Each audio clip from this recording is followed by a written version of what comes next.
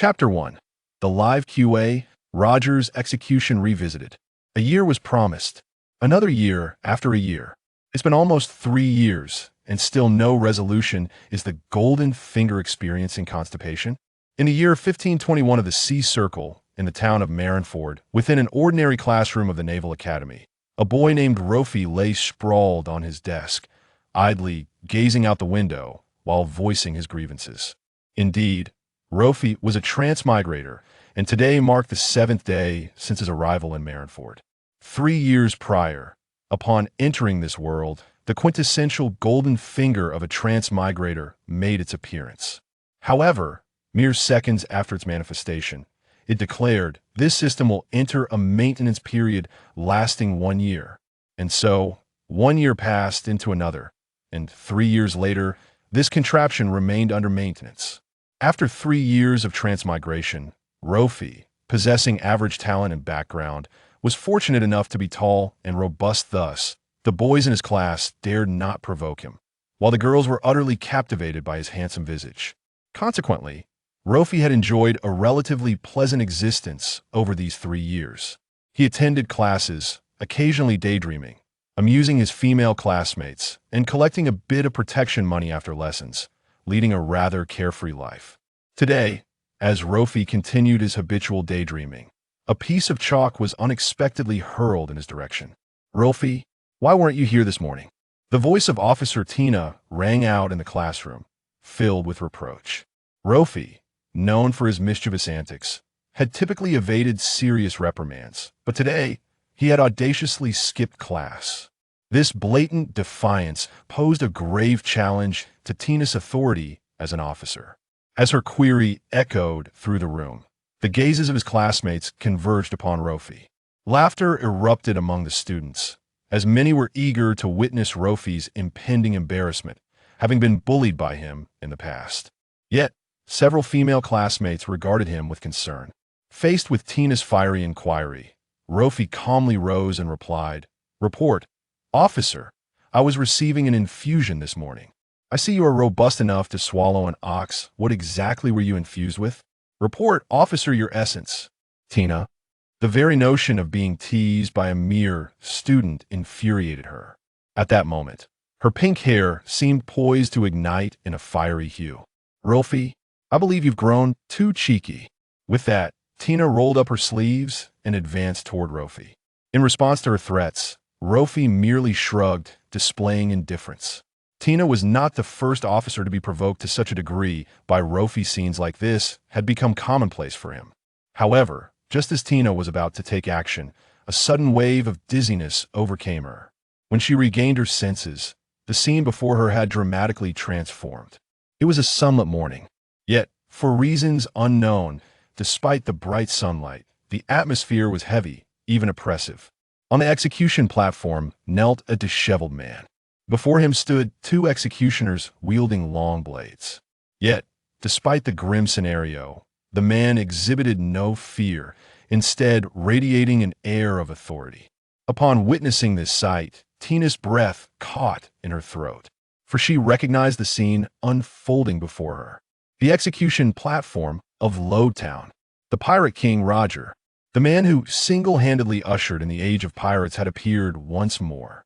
Even standing upon the gallows, he was enough to instill terror.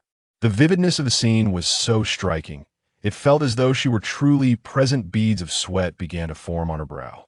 The Navy's soldiers, having never encountered such grand spectacles, trembled in fear. "This is Marineford. Who dares to conjure such illusions?" Tina spoke with caution, one arm transforming into a bar-like iron rod. Yet, her words bore no effect. The scene before her continued unabated. "Is this truly the Pirate King, Roger? Is this the man who reached the end of the Grand Line? Quick, inform the commander.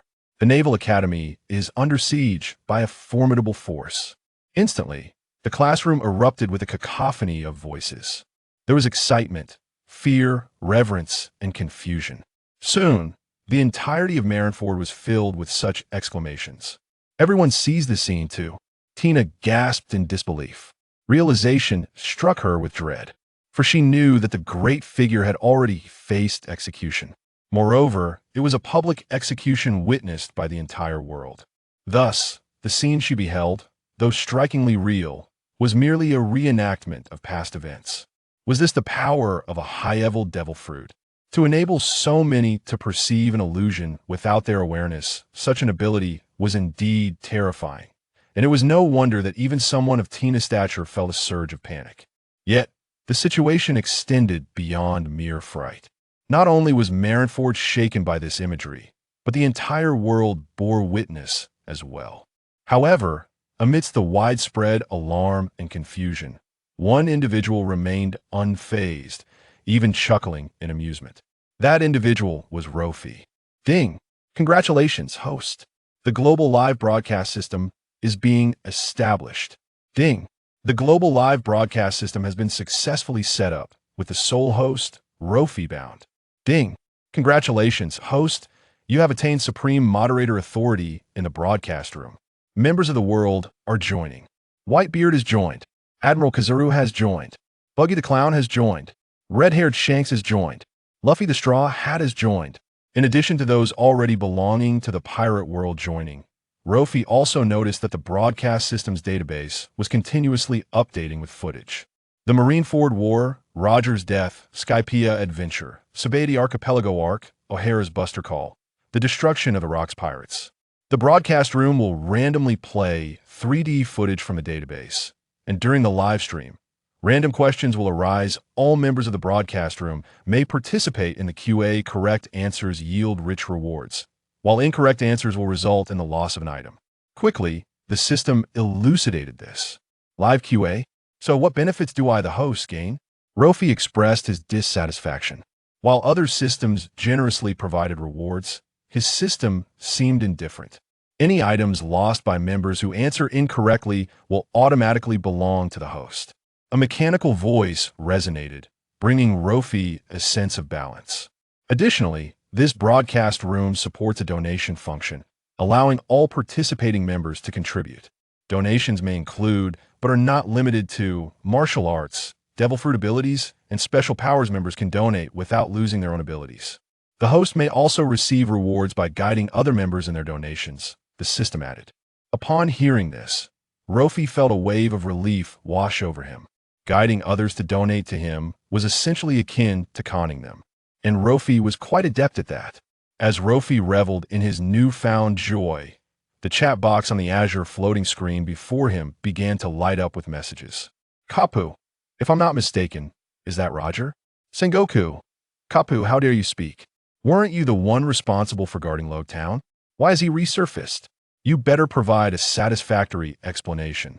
Whitebeard, could be that fellow still lives. Ha! I long for the days we drank together. Ace, old man, your infusion line is about to burst, you know? Crocodile, oh? Are you saying Whitebeard is critically ill? Whitebeard, ha! Not quite critically ill, but your concern is touching. Are you eager to become my son? You can become my son, but you must first bow. Crocodile, Rayleigh, Captain, I truly hope you can witness this world once more. In the broadcast room, the world's elites spoke one after another. This rendered ordinary folk too intimidated to utter a word. As for the authenticity of the broadcast room, none dared to question it.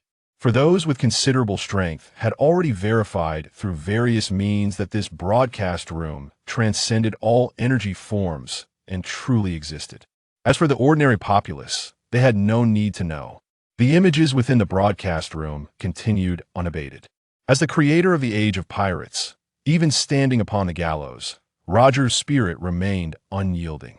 Addressing the throngs gathered below the gallows, Roger proclaimed his final, defiant words. Do you seek my treasure? If you desire it, I shall grant it all to you. Go forth, for I have concealed all my riches there. The entire world erupted in fervor, heralding the dawn of the great pirate era in his final moments. Gold Roger transformed the flickering flame of his life into an inferno that ignited the globe. Chapter 2. The QA commences punishments for incorrect answers. At the moment of Roger's execution, the world stood still in a tumultuous uproar now. 2 decades later, this historical moment continues to leave a profound impact, particularly for those pirates who, inspired by Roger 20 years prior, ventured into the Grand Line.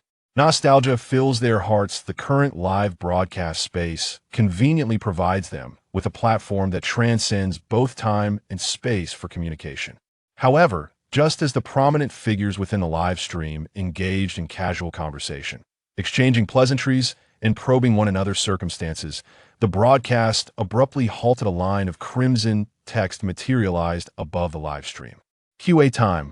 Why was Pirate King Roger captured? Correct answer reward: Zeus the Thundercloud. Incorrect answer penalty: randomly strip one item from the incorrect responded, including but not limited to fruit abilities, martial prowess, life, equipment, etc. Zeus the Thundercloud? The ordinary viewers within the live stream may not grasp the significance of this entity yet. For the seasoned pirates who have already set sail into the Grand Line, as well as certain high-ranking Navy officials, the implications of Zeus are well understood. Meanwhile, on Cake Island in the latter half of the Grand Line, Big Mom sat upon her throne, gazing at a white cloud that lay prostrate beside her, proudly declaring, "Humph! I alone created Zeus, the thundercloud. Surely there cannot be another like it in this world. This so-called live stream is nothing but a ruse." As for the question of why Roger was captured, it is utterly mundane. Who would care about that? With that, Big Mom seized a colossal dessert towering over a meter in height and stuffed it into her mouth. A live stream aimed at the entire world? Big Mom held no belief in such a notion to her. It was merely an elaborate illusion, and the ability to conjure such hallucinations was one she possessed herself. In fact, within the Grand Line, numerous individuals harbored similar abilities. Thus, the matter of a live stream scarcely occupied her thoughts. Until 3 seconds after Big Mom had crammed the dessert into her mouth. Zeus. Where is Zeus? Big Mom stared in bewilderment at the empty air before her. Originally, her thundercloud Zeus had been right there, yet in the blink of an eye, it had vanished without a trace. As she stood there, shocked, she noticed that the area designated for the QA rewards in the live stream, which had previously displayed a single line of text, now showcased Zeus. Moreover, the visage of Zeus bore an expression of utter confusion, clearly as perplexed as she was regarding its sudden relocation. Upon witnessing this scene, Big Mom's fury ignited. What kind of live QA is this? Stealing something from my Cake Island. The audacity of a blatant thief. Having ruled the pirate world for decades, it was the first time she had witnessed someone pilfering from beneath her very nose. Consumed by rage, Big Mom swung her fist at the illusory live stream. Yet, the live stream was but a phantom, and her fist struck nothing but air.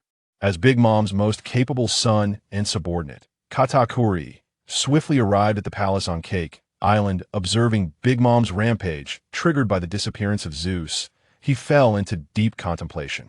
Perhaps this live stream truly possesses a power that transcends all worldly bounds? Otherwise, why had his observation Haki failed to detect anything amiss? Contemplating this, Katakuri promptly focused his energy, directing his attention back to the live stream.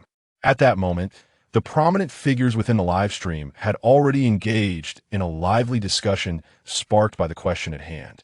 Whitebeard Zeus, is that the new plaything of that Charlotte fellow? Marco, old man, that is Big Mom's weapon, a sentient cloud. Whitebeard, Nanny? Who would have thought that after my long seclusion, Charlotte's taste had grown so extravagant? Now he even covets clouds? Sengoku. Charlotte Katakuri, Whitebeard, as fellow emperors of the sea, I implore you to maintain decorum. Marco, everyone, let's keep our focus on the question at hand. Akainu, is there any doubt about this question? He was captured under the might of our noble and just navy.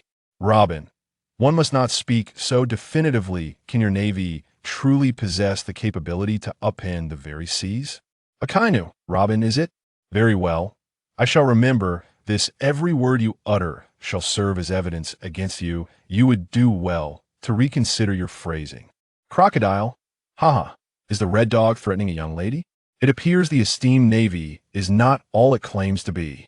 Akainu, Shichibukai, be mindful of your position. Garp, red dog, that name has a nice ring to it, far better than Akainu. Akainu, so you're all just going to turn your elbows outward, are you? Hancock, since no one is willing to answer the question, I shall not hold back. Hancock, The true answer is that Roger was captured. Naturally, due to his inability to withstand the might of Admiral Garp, the highest combat power of the Navy. As soon as Hancock uttered her response, the entire chat room fell silent for a moment. This information was something Hancock had heard from the Navy. When Roger was the Pirate King, Hancock was merely a child, and her understanding of that historical period was limited. Therefore, when such a question was posed in the chat room, she simply relayed what she had overheard. Meanwhile, Garp, who was enjoying tea at the Navy headquarters, found himself momentarily choked upon hearing this answer. The reasons behind Roger's capture have long been the subject of various interpretations in the world of pirates. One version circulating within the Navy is that Garp triumphed over Roger, enabling the Navy to successfully apprehend him. However, Garp himself has never acknowledged it. Garp, do not spread rumors or believe them. I have never uttered such words. Hancock, what do you mean by not spreading rumors or believing them? Isn't this news originating from your Navy?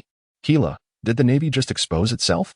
For over 20 years, has the Navy been deceiving us? Garp, I cannot say. Sengoku, what exactly is going on? Sengoku, Garp, shut your mouth. Keela, is Sengoku-sama getting anxious? It's nothing really.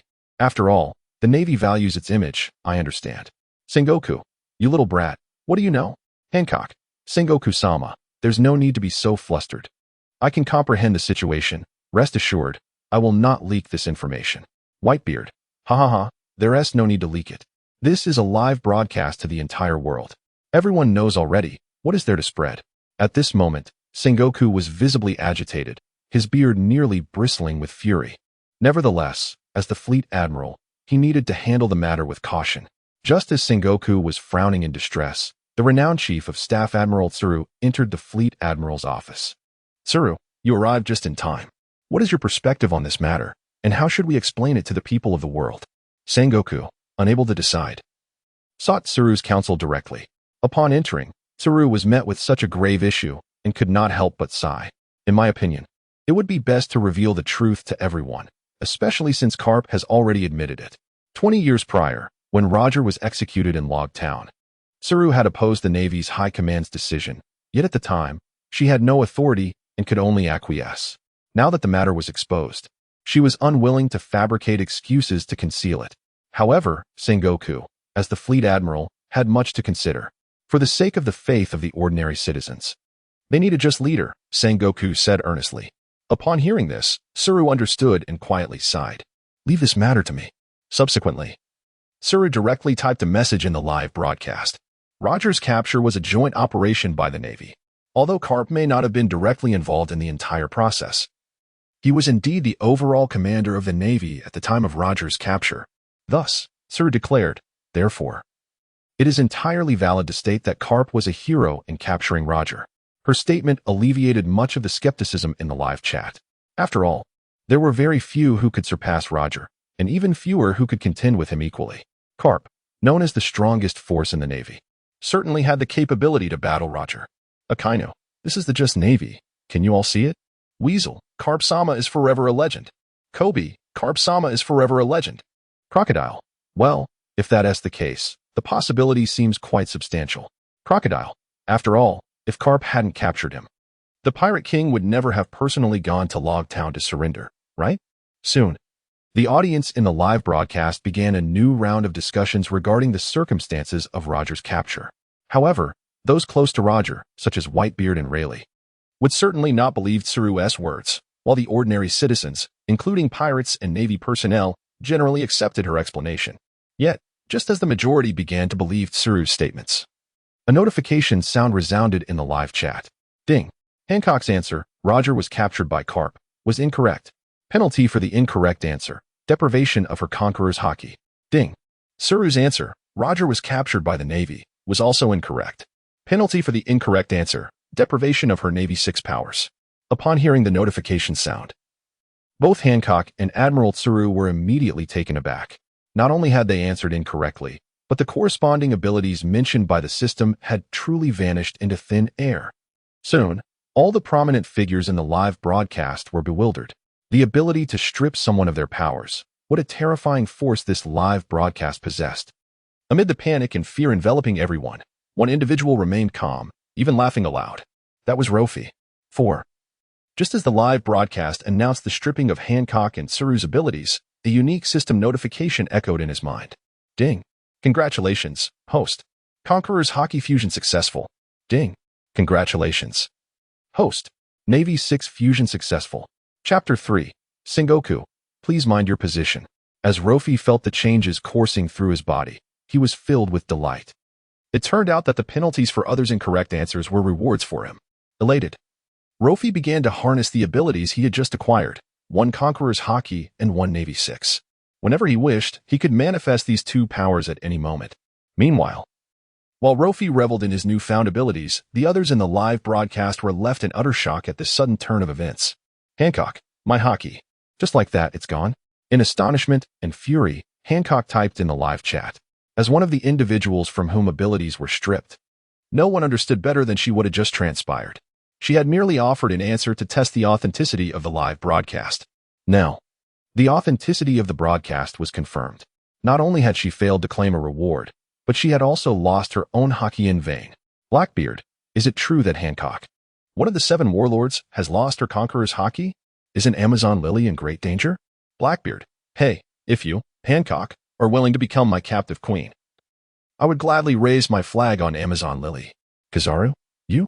Dream on, you toad wanting to feast on swan meat? Moria, what a melodious proclamation. The Navy has finally spoken sense. Ace, Blackbeard, are you planning to visit Amazon Lily? Fine, I shall be waiting for you here. Hancock, you filthy man shall not approach my territory. Even if my Conqueror's Hockey has vanished, the walls of Amazon Lily remain steadfast. Hancock, moreover, the Navy headquarters, who caused me to lose my Conqueror's Hockey, I shall demand restitution from you. Shiki, ha ha. I knew someone like Roger could never be captured by the Navy. The Navy is indeed lying. Shanks, Amazon Lily is not as easy to breach as you think. Grant me a favor, and let there be peace in the world. Will you? Outside the live broadcast, Sengoku watched the incessant flow of messages in the chat box, his beard trembling with rage. If it weren't for the penalties and rewards, Sengoku might have explained the existence of the live broadcast as a prank. But now, the reward agent Zeus had been forcibly pulled into the live broadcast from Big Mom by an invisible force. Meanwhile, Hancock and Admiral Tsuru, who had answered incorrectly, had each lost some of their respective abilities. In such circumstances, how could he deflect blame? No. How could he continue to uphold the Navy's justice? Moreover, aside from that, Sengoku was also preoccupied with another concern. Hancock, as a warlord of the sea, had lost the majestic Conqueror's Hockey. With her current state, could she still be regarded as a sovereign ruler of the seas? Observing the comments from various pirates in the live stream, it seemed they were showing a flicker of interest in Hancock's territory. If this continued, the territorial disputes among pirates would undoubtedly spark a new wave of conflict, something Sengoku wished to avoid. At that moment, one of the 4 emperors, Shanks, renowned across the seas for his formidable presence, made an appearance. His words momentarily quelled the restless pirates. After all, Hancock had attained the position of a female emperor not merely through her Conqueror's Hockey, but through her other formidable abilities as well. Moreover, given that Shanks had spoken, it was only natural for the audience in the live stream to afford him their respect. Consequently, the discussions regarding Amazon Lily were abandoned, and the focus shifted towards the Marine headquarters. Whitebeard, the Marines are indeed shameless. They would forsake all dignity for the sake of their laughable justice. Golden Lion, haha indeed. Sengoku, as a fleet admiral, speaks of righteousness. Yet he pales in comparison to Vice Admiral Garp's straightforwardness. Garp? Why does that sound oddly flattering? Well, I suppose I shall take it as a compliment. Sengoku, Garp, please be clear about your position. Caesar Clown, does anyone remember the scientific weapon incident at Punk Hazard? It was clearly the Marines' research facility. Yet they washed their hands of all responsibility. Doflamingo, of course I remember. The Marines claimed it was you, Caesar, who recklessly conducted dangerous experiments. Moonlight Moria, it stands to reason. Without the world government's consent, how would a mere Caesar dare to undertake such perilous endeavors? Sengoku, warlords, please be mindful of your positions. Whitebeard, ha ha ha, Sengoku is getting anxious. Caesar's remark ignited a fervor in the live stream. Whether they were emperors or warlords, none of these pirates harbored aspirations for world peace. After all, war is merely a reallocation of power among factions, with the strong justifying their consumption of the weak. These pirates considered themselves the strong. Naturally, Shanks, who thrived on reputation worldwide, was an exception. At this moment, both emperors and ordinary civilians began to question the Marines due to Caesar's insinuations. Sengoku was already at his wit's end. This group was truly insufferable, especially the warlords. The world government had bestowed upon them unparalleled status, and yet they treated the Marines with such disdain. It was utterly intolerable. The day I find an opportunity, I shall see to it that you all are dealt with. Sengoku seethed in his office. Vice Admiral Tsuru, sensing Sengoku's fury, offered a word of comfort. Do not let your anger consume you. At least the Empress Hancock still leans towards the Marines. Just as Tsuru finished reassuring Sengoku, Hancock called out to Sengoku in the live stream. Hancock, Sengoku, if you can restore my Conqueror's haki, I shall believe in your Marine's deception. Sengoku? Sengoku, can such a thing even be returned? Furthermore, who knows where Hancock's haki is gone? And what does she mean by deception? Why must she add that word? At this point, Sengoku was on the verge of bloodshed from sheer frustration. As the fleet admiral, many of his decisions were beyond his control, yet he bore the brunt of the blame. Was the justice he upheld truly just? And those warlords, each one akin to a treacherous wolf. He must find an opportunity to propose the abolishment of the warlord system to the world government. Just as Sengoku was engulfed in self-doubt, a new development occurred in the live stream. Kizaru, everyone, please remain calm. While it is true that we Marines value our reputation, we need not bear all the blame. Caesar, what do you mean we Marines value reputation? Is that an admission of guilt? Sengoku, Kizaru, be mindful of your position. Kizaru, I merely spoke a truth. Sengoku, next month, your salary will increase. Kizaru, understood, Admiral. Kizaru, I admit, I was a bit tipsy. That was a personal action. Please do not associate it with the Marines. Shanks, is this the power of capital? Shanks chuckled as he observed the lively chat in the live stream. It had been a while since he had seen such an entertaining scene. Meanwhile, Sengoku was practically steaming with rage.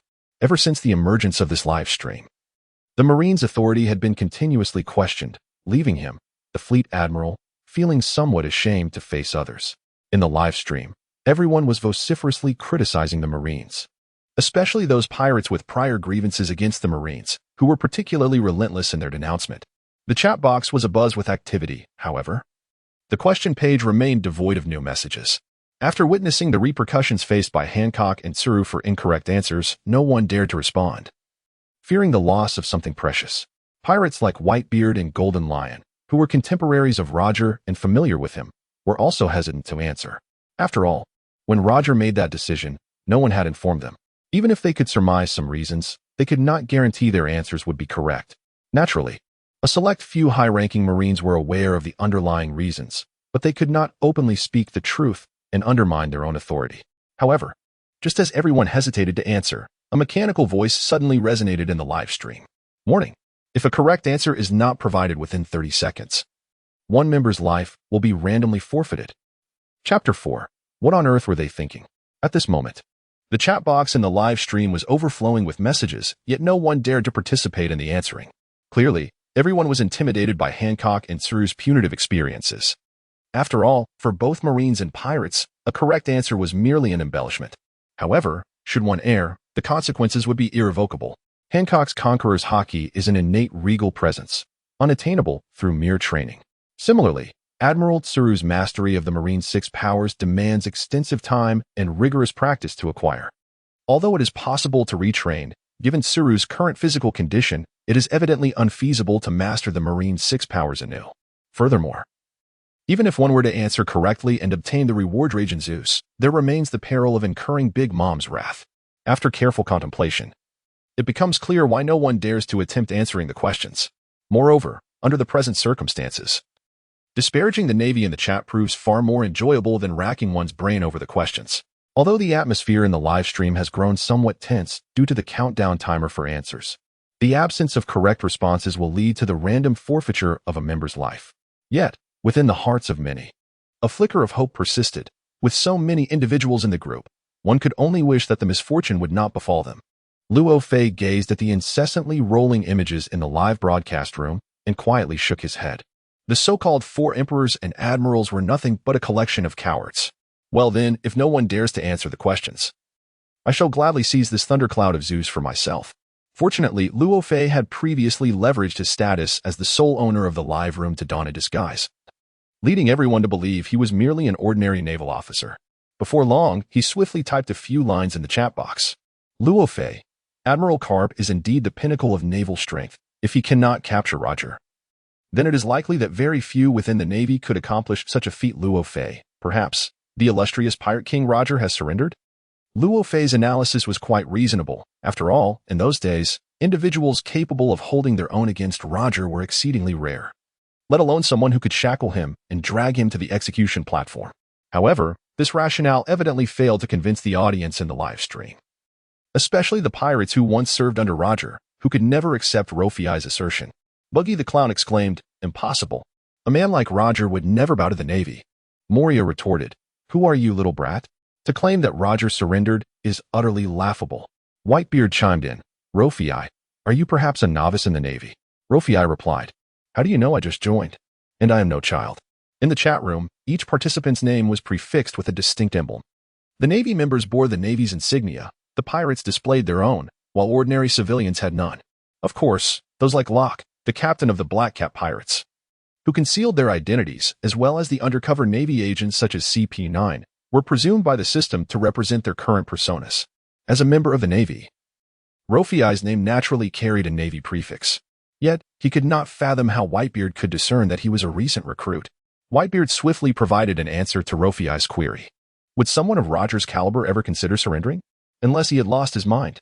Such an answer is patently absurd. Only a fledgling Navy rookie would utter such nonsense. Whitebeard continued, pride radiating from him. Roger, who could barely hold his ground against me, had no equal within the Navy. As he spoke, memories of the man he had once toasted with beneath the cherry blossom tree flooded his mind. He had not anticipated that their parting that day would become an eternal farewell. The sudden emergence of this live stream stirred numerous recollections within Whitebeard. Roger, he pondered. The era of great pirates that you brought forth with the last remnants of your life. Does it still unfold as you envisioned? In the Navy Academy, Rofei found himself momentarily at a loss for words upon hearing Whitebeard's response. How could he possibly reply to Whitebeard? Was it conceivable that the former pirate king, a figure from a bygone era, had truly lost his senses and surrendered to the Navy? To Rofei, a legendary figure like Roger would never allow the executioners of the Navy to dictate the end of his saga, even in the face of terminal illness. However, Roger did exactly that, leaving no time to protect even his own wife and child. Thus, Luo Fei could not comprehend Roger's actions. As a member of the Yonko, Whitebeard had numerous loyal followers. After Whitebeard made his statement, several of his captains and commanders echoed his sentiments. Marco exclaimed, "Indeed, old man, you are wise." Sachi added, "The old man is truly prescient." Diamond Jaws continued, "Indeed, no one can rival the old man except for Roger." Of course, Ace did not partake in the discussion. After all, Roger was his biological father, and this live broadcast was the first time Ace had ever seen him, stirring a tempest of emotions within him. Soon, the chat room was flooded with such remarks. Even Sengoku could not contain himself and interjected, all right, that's enough. One or two comments suffice. No need for all this embellishment." Shiki the Golden Lion retorted, "Old sheep, I have yet to settle the score with you for proclaiming to the world 20 years ago that Roger was captured by the Navy. And you dare to show your face?" Sengoku replied, "Consider it fortunate that you escaped from Impel Down. Do you wish to enter again?" Shiki shot back, "What? Do you think I fear you?" Amidst the banter among these formidable figures, time flew by rapidly. In mere 30 seconds, a notification echoed through the live stream. The prompt read, "What is the correct answer regarding why Roger was captured?" The correct answer appeared, "Roger surrendered." Congratulations to Luo Fei for answering correctly, earning the reward of Thundercloud Zeus. Additionally, as the first member to answer correctly, Luo Fei was bestowed with the title of Super Administrator in the live stream. The privileges of the Super Administrator included, but were not limited to, inviting members, kicking members, muting, sharing the Super Administrator's perspective, and receiving donations from members. The system's notification resonated throughout the chat room, leaving the esteemed individuals in utter astonishment. Buggy exclaimed, "Is that the correct answer? I never realized that Lord Roger had truly lost his mind." Shiki lamented, "Roger, oh Roger, I never expected you would deliver yourself so easily. What a disappointment." Garp interjected, "What the hell? A correct answer earns a Super Administrator reward? Had I known, I would have answered first." Kizaru quipped, "Oh? It seems that Garp is aware of the truth from back then?" Sengoku demanded, "Kizaru, which side are you on?" Whitebeard declared, "In that case, Does it mean Luo Fei is the boss of this live stream? What use is the Navy? I wonder if Luo Fei would consider joining my crew as my son. In return, I shall grant you the position of division commander. Hancock remarked, Luo Fei may not be the boss yet. Have you all seen the host at the top of the member list? Whitebeard replied, no matter. Even if Luo Fei is not the boss, I still wish for him to become my son. Due to the 2 rewards Luo Fei received for answering correctly, the chat room buzzed with excitement once more. The Thundercloud Zeus from Big Mom was somewhat inconsequential, as it could merely create storms to frighten ordinary folk, but before the esteemed figures, it was negligible. However, the sudden emergence of Super Administrator privileges stirred everyone's interest immensely. After all, this live stream could genuinely usurp others' abilities. Although the system did not explicitly state that Luo Fei, as a Super Administrator, could arbitrarily strip others of their powers, it also did not clarify that he could not. This posed a significant threat to the powerful figures. Furthermore, within this live stream, everyone's communications were unconstrained by time or space. They could even glean some obscure secrets through the live broadcast and QA sessions. According to the recent explanation of Super Administrator privileges, it essentially conferred unparalleled authority upon Luo Fei within the live stream. The ability to invite, kick, mute, and receive donations would significantly influence the trajectory of future events in the world. The host of the live stream had yet to reveal themselves, so for now, Luo Fei, possessing numerous management rights over the live stream, was regarded as the second in command. To all factions, Luo Fei now represented a ticking time bomb. Whichever side sought to exploit him would face unprecedented challenges. Consequently, all factions operating within these waters were compelled to regard Luo Fei as a critical component of their strategic plans. The seemingly tranquil sea concealed rising undercurrents of tension. Chapter 5. The Blushing Akainu. You truly are a dog. Having acquired this Super Administrator privilege is indeed convenient. The ability to invite, kick, mute, and receive donations now places me on par with the host. Luo Fei mused contentedly within the confines of the Navy Academy. Little did he expect that answering the first question would yield such benefits. The system had proven itself trustworthy. At that moment, the Thundercloud Zeus appeared beside Sujin. Despite its appearance as merely a cloud, it possessed eyes and a mouth akin to a human being, with a fluffy, cotton-like body that rendered it adorable and plump. Master, please take good care of me. Thundercloud Zeus greeted Luo Fei upon their first encounter. Initially, Luo Fei harbored concerns that this Thundercloud Zeus, created by Big Mom, might be disobedient. However, now, gazing at Zeus's obedient demeanor, Luffy felt entirely at ease. Yes, good child, from now on, stay by my side. Rest assured. As long as I have a morsel of meat to eat, I shall certainly share a taste of vapor with you. Luffy chuckled, patting Zeus's soft, pudgy form. He recalled that Zeus had a particular fondness for the clouds produced by Nami's climate baton. It would be splendid if such delights could eventually grace the live stream. Alternatively, once he grew stronger, seizing them directly would also be a commendable idea. For now, however, it seemed wise to let Zeus savor some vapor for the time being. Before long, after having tamed Zeus, Luffy turned his attention back to the system's livestream. He remembered that the system had previously highlighted the privileges of the Super Administrator, specifically noting the ability to invite others. Yet, nearly everyone in the pirate world had already entered the livestream. Where else could he possibly invite more people? System. Are there any individuals yet to join? Prompt. Currently, this live stream is accessible only to those possessing a life force within the existing world. Additionally, you may invite members from the realm of the afterlife, as well as those from alternate worlds, the realm of the afterlife. So, does that mean I could summon ancient figures like Roger and Odin, whose ashes are lost to time? Prompt. Indeed. However, the live broadcast room must reach a certain level before the permission to invite people from other worlds can be granted. With each level gained, members from the realm of the underworld can be invited. Every 5 levels, members from other worlds can join, and every 10 levels, the ability to add new groups is unlocked. At that time, the system will randomly open a live broadcast room in another world, with the host remaining the sole owner. After listening, Luo Fei nodded silently. If he could bring Roger into the group chat, what changes might this world undergo? Or perhaps, if he could invite the people of O'Hara, who perished in flames, would the blank century of history finally be revealed? Such possibilities are indeed intriguing. So how can the level of the live broadcast room be increased? Luo Fei inquired. The hint stated that the base growth value of the live broadcast room is 0. 1 per day, and once the growth value reaches 10, the room can be upgraded. Answering questions and giving rewards can further increase the growth value. This implies that the live broadcast room will self-upgrade. According to the basic algorithm, the room will take 100 days to reach the next level. Thus, to invite members from the underworld, he would have to wait at least 3 months. There is still quite a long wait. The matter of inviting others can be addressed later. Isn't there a permission for shared vision? Let us try this function. After Luo Fei spoke, the system quickly comprehended. In an instant, the scene before Luo Fei was transmitted to the entire world. At the moment Luo Fei activated the shared vision, a white figure suddenly appeared before him. It was Akainu. Luo Fei was somewhat taken aback. After all, this was the Navy Academy, a gathering place for the lowest-ranking sailors, where high-ranking admirals rarely set foot. While Luo Fei was puzzled, Akainu spoke. Kid, you're fortunate to have acquired the Thundercloud Zeus. However, its immense power holds significant research value, and I believe you should voluntarily hand it over to me for Dr. Vegapunk. He added, of course, to reward your contributions, I shall grant you some additional rewards.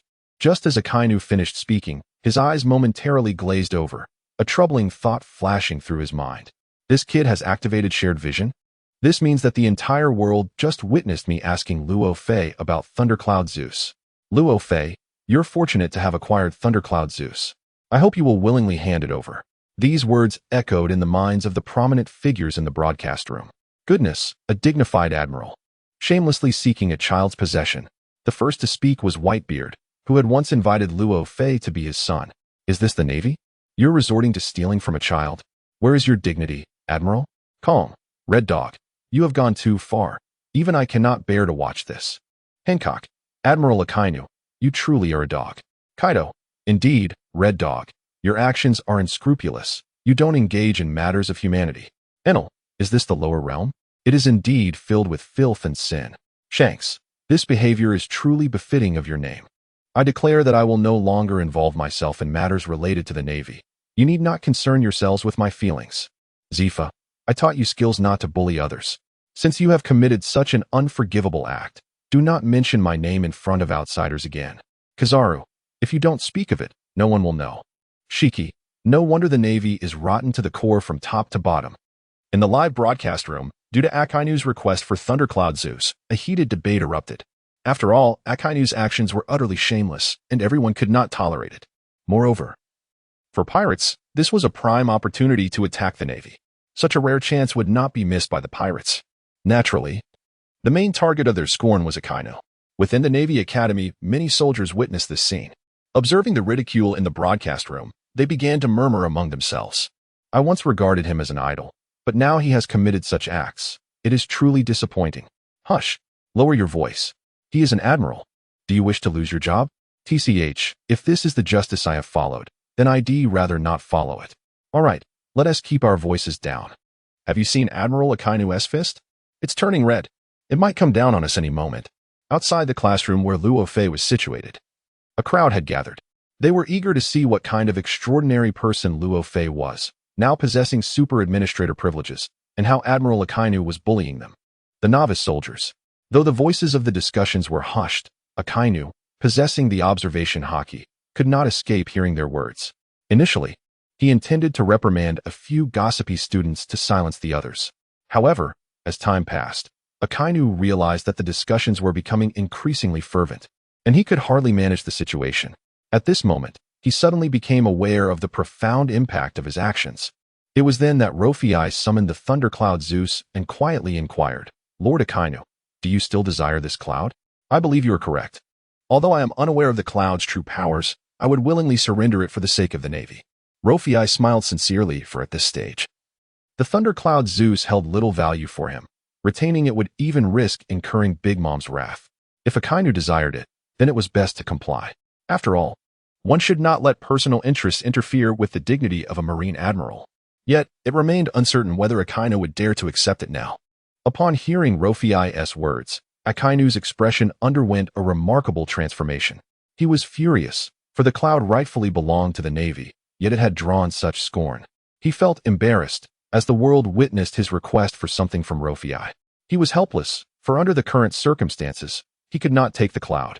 Ultimately, the Navy's reputation outweighed even Dr. Vegapunk's scientific achievements. As Akainu grappled with his internal conflict, Sengoku, who was in his office, spoke up. Return the item to Rofei. This is a reward for his hard work, and as embodiments of justice, how can we take what belongs to him? The chat in the live stream was quite convenient, allowing for real-time communication. Akainu felt disheartened upon reading the Fleet Admiral's words. Everything he had done was for the Navy's benefit. Yet he had become the villain in this narrative. Nevertheless, for the sake of the Navy's honor, he could endure some personal sacrifice. What did it matter? Rofei, please keep this thundercloud, Zeus. My earlier comments were merely a test of your character. You have proven to be a commendable individual. Thus, I entrust this cloud to your care for the time being, Akainu said, patting Rofei's shoulder with the warmth of a compassionate elder. Yet, to Rofei's ears, this was not the case. A test of character? Had it not been for the shared vision that broadcasted Akainu's embarrassing demeanor to the world, he might have taken Zeus without hesitation. Moreover, it appeared that Akainu intended to reclaim the cloud at some future point. Lord Akainu, I cannot accept this cloud. Rofei replied earnestly, as you mentioned, its significance is immense, and I may not be able to safeguard it. However, I would be more than willing to entrust it to you, given your formidable strength. With that, he commanded Zeus, who had been hovering behind him, to float over to Akainu's side. Seeing Rofei's statement, Akainu felt a sense of relief. He had hesitated to ask for the cloud directly, but Rofei had displayed keen insight by offering it voluntarily. However, Akainu pondered Rofei's words. The cloud indeed carried great weight. Accepting it would mean openly defying Big Mom. And Rofei lacked the capacity to confront a Yonko. It was wise of him to refrain from taking the cloud. A loyal and clever marine soldier, impressive. At this point, Akainu held Rofei in higher regard. Thus, he reluctantly decided to accept Zeus. Just as he braced himself to accept the cloud, the live stream erupted with excitement once more. Shanks remarked, "Do you wish to become a target for everyone? This young man possesses remarkable insight." Nonetheless, handing Zeus over to Marine headquarters would indeed provide greater security. Whitebeard added, "When that madwoman, Lin, goes on a rampage, Marineford will surely suffer." Kizaru chimed in, "In my view, we cannot afford to keep this thundercloud, Zeus. It's better to relinquish it to Big Mom." Akainu retorted, "Return it? On what grounds? This is a testament to our Navy's strength." Doflamingo interjected, "The Navy's strength? This is clearly Rofei's personal possession, yet it is claimed as a naval asset. It seems, Akainu, that you have not given up on seizing Zeus after all." Shiki added, "Big Mom, whenever you decide to assault Marineford, count me in." Hancock advised, "Rofei, do not heed Akainu's nonsense. If you wish to keep it, then do so. As for the 4 emperors seeking revenge, rest assured, when Big Mom attacks Marineford, those at the forefront will certainly bear the brunt." Charlotte Smoothie quipped, "Let the Red Dog come out and take a beating. I wonder how that child will react." Katakuri laughed, "How absurd. A mere Marine admiral dares to challenge the likes of a Yonko?" The prominent figures in the livestream were united in their desire for Akainu not to take Zeus. After all, if the cloud remained in Rofei's possession, the threat it posed would be considerably diminished. However, if the Red Dog were to hand over the situation to Vegapunk, transforming it into a weapon for mass use, the threat would indeed be grave. As the esteemed figures in the live broadcast fervently criticized the Red Dog, their intention was to compel him, under the weight of global public opinion and to uphold the Navy's reputation, to abandon this objective. Amidst the heated arguments sparked by Law's remark, Law, in a fit of anger, typed furiously in the live stream, declaring, "Do not speak nonsense. Our Navy's admirals are exceptionally formidable." Upon reading this, the Red Dog's smile grew ever brighter. "This is the blossom of Marineford. This is the future of the Navy. My boy, you truly are commendable. I shall promote you upon my return," he mused. As the audience in the live stream looked on in confusion, wondering why Law, despite the support he was receiving, was seemingly oblivious to the finer distinctions of good and evil, he unexpectedly picked up a Navy textbook and began to peruse it.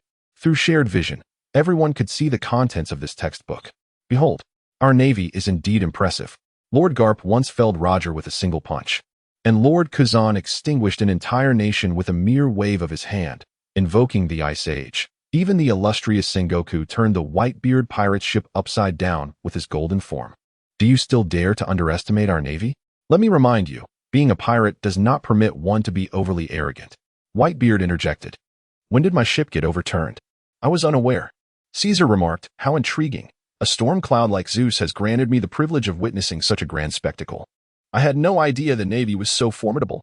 Doflamingo added, Red Dog, come out. We need to have a word. Law's proclamation left the live stream audience utterly astonished. Punching the 4 emperors and kicking the 7 warlords? The Navy truly is impressive. Yet, if the Navy were indeed so formidable, why would they enlist powerful pirates as warlords, allowing them to wield the name of the world government to suppress a region? If the Navy were genuinely so powerful, would they permit the likes of the 4 emperors to roam freely across the seas? The answer, of course, is a resounding no. This implies that the Navy is merely boasting. Whitebeard exclaimed, "Sengoku, come out and stop playing dead. I believe you owe me an explanation." Hancock interjected, "Sengoku is exceedingly busy. It is not as if we can see him at our leisure." Doflamingo retorted, "How can you speak of the great Sengoku in such a manner? He is undoubtedly preoccupied with ensuring the Navy's great deeds are appropriately chronicled in the textbooks." Doflamingo continued, "After all, crafting tales requires time." Moria added, "So it is an ally." My enormous scissors nearly slipped from my grasp. Katakuri demanded, "Sengoku, I await your response. What exactly is going on here?" In the live stream, such messages surged in a frenzy. The perspectives of the various esteemed figures at sea were continually shaken. The Naval Academy represents the very foundation of the Navy. It is inconceivable that Sengoku would be unaware of the critical task of compiling the Navy Academy's textbooks. However, in the present day, the naval textbooks have surfaced with distorted facts and exaggerated claims, undoubtedly under the directive of the warring states. Therefore, the members in the live broadcast room seized upon this point, relentlessly pressuring warring states to provide a response.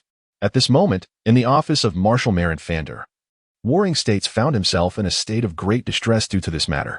Having barely managed to obscure the truth regarding Roger's capture, now this new predicament has arisen. Who on earth authored this textbook? It is utterly absurd. Warring states swore that this was indeed the first time he had encountered the content of the textbook. However, at this juncture, such discussions have become futile. As the Grand Admiral of the Navy, his personal conduct reflects the stance of the entire naval force. Any incident arising within the Navy inevitably implicates him as the commanding officer. The distortion of facts in the textbooks has offended the notorious pirates, creating a considerable impact. And even the renowned strategist Sengoku finds himself at a loss for an effective solution. Reluctantly, he seeks assistance from Vice Admiral Tsuru, who has recently lost the 6 forms of the Navy. Though Tsuru bears less weighty responsibilities than Sengoku, after analyzing the current predicament, she promptly proposes a resolution. In my view, with the situation being broadcasted live across the globe, it has reached an irretrievable state. Thus, it may be prudent to find a scapegoat to shoulder the blame, thereby salvaging some semblance of dignity. As for who to designate as the fall guy, I have already identified a suitable candidate. Chapter 7. The Navy's Supreme Scapegoat. Within the Naval Academy, Akainu observes the esteemed figures in the live broadcast vehemently criticizing the Navy, and his displeasure is palpable. Already endowed with the powers of the magma fruit, Akaina's face flushes a deeper crimson, resembling a volcano on the verge of eruption. In front of him stands Rob Lucci, who can even sense the steam emanating from Akainu's body. Yet, regardless of the turmoil and indignation churning within him, he finds himself unable to express his frustration. After all, as the saying goes, what can one do besides playing the keyboard warrior from behind a screen? If only there were a screen to smash, at least that would provide some outlet for his pent-up anger. Yet now, the live broadcast room stands in a void. Could it be that Akainu is to unleash his wrath upon thin air? Moreover, surrounding him are newly inducted naval soldiers. Having just inquired of Luo Fei about the thundercloud Zeus, he has likely already disappointed them. Should he allow his temper to flare again, it would only serve to diminish his prestige within the Navy. The world is so splendid, yet I am so irritable. This is not well. Not well at all.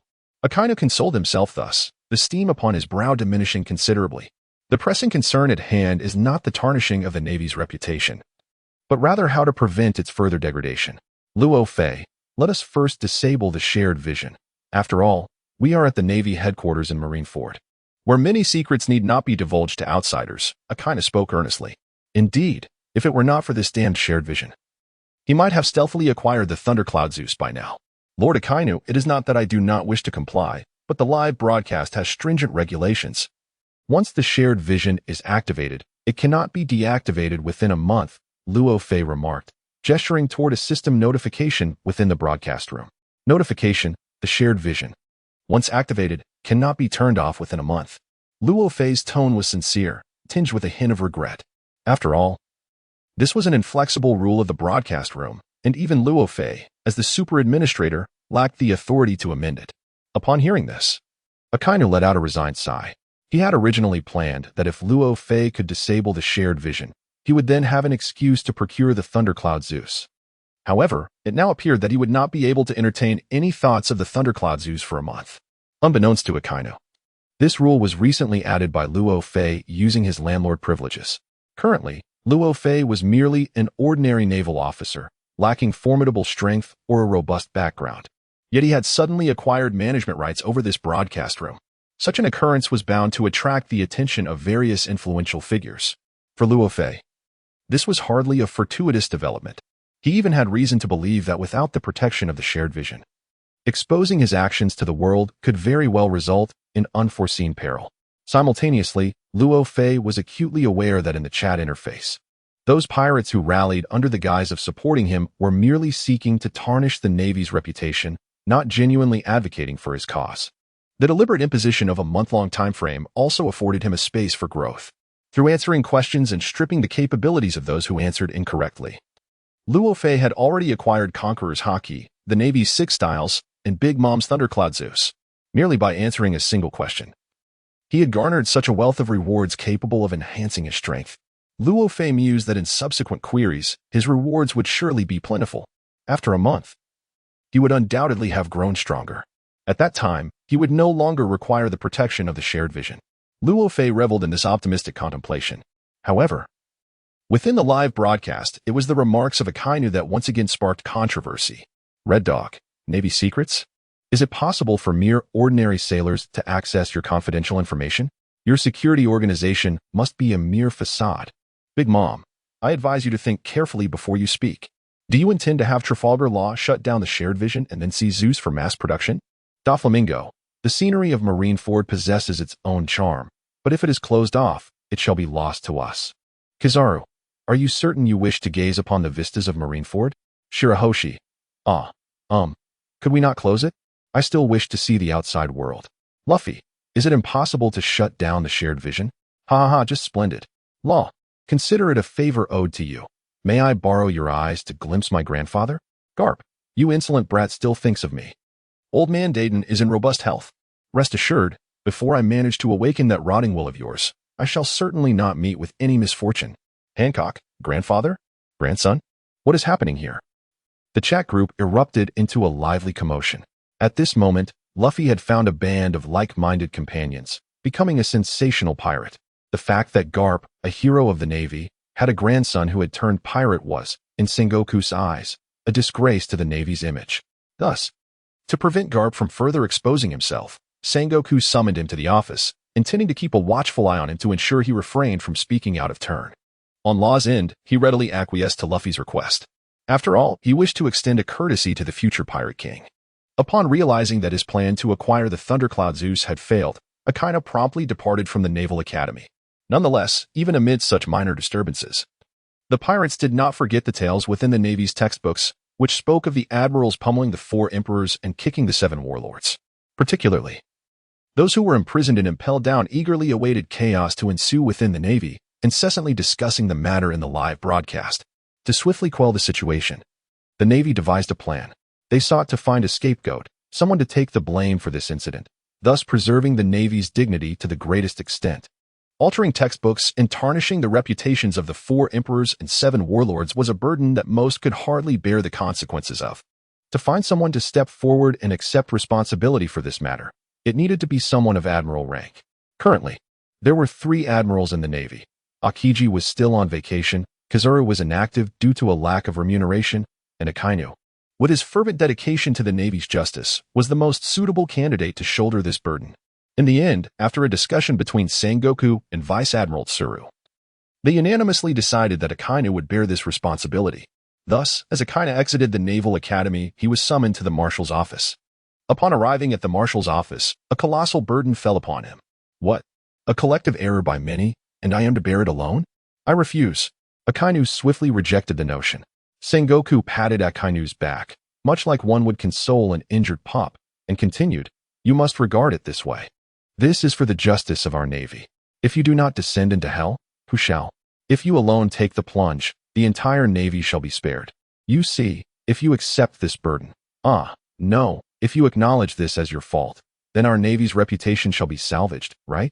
Upon reflection, Akainu found Sengoku's argument reasonable, sacrificing oneself for the greater good. Indeed, this was the essence of Navy justice. Very well, I agree. However, Marshal, I hope you can grant me one request, Akainu stated. Seeing that Akainu had finally consented, Sengoku felt relieved and took a sip of tea. What is it? Speak. Upon your retirement, might the position of Marshal be passed down to me? Akainu candidly expressed his desires.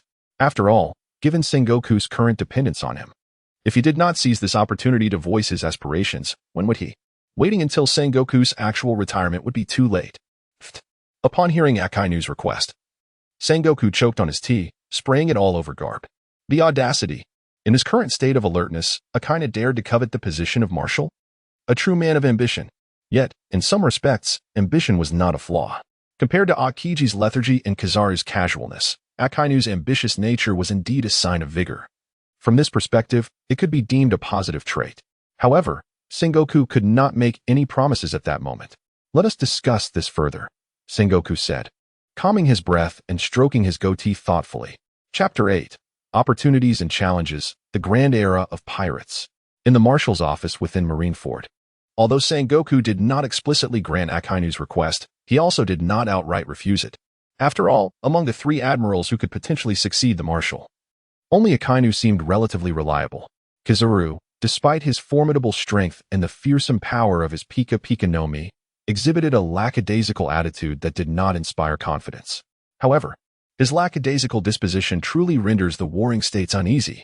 There is even a lingering concern that entrusting the future of the Navy to Kizaru may ultimately lead to its downfall. As for Akiji, it goes without saying that, although he is undeniably more composed than Akainu, he still raises apprehension. However, since the conclusion of the O'Hara incident, Akiji has adopted a much more languid demeanor, embarking on a journey to circumnavigate the globe on his bicycle under the pretense of pursuing the remnants of O'Hara. Now, 2 decades have elapsed, and the once spirited youth has transformed into a curly-haired gentleman. In contrast, Akainu diligently commutes to work each day, undeniably the most dedicated admiral within the Navy.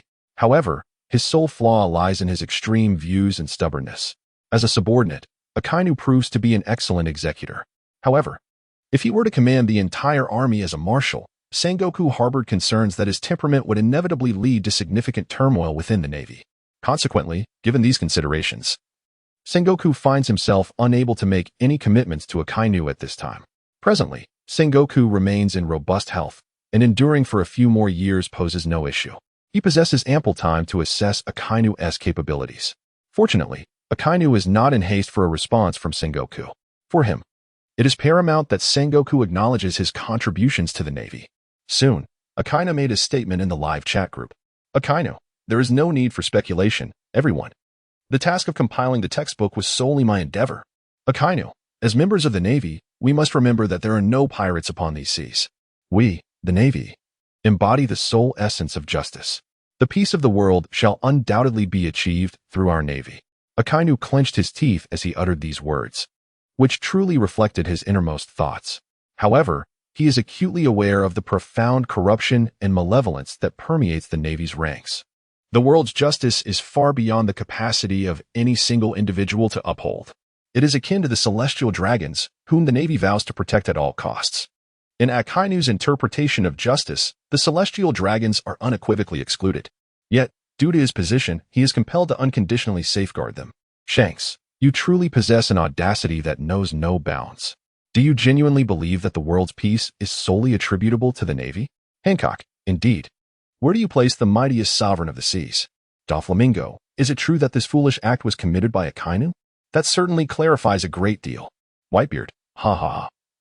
After years of no interaction with the Navy, has the current generation of Navy officers become so brazen?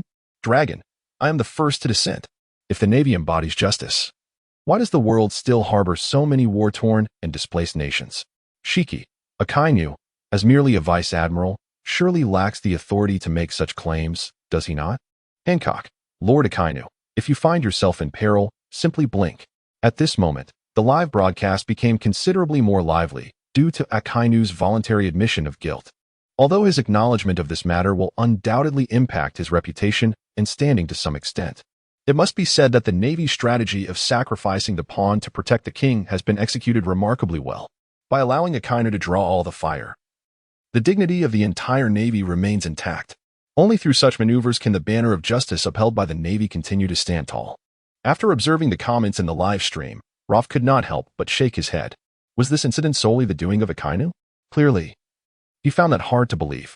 Although Rolf serves within the Navy, his convictions do not align with the notion of Navy justice. The internal decay of the Navy has long been evident. The current facade of strength is merely a superficial gloss over the turmoil beneath. The era of the great pirates has arrived, plunging this world into instability. As all pirates surge into the new world, and the notorious generation continues to expand, the equilibrium of power among the 4 emperors and the 7 marine admirals is destined to be disrupted. In addition to the deepening conflict between pirates and the Navy, the Revolutionary Army's extensive rescue efforts in oppressed nations are also challenging the existing world order. The emergence of this live streaming platform has further introduced new opportunities and challenges to this world. Rolf senses that a transformative upheaval capable of shaking the very foundations of this world is on the horizon. The century-long history that the world government desperately seeks to conceal will inevitably resurface. The celestial dragons, who consider themselves divine, will surely be submerged beneath the tide of revolution. What Rolf must do now is to continually strengthen himself, striving to acquire the power to withstand and even command the impending storm before it arrives. As the prominent figures in the live stream exchanged humorous jabs, Rolf took to his main account to issue an announcement. Host, risk warning. This live stream is a QA format. Incorrect answers or failure to respond will incur system penalties, with the most severe consequence being the loss of life. Host, members unable to bear the consequences are urged to reply with the word exit on the screen within 24 hours. Late requests to leave the group will no longer be processed. This live stream is both wondrous and merciless. Correct answers yield rewards, yet these rewards come at the expense of the abilities or possessions of other group members. Incorrect responses also lead to penalties, including the ultimate consequence of life itself. However, if no one answers the questions, there will still be consequences, namely the random deprivation of group members' lives. These outcomes must be shouldered by the members themselves. For ordinary individuals, it is exceedingly difficult to bear such repercussions. And it is also necessary for the group leader, Luo Fei, to offer a word of caution. Of course, Luo Fei, fully aware of the risks associated with the live broadcast, chose not to expel the ordinary members outright, but rather granted them the opportunity to make a free choice. After all, setting aside the risks, this live broadcast presents an exceptional chance for ordinary people to alter their destinies. As the saying goes, when standing at the forefront of the wind, even a pig can soar. The current live broadcast serves as a windfall for all. Whether one can seize the opportunity depends on one's fortune. Soon after Luo Fei issued this announcement, a considerable number of ordinary individuals opted to withdraw. In fact, at the very moment Luo Fei made the announcement, the chat interface was rapidly inundated with the words quit. After all, for ordinary people, valuing their lives takes precedence over witnessing the revelries of the maritime elite. Meanwhile, Morgan from the World newspaper remained in the live broadcast, sharing fresh updates daily. As Luo Fei was processing these withdrawal messages, he received dozens of notifications within mere seconds. Whitebeard, Master Luo Fei, are you the creator deity of this world? Enel, do not dare to touch the divine. I alone am the true god in this world. Luffy, how dare you call yourself a god? Watch me send you flying with a single punch. Doflamingo, might I inquire if Master Luo Fei would show himself, so we may conspire for maritime supremacy? Kaido, Doflamingo, are you tired of living? You wish to establish your own faction? Sengoku, Kaido, what do you mean by establishing your own faction? Do you harbor some untold secret? Doflamingo, haha, we are merely acquaintances. I did not expect you, Admiral Sengoku, to be so sensitive at your age. Shanks, Master Luo Fei, you must not heed their nonsense. They merely wish to exploit you to disrupt this world. So please do not reveal yourself. Big Mom, Shanks, could you kindly mute yourself? Big Mom, I wholeheartedly welcome Master Luo Fei to visit Cake Island. I shall ensure a splendid reception. Whitebeard, might I know if Master Luo Fei would consider being my son? I would provide you with the same warmth as my own family. Hancock, I have long heard of your esteemed name, Master Luo Fei, and I am quite enamored. Might you find time to visit Amazon Lily? The revelation of Luo Fei's identity as the master instantly astonished the powerful figures. After all, The ability of this live broadcast to arbitrarily strip individuals of their existence is a terrifying phenomenon. They all speculated about the immense power the master must possess as the sole ruler of this live broadcast. Luo Fei, observing the continuous flattery and invitations, felt momentarily bewildered. Who could have anticipated that these individuals, who incessantly referred to him as master, were formidable figures commanding the vast seas? At this rate, even Roger, were he alive, would likely address Luo Fei as master. However, Luo Fei did not relish this sensation of being the center of attention for long. After addressing the withdrawal messages, he reverted to his ordinary persona. If they perceive the master as powerful and enigmatic, then let them believe so for the time being. There is no immediate need to disclose his true identity. The emergence of the live broadcast has thrown the entire seas into chaos. At the Navy Academy, Zifa, distracted from lecturing, decided to dismiss the class. He strode out of the classroom toward the marshal's office, and other soldiers followed suit. Just then, the live broadcast reappeared. Chapter 9, A New Broadcast. The Revolutionary Dragon makes an appearance. The location remains Logtown. However, this time, the live broadcast depicts events occurring 20 years after Roger's execution. 2 decades have passed, with tumultuous changes sweeping through time. On the execution platform stands a boy donning a straw hat, his face adorned with a smile. Above his head, the clown Buggy brandishes a knife, poised to strike. This boy is none other than Luffy. In the face of Buggy's arrogant laughter, Luffy shows no fear of death, instead displaying a radiant smile reminiscent of the pirate King Roger, who was executed here 20 years prior. The sky darkens ominously.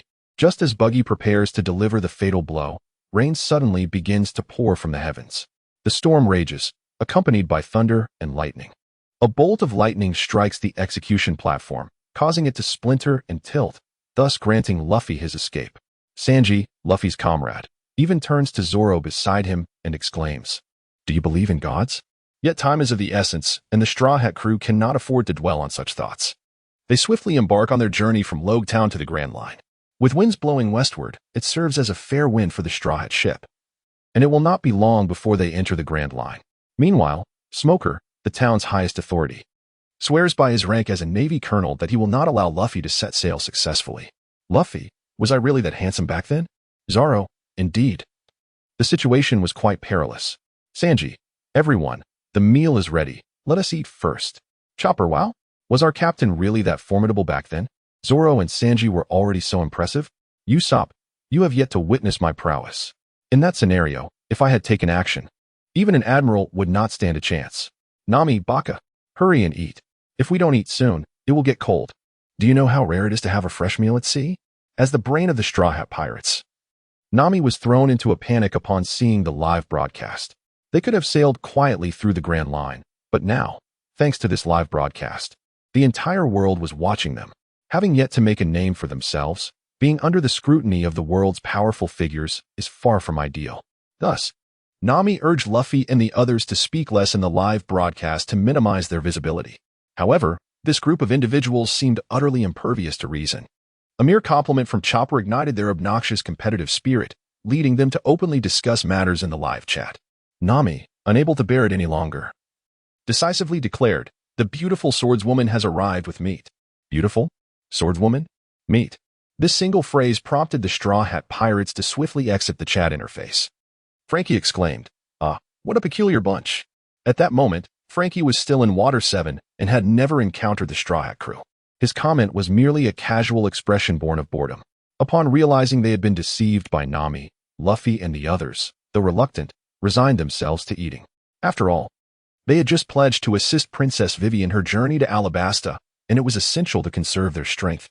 Soon after Nami's statement, the chat room fell silent. The Straw Hat crew ceased their chatter, and the other prominent figures appeared utterly bewildered. Whitebeard pondered, was that lad wearing Roger's straw hat? Mihawk, the Hawk Eyes, queried Shanks. Is this the boy you wagered your arm on for the new era? Garp remarked to Smoker, you scoundrel, daring to press Luffy's head to the ground. When you return, I shall deal with you. Hancock inquired, what is the situation? May I ask what relation you have to Captain Monkey D? Luffy, Garp? Doflamingo chimed in, what relation? He has a connection, of course. Moria added, as a Navy hero, yet you shield a mere pirate boy. How laughable. Whitebeard retorted, the Navy is no better. Luffy laughed heartily. Haha, no need to worry. Uncle Smoker may look fierce, but he is actually a kind-hearted man. I simply lacked the strength at that moment, and I accepted the outcome. Smoker growled, a proud Navy officer, being called a good man by a pirate? Straw Hat, you'll pay for this. Garp interjected, Smoker. Who do you think you're looking down upon? I order you to report to Marine headquarters immediately. Smoker defiantly replied, No, I refuse to accept any orders until my term is complete. Garp's insistence on summoning Smoker stemmed from his desire to spare Luffy from a troublesome adversary on the Grand Line. Even Garp's insistence that Luffy join the Navy was born out of a wish to better care for him. However, Luffy, having been raised amidst a band of mountain thieves and befriending Ace, Sabo, and Shanks, not to mention the legend of Pirate King Roger, could hardly be expected to obey Garp's commands and dutifully serve as a Navy officer. Likewise, Smoker wouldn't blindly follow Garp simply because of his rank. Smoker was resolute, a steadfast guardian of his own sense of justice, often disregarding orders from his superiors. Seeing Smoker's stubbornness, Garp abandoned the notion of recalling him and turned his focus back to Luffy. Luffy, you're quite the cheerful one. However, revealing yourself too soon is unwise. Continuing as a pirate will undoubtedly bring peril ahead. Garp continued, If you come to your senses, I could still welcome you into the Navy. Kobe exclaimed, Really? Will you? Luffy-senpai, join the Navy?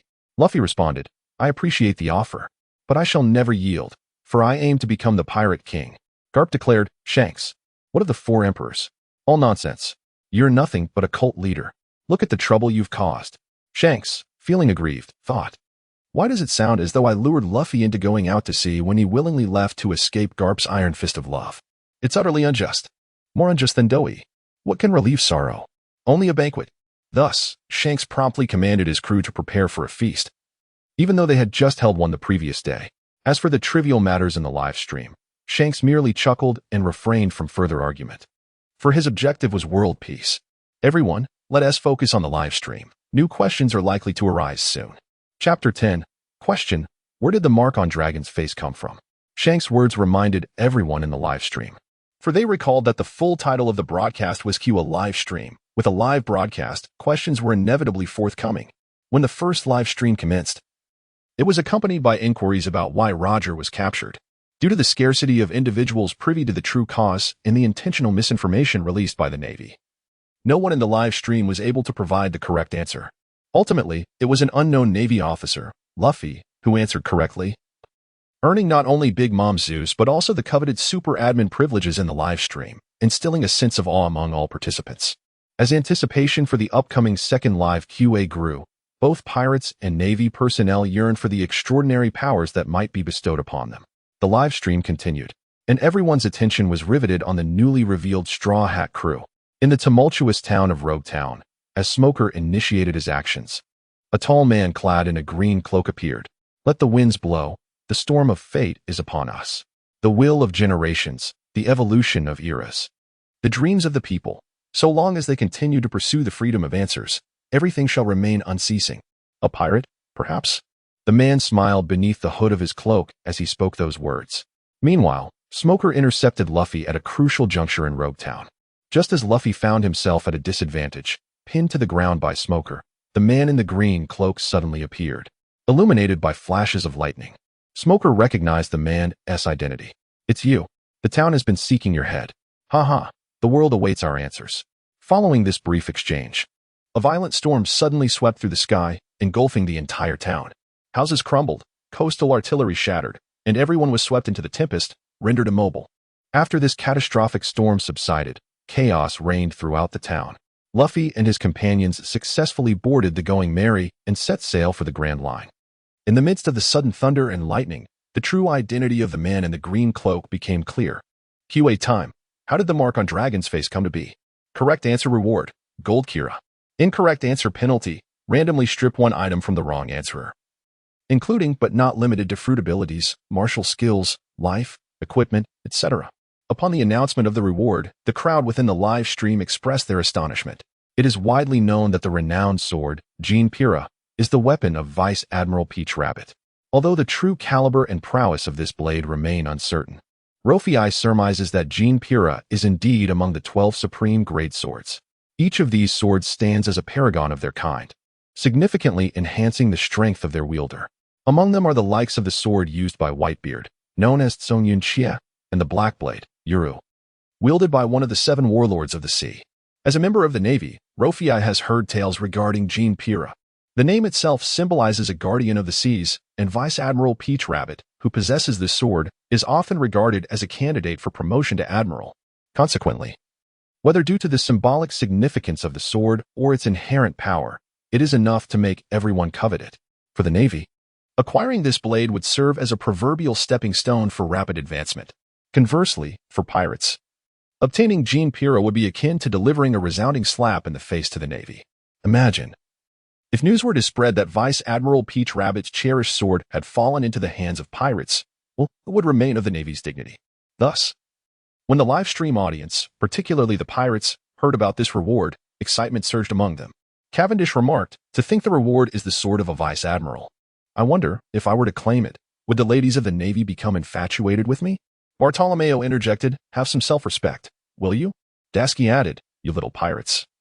Do not get ahead of yourselves. Once I deal with that straw hat brat, none of you shall escape." Blackbeard mused, "Just what I needed, a sword. I wonder how it feels to wield Jean Pira."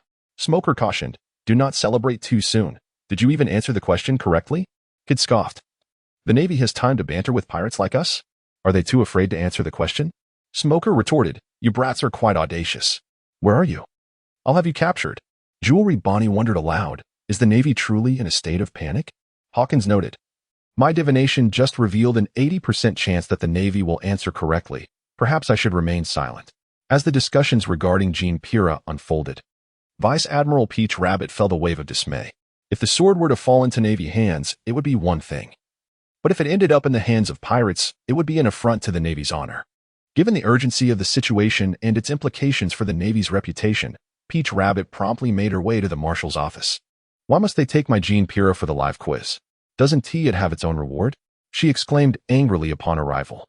Seeing Peach Rabbit's distress, Sengoku sighed. "Calm down. It's merely a temporary measure for the live stream reward. Once the question is answered correctly, it will return to you," he reassured. Garp, munching on chips, chuckled, "You're taking this too lightly.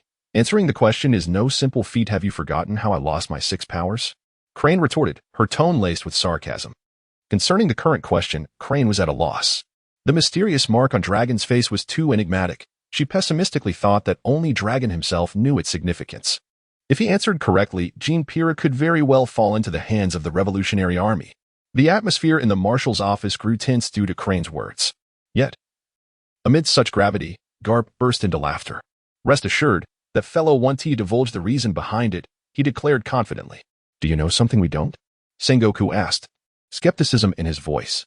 After a moment of silence, Garp seemed to recall a distant memory, then slowly replied, "No one in this world knows the origin of that mark better than I do. Vice Admiral Peach Rabbit, I assure you, I will help you reclaim Jean Pira. Since those pirates desire it, let them answer the question. They certainly want to provide the correct answer, and we might even use this opportunity to quell their arrogance." Chapter 11. The pirates headed for the Devil's Triangle. In the Marshal's office, Vice Admiral Peach Rabbit, who had rushed in with urgency, now found herself utterly bewildered by Garp's seemingly comforting words. Did Garp truly know the correct answer? She was left in a state of confusion. Just then, Sengoku spoke up. "This time, I trust Garp. I wish to see what sort of storm those pirates can stir up." With Sengoku's unwavering faith in Garp, Peach Rabbit, though still puzzled, chose to remain silent and followed Sengoku's gaze toward the chat group. In stark contrast to the calm demeanor of Sengoku and others, the notorious pirates at sea were anything but composed. Kid exclaimed, "The leader of the Revolutionary Army, Dragon? Though I've never met him. I suspect it's merely an ordinary scar, either a birthmark or a result of being struck. Is it really that mysterious?" Bonnie challenged, "If you're so confident, why don't you answer the question yourself? Are you afraid we might steal the answer?" Hawkins added, "He isn't worried because he doesn't even believe in his own answer." Luffy chimed in, "Grr, so Kid is just a troublemaker stirring the pot." Kid shot back, "If I'm the troublemaker, then what does that make all of you?" Luo Fei cleared his throat. "Why does the chat seem to be getting more interesting?" Crocodile pondered. "Could it be some kind of totem? I've seen in ancient texts that certain tribes would bear tattoos as their totems." Luo Fei acknowledged, "Indeed, that theory holds some weight. It befits the leader of the Revolutionary Army." Hancock concurred, "If it's a totem, then that explanation makes sense. Moreover, since the administrator has deemed this answer credible, I am inclined to believe it. Now, I shall attempt the question. Old Queen Osa, the third Empress of Amazon Lily, interjected. No, you mustn't. The kingdom has pressing matters to attend to. Focus on governance first. Within the live stream, a significant majority began to embrace this answer.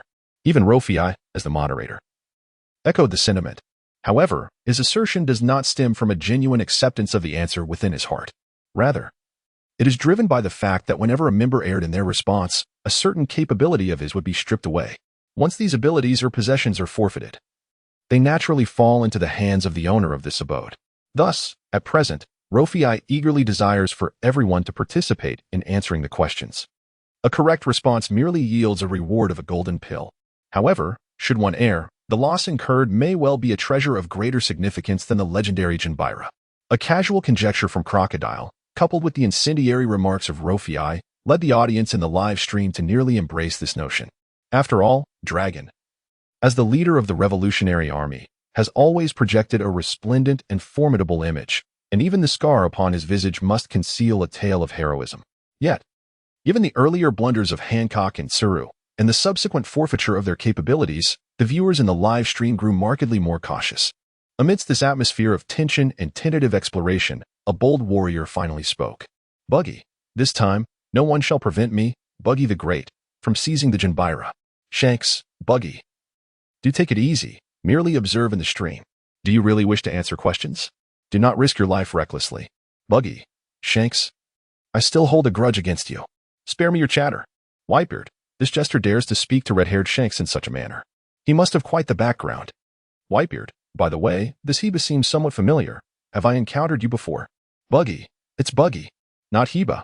Moria, ha ha ha, you all discuss among yourselves. I shall claim the Jinbira for myself. Moria, the mark upon Dragon's face signifies the totem of the revolutionary army.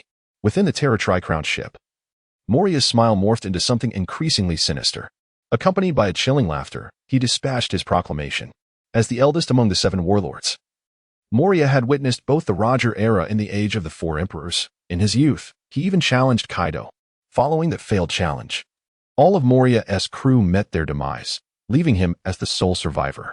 A decade ago, he navigated the Terra Tri-Crowned ship into the Foggy Sea, where he established his zombie legion alongside the nefarious surgeon, Hogback.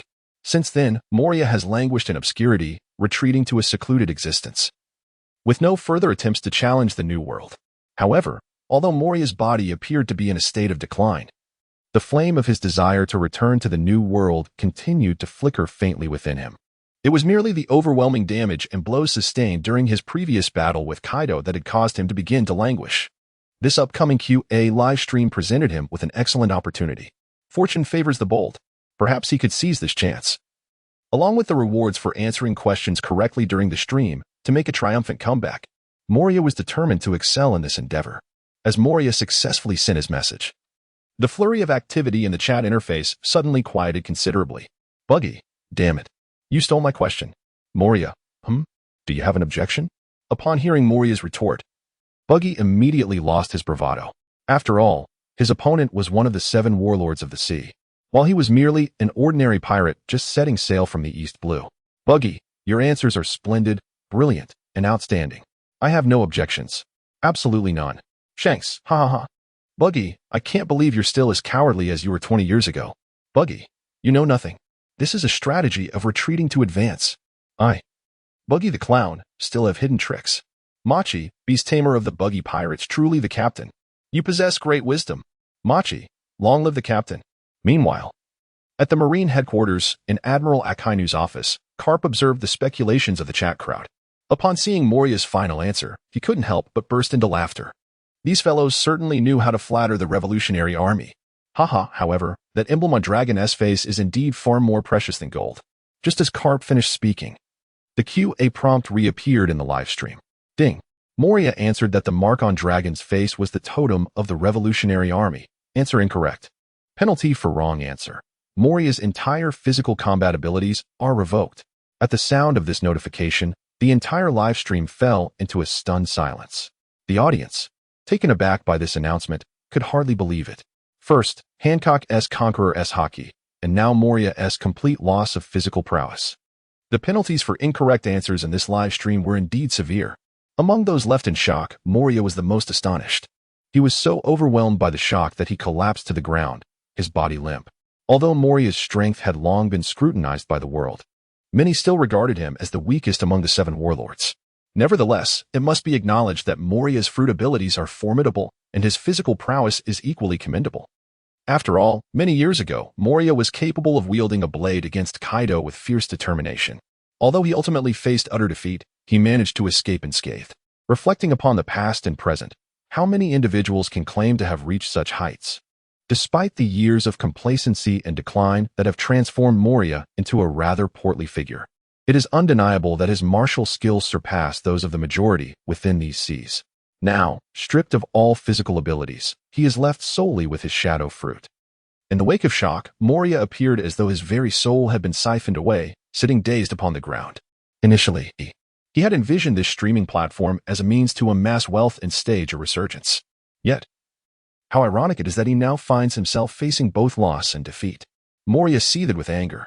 However, as he grappled with the sorrow of losing all his physical prowess, the streaming room erupted into a fresh wave of discourse surrounding this revelation.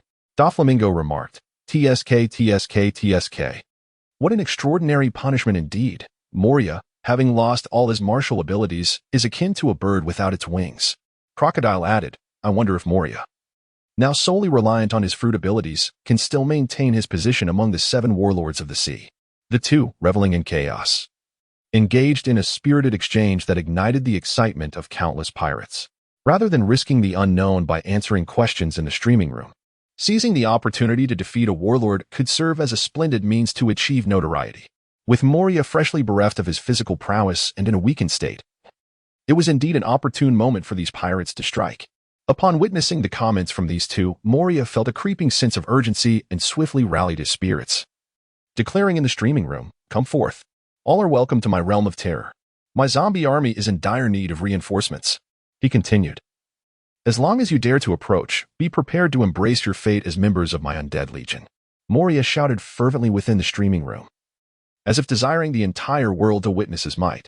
However, the more he behaved this way, the more it revealed his lack of confidence. Simultaneously, while the foolish pirates were racking their brains to guess the correct answer, the astute pirates had already set sail towards the ominous Devil's Triangle. In this grandiose era of piracy, as long as one dares to dream, nothing is insurmountable. To the young ones, our destination is the Devil's Triangle. Let us embark. Chapter 12. Sworn in the name of D, the QA continues. Due to Moria's failure to answer, several pirates lurked with intentions. Naturally, these pirates harboring ambitions for Moria's territory were merely unknown individuals. Those with any semblance of reputation and prestige in the Grand Line would never stoop to seize such a cursed place as the Devil's Triangle. Crocodile, how surprising that it is not a totem. Buggy, clearly, you intentionally released erroneous information to mislead everyone, didn't you? Crocodile, who is this clown? Step aside. Buggy. Ivankov, haha, are you all fools? Who would print a totem on their face instead of on a flag? Bello Betty, commander of the Revolutionary Army's Eastern Forces, could it be that the captain fell asleep with his face on the boiler and ended up with a mark? Moria, commander of the Western Forces Dragon, come out and reveal the correct answer. Do you not desire the reward? Lindbergh, commander of the Southern Forces, haha. The captain has yet to emerge to answer. Could it be that there is an awkward reason behind it? Bello Betty, could it truly be that he got burned by the boiler? Clarl, if that is the case, the captain is rather adorable. Jack, is it possible that it is a result of a devil fruit power? Just like the dragon scales sprouting from Kaido's arms or the ivory growing on my face. Queen, that does seem plausible. In no time, the live discussion swiftly pivoted around these two answers. The first was so absurd that everyone merely chuckled, not taking it to heart. However, Jack's second hypothesis held more weight. Yet, Jack himself had no intention of providing an answer, for he was uncertain of its validity. Amidst this stalemate and discourse, a second warrior made their appearance. Walbo, I wish to answer. The mark on the dragon's face is derived from a devil fruit. In the spirit of the adage, the early bird catches the worm. While the audience was still deliberating the authenticity of the answers, Walbo boldly opted to respond. Once the king of the Drum Kingdom and a user of the chili fruit, known as white iron, he was a selfish tyrant. When Blackbeard attacked the Drum Kingdom, Walbo abandoned his people to become a pirate. When he attempted to reclaim his kingdom, he was defeated by Luffy and subsequently faded into obscurity. The Drum Kingdom is In fact, Chopper's homeland. He recalled that Luffy and the others should have already sent this detestable king flying during their time in the Drum Kingdom. Upon witnessing Walbo's sudden appearance in the live stream and his participation in the QA, Chopper was infuriated, his fur bristling with rage. However, soon after, news once again reverberated through the live stream, instantly bringing a radiant smile back to Chopper's face. Ding. Valpo's answer, the mark on the dragon's face comes from the devil fruit, was incorrect. The penalty for the wrong answer, the forfeiture of his devil fruit abilities. The questioning continued. Upon hearing this news, Chopper was utterly elated. If Chopper understood correctly, the implication of losing all devil fruit abilities meant that only his powers would be stripped away, while the curse of being unable to swim would remain.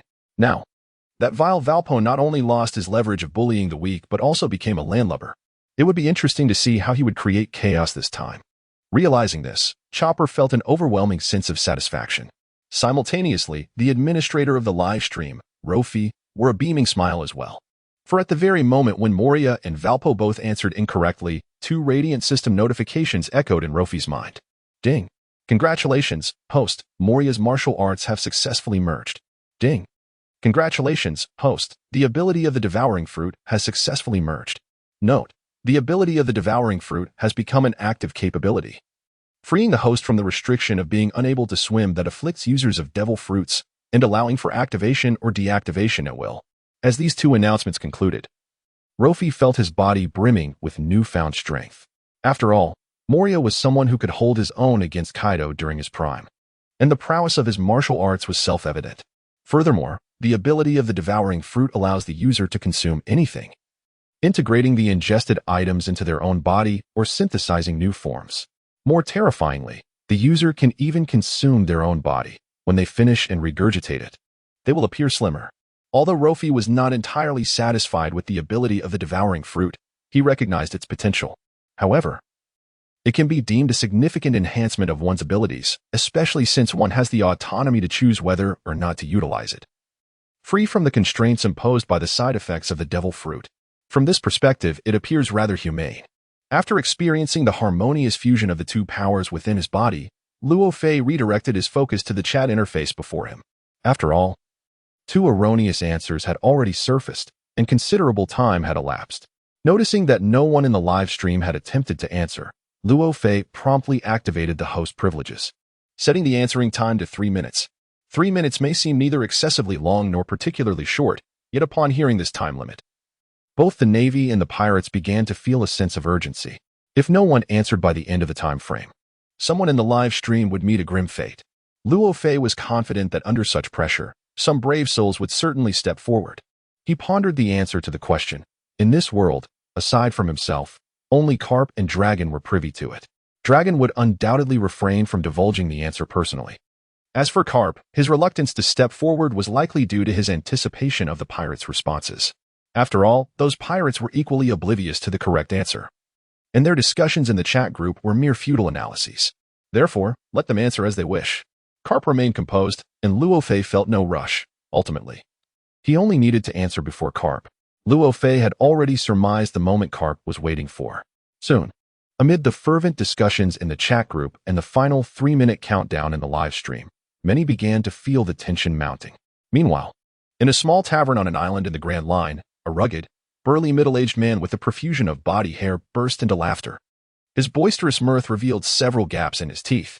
This man was none other than Blackbeard. Haha, it's neither a totem nor a devil fruit, so the correct answer must be this. I shall answer. Upon hearing Blackbeard's proclamation, his crew was taken aback. Captain, do you truly know the answer? A wrong answer comes with consequences.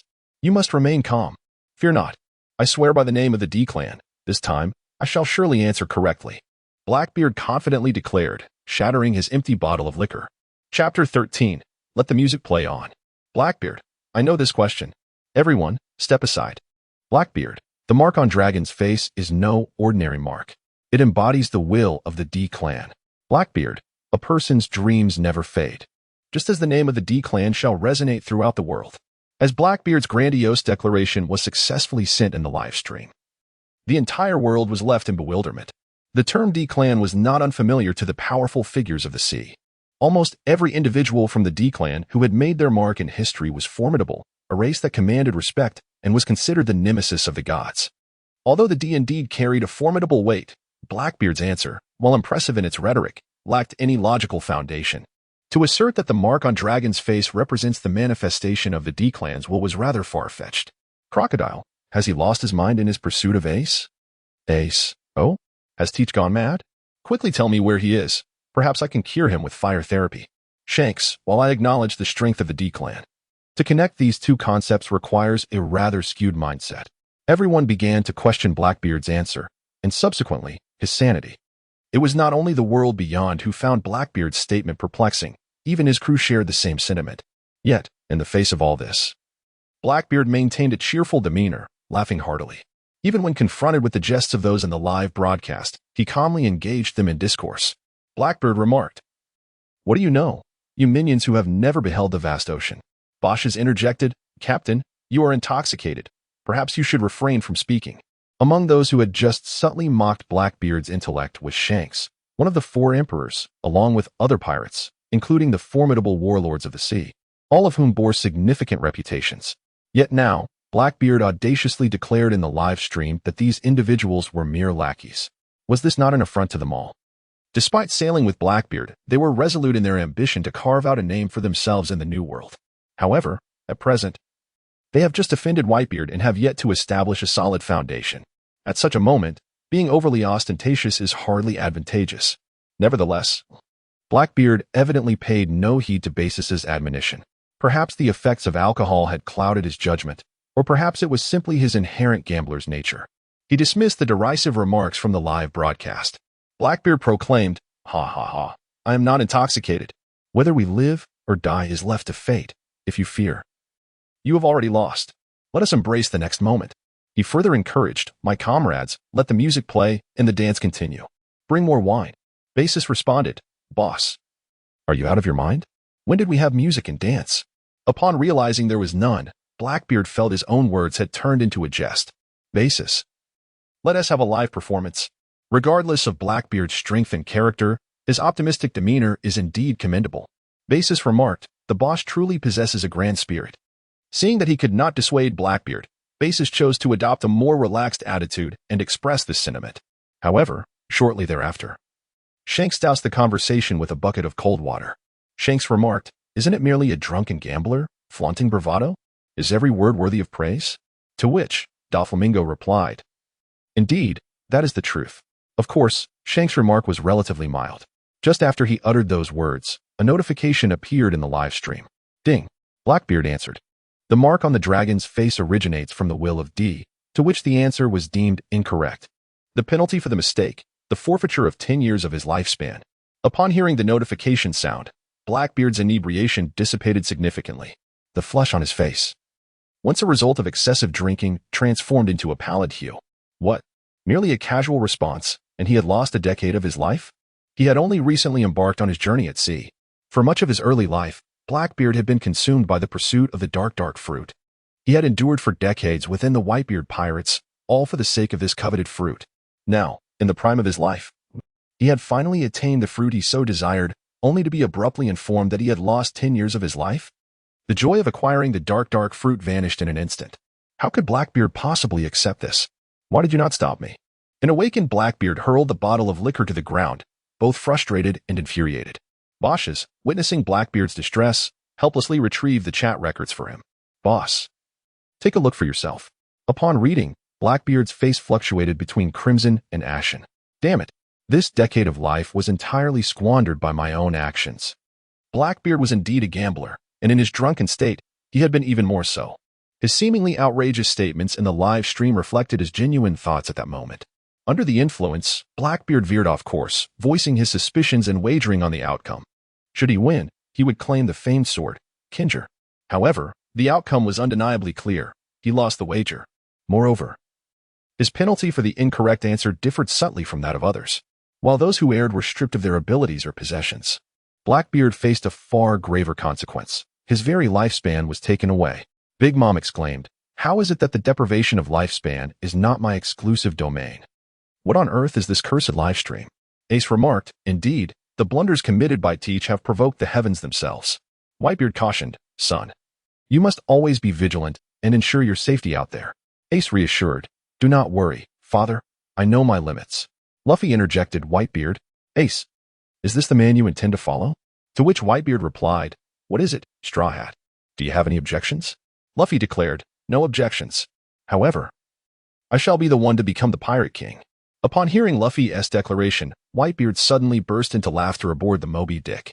It seemed Ace had shared something with this young lad. Whitebeard was somewhat aware of Ace's aspirations to assist him in becoming the Pirate King. However, this was not the desire of Whitebeard. Quite the contrary, Whitebeard eagerly awaited the moment when Ace would make his name known across the seas. Nevertheless, these matters had become inconsequential. Whitebeard had long since come to terms with the fact that as Ace's father, all he needed to provide was a steadfast support and ample freedom. The rest he entrusted to fate. Whitebeard chuckled, "How audacious!" For some inexplicable reason. He felt an uncanny resemblance between Luffy's relentless spirit and foolishness and that of the late Roger. Thus, when Luffy made his somewhat brash declaration, Whitebeard felt no anger. In the live broadcast room, Luffy's presence lightened the atmosphere significantly, and the topic of Blackbeard's 10-year lifespan being stripped away was swiftly forgotten. However, just as everyone began to lower their guard, the countdown for the QA in the live broadcast suddenly resonated. A warning echoed. If a correct answer was not provided within 30 seconds, the life of a random participant would be forfeited. With merely 30 seconds remaining, tension enveloped the room as all were compelled to respond with urgency. For if none could answer correctly within this final time frame, a life would inevitably be lost among them. Yet, amidst this palpable anxiety, one individual was secretly relishing the moment. Dragon. Let this end swiftly. May this answer remain forever concealed. Dragon silently wished within his heart.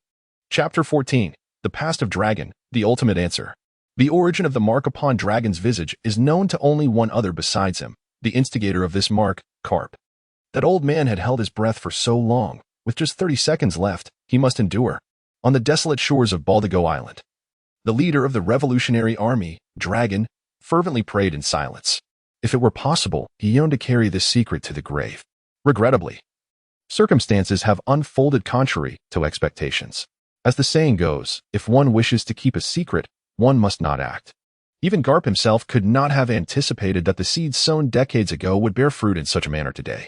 Within the confines of the Marine Headquarters Marshal's office, Garp erupted into hearty laughter upon receiving the notification from the live broadcast. "Indeed, this answer is known only to me," Garp proclaimed amidst his laughter. "Garp, do you truly know the correct answer?" asked Todd, a hint of concern in her voice. After all, the Janjira, stripped away by the live stream, was her cherished sidearm. "Fear not, Dragon is Garp's son. If Garp were unaware, I would truly have to question whether Dragon is his biological offspring," Sangoku stated confidently, stroking his goatee. "Humph. Given Garp's unconventional methods of education, I would believe it even if he claimed Dragon was not his own," Saru remarked playfully, casting a glance at Garp. "How so?" inquired Tot. The relationship between Dragon and Garp is considered a closely guarded secret within the Marine Headquarters, known only to a select few high-ranking officials. Tot, a young rear admiral, was aware of the father-son connection between the revolutionary leader Dragon and Garp, yet she remained oblivious to the finer details. Upon hearing her inquiry, Saru eagerly offered clarification. "You are unaware of how Garp raised Dragon. At the tender age of 5, Garp cast Dragon into the wilderness to fend for himself. By 7, he was sent to live among bandits, and at 10, Garp managed to accompany him for a month, only to cast him adrift on a wooden raft thereafter. It is nothing short of a miracle that the boy survived such harsh conditions. It is indeed a pity, Garp, had it not been for your laissez-faire approach. Dragon might have risen to the rank of admiral in the Navy, surpassing even your own achievements." Saru concluded with a sigh. Dragon, also known as Luffy's father, was once a member of the Navy, traversing the path Garp had meticulously laid out for him under the watchful eye of his father's iron-fisted education. However, perhaps due to his childhood experiences, or perhaps the blood of the D clan coursing through his veins, Dragon, at a tender age, harbored the ambition to alter the very fabric of the world's order. Shortly thereafter, he positioned himself in opposition to the Navy, giving rise to a revolutionary army dedicated to overthrowing the global government and igniting the flames of freedom across the seas. Upon hearing Crane's words, one would expect that Garp might engage in some introspection. However, the reality is quite the opposite. Garp not only failed to reflect but burst into hearty laughter. "Truly my son, full of ideas and courage," Garp exclaimed. If given the chance to choose again, he would undoubtedly adhere to his initial convictions. As a Navy officer, Garp is acutely aware of the brutal and monotonous struggles and training within the Navy. He does not wish for Dragon to lose his innate nature in such an environment or to be forced to accept the Navy's version of justice. Becoming numb to the world, he intends for the young Dragon, still in the wilderness, to break free from the halo of being the son of a Navy hero. To raise his fist independently and fight for his survival. He envisions providing him with a raft, casting him adrift upon the ocean, allowing him to grasp the vastness and harshness of these waters more profoundly. Everyone is a child of the sea. Garp firmly believes that only by living independently on this ocean can Dragon discover his true desires. While the new recruits of the Navy are still practicing on wooden and straw dummies, Dragon is already capable of overpowering sea kings and tigers. Would you say Garp's education has failed? Not at all. Throughout his life, Garp has lived up to the name of the Iron Fist. Externally, he has used this name to instill fear among the pirates of the sea. Internally, he has nurtured his child into a dazzling star of the ocean under the banner of Love's Iron Fist. The education of Luffy and Ace mirrors this philosophy. Now, among the 3 children Garp has raised, one has become a leader of the Revolutionary Army, causing headaches for the world government. Another has made his fiery fist renowned across the seas, and the last is embarking on a journey towards becoming the Pirate King. It is undeniable that Garp's children have all become significant figures on these waters. Each of them is exploring the essence of justice and freedom in their own unique way. Garp stands at the pinnacle of a powerful and righteous navy, seeking the justice that resides within his heart. Dragon has chosen to fundamentally alter this world, striving for freedom for all through revolution. Conversely, Ace and Luffy have opted to become pirates, living freely on the boundless seas. Perhaps, in some mysterious way, this also validates the extraordinary fate of the D family. Haha, enough about that rebellious son. Let us return to answering questions. Garp chuckled. Although he referred to Dragon as a rebellious son, he harbored no resentment in his heart. Admiral Sengoku, observing Garp's demeanor, could not help but interject. Do not celebrate too soon. Dragon has already caused us considerable trouble. If this continues, a major conflict is inevitable. At that time, I hope you can maintain your stance. Garp dismissed Sengoku's admonition with a smirk, replying, Admiral, I hope you can clarify your own position as well. After all, I am the only one who knows the answer. Garp declared proudly. Sengoku was determined to reclaim the golden Pizarro from Peach Rabbit, but at present, their only hope rested with Garp. Hearing Garp's words, Sengoku sighed in resignation. All right, let's answer the question. Time is running out. You know the answer. You're the boss now, right? Upon hearing Sengoku's remark, Garp finally nodded in satisfaction. However, just as Garp was about to respond, an unexpected turn of events occurred. For someone in the live stream had already provided the correct answer before him. That person was Rayleigh. Rayleigh, since no one else is answering, I shall take the liberty to give it a try. Rayleigh, have you all considered that the mark on Dragon's face is neither a birthmark, nor the flag of the Revolutionary Army, nor a symbol of the so-called D family? This implies that the mark was not self-inflicted. Rayleigh, I believe, if we set aside personal reasons, it must have been left from a fight. Who, across the vast world, could have left such a mark on Dragon? Rayleigh, indeed, it could only be our Navy. Rayleigh, within the Navy. The only one capable of overpowering Dragon is undoubtedly our hero, Vice Admiral Garp. Rayleigh, as for why that imprint was left, I dare to speculate that it must be the imprint of Vice Admiral Garp's sandal. That concludes my answer. Rayleigh's reasoning appeared somewhat plausible, yet in reality, it was merely a fanciful concoction. Some ordinary pirates and Navy personnel, lacking in discernment, were soon captivated by Rayleigh's assertions. However, for those individuals of considerable influence and renown upon the seas, the assertion made by Luffy evidently lacks credibility. Don Quixote Doflamingo mused. How could one not deem Dragon to be a figure of admiral caliber? Is it possible that the old man Garp wields some supreme iron slipper? The fact that it could leave such a conspicuous scar upon Dragon's visage is indeed peculiar. Absalom, the wielder of the transparent fruit, remarked, Luffy's musings are truly fanciful. It is no wonder he is part of the Navy, ever loyal. Crocodile interjected, having previously struck down the 4 emperors and kicked the 7 warlords. The emergence of this supreme iron slipper aligns perfectly with the Navy's customary demeanor. Charlotte Katakuri chuckled, ha. The mark upon Dragon's face is indeed the impression of Garp's slipper? What a foolishly delightful response. Bound by Luffy's authoritative position, these prominent figures dared not overtly challenge him, resorting instead to subtle jests while awaiting the ultimate revelation. Luffy, Unfazed by their mockery, meticulously noted the names of those who had cast aspersions upon him during the live broadcast. Dare to belittle me? Very well, within this live stream. I am the master. Just you wait for the moment I seize the opportunity to exact my revenge. Luffy pondered in secret. Chapter 15. The Spectacle of Gawking. Garp in tears in the lavatory. Ding. Luffy's assertion regarding the origin of the mark upon Dragon's face stemming from Garp's slipper was correct. Congratulations to Luffy for providing the accurate response and earning the illustrious Blade and Pyra. As the notification resonated throughout the live stream, the audience was rendered speechless. Astonishingly, it was indeed the imprint of Garp's slipper. The most outrageous and implausible answer turned out to be the correct one. Doflamingo, who had just moments ago been ridiculing Luffy, was left in utter disbelief. Doflamingo had previously been fortunate enough to encounter Dragon on several occasions. As the leader of the Revolutionary Army, Dragon was perpetually composed, never displaying any other emotion upon his countenance. Regarding the scar upon Dragon's face, Doflamingo had entertained numerous speculations, pondering whether it was a remnant from a battle with some formidable figure or perhaps an innate mark bestowed upon him at birth. Yet he could never have imagined that the seemingly mysterious and imposing mark was, in fact, the imprint of Garp's sandal. How absurd. Meanwhile, on the Isle of White Earth, Barudigo was enveloped in a swirling tempest of white sand, cloaking the entire island and rendering it akin to a desolate desert fortress.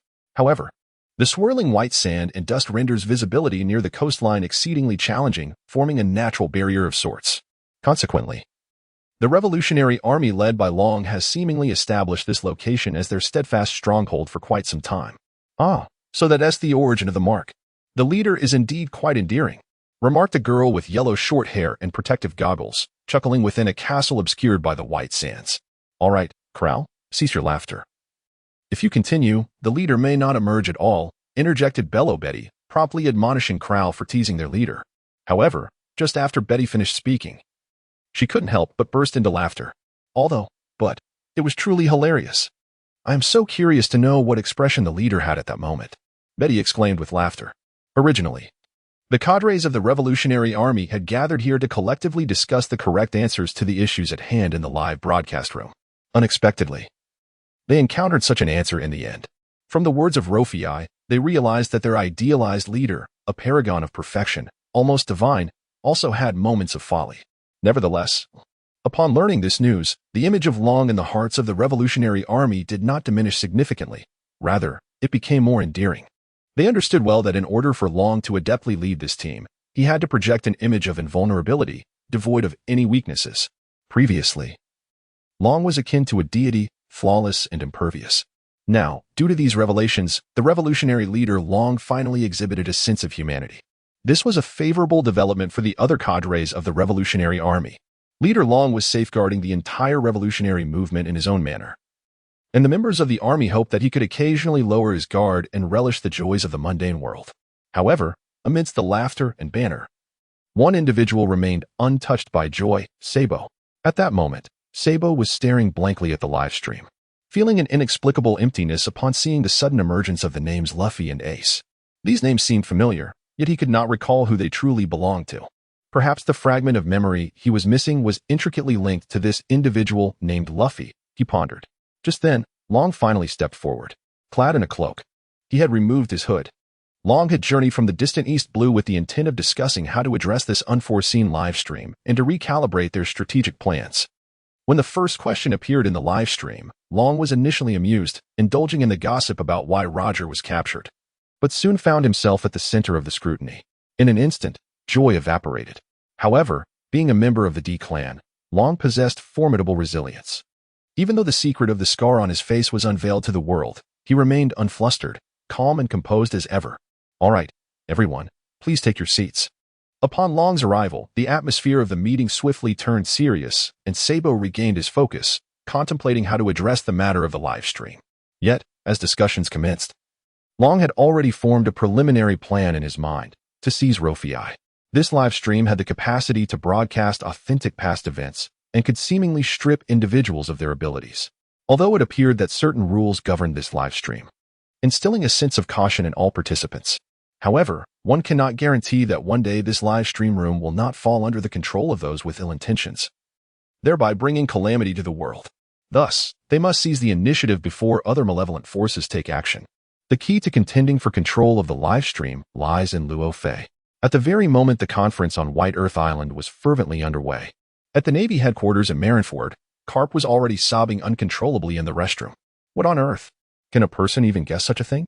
I am utterly exasperated. Observing Garp's despondent demeanor, Sengoku approached, patting Garp on the back in an attempt to console him.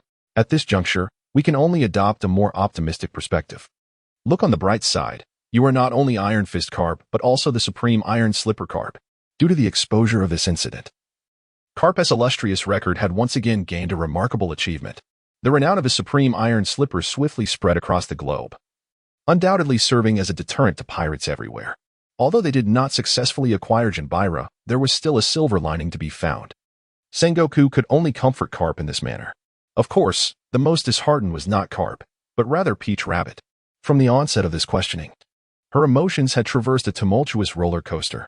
Initially, she was engulfed in sorrow and despair due to the forced seizure of Jinbei by the livestream, only to feel joy and relief at Garp's unwavering assurance. Now, however, her frustration peaked as Garp's incessant chatter caused her to miss a prime opportunity to answer, resulting in her Jinbei being awarded to another. At this moment, Peach Rabbit was consumed by furious exasperation, her only desire being to take up arms against someone. Regrettably, her blade has vanished. Amidst the vast expanse of the ocean, some revel in joy while others are engulfed in sorrow due to this inquiry. Luffy, armed with the renowned blade Jinbei, has begun to sharpen his skills. This weapon is quite impressive and feels comfortable in his grasp. As he tests the blade, he expresses his satisfaction, pondering how General Peach Rabbit will react upon discovering that he possesses this sword. In Chapter 16, a chance encounter with Dasky raises the question of where to procure a sheath for his sword. However, Luffy is not overly concerned about Peach Rabbit's potential response at this moment. After all, he is still engaged in a livestream session, sharing his perspective with the world. Previously, when Admiral Akainu sought him regarding the matter of Raijin Zeus, this incident was broadcast globally, casting doubt on the Navy's credibility. To salvage the Navy's image, Akainu willingly accepted a significant share of the responsibility, minimizing the repercussions of the event. If Peach Rabbit were to request the Jinbei from Luffy now, Akainu's efforts would be rendered futile. Hence, Luffy trusts that Peach Rabbit will refrain from any rash decisions. The exquisite blade, Jinbei, symbolizes a guardian of the sea, and possessing it signifies a prestigious identity. Its craftsmanship is among the finest in the world. Although Luffy does not typically favor swords, he finds this one exceptionally manageable in his hands. He muses that perhaps being a swordsman is not such a bad notion after all. To make a name for oneself in these waters, one must possess a certain level of distinction.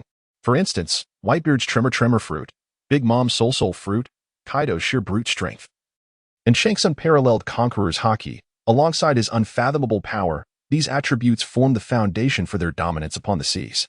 Mastery of a singular skill, be it a devil fruit, innate ability, or martial prowess, can elevate one to a stature that commands respect across the ocean. Few individuals are renowned for their swordsmanship in this world, yet each one possesses the capability to influence an entire era. Among the 7 warlords of the sea, Dracula Mihawk is celebrated as the world's greatest swordsman due to his exceptional skills. Shanks, one of the 4 emperors, not only wields immense Conqueror's Haki, but is also a formidable swordsman. In his youth, Shanks frequently sparred with Mihawk, but after losing an arm in the East Blue, their duels ceased. However, during a subsequent visit to Whitebeard, they crossed paths once more and exchanged a single strike. The clash of Shanks' Griffin against Mihawk's Black Blade Yura generating a shockwave that split the sky. In addition to these 2 legendary swordsmen, the later Admiral Fujitora, former Roger Pirate's first mate Rayleigh, and the previous head guard of Impel Down, Shiryu, are all exceptional swordsmen. Their existence attests to the fact that attaining the pinnacle of swordsmanship can indeed instill fear worldwide. Perhaps Luffy should consider pursuing mastery in this domain. With his adeptness in the Navy's 6 styles and his formidable Conqueror's Haki, complemented by the unparalleled Jinbei, he could easily thrive as a swordsman. As Luffy revels in this delightful contemplation, he suddenly realizes a troubling fact. The Jinbei lacks a sheath. The live streaming platform was straightforward in its promise, awarding him a famed blade without a scabbard. Naturally, the sheath resides with Peach Rabbit. Where could he possibly acquire one? Would it be appropriate to directly request one from her? That seems rather inappropriate. She might wish to ask him for something in return. Crafting a makeshift sheath seems equally unfit. as a mere ordinary scabbard could not possibly complement a blade of such grandeur. At this juncture, the Navy Academy has concluded its day, and Luffy has departed, intent on returning home. Along the way, hunger strikes, prompting him to visit the Navy mess hall. Though Marineford serves as the bastion of the world government, representing the zenith of might and justice, Luffy's thoughts remain occupied with his quest for a suitable blade sheath. However, it is precisely this circumstance that has resulted in a significant naval presence on the island throughout much of the year. To ensure the well-being of these sailors, Marin Van Du naturally adopts a more humane approach to construction than that of an ordinary military base. For instance, the street where Luffy currently finds himself is a supply street that has been specifically authorized for public access by the Naval High Command. Along this thoroughfare, one can find vendors selling clothing, food, and various daily necessities. Of course, the clothing shops experience rather lackluster business, as the sailors, clad in uniforms year-round, seldom have the opportunity to wear anything else. Upon arriving at this supply street, Luffy promptly settled at a stall renowned for its takoyaki. Having spent 3 years in this place, he has developed a fondness for the takoyaki served here. "Owner, I would like an order of takoyaki," Luffy exclaimed cheerfully. Indulging in a portion of takoyaki after school is undoubtedly one of life's great pleasures. Coming right up. Before long, the takoyaki Luffy ordered was presented to him. Just as he was about to take his first bite, a familiar voice resonated from behind him. "Luffy?" It was the voice of a girl, one that he recognized well. Turning around, he was greeted by a young lady with short black hair adorned with a striking red frame. "Dasky? What brings you here? Aren't you supposed to be in the East Sea?" Luffy inquired, somewhat astonished. Originally, both Luffy and Dasky were ordinary first-class soldiers. 2 years prior, Dasky distinguished herself among the naval ranks due to her remarkable swordsmanship, swiftly ascending to the rank of sergeant and being assigned to the East Sea under the command of Vice Admiral Smoker. In contrast, Luffy, known for his mischievous nature and lack of extraordinary talents, remained at the Naval Academy. Upon recognizing Luffy, Dasky naturally took a seat across from him. During their time at the Naval Academy, they had forged a close friendship, with Luffy often playing pranks on Dasky. Although 2 years had elapsed, their bond remained unaffected. "I happened to come to headquarters to report on some matters concerning the East Sea, and was pleasantly surprised to see you. I also caught the situation in the live stream. I had no idea you guessed correctly twice. How impressive," Dasky remarked with admiration after sitting down. Back in their class together, Luffy was quite the lively character, frequently engaging in bizarre pranks and whimsical ideas. Hence, Dasky was not surprised by Luffy's accurate guesses during the live stream. However, upon hearing Dasky's praise, Luffy felt a bit bashful and scratched his head. His knowledge of the answers stemmed from his prior understanding of the storyline, rather than mere guessing. However, in order to provide a plausible explanation to the public, he could only admit that he was relying on speculation. "Haha, let us not dwell on that. Tell me how things are over in the East Sea." Luo Fei quickly shifted the topic. After saying this, he instructed the waiter to bring another serving of octopus balls. "When we first arrived in the East Sea, the pirates were quite rampant there, but things improved significantly under the regulation of Lord Smoker. By the way, the takoyaki there is exceptionally delicious. I'll be sure to bring you some next time." Dasky and Luo Fei, being old friends, had much to discuss after not seeing each other for 2 years. However, midway through Dasky's speech, her pocket transponder snail suddenly rang. Dasky hurriedly answered the call. It was Smoker on the line. "Just keep it brief. The whole world is watching. Be careful not to leak any secrets," Smoker coldly commanded. Upon hearing Smoker's voice, Dasky instantly felt a surge of tension. "Hi, Lord Smoker," Dasky quickly replied. After the call ended, she looked at Luo Fei with a hint of embarrassment. Refraining from continuing her tales of the East Sea, Luo Fei understood Dasky's sudden shift in demeanor. After all, with the visual sharing activated, even though he had the audacity to act without concern for being observed by the world, he still needed to consider Dasky's feelings. "How is your swordsmanship? Have you been practicing diligently since you arrived in the East Sea?" Luo Fei inquired. What began as casual conversation, however, ignited a spark in Luo Fei's eyes with Dasky's subsequent response. Chapter 17. Luo Fei's strategy. The sheath is in hand. Everything is going splendidly in the East Sea, especially my swordsmanship, which has progressed by leaps and bounds. Moreover, when I first arrived in Low Town, I seized a shop that specialized in smuggling swords and weapons, and it contained quite a number of precious blades, all of which I am now overseeing, Dasky declared proudly. After all, She had taken on such a significant case shortly after her arrival in the East Sea, which would surely leave an impressive mark in her records, proving beneficial when she sought promotions in the future. Initially, Dasky's words were merely a sharing of her experiences over the past 2 years in the East Sea with Luo Fei. However, upon hearing this, Luo Fei quickly grasped another piece of information. The confiscation of shops dealing in weaponry had also led to the seizure of numerous exquisite swords and blades. In other words, Dasky possessed a considerable arsenal of weaponry. Contemplating this, Luo Fei cast a glance at Jean below beside him. Perhaps, the matter of the sword sheath could be approached through Dasky. Given her jurisdiction, procuring a high-end and elegant sword sheath from her should pose no significant challenge.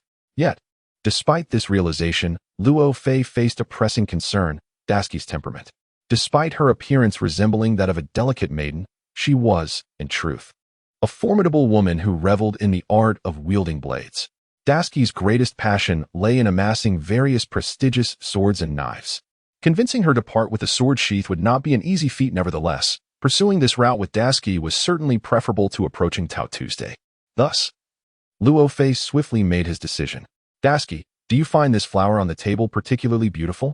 Luo Fei inquired with a smile, deftly redirecting Dasky's attention to the decorative vase on the table. The vase was adorned with fresh flowers daily, and Dasky had just noticed a rose that had recently been placed within it.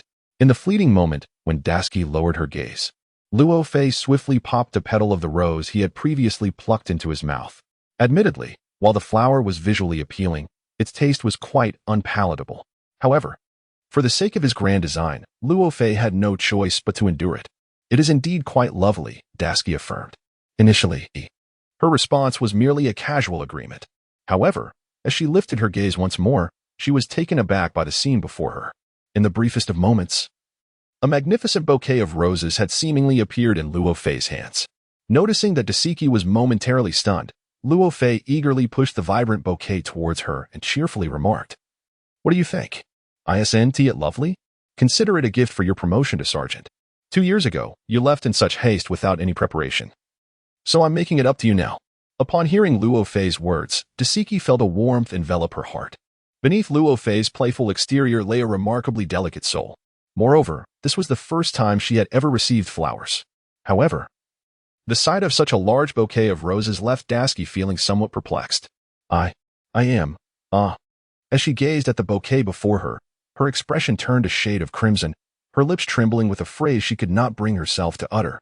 Are you not moved? Are you on the verge of tears? You mustn't cry, for then I would have to console you.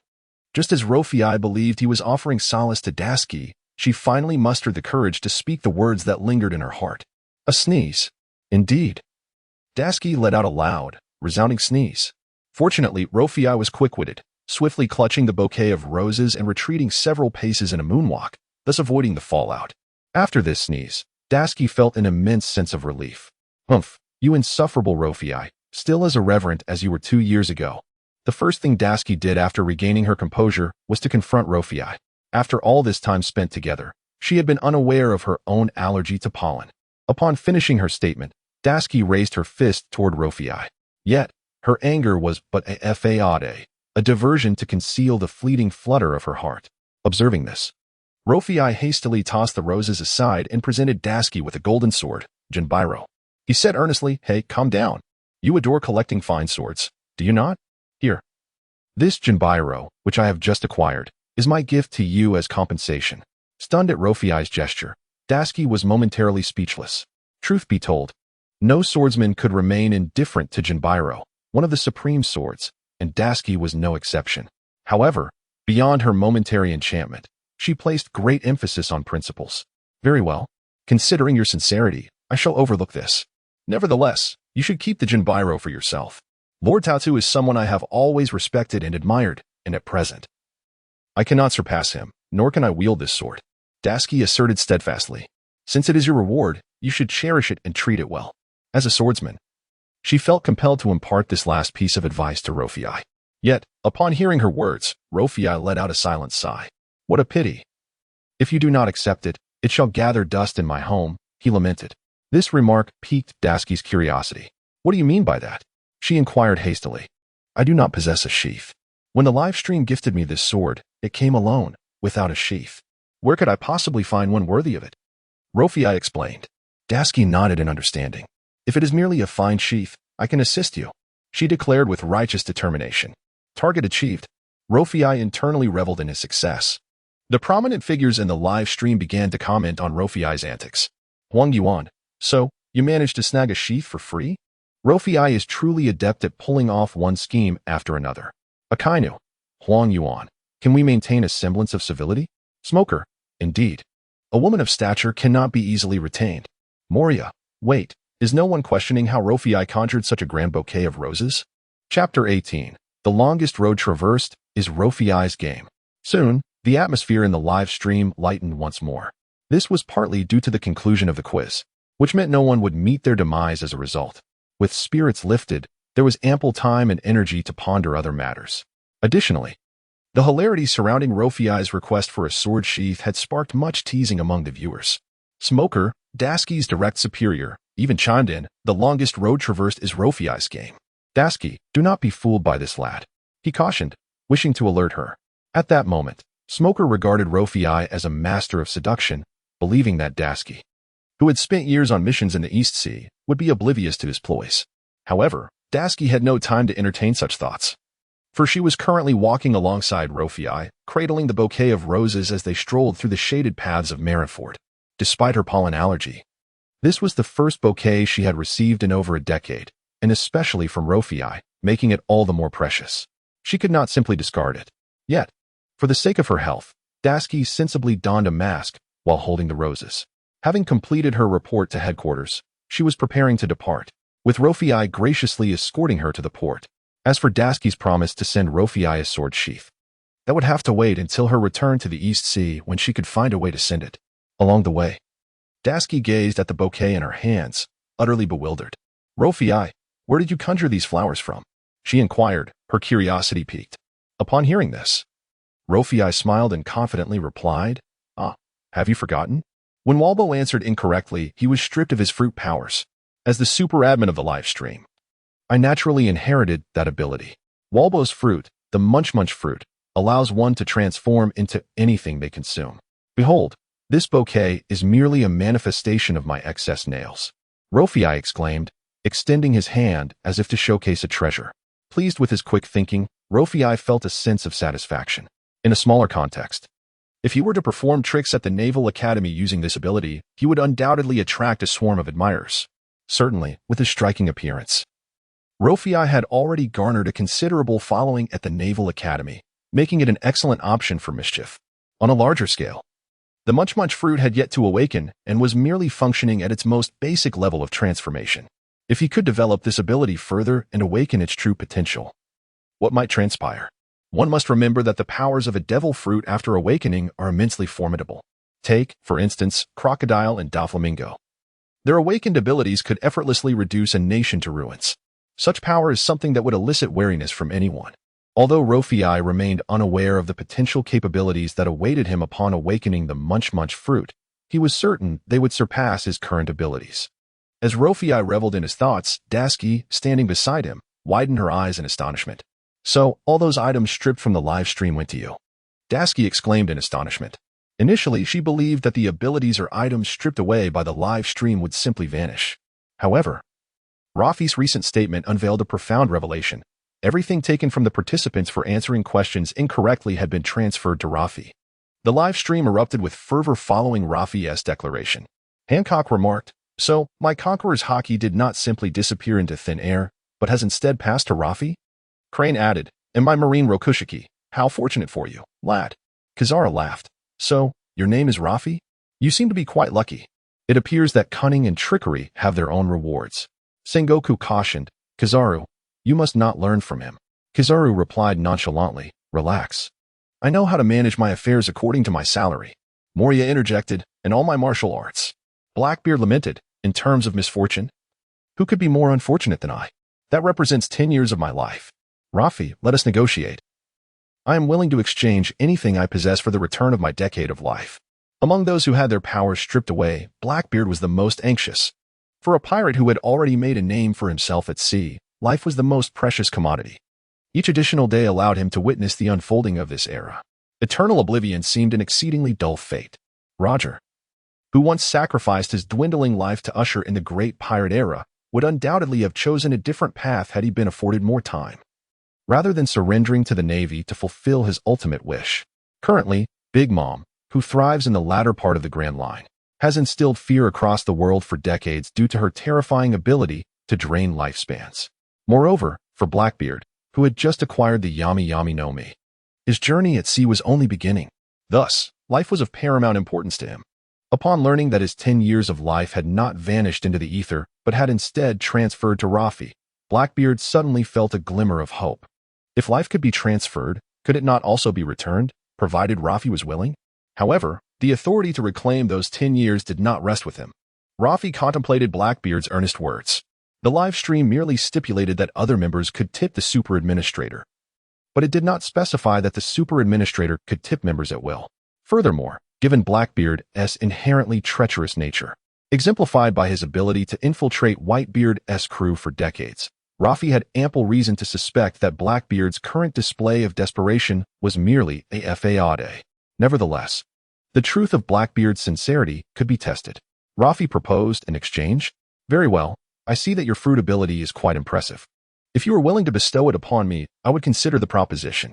As soon as Raffi sent this message, a notification promptly appeared at the top of the chat group.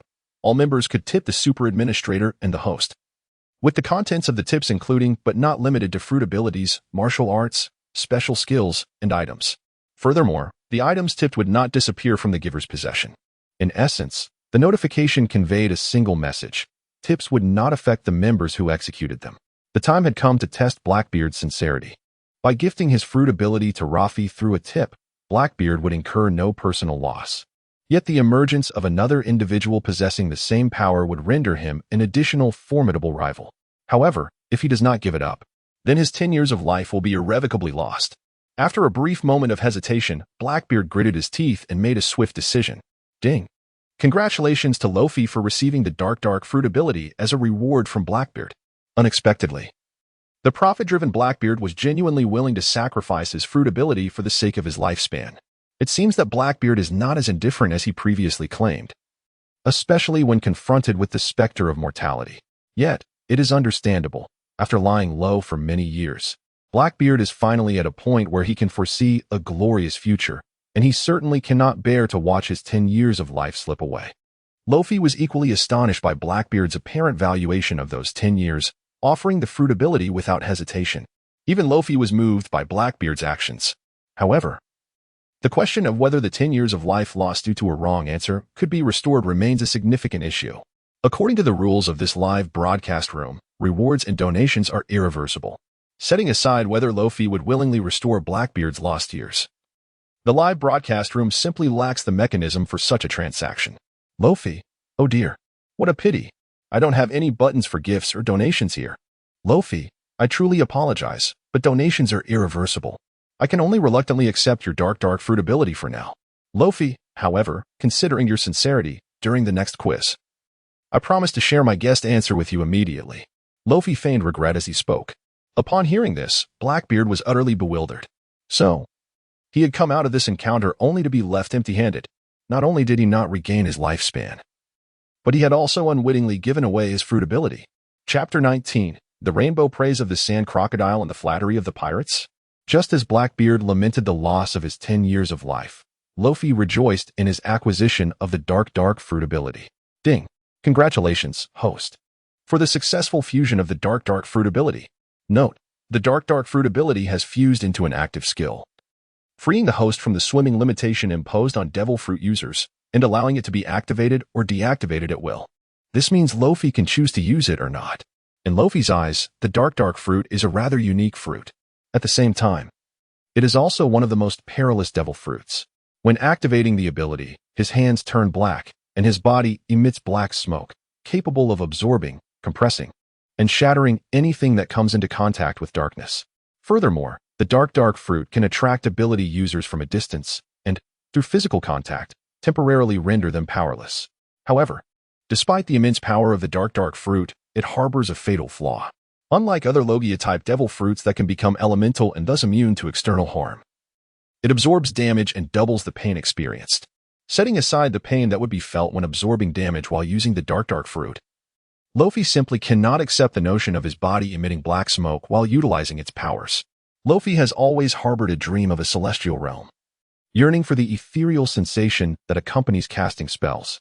The dark fruit, however, presents a stark contrast, enveloping him in dark smoke and an ominous atmosphere. Akin to a villain, a notion Luffy cannot abide. Thus, he has chosen to temporarily deactivate the newly acquired dark fruit ability. Nevertheless, even though Luffy does not intend to actively use the dark fruit's power, Blackbeard has already begun to treat Luffy as a hypothetical adversary. After all, two tigers cannot coexist on the same mountain, especially when it concerns two identical devil fruit abilities. Should the secret of the dark fruit be revealed to others, it would severely jeopardize Blackbeard's circumstances and plans. At this moment, Blackbeard had regained his composure and departed the small island, boarding his pirate ship. Men, since that Navy brat is untrustworthy, we must teach him a lesson, he declared. I've heard that the scoundrels in the underwater prison are exceedingly vicious. Blackbeard, incensed by Luffy's deception, would not let the matter rest. Since Luffy aligned himself with the Navy, Blackbeard would devise a way to create trouble for them. When the Navy descends into chaos, it would be his opportunity to infiltrate their ranks and exact vengeance on Luffy. Blackbeard harbored such dark thoughts. With the loss of 10 years of life now a fait accompli, he resolved to utilize his remaining years to accomplish feats that would shock the world. It seems his plans had to be expedited. He fervently wished for the day of upheaval to arrive swiftly. On the deck, Blackbeard gazed out at the ocean, his smile becoming increasingly audacious. Soon, the Blackbeard pirates set sail once more. As the Blackbeard pirates embarked on their journey, the rest of the world tuned into the live broadcast room, catching wind of the information Luffy had inadvertently disclosed. Valpo, damn. How did I not think that this could be used to flirt with girls? Chopper, humph. Do you think everyone is as crude as you? Valpo, you little reindeer. Do you know who you're talking to? Chopper, Are you feeling defiant? Valpo, I concede. Valpo, having boasted in the live stream, quickly fell silent. After all, he had just been sent flying by the Straw Hat Pirates. Moreover, he had not only lost his title as king, but also the ability of his devil fruit. The devil fruit ability taken away for answering incorrectly in the live quiz is irrevocably lost, unlike the ability willingly given away, which remains unaffected. Thus, Valpo now found himself not only a lost dog, but also a lost dog who cannot swim, with little hope of redemption. In such a predicament, he could only cower in submission. Doflamingo, haha. Now that's the correct use of the swamp fruit. Luffy, you truly are an exceptional administrator. Doflamingo was the first to step forward to praise Luffy. After all, as an administrator, Luffy wielded considerable privileges within the live broadcast room. Moreover, Doflamingo sensed that Luffy's identity was far from ordinary. Why had the live broadcast room specifically chosen him as the administrator? And why had he acquired such formidable abilities? Naturally, Doflamingo sought to ally with him. Soon, Hancock also chimed in. Is it merely for turning into rose flowers? It seems Luffy has yet to grasp the true purpose of the devil fruit. Crocodile, what do you know, Empress? This is called profound wisdom disguised as folly. Crocodile, truly. The administrator is wise to have understood the essence of the devil fruit so swiftly. Moria, indeed. A bouquet of roses for a beautiful woman's heart and a sword sheath is quite the bargain. Hancock, Luffy, I wonder if you have mastered my conqueror's haki. If not, I could assist you. Currently, Hancock has just lost her conqueror's haki, and the Amazon Lily Kingdom has caught the attention of various forces around the world. At this moment, Hancock is in dire need of a formidable protector. In this regard, Luffy presents an excellent choice. After all, Luffy is the supreme moderator of the live stream, wielding unparalleled authority within this realm, and in less than a day, he has amalgamated numerous powerful abilities. Thus, compared to the flattery of other pirates, Hancock's words seem relatively sincere. Weasel, offering undue flattery is either treachery or theft. Luffy, do not heed their words. Hancock, impertinent fool, retreat at once. Within the live stream, the perspectives of the pirates regarding this matter shifted rapidly. From initial astonishment to a flurry of praise, it took less than a minute. If Luffy truly lacked the understanding of how to wield the power of his devil fruit, merely employing its abilities for trivial pursuits, this would undoubtedly be a sight welcomed by all prominent pirates. After all, with Luffy suddenly possessing such an array of powers, the future could hold unpredictable developments, posing a significant threat to the pirates of the New World. However, based on Luffy's previous actions, they have largely concluded that he is merely a somewhat cunning, eloquent, yet utterly loyal marine lacking ambition. To extinguish the resolve of such an individual, the most effective method would be to suffocate him with praise. Sand Crocodile was the first to grasp this notion, thus he began to lavish extravagant compliments in the live stream. Yet, despite Sand Crocodile's grandiose declarations, he had covertly dispatched members of Baroque Works to investigate Luffy at Marineford. Other pirates quickly caught on to this strategy and began to emulate Sand Crocodile, showering Luffy with accolades. Like him, these pirates secretly devised plans, dispatching numerous teams preparing to venture toward Marineford. Meanwhile, Luffy had just delivered Dasky to the port. Observing the comments from the pirates in the live stream, he fell into deep contemplation. These individuals certainly harbored ulterior motives. Luffy mused, stroking his chin. Could he not discern their trivial schemes? They merely wished to elevate him to the heavens, waiting for an opportune moment to drag him back down. However, since they were intent on crafting such a naive persona for him, Luffy would not shy away from embracing it. After all, certain actions would indeed seem peculiar if performed by an ordinary individual. However, if one were to embody the persona of a naive and oblivious individual, the task would indeed become considerably more straightforward. Just as Luo Fei contemplated how to fully embrace this simplistic character, Admiral Sengoku spoke within the livestream. Chapter 20. Do you not wish to exit the livestream? Then show some sincerity, Sengoku, Luo Fei, since you hold the esteemed position of a super administrator in this livestream. Endowed with the power to invite or exclude participants, I implore you to remove all naval personnel under the age of 16 from this platform. Sengoku, after all, this livestream is fraught with peril and rife with temptation. We cannot allow our Navy to be distracted by such matters while they are in training. Sengoku, of course. If any individuals wish to voluntarily withdraw, that would be most welcome. As a multitude of pirates lavished praise upon Luo Fei, Sengoku articulated his intentions with clarity. His objective was evidently to safeguard the Navy's vital forces. The most formidable deterrents to the world are the admirals and various other armed factions within the Navy. These essential forces emerge from the ranks of the ordinary Navy personnel. Through the previous 2 question-and-answer sessions in the livestream, Sengoku had come to understand that the threats discussed therein were far from mere alarmist rhetoric. Had it not been for Luo Fei's fortunate miscalculation in answering correctly, it is quite possible that lives would have already been lost in the livestream. Moreover, if no one continued to answer questions, the livestream could potentially claim a single life. However, it is also possible that it may ultimately cost lives. Thus, Sengoku hopes to leverage the super user privileges held by Luffy to extricate some of the young sailors from this perilous livestream. These young soldiers represent the future and hope of the Navy. Sengoku will not permit this unknown risk to befall them. Hence, he expressed to Luffy the necessity of expelling all sailors under the age of 16 from the livestream. Furthermore, Sengoku wishes for Luffy to seize this opportunity to articulate his stance to the world. Luffy is a man of the Navy and will heed only the Navy's command. Those pirates in the New World who seek to curry favor with Luffy for personal gain should promptly abandon such aspirations. Of course, should Luffy become dazed by the sudden influx of various extraordinary powers and heed the flattery of those pirates, thereby acting against the interests of the Navy, Sengoku would not hesitate to take action in this matter. At the very moment Sengoku uttered these words, a multitude of seasoned Navy experts, who had long been lurking near Luffy, sharpened their focus. They awaited Luffy's response. The Luffy of now is no longer the ordinary sailor he once was. He has assimilated the conqueror's haki of the Empress, the Marine 6 styles of Admiral Tsuru, and the entirety of Moria's martial prowess. In addition to these, Luffy possesses the powers of the Gura Gura no Mi and the Yami Yami no Mi, along with the Thundercloud Zeus of the Yonko Big Mom and the Gold Pizarro of Vice Admiral Peach Rabbit. The amalgamation of these abilities is sufficient to elevate Luffy's strength to the level of the 7 warlords of the sea. Can an ordinary sailor, suddenly endowed with such formidable powers, maintain his original convictions? Sengoku hopes so, yet cannot be entirely certain. Consequently, Luffy now evokes not only the apprehension of those formidable pirates but also the suspicion of high-ranking officials within the Navy. Naturally, Luffy senses the unusual atmosphere surrounding him. He understands that this inquiry is a test imposed by Sengoku. However, Sengoku's so-called test is entirely superfluous. Luffy is not yet prepared to turn against the Navy. After all, when compared to those pirates in the New World, the Marines in Marineford are far more endearing. Moreover, Luffy concurs with Sengoku's proposal. This live stream is indeed a chaotic whirlpool of fame and fortune, rendering it unnecessary for certain individuals to remain.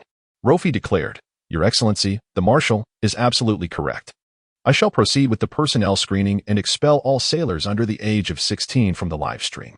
Shortly after making this statement, Luffy accessed the member management page and, after filtering out the sailors under 16, expelled them with a single click.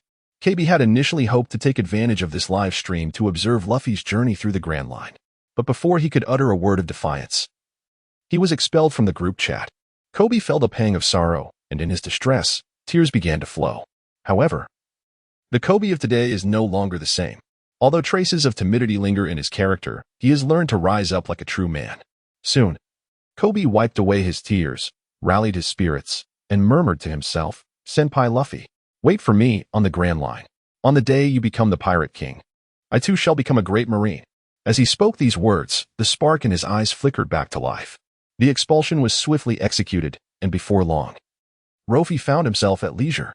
"All done, Marshal," Luffy announced. "But what shall we do with those pirates under the age of 16? Should we expel them as well?" he inquired in the live chat. In truth, he had no desire to expel the pirates, for each additional presence increased the odds of a mistake, thus granting him more opportunities to acquire abilities.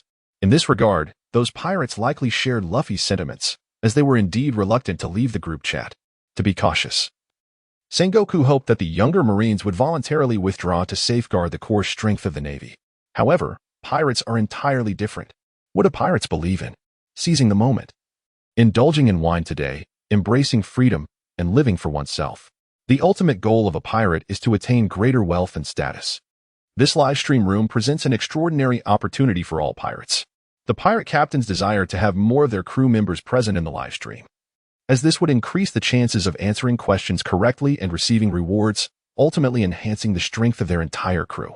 Those pirates under the age of 16, regardless of their achievements, also hope to gain something from this live stream.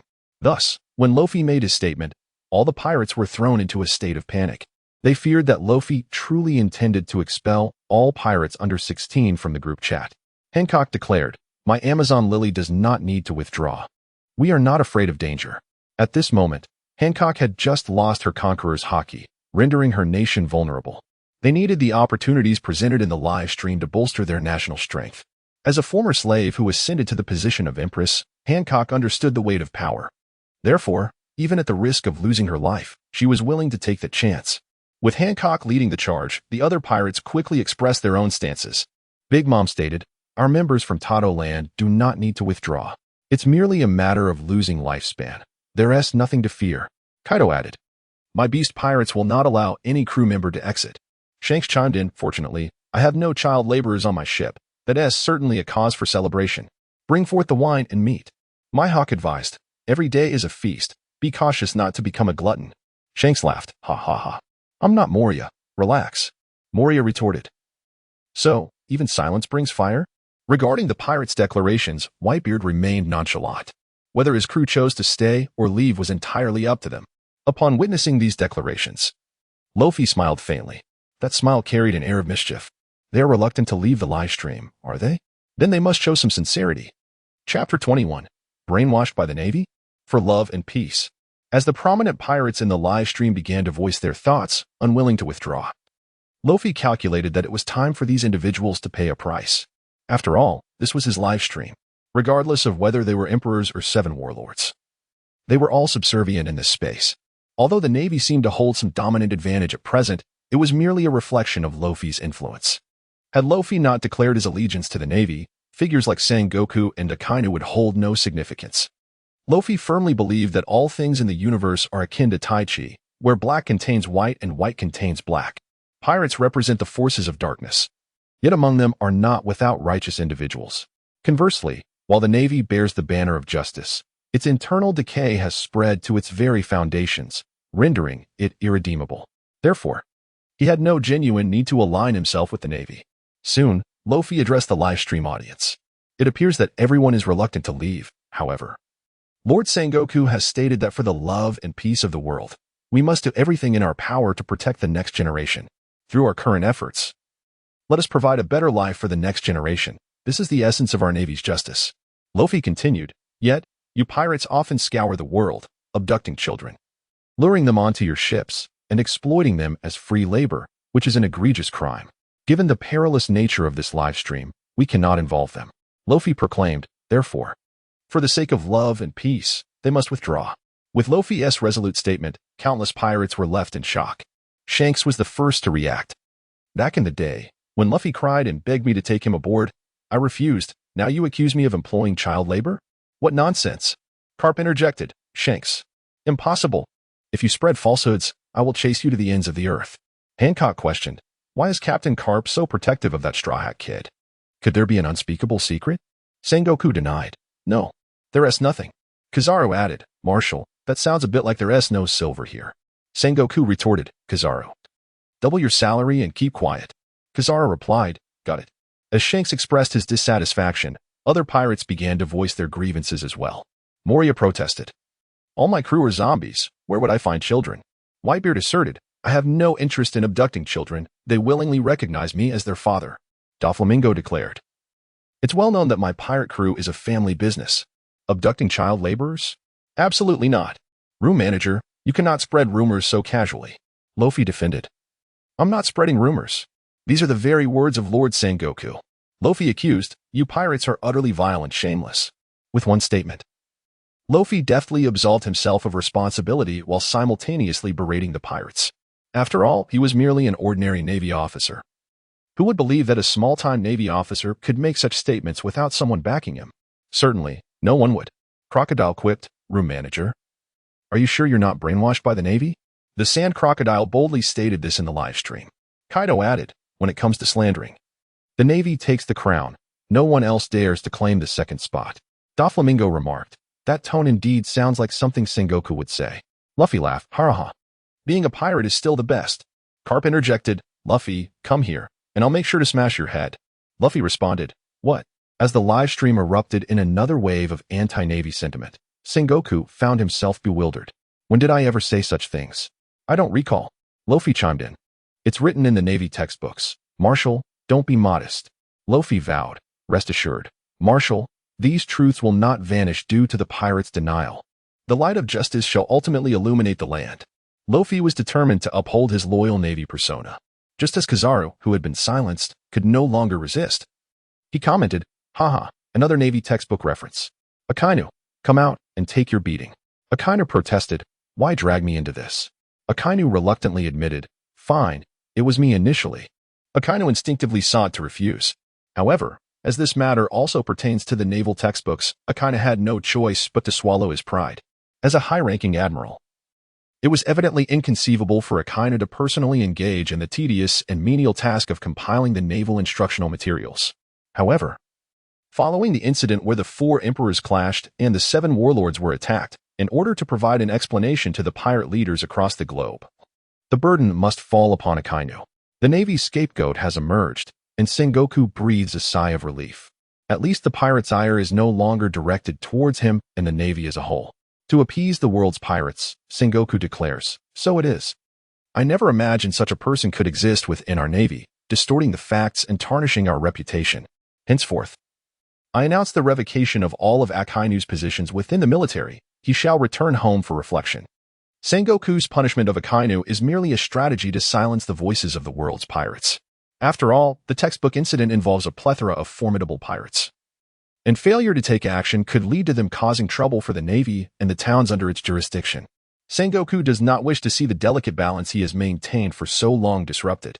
Moreover, this textbook incident resembles a ticking time bomb. If left unaddressed, it might explode unexpectedly. Thus, Akainu must be sacrificed. However, Sengoku's actions are merely a temporary measure. After all, Akainu's capabilities and reputation within the Navy have already been established. His title can be restored at any moment. As for Akainu, he initially wished to express his feelings of injustice, but before he could speak, he was restrained by intelligence officers dispatched by Sengoku. "Admiral Akainu, the Marshal's actions are a necessary evil. We hope you can understand and cooperate with our work. Please remain in your room for the next few days," one intelligence officer stated. Akainu possessed the ability to resist. However, even if he were to incapacitate these officers now, what would come next?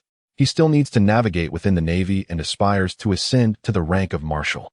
This minor grievance must be endured. Damn pirates. One day, I shall eradicate you all.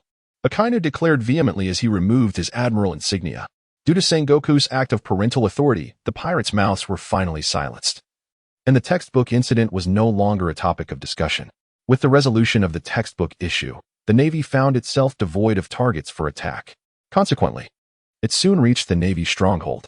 Sengoku remarked, however, while the issue of employing child labor is indeed biased, it is also a fact that many pirate ships contain underage children.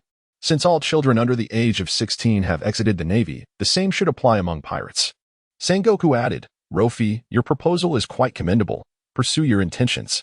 His meaning was clear. If you wish to take action, be bold. The entire Navy stands behind you. Although Luo Fei was the one who exposed the textbook incident, Sengoku recognized Luo Fei's loyalty through this matter, thus he was inclined to trust and support Luo Fei's decisions. With Sengoku's backing, Luo Fei resumed speaking in the live stream. Understood, Marshal. Luo Fei announced. Pirates, I hereby grant you 30 minutes to voluntarily withdraw. Should no one depart after 30 minutes, I shall be compelled to exercise my super administrator privileges. The 30 minutes serve as a period for the pirates to contemplate whether to withdraw, as well as a moment for them to consider what sacrifices they might have to make to remain. Luo Fei deliberately mentioned his super administrator privileges, confident that the pirates, if not foolish, would comprehend what actions to take. Following Luo Fei's proclamation, the pirates convened for discussions. Chapter 22, A Tribute from the Pirates. The Navy truly lacks culture. Luo Fei's intentions were unmistakable. He intended to expel all pirates under the age of 16 from the live stream. This action may be inconsequential to the Navy, but it represents a significant loss for pirates worldwide. Many formidable pirates rose to prominence in their youth aboard various pirate ships. The Navy possesses a relatively transparent promotion system. Young naval officers, unless exceptionally talented, must typically begin from the grassroots level. Therefore, Sengoku's instruction for members under 16 to exit the live stream can be understood as a measure to protect the Navy's essential forces. However, the world of pirates is distinctly different. On a pirate ship, as long as one possesses the courage to fight and strive, there lies an opportunity to carve out a place in the vast ocean. The vitality of pirates is never confined by age. All those who harbor a yearning for the sea, who crave wealth and power, are the living forces of the age of piracy. For ordinary sailors, this live stream may indeed pose a perilous threat. However, for pirates, this represents an exceptional opportunity. Even the loss of life is deemed inconsequential. While all pirates ponder how to remain in the live stream, Blackbeard has already set sail, becoming increasingly exasperated. Damn it. Just after distributing the fruit's powers, I am now forced to withdraw? I never anticipated this brat would turn so ruthlessly against me. It is unfathomable that in my lifetime, I have been deceived by a mere fledgling naval officer. Once I seize Marineford, I shall make him pay dearly. Blackbeard exclaimed in frustration. Although Blackbeard's more notorious crew members are notorious villains gathered from across the globe. However, after all, it is a formidable pirate crew, and tasks such as sailing, steering the ship, and plundering towns must rely on a number of lesser crew members. Thus, aboard Blackbeard's ship, there are at least over 100 ordinary sailors. Among these ordinary sailors, a significant portion is under the age of 16. If, as Luo Fei suggested, those under a year old were to be expelled from the live stream, Blackbeard would lose at least half of his crew. Moreover, Blackbeard was counting on these sailors to enthusiastically answer questions and seize rewards. They could not simply be forced out of the group chat. After much contemplation, Blackbeard resolved to take a conciliatory approach. Blackbeard, Luo Fei, I have just bestowed upon you the powers of the devil fruit. Although I did not reclaim my lifespan, I willingly offer this ability to you, the esteemed group administrator. Blackbeard, therefore, esteemed super administrator, might you extend me a favor and allow all of my crew members to remain? The Blackbeard who had just vowed to flay Luo Fei alive transformed completely in the face of self-interest. After all, one must bow their head when under a roof. Shanks, a favor? This phrase rings a bell, doesn't it? Ace, you, with a heart as dark as your visage. Do you even possess the right to ask for a favor? At that moment, Luo Fei was on his way home when he suddenly noticed the message sent by Blackbeard. A spark of inspiration ignited in his mind, and he immediately acquiesced to Blackbeard's request. Luo Fei, certainly. Rest assured. The powers of that devil fruit will not be bestowed upon you without purpose. Consider it a protection fee. Henceforth, your crew shall be under my aegis. Luo Fei, as long as I do not permit it, they shall not be able to leave. Rofei readily agreed to Blackbeard's request. Upon hearing Rofei's words, Blackbeard felt a wave of relief, realizing that Rofei was indeed willing to grant him a favor. But soon, a wave of melancholy washed over me.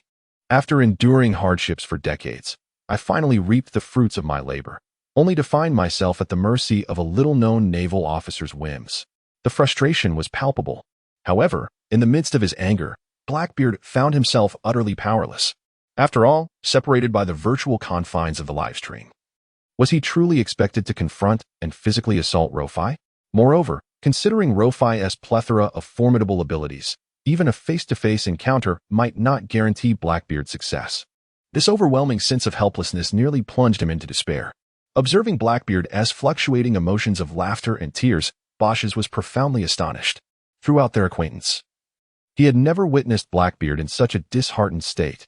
Indeed, it could be said that Bashes had been drawn to join Blackbeard's crew due to his ambition, confidence, and the glimmering allure of his darkened smile. Now, however, a seemingly inconsequential Marine had managed to dim the light in Blackbeard's eyes.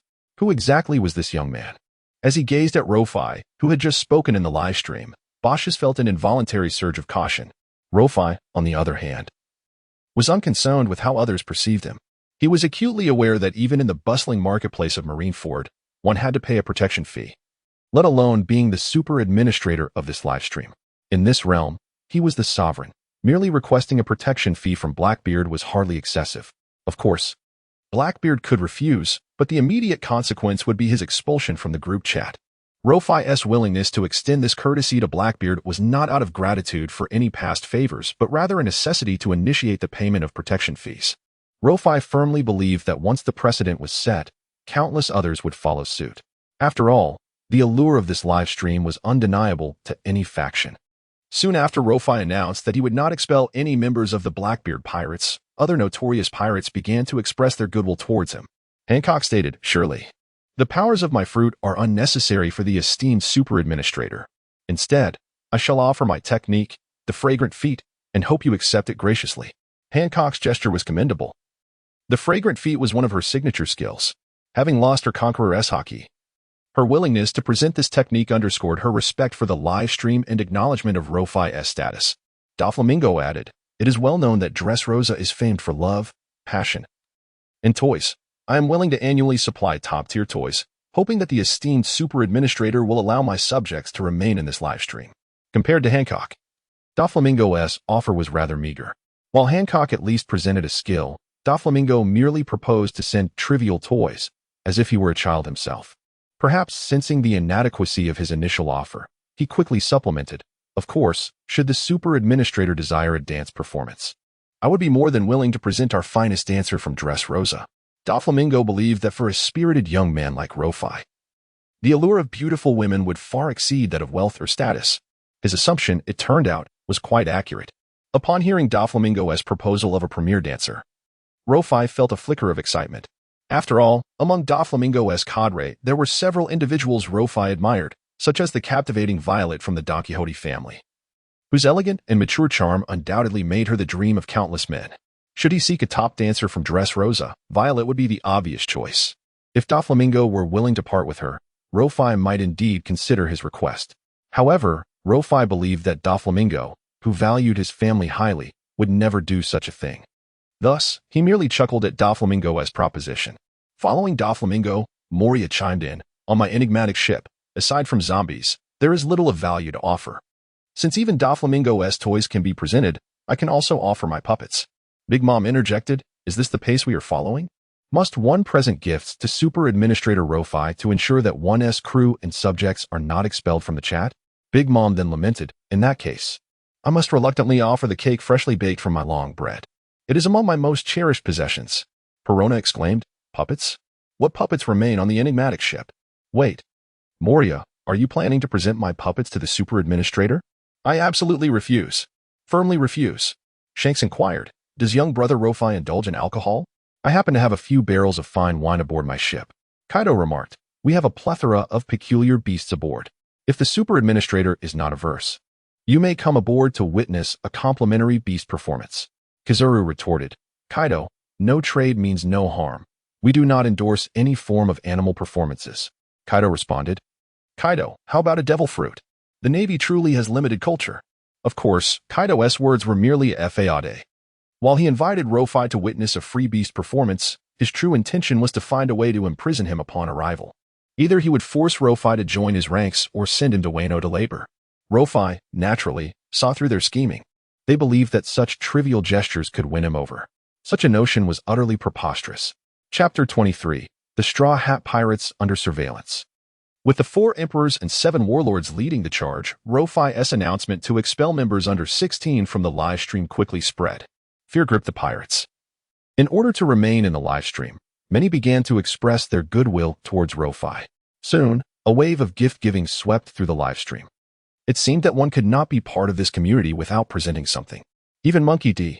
Luffy, captain of the Straw Hat Pirates, felt the impact of this trend and resolved to offer something to the super administrator, Luo Fei.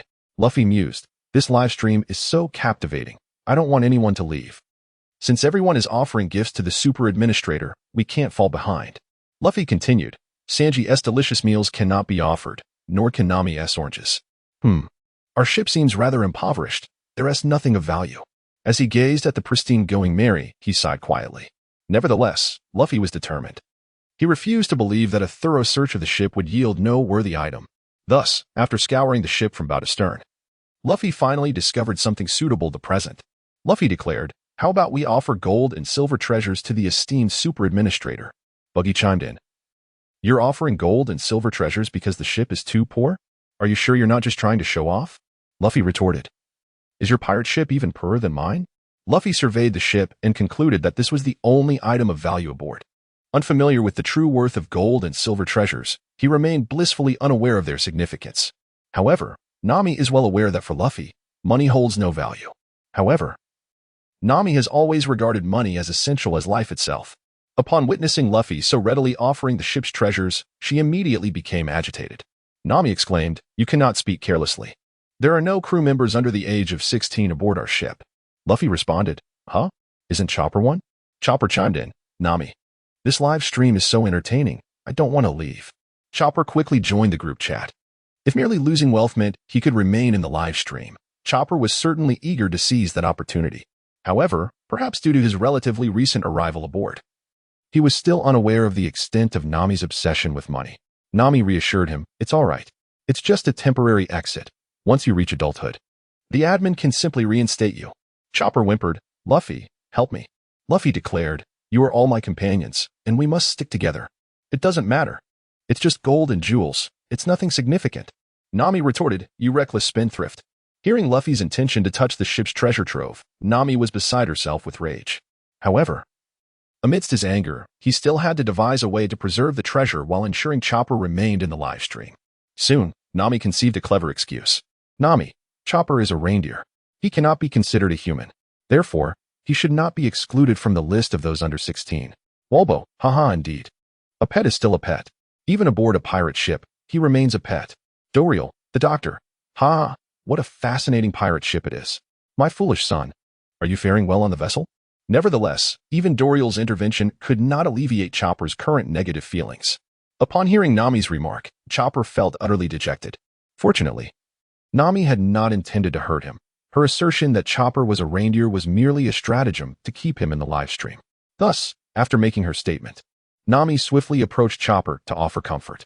Chopper, being gentle-hearted, had already determined that his companions were trustworthy.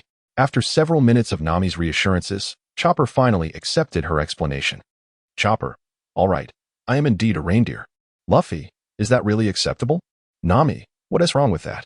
Besides, the moderator doesn't even know who Chopper is. Moreover, it's merely a temporary measure, Chopper won't mind. Nami's words, spoken in the live stream, were broadcasted for the entire world to witness. Even Law, upon seeing this, found it hard to believe. Did she actually speak her true thoughts? Law, do you think I'm blind? He muttered silently. Nami, oh no, I forgot we were live. Is there any way to retract that? At that moment, Nami realized the irreparable mistake she had just made. But it is all too late. In this live broadcast, words once spoken are akin to water spilled. There is no retrieving them. The Straw Hat Pirates are collectively bewildered. Sanji exclaims, Baka, such a private matter. And you choose to disclose it on the ship? Of all places, you mention it here in the live stream? Usopp responds, as expected. I am far more reliable as the vice captain. Jesus Burgess quips, has Usopp really become vice captain? Haha, I am truly happy for you. I will be waiting for you in the Grand Line. The chat group is abuzz with excitement. However, while chatting is enjoyable, pressing issues must still be addressed. Although Chopper is a reindeer who has consumed the human fruit, his presence in the live stream has already confirmed his identity as a human. Thus, according to the rules recently established by Luffy, Chopper falls into the category of pirates under the age of 16. Logically speaking, he should have been removed from the group chat. Fortunately, at the last moment, Nami offered up the treasure. After all, compared to tangible wealth, Nami evidently values intangible friendship far more. After the Straw Hat Pirates presented their treasure, Luffy did not make things difficult for them. Indeed, at this point, the Straw Hat ship possessed nothing that he particularly coveted. It was already quite extravagant for the usually frugal Nami to part with such a treasure. Just then, Luffy returned home and heard the notification from the live stream. Ding! Congratulations, Luffy, you have received a donation of 5 chests of treasure from the ordinary member Nami. Do you choose to accept? Is there even a question? Of course, he chose to accept. Thus, through the shared vision activated by Luffy, people all around the world beheld the 5 glittering chests of treasure. The pirates sailing the seas could not help but be tempted by these riches. Who would have thought that this relatively unknown little pirate crew was so wealthy, having only presented 5 chests of treasure? One could only wonder what other rare gems might be aboard their ship. Crew, target the Straw Hat Pirates. Set sail, following the mysterious 3-mast ship. Yet another pirate crew embarked from the Grand Line, their sights set on Luffy's Straw Hat Pirates.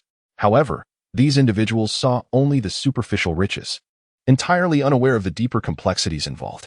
For instance, the enigmatic relationship Luffy shares with Garp, the elite swordsman Zoro, feared by countless pirates, and the boastful Usopp, among others, represent the unknown combat power of the Straw Hat crew. To recklessly provoke them without understanding their strength would undoubtedly lead to their becoming mere stepping stones for Luffy and his companions to establish their names in the new world. Chapter 24. Are you treating us like beggars?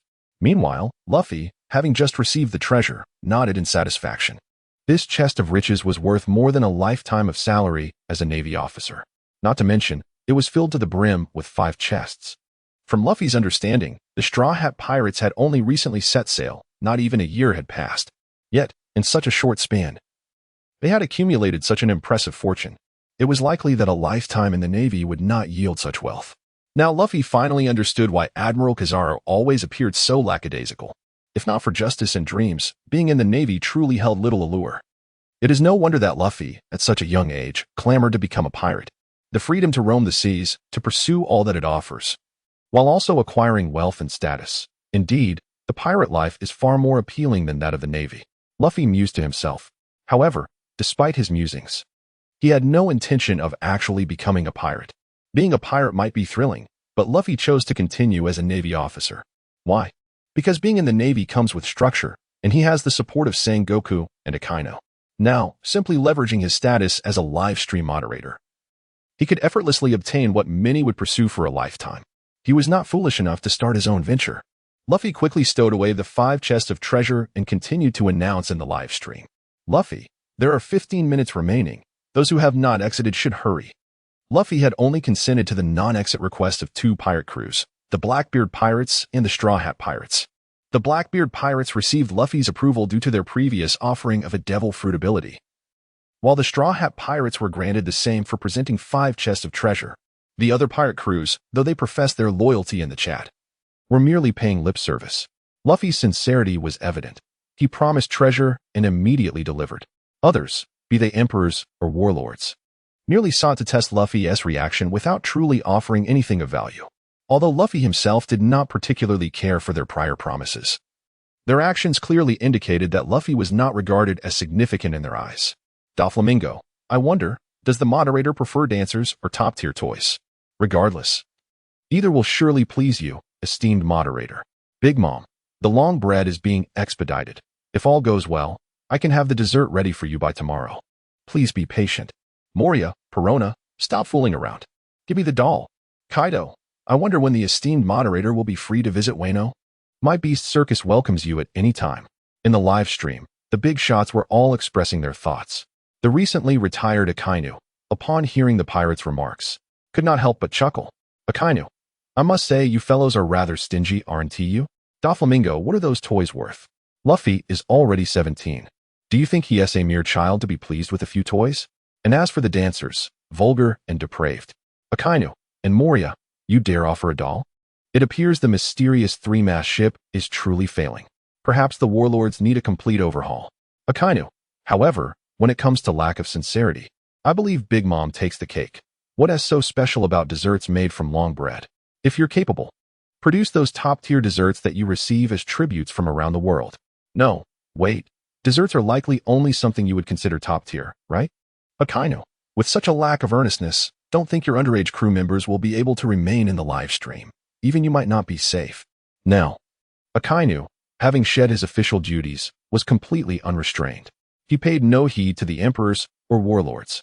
Moreover, when he had previously asked Luffy for Thundercloud Zeus, Luffy had clearly sided with him, loyal to the Navy. Although it may have appeared somewhat excessively devoted, it mattered not. The Navy aims to cultivate steadfast supporters like Luffy.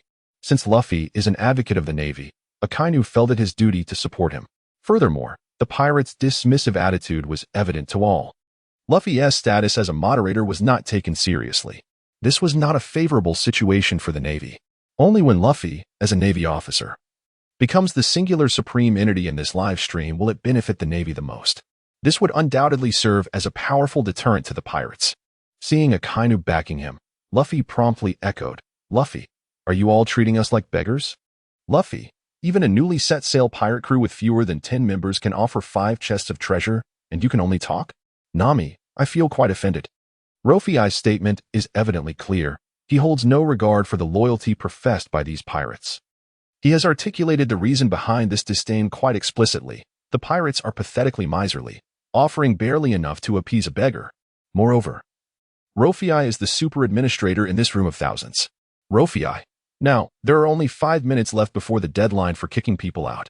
Upon uttering this, Rofei promptly muted his microphone. Whether to stay or leave is a matter for the pirates to ponder, as time is of the essence. The impending deadline has ignited a sense of urgency among the pirates. Hancock was the first to offer her abilities to Rofei. After all, compared to other pirate crews, Hancock represents an entire nation. Her isolationist stance is to safeguard her people from harm. And this live stream not only exposes them to the outside world, but also grants them the opportunity to alter their fates through answering questions. Hancock would never allow her compatriots to be expelled. Ding. Congratulations to Rofei, member Hancock has sent you the skill Fragrant Foot as a reward. Rofei is quite pleased with this ability. It is noteworthy that during the War of the 2 Years, Hancock utilized this very move, the Fragrant Foot, to petrify and shatter the transformed Kuma, who had become a weapon devoid of emotion. Thus, he could not be petrified by the fruit's powers. This implies that the Empress's Fragrant Foot can petrify enemies not merely due to the fruit's capabilities, but likely through rigorous physical training, akin to Sanji's later achievements. This technique also proved effective against Smoker, the Smoke Man. These facts substantiate that Hancock's Fragrant Foot is undoubtedly among the pinnacle of martial arts. Hancock, having relinquished her Conqueror's Haki, now presents her unique skill, demonstrating her sincerity and goodwill, which Rofei has duly noted. Hancock, I offer my martial arts techniques and hope that the esteemed super administrator will protect my Amazon Lily, allowing us to remain in the live stream. After sending her offering, Hancock added this with utmost respect, her tone earnest, fearing Rofei might refuse. Presently, Hancock, having lost her Conqueror's Haki, is significantly weakened, and her Amazon Lily has drawn the attention of numerous maritime forces. She desperately seeks a formidable ally, and Rofei, as the sole super administrator of the live stream, naturally becomes her prime candidate. The protection Hancock seeks is precisely this. Rofei, however, is not an unfeeling individual. Given that even the typically proud Empress has adopted such a sincere demeanor, Rofei sees no reason to make things difficult for her. Rofei, Amazon Lily, and the Kuja pirates may remain without fear of expulsion. Kizaru, oh ho, it seems the Empress is rather generous. Other pirate crews should act swiftly. As time is fleeting, Kizaru added with a hint of mischief. However, the current state of anxiety among the pirates leaves them little room to heed Kizaru's taunts. Katakuri, so, the super administrator desires abilities rather than material wealth. Katakuri was the first to grasp this, recognizing that intangible abilities far surpass tangible riches. Furthermore, Rofei has already received 5 chests of treasure from the Straw Hat Pirates, rendering additional wealth unnecessary. Regarding why Rofei accepted the Straw Hat Pirates' treasure, Katakuri speculated that the crew must indeed be impoverished, having little left saved for money, as they lack notable renown. After conferring with Big Mom, Katakuri soon represented Cake Island in sending Rofei a gift. Ding! Congratulations to Rofei, you have received 100 years of life from member Big Mom. This outcome was the result of a careful discussion between Katakuri and Big Mom. Having recently lost Zeus, Big Mom harbors resentment. If she were to continue granting abilities at this juncture, empowering Rofei further would likely provoke her wrath. Hence, Katakuri suggested that if she were unwilling to offer abilities, she might as well bestow something equally significant, longevity. With Katakuri's astute analysis and the lead taken by Hancock and Big Mom, the other pirates, both large and small, began to take action. Ding! Congratulations to Rofei, you have received top-tier swordsmanship from member Shanks. Ding! Congratulations to Rofei. You have received a box of artificial Zoan-type devil fruits from member Kaido.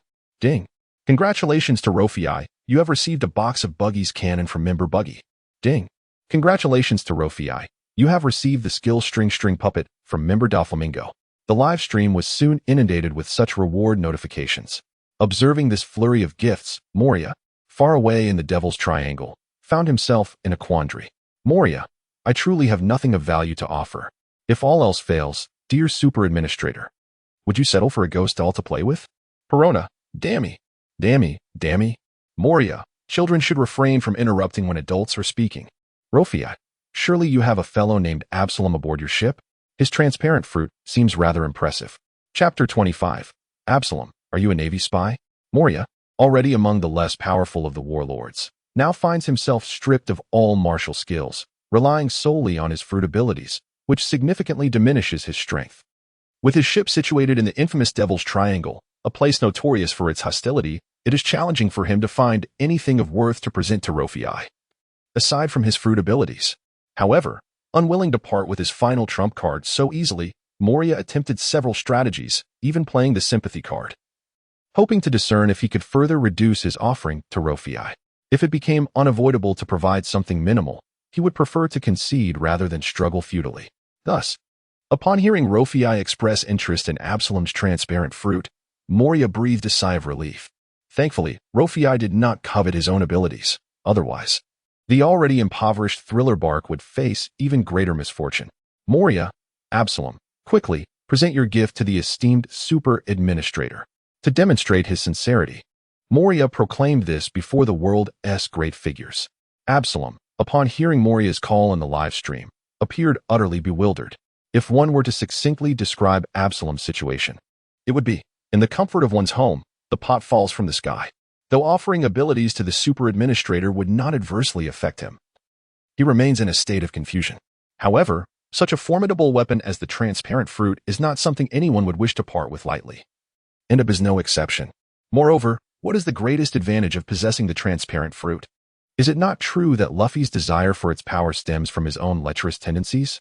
Thus, disregarding Captain Moria's orders, Ab boldly retorted, "You are the true lecherous leader." Shortly after the previous conversation, a notification suddenly appeared at the top of the live stream. Absalom has been muted by the administrator for 30 days. Absalom's arrogance lasted merely 10 seconds before he was silenced by Rofei. He was undoubtedly the first to openly provoke Rofei, the administrator, in the live stream. At this moment, there were still 3 minutes left before the expulsion time. Moria, feeling anxious, could not afford to ponder the consequences of rewarding Absalom's fruit ability. With Absalom unable to speak, Moria took it upon himself to voice on Absalom's behalf. "Dear Administrator, please do not be angry. Absalom was merely having a moment of folly. Do not hold it against him.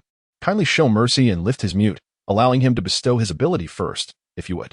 Prior to uttering these words, Moria had already found Absalom and had given him a thorough beating, finally securing Absalom's agreement to relinquish his fruit ability. In Absalom's heart, regardless of his reluctance, he would never defy Moria's command. Upon hearing Moria's plea, Rofei swiftly lifted Absalom's mute. He held no doubt regarding Moria's words. After all, Moria's martial prowess had been questioned by the crowd. If he could not even manage his subordinate, it would be the end for him. Once Rofei lifted Absalom's mute, he soon received a notification in the live stream. Ding! Congratulations, Luffy, you have received the ability of the transparent fruit from member Absalom. Thus, Luffy effortlessly acquired the powers of the transparent fruit, which brought him immense satisfaction. However, despite Absalom's offering of the fruit ability as a token of gratitude towards the formidable trio aboard the ship, it did not absolve him of his prior offense. Consequently, after receiving the transparent fruit from Absalom, Luffy immediately utilized his administrator privileges to impose a mute punishment on Absalom. This time, however, the duration was reduced from the previous month to just 1 day. As the final moments quickly passed, those pirates under the age of 16 who could not pay the protection fee were swiftly expelled by Luffy with a single command. Although this decision was rather harsh for the ordinary folk, it was deemed necessary. However, from a broader perspective, there remains a certain positive significance.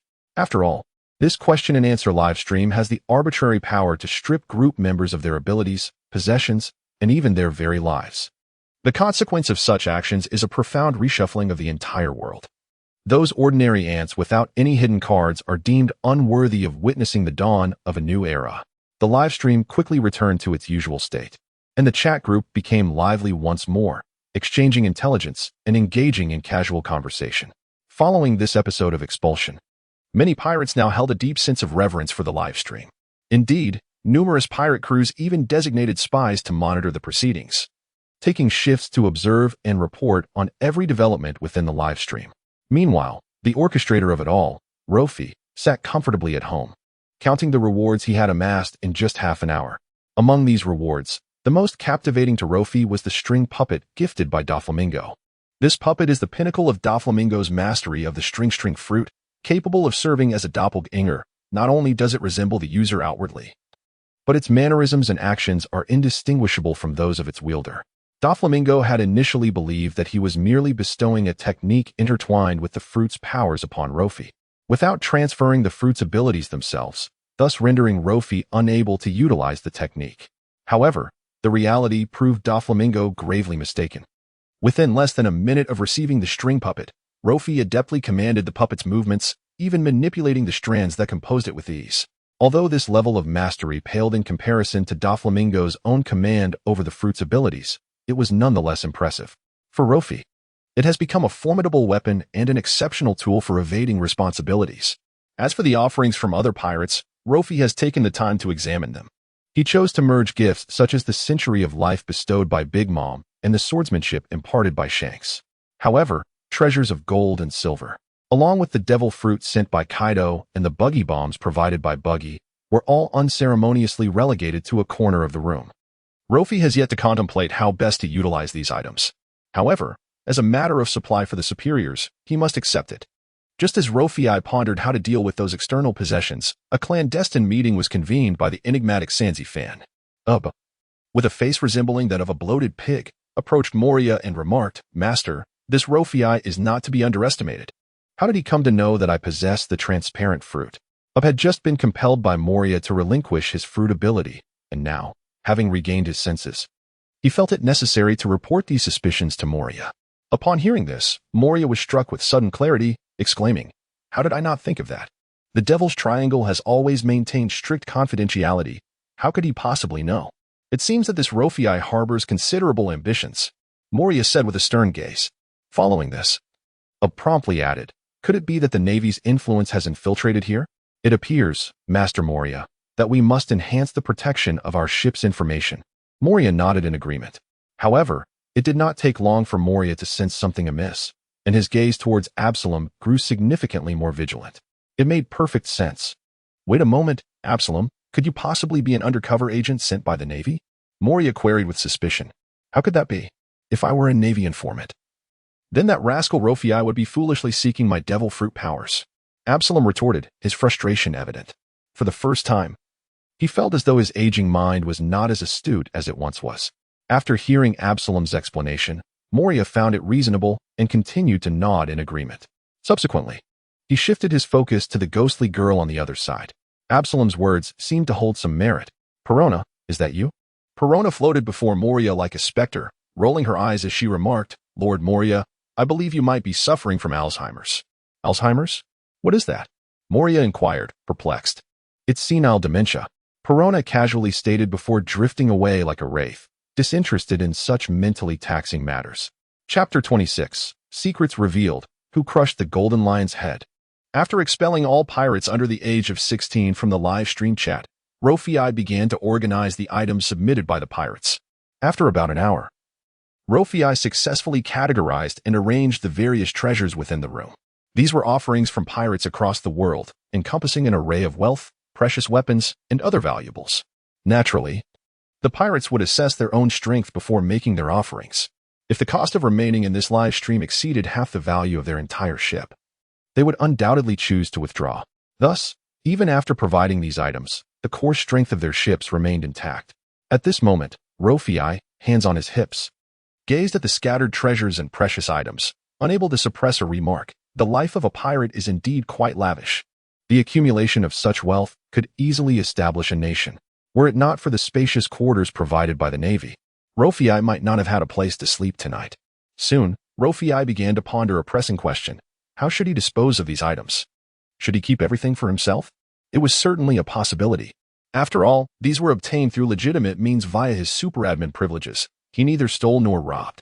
However, should that be the case, the Navy would undoubtedly become wary of their own interests. After all, an ordinary naval officer suddenly endowed with the wealth and power to establish a nation could not simply be overlooked. If entrusted to the Navy, this dilemma would be effortlessly resolved. Yet, if such a course of action were truly taken, would it not result in an unwarranted loss of a significant fortune? At this moment, Luo Fei found himself engulfed in distress. Should he seize control of these treasures and bide his time? Or should he surrender them to earn the trust of the Navy and continue to rely on such a formidable ally?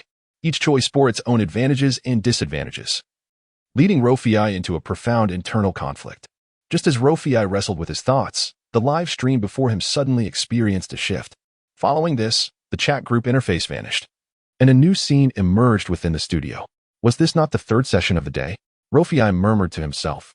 The frequency of updates in this live stream was quite rapid. What question might arise this time? He could not help but feel a surge of anticipation. It was a sunlit morning, the sky an endless expanse of blue, vast and unobstructed. Layer upon layer of pristine white clouds drifted above, occasionally interrupted by the flight of seagulls approaching from the horizon. As the clouds parted, a collection of islands, varying in height, came into view. Behind these islands, a rainbow arched across the scene like a bridge. On the highest island in the sky, a fissure sliced through the clouds, dividing them in two. Ace remarked, "This island is quite extraordinary. It appears to float in the sky." Morgans added, "It seems somewhat familiar, as though I've seen it somewhere before." Whitebeard noted, "It bears a striking resemblance to the island of the Golden Lion." The Golden Lion retorted, "Not at all. Not in the slightest. It is merely another island suspended in the sky. What about the empty island? I believe it resembles that one quite a bit." The Golden Lion's tone was somewhat irritable, but he was quickly countered by Enel, the ruler of the empty island. Enel declared, "Golden Lion, if you find your vision lacking, perhaps you should consider parting with your eyes. My empty island is suffused with celestial essence and is far removed from such mundane matters." Upon hearing this, the Golden Lion's anger dissipated, not out of fear of Enel, but from concern that his meticulously devised plan, years in the making, might be exposed. Originally, he intended to remain in the shadows, discreetly observing the dynamics of the live stream while searching for any questions he might be able to answer. To his astonishment, as he indulged in this fruit, it unexpectedly landed upon his own head. The Golden Lion now found himself in a state of profound anxiety regarding the island that had appeared in the live stream. He knew it all too well, for it was none other than his cherished Vermiu. After he had escaped from the Push City prison, he had come to this island named Vermiu. Upon his arrival, he discovered that the island was inhabited by numerous ferocious creatures, and thus, utilizing his extraordinary abilities, he elevated the entire island into the sky, transforming it into a floating paradise. Therefore, when this island materialized in the live stream, the Golden Lion was engulfed in trepidation. At this moment, he could only hope that this was merely an accidental broadcast of his floating island, and that the feed would soon switch to other scenes. After all, the Golden Lion had invested considerable effort into the creation of this aerial sanctuary, and its premature exposure to the world could prove to be a catastrophic blow to his meticulously devised plans. However, regardless of how fervently the Golden Lion prayed and hoped, he could not alter the scenes unfolding within the live broadcast room. As the camera zoomed in, the circumstances on the island gradually became clear to viewers around the globe. They observed that this island was inhabited by numerous colossal, ferocious creatures. Even Kaido couldn't help but exclaim in astonishment. Kaido, are these genuine beasts or mere Zoan fruit users? Gazing at the size and behavior of these formidable beasts, Kaido began to harbor doubts. Simultaneously, he started to question whether Doflamingo, the factory manager who had been supplying him with artificial devil fruits, had betrayed his business. Doflamingo was not oblivious. Upon hearing Kaido's remark, he promptly stood up to respond. Doflamingo, it must be some form of mutated animal. While this response seemed somewhat trivial, it indirectly addressed Kaido's inquiry. Soon, everyone's attention returned to the live broadcast. The camera panned around the scene before finally settling on a man adorned with dense golden hair, yet possessing a receding hairline, from which protruded a wooden ship's wheel. It was none other than the Golden Lion Shiki. Just as everyone was left pondering the secrets of this island and the reason for the Golden Lion's presence, a mechanical voice resonated within the broadcast. Inquiry: who smashed the Golden Lion's head? Upon this question's emergence, the entire live room erupted in excitement. Who is the Golden Lion? He is a figure who could stand shoulder to shoulder with the Pirate King, Roger. Although ultimately defeated by Roger, resulting in a ship's will being lodged in his head. Disregarding the unforeseen circumstances, the Golden Lion's strength was undoubtedly comparable to Roger's. And now, the broadcast posed the question of who could possibly have shattered the Golden Lion's head. The crowd was, of course, taken aback. However, the most astonished of all was the Golden Lion himself. Who had the audacity to smash my head? At that moment, the Golden Lion, silently touching his head on the island of Wirmayu, spoke with a look of disbelief. Chapter 27. The odor of foot stench could be smelled through the screen. The new round of inquiries in the live broadcast was enough to leave the Golden Lion utterly astonished. Unexpectedly, the reward for this question sent a chill down the spine of the Golden Lion. No, the Golden Lion does not have feet. The query posed was, who shattered the head of the Golden Lion? The reward for a correct answer: Sakura tin and drywood. The penalty for an incorrect answer: randomly strip one item from those who answered incorrectly, including but not limited to fruit abilities, martial arts, life, equipment, and more. When this announcement echoed, the Golden Lion was utterly bewildered. No one understood the significance of Sakura tin and drywood better than he did. These were the legs that had accompanied him for 2 decades.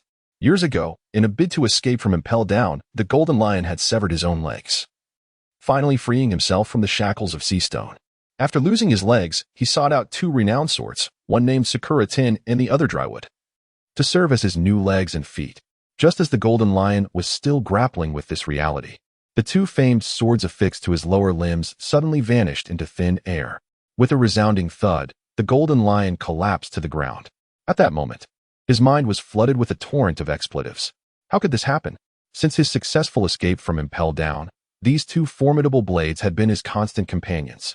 Now, due to the random reward deprivation in the live stream, for the first time in 20 years, he was separated from his own feet. If only he had exited the live stream earlier. Now, not only had his secrets been unveiled, but he had also lost the companionship of Sakura tin and drywood, which had been with him for 2 decades. The Golden Lion was a tempest of rage, frustration, and helplessness. The last time he experienced such emotions was when he learned of Roger's impending execution. News in the live stream spread with astonishing speed, leaving him no time to react. Just as the Golden Lion was contemplating this calamity, the prominent figures in the live stream began to mock him. Blackbeard jested, who shattered the Golden Lion's head. Does that mean the Golden Lion has no head now? Big Mom chimed in, sticking a ship's rudder on his head is one thing, but now it's completely gone. How pitiful. Crocodile quipped, living without a head? Truly a miracle. Vegapunk remarked, he has potential as a research subject. Zantaomaru added, since Dr. Vegapunk has spoken, I must assist him in fulfilling his wish. Vegapunk interjected, cough. I was merely making an observation. After all, that fellow is not someone you can simply capture. Zantaomaru retorted, oh, isn't that fellow headless now? The Golden Lion exclaimed, do you all have any sense of decorum? My head is still perfectly intact on my neck. Moria laughed, hanging on. That's a first for me, haha. The Golden Lion, now in a fit of rage, snapped back. Moria, are you seeking death?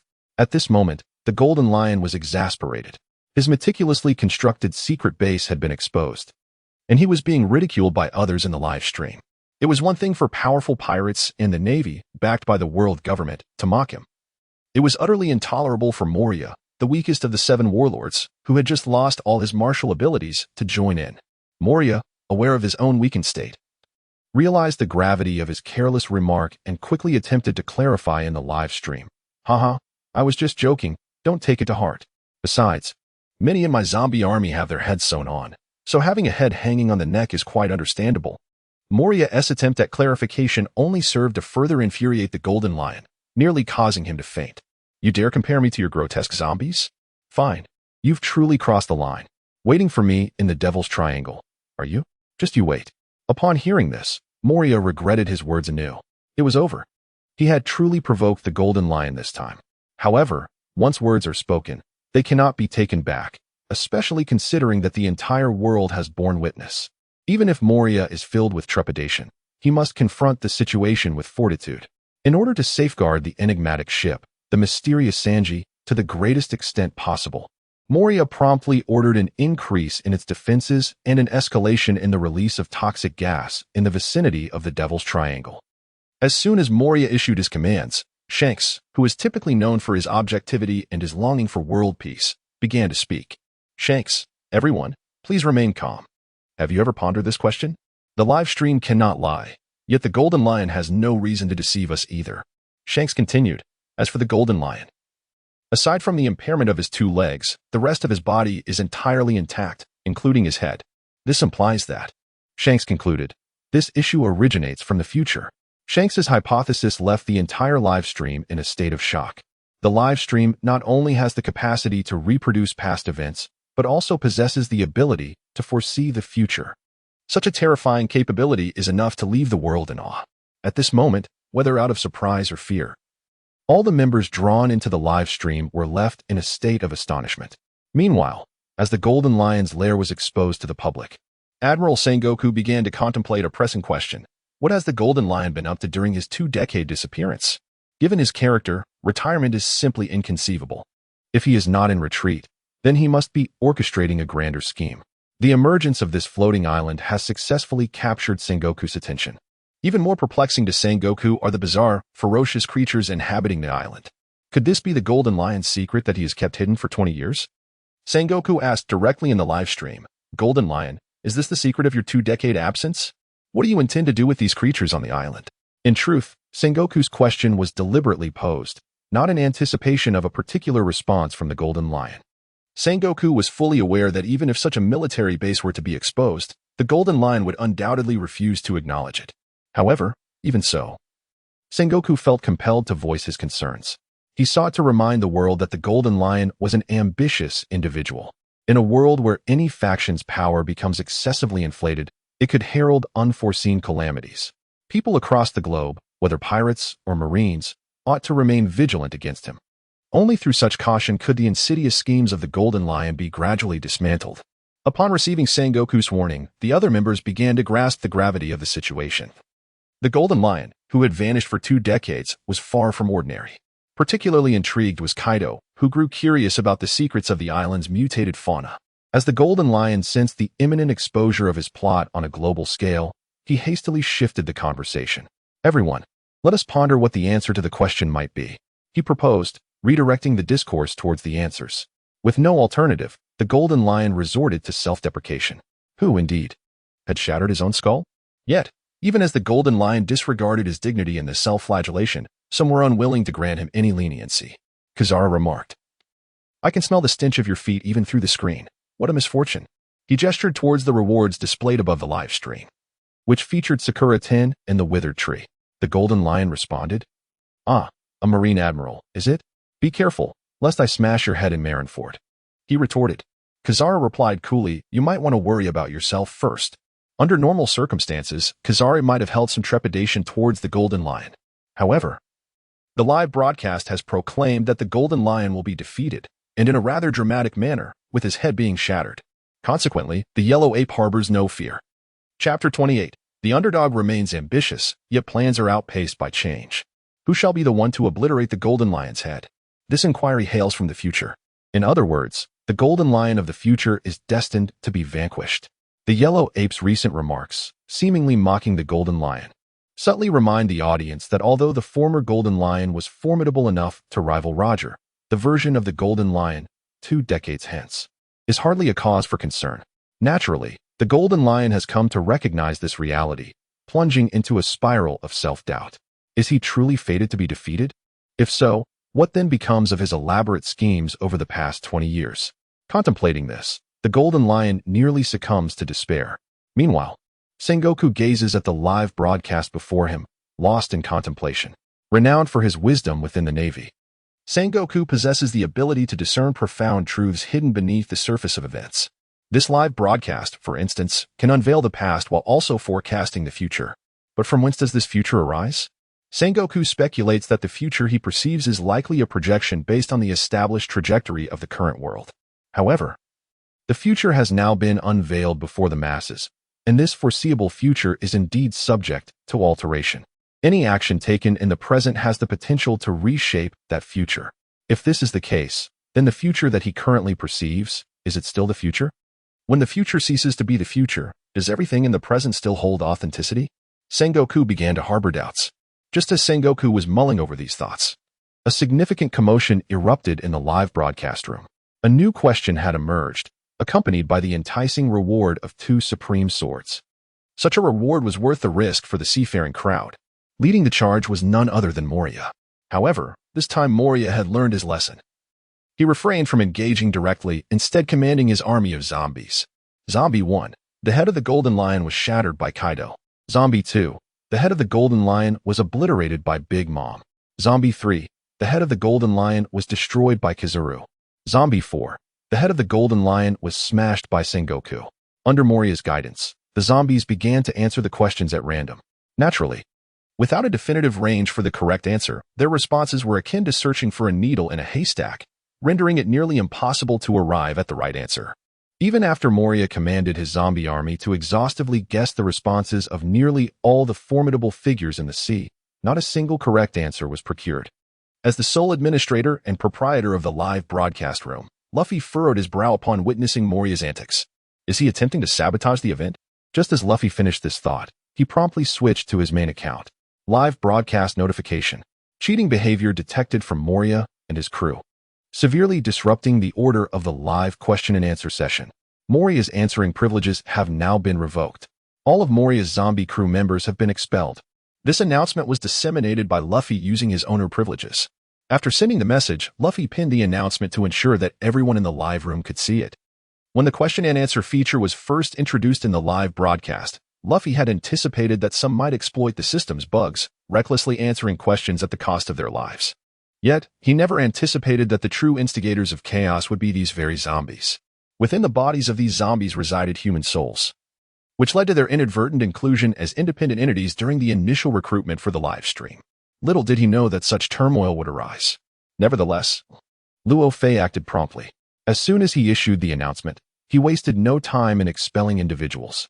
Anyone attempting to exploit clever tricks to gain undue benefits within the live stream was destined to face the repercussions of its rules. Those who dared to challenge the established order of the live stream would find no leniency from Luo Fei. Although he appeared carefree and nonchalant, this demeanor served merely as a facade. After all, navigating the turbulent and treacherous waters of this realm necessitated a certain degree of disguise. Moreover, Luo Fei possessed the enigmatic and formidable identity of the live stream's host. Meanwhile, Moria, who was orchestrating all of this in the Devil's Triangle, felt his smile abruptly vanish upon witnessing the sudden announcement in the live stream. In a desperate bid to retain his entire crew within the stream, Moria had compelled him to relinquish the abilities granted by the transparent fruit. This strategy had been meticulously devised through intense deliberation. However, reality proved that plans often falter in the face of unforeseen circumstances. Just mere seconds after implementing this scheme, without even a single correct answer being uttered, a violation was detected. Moria's joy dissipated in an instant. Undoubtedly, the one who felt the most disheartened was Up. To assist Moria in realizing his aspirations, Up willingly duplicated his fruit abilities to present to Luo Fei. It is crucial to understand that the rarity of fruit abilities lies in their singularity. However, now, Luffy effortlessly acquired an ability identical to his own. Wasn't this akin to Luffy obtaining a fruit power without any cost? How infuriating. That rascal truly got a bargain. In a shadowy corner, Abu said with a fierce expression. Yet, Luffy paid little heed to Abu's lamentations. After all, the level of technology often surpasses imagination. The Navy's Vegapunk, the nefarious scientist Caesar, and the moving nation Germa 66 all exemplify how technology can transform the world. Moreover, as far as Luffy knew, Germa 66 was still engaged in research on battlesuits, planning to render the human body invisible. It is even possible that the Vinsmoke family has already completed this research. Therefore, the ability to render one's body transparent is not solely achievable through the transparent fruit. Luffy's willingness to accept Abu's transparent fruit ability as a condition for sheltering the enigmatic Sabo was already a considerable concession to Moria. Moria's current actions, however, seemed rather ungrateful. The quiz in the live stream continued. However, after Moria's failure to answer and subsequent permanent ban from participating, the QA session fell into a stalemate. After all, no one could predict the future.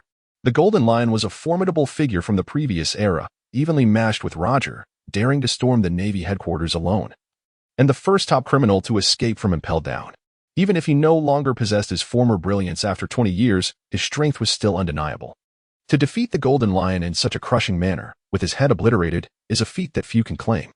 Moria's previous wild guesses had encompassed nearly all the top powers in the world, yet none yielded the correct answer.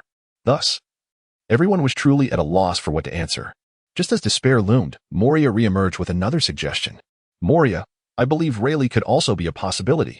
The former second-in-command of the Pirate King, though he doesn't often reveal his strength, surely possesses considerable power. Moria's recent speculation had nearly covered all the major powers currently active at sea, yet still, no correct result emerged.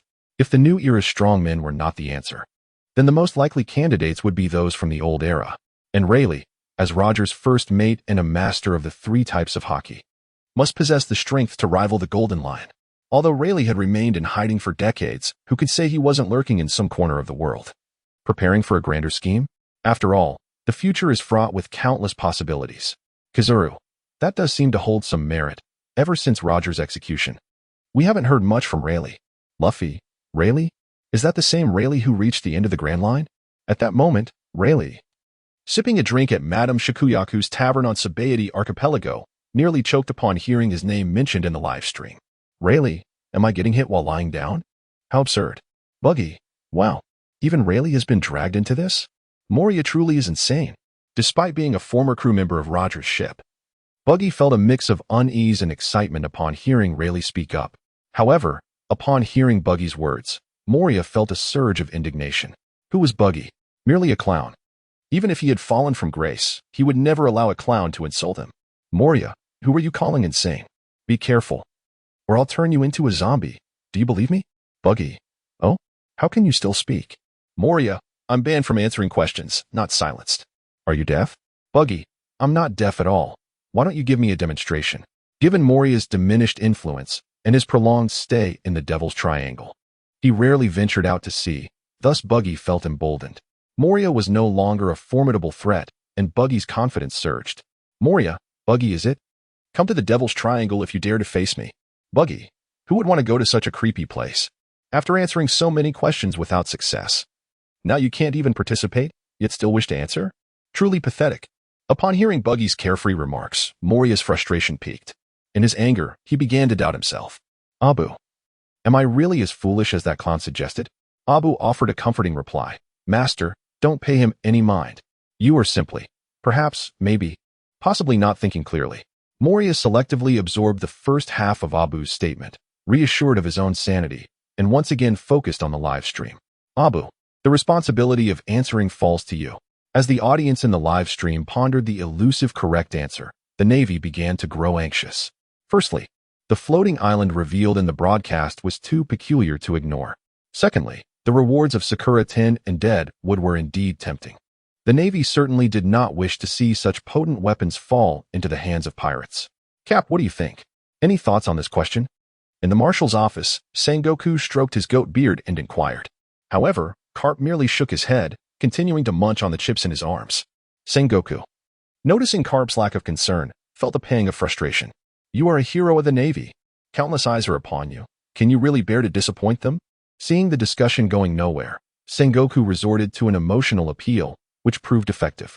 Upon hearing the term Navy hero, Garp's hand paused momentarily. Perhaps we could consult that soldier named Luo Fei, Garp suggested. Chapter 29. Astonishing. The beautiful night visit was for this. From the moment Luo Fei first answered a question correctly, Garp had taken notice of him. When Luo Fei gained room control privileges, Garp could no longer regard him as an ordinary individual. However, what truly impressed Garp was Luo Fei's performance during the second question. His seemingly absurd reasoning led to the actual correct answer. Garp found it hard to believe. Not only was it unbelievable, but he also began to suspect that this young lad was, in fact, an eyewitness from years past, possessing an uncanny understanding of himself. However, this was merely a fleeting doubt within Garp's heart. The loyalty that Luffy displayed towards the Navy not only garnered the admiration of Akainu and Tsuru, but also earned the respect of Sengoku and Garp. To maintain one's original intentions in the face of such formidable power is, in itself, a rare quality. Upon hearing Garp's words, Sengoku silently nodded in agreement. In fact, Sengoku had initially harbored similar intentions, with Luffy having answered 2 questions correctly in succession. Whether it was through mere luck or an extraordinary gift, considering Luffy's perspective in the absence of any leads could undoubtedly prove beneficial. However, due to the previous inquiry made by Akainu to Luffy regarding the Thundercloud Zeus, it has already incited ridicule from people around the globe, significantly diminishing the prestige of the Navy. If, at this juncture, another question were posed to Luffy, Sengoku feared it would once again provoke a chorus of mockery from the world, rendering all prior efforts futile. The situation would be markedly different if Garp were present. Garp, a hero of the Navy, commands immense respect both within the military and among the common populace. To inquire personally would carry a semblance of leveraging one's status over others. However, if it were Garp, I believe people around the world would not harbor much aversion towards him. At the very least, it would not be akin to the disdain directed at Akainu. The two of them resonated immediately, and subsequently, they set off without delay to Luffy's residence. Ordinary naval personnel reside in communal dormitories, yet Luffy's situation is distinct. He occupies a private room. This is not indicative of Luffy's wealth or exceptional status, but rather due to his exceedingly poor performance. His grades were so abysmal that all his contemporaries had been promoted elsewhere, leaving Luffy alone in the class. The former cohort of naval officers had all vacated the naval dormitory due to promotion issues, thus the spacious quarters were now left solely to Luffy. Nevertheless, Luffy himself is not particularly concerned about this circumstance. Transitioning from a communal dormitory to a private room brings him a sense of comfort. It is now nightfall, and Luffy is preparing for slumber when he notices a new question appearing in the live stream. Who defeated the Golden Lion? Luffy has a general idea of the answer. The defeat of the Golden Lion is an event that, according to his knowledge, occurs several years hence. In that incident he is aware of, the devastatingly powerful battle axe was indeed aimed at his head. While he is uncertain if it truly resulted in the Golden Lion's demise, Luffy speculates that only that individual could have achieved such a feat after accurately guessing the answer once more. Luffy becomes entangled in another quandary. Should he respond to this question? He has already answered 2 questions correctly in succession. The first 2 were somewhat of a fluke, yet they allowed him to deduce a logical reasoning for his answers. The first question pertained to Roger's surrender. At that time, Roger was among the most formidable and influential figures across the seas, and capturing him alive would not have been a trivial endeavor, thus enabling Luffy to construct a logical narrative around Roger's decision to surrender. The second question concerned the origin of the mark on Dragon's face, which follows a similar logic as Roger's surrender. While Dragon is indeed powerful, he pales in comparison to the Pirate King, Roger. Both pirates and revolutionaries are, in essence, rebels, devoid of competitive relations, while the Navy and the revolutionaries stand in stark opposition to one another. Within the Navy, who could have left such a mark on Dragon's face? Certainly, a naval hero like Garp would be among the suspects. Although the specificity of Garp's supreme iron sandal as the answer feels somewhat tenuous, the underlying logic remains coherent. For the first 2 questions, Luffy's ability to arrive at the correct answers can be attributed to both his formidable logical reasoning skills and a stroke of luck, as there are discernible patterns leading to these conclusions. However, the inquiries concerning the future cannot merely be resolved through inference. Were it not for his identity as a time traveler and his omniscient perspective, Luffy would have no means of discerning what events will transpire in the coming years, let alone anticipating the defeat of the Golden Lion. In such circumstances, should Luffy provide an accurate answer, it would undoubtedly raise suspicions among people worldwide. Considering the broader implications, Luffy resolved to forego this particular question. After all, the overarching rewards associated with this inquiry did not pique his interest significantly. The cherry blossom tin and the withered wood are indeed among the rarest and most formidable blades in existence. However, as the yellow ape previously remarked, it is indeed unfortunate. Luffy is also wary of contracting the ill fortune associated with the golden lion. Moreover, Luffy already possesses the golden pillar. He decided, turn off the lights. Sleep. He resolved to withdraw from this live QA session. After all, to uncover the ultimate correct answer, and for those two supreme blades. There would inevitably be someone in the live stream willing to attempt answering and making mistakes. Should anyone err, certain possessions would be stripped away. Luffy merely needed to indulge in a restful slumber, and the following day, he would simply await the arrival of those forfeited rewards. Yet, just as Luffy prepared to extinguish the lights and retire for the night, a sudden, urgent knock echoed at his door. The knocking was insistent, indicating that the person outside was quite anxious. Reluctantly, Luffy rose to answer the door. Who is it? Is it too much to ask for a good night's sleep at this hour? He muttered discontentedly. Of course, if it were a beautiful woman knocking at this late hour, Luffy would have been considerably more pleased. However, he merely entertained this thought internally, harboring no real hope.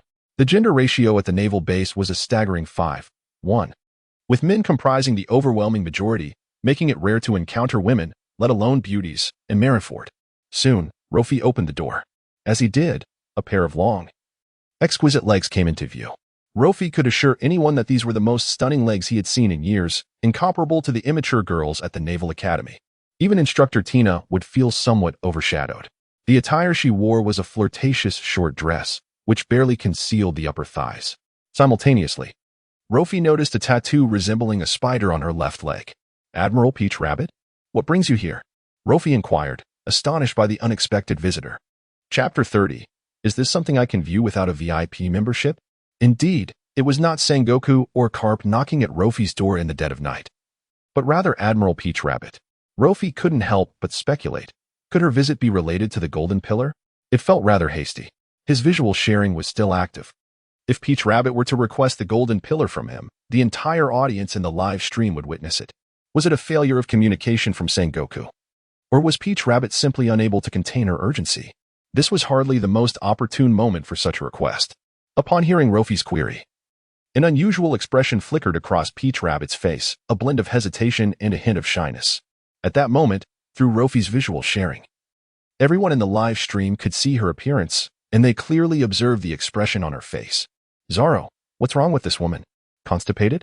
Sanji, Baka, how could a beauty be constipated? Nami, how could she not be? Beauties are still human, you know? Chopper, Nami, are you feeling unwell? Nami, Baka, Kid, what kind of people are in the Straw Hat Pirates? Can't we discuss this quietly behind closed doors? Brook, I have a rather inappropriate request. Could you show me your underwear? Abu, is that what you call constipation? Clearly, it's, never mind, those who understand, understand. Blackbeard, what do you mean by those who understand? What's that supposed to mean?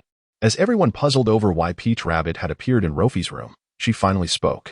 So, Luffy, after today's events, I feel compelled to remind you that something of that length must be addressed with the most suitable means. Simply choosing any girl will not suffice. Since you have a need, I should do something as well. Here, take this, and I hope you treat it with care.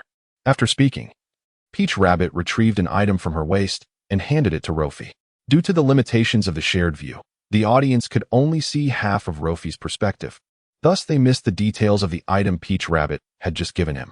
However, they witnessed the action of her retrieving something from her waist and their conversation, which led to various interpretations. Luffy's eyes widened in disbelief as he beheld the item she presented. Admiral Peach Rabbit, you come to me in the middle of the night for such a matter? This seems rather inappropriate, Luffy exclaimed in astonishment. It's nothing to worry about. You are an adult, and I trust you, Peach Rabbit replied. Upon uttering those words, it was as if a colossal stone had been cast into a tranquil lake, sending ripples throughout the live stream. First, there was the ambiguous implication of her statement, followed by the suggestive action of Peach Rabbit placing her hand on her waist, leading everyone to readily draw connections to the same notion. Cavendish, something of that length. Ordinary girls won't suffice. Adults. What kind of lewd talk is this? Capone Beach, so the Navy is this open-minded? Abu, is this something I can watch without a membership? Urich, a midnight rendezvous with a naval officer? I never expected this alluring facade to conceal such a hidden side. Hawkins, based on my recent divination. A pink card has emerged from the northwest, which just so happens to be the location of Marineford. It appears this is where the super administrator resides. Frankie, wow. This is super. My little stool is ready, and I've stocked up on sunflower seeds and peanuts. Let us get started, everyone. The pirates, intrigued by the unfolding spectacle, eagerly focused on the live stream. Meanwhile, the Navy was equally taken aback by the scene. Who would have anticipated that the typically serious and composed Admiral Peach Rabbit would utter such blush-inducing words? More importantly, her nighttime visit was directed toward Luo Fei, an ordinary soldier who had only recently made a name for himself at sea. Yellow Ape, my goodness, this is hard to watch. Zifa, Peach Rabbit, what on earth are you doing? Come back immediately. Akainu, Peach Rabbit, if you truly go through with this, I will have the right to revoke all your naval duties. Akiji, well, it seems you were just relieved of your position. Tina, there must be some misunderstanding in all of this. Tina serves as the instructor for Luo Fei and possesses a nuanced understanding of his character. Although Luo Fei can be somewhat unruly and his academic performance leaves much to be desired, such audacious behavior towards a general seems rather improbable. Not only have some prominent figures within the Navy begun to question Taudu's actions, but even fellow sailors, upon witnessing Taudu's appearance, could not suppress their astonishment. After all, none could have anticipated that the seemingly stoic and icy beauty harbored such a passionate side. Regrettably, Taudu remains oblivious to all this. The live stream is not mandatorily accessible to every member of the group. Each individual possesses the autonomy to activate or deactivate it at their discretion. Taudu feels that the live stream intrudes upon her daily life. Thus, she refrains from engaging with it at all times. Consequently, she is entirely unaware of the various jests and spectacles unfolding amongst the group members at this moment. Luo Fei, similarly, has also been disconnected from the live stream. Upon deciding to forego answering questions and retire for the night, he shut off all visual feeds. Yet, is reality truly as the others speculate? Certainly not. The object Taudu retrieves from her waist is not what the audience in the live stream might presume to be a disheartened garment, but rather the scabbard of the revered Jinbairo, which she presents to Luo Fei. Indeed, Taudu's late-night visit is solely to deliver this scabbard to him. After all, the Jinbairo was once her cherished blade. Previously, Luo Fei had inquired with Dasky about procuring an appropriate scabbard for this sword, a request that Taudu had observed through the live stream. This revelation stirred within her a sense of affection. Taudu has come to realize that even if Luo Fei were to acquire the sword through answering questions, it remains a weapon she once held dear. She cannot bear the thought of the Jinbairo being left without a scabbard, tarnished by the mundane. Naturally, Taudu's inner longing is to reclaim the Jinbairo and bring it back to her side. As a rear admiral, she was acutely aware of the delicate balance of what was permissible and what was not during these sensitive times. She could neither reclaim the treasured sword, Jinbairo, nor could she allow it to be ensconced in a mere ordinary sheath. In a compromise, Taudu could only reluctantly part with the original sheath, which is precisely why Luo Fei was taken aback.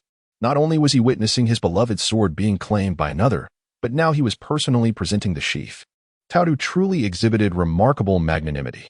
After his astonishment subsided, Luo Fei swiftly accepted the sheath of Jinbairo, recognizing that a free gift should never be turned down. Even if Taudu might seek to reclaim Jinbairo in the future, that was at least a month away. By then, his own strength would undoubtedly have multiplied several times over, granting him the upper hand. Thus, he expressed his gratitude to Rear Admiral Taudu as he took the sheath. Just as Luo Fei's fingers grazed the sheath, a robust male voice resonated from nearby, declaring, "This cannot be allowed." The voice, unmistakably that of an older man, was not only powerful but also tinged with a sense of vigilance. Both Luo Fei and Taudu were startled by the sudden interjection, turning their gazes toward the source. Approaching them rapidly were Sengoku and Garp. "What an outrage!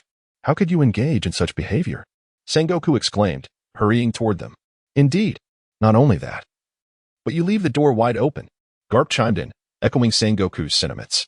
Upon hearing Garp's comment, Sengoku could not help but roll his eyes in exasperation. Was this truly a matter of closing the door or not? Chapter 31. The Beacon of Answers. The era of utter malice emerges. Luo Fei and Taudu exchanged bewildered glances as Sengoku rushed toward them. What could he possibly want at this hour?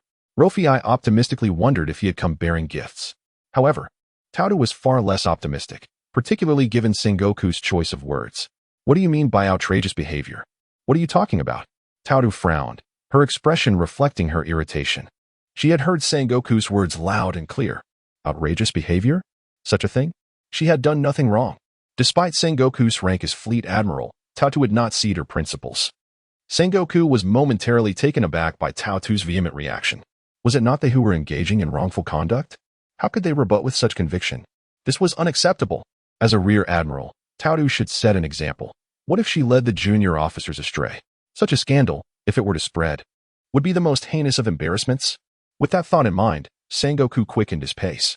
At the same time, he felt a sense of relief that he had prudently ensured that Luo Fei had removed all junior officers under 16 from the group chat, preventing the young recruits from witnessing such a spectacle. With the aid of Moonwalk, Sengoku and Garp, driven by their eagerness to uncover the truth, soon arrived at Luo Fei's doorstep. However, as they reached their destination, they were instantly dumbfounded. Based on the previous scenes from the livestream and the raucous reactions of the onlookers, they should have been engaged in adult activities, yet it appeared as if nothing had transpired. Then there was the sheath that Taotu had just procured from her waist, which Sengoku observed with clarity. Renowned for his intellect, Sengoku quickly grasped the situation. Ah, a misunderstanding. A misunderstanding. Ha ha ha. It was merely a misconception. Do not take it to heart. He hastily reassured, laughter escaping him. Garp, realizing the absurdity, joined in with a few chuckles. Luo Fei stood before the two, utterly perplexed by their laughter and frantic explanations that seemed to lack coherence. What was wrong with these two old fellows? They suddenly appeared at his doorstep, laughing uncontrollably as if they were under the influence of some euphoric concoction. Admiral Sengoku, Rear Admiral Garp, do you have something to discuss? Luo Fei inquired, concerned that if he did not intervene, the two might laugh themselves into a stupor. Meanwhile, Taotu, sensing an opening amidst Garp's vague remarks, realized there might be an issue with the live stream and promptly opened the broadcast. The moment she looked, her heart sank. The vile comments and suggestive phrases pierced her eyes and soul like daggers. In an instant, she was engulfed in fury. Luo Fei, Sengoku, and Garp could almost feel the invisible flames of ire blazing above Taotu's head. What absolute nonsense! Just you wait. Taotu seethed, unable to contain her indignation any longer. The usually composed Taotu finally erupted. Tina, prepare to set sail with me to apprehend those pirate criminals. She would not tolerate such affronts to her principles. After a vehement tirade, Taotu vowed in the live stream to pursue the capture of pirate offenders worldwide. Naturally, Tina, the most formidable user of the prison fruit, became a key member of Taotu's expedition. Sengoku, noticing Taotu's fierce determination, swiftly arranged for a fleet to escort her on her voyage. His motivation for this support was not solely to back Taotu's mission. He was also wary of her potential ire should she reflect on his earlier doubts. After all, he had briefly succumbed to the rumors circulating in the chat and had questioned Taotu's integrity. Now that the truth had been revealed, the one most delighted was the fellow Rear Admiral, Chibuta, currently on a mission at a distant location, upon hearing of the rumors emerging from the livestream. He nearly rushed to Marineford with his weapon drawn. Taotu had always been his idol, and the moment such slanderous rumors began circulating, his heart nearly shattered. Despite his relentless defense of her honor, the overwhelming power of public opinion was formidable. No matter what he said, it did little to alter the perceptions of others. Ultimately, he had nearly succumbed to believing the accusations. Thankfully, with the truth now clarified, Chibuta felt an exuberance that nearly compelled him to leap with joy. I knew it. My goddess could never associate with such scoundrels. Is she going to apprehend criminals? Just wait, I'm coming too. However, regarding the T-Pig's display of loyalty, Peach Rabbit had little interest in entertaining it. After coordinating with the fleet in the warring states, she promptly summoned Tina and set sail. As one of the parties involved, Luo Fei quickly grasped the sequence of events. He merely chuckled at the rumors. After all, Peach Rabbit was a rare beauty within the Navy. And should the live stream's claims hold any truth, he would certainly be pleased. Nevertheless, Luo Fei inherently leaned towards traditional values and was resolute that, should such an event transpire in the future, he would never permit it to be broadcasted to the world. Peach Rabbit, please do not be upset. I shall mute them all immediately. Luo Fei typed hastily in the live stream upon witnessing Peach Rabbit's departure. No sooner had he sent this message than a series of notification sounds filled the air. Ding. Group member Frankie has been muted by the admin for 3 hours. Ding. Group member Kid has been muted by the admin for 3 hours. Ding. Group member Cavendish has been muted by the admin for 3 hours. Ding. Group member Erky has been muted by the admin for 3 hours. As the notifications continued, the live stream indeed quieted considerably. Luffy's actions not only won him Peach Rabbit's favor, but also solidified his own position, yielding a dual advantage. After all, Peach Rabbit was a vice admiral of the Navy, and this incident arose due to her presenting him with a sword sheath. In such circumstances, it would be utterly incompetent for him, as the admin, to remain silent. However, Luffy did opt for a significantly shorter muting period. He still needed to rely on these individuals to answer questions incorrectly in order to receive rewards. Thus, a brief reprimand was all that was necessary. Having completed this, Luffy shifted his gaze towards Sengoku and Garp, who were present before him. One was the highest commander of the Navy, while the other was a celebrated hero. Luffy could not believe that their sudden and fervent arrival late at night was without significant costs. Admiral Sengoku, Vice Admiral Garp, did you come here specifically for this matter? Luffy inquired tentatively. His words reminded Sengoku of the original purpose behind their visit, to discuss Luffy's perspective on the ongoing live stream issue. Yet, Luffy was still sharing his view, causing Sengoku to hesitate. Was this a question he could pose directly? Especially since the incident with Peach Rabbit presenting the sword sheath had only just been broadcast. Sengoku pondered how to broach this subject with Luffy while avoiding the scrutiny of the live stream audience. Fidgeting slightly, Sengoku soon retrieved a piece of paper from his pocket and handed it to Luffy. This note had been prepared in advance by Sengoku, initially considered merely as a contingency for conveying information. After all, it would be quite embarrassing for a Grand Admiral to resort to passing notes like a child. Given the current circumstances, passing notes appears to be the most secure method available. Luo Fei gazed at the small note that Zhang Guo had shyly handed over after much hesitation, feeling a mix of amusement and exasperation. How could the illustrious marshal resort to such a clandestine tactic? Was Zhang Guo's mind wandering? Nevertheless, while he may jest internally, the task at hand must still be addressed. Luo Fei quickly grasped the intent behind Zhang Guo's actions. The craftsmanship of this note was extraordinary. It featured a unique embossing technique, with certain areas indented that bore no ink or markings. Thus, mere observation would reveal no issues. Only by engaging the sense of touch could the information inscribed on the note be fully deciphered. Although the others in the live stream shared the same perspective and glimpsed the note, the special treatment rendered the complete content elusive to them. This was precisely why Zhang Guo dared to pass the note so openly. Soon, Luo Fei deciphered the contents of the message. Luo Fei, you are quite astute. Could you assist us in determining the answer to this question? It was evident that Zhang Guo harbored ulterior motives. He had approached Luo Fei under the pretense of seeking intelligence. It was clear that his late-night visit was more than mere pleasantries. Should he reveal the answer directly to Zhang Guo? That seemed unwise. After all, he had no connection to the individual who possessed the correct answer. Disclosing it outright could easily raise suspicions. Furthermore, he had already relinquished his chance to answer if he divulged the correct solution. It would deprive others of the opportunity to make mistakes. Without the chance for error, how could he expect to earn any rewards?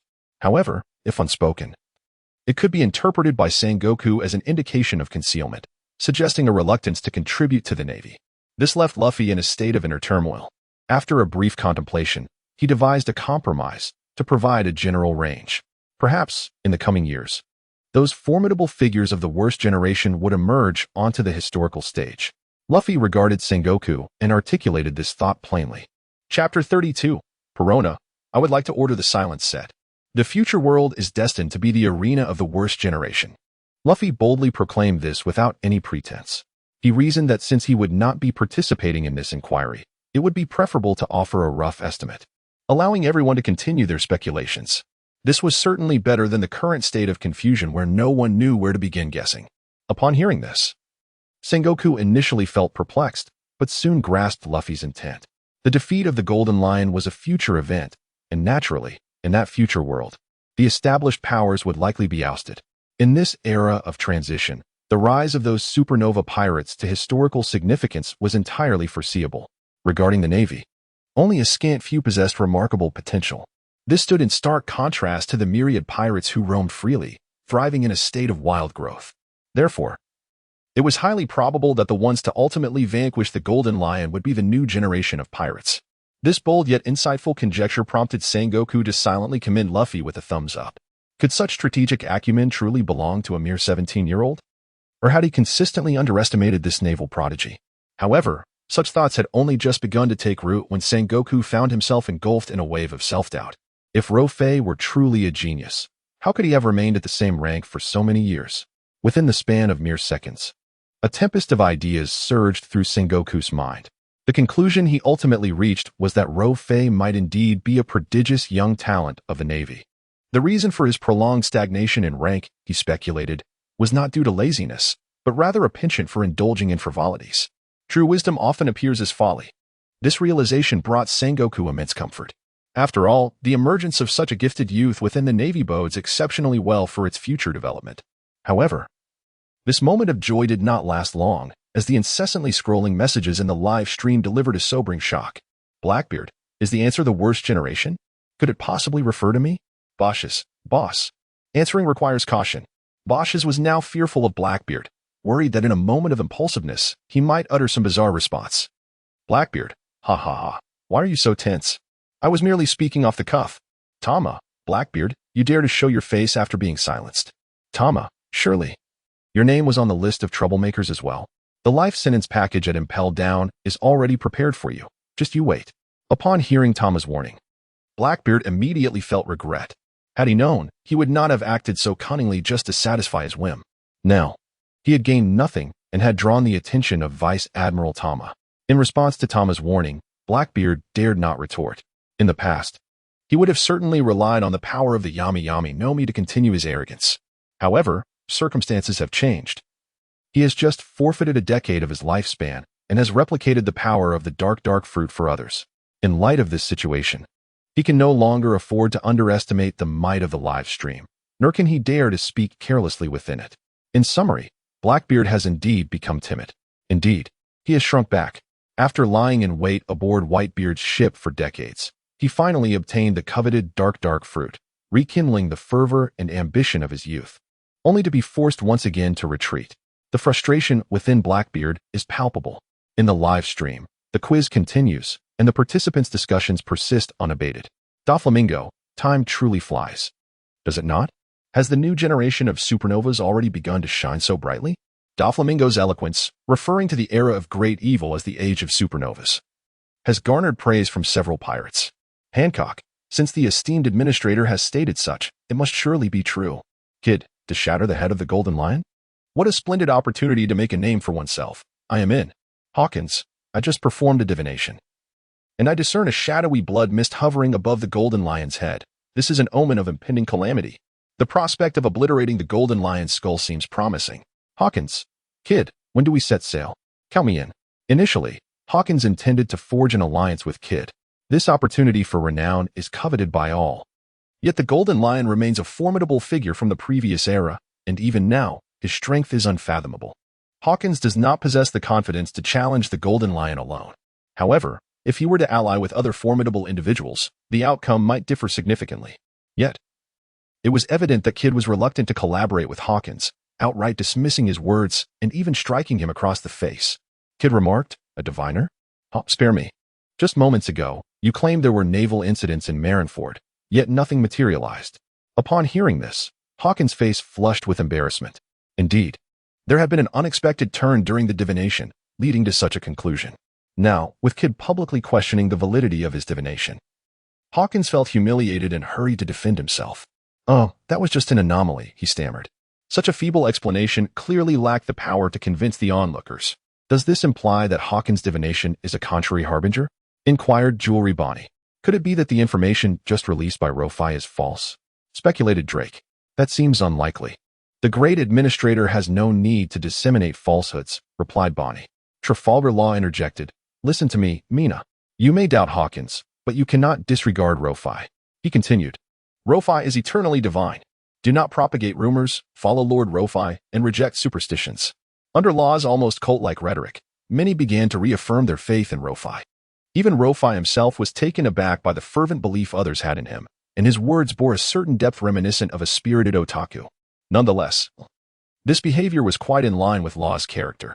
Despite his outwardly cold demeanor, Law had been avidly following the comic series chronicling the legendary exploits of Germa 66.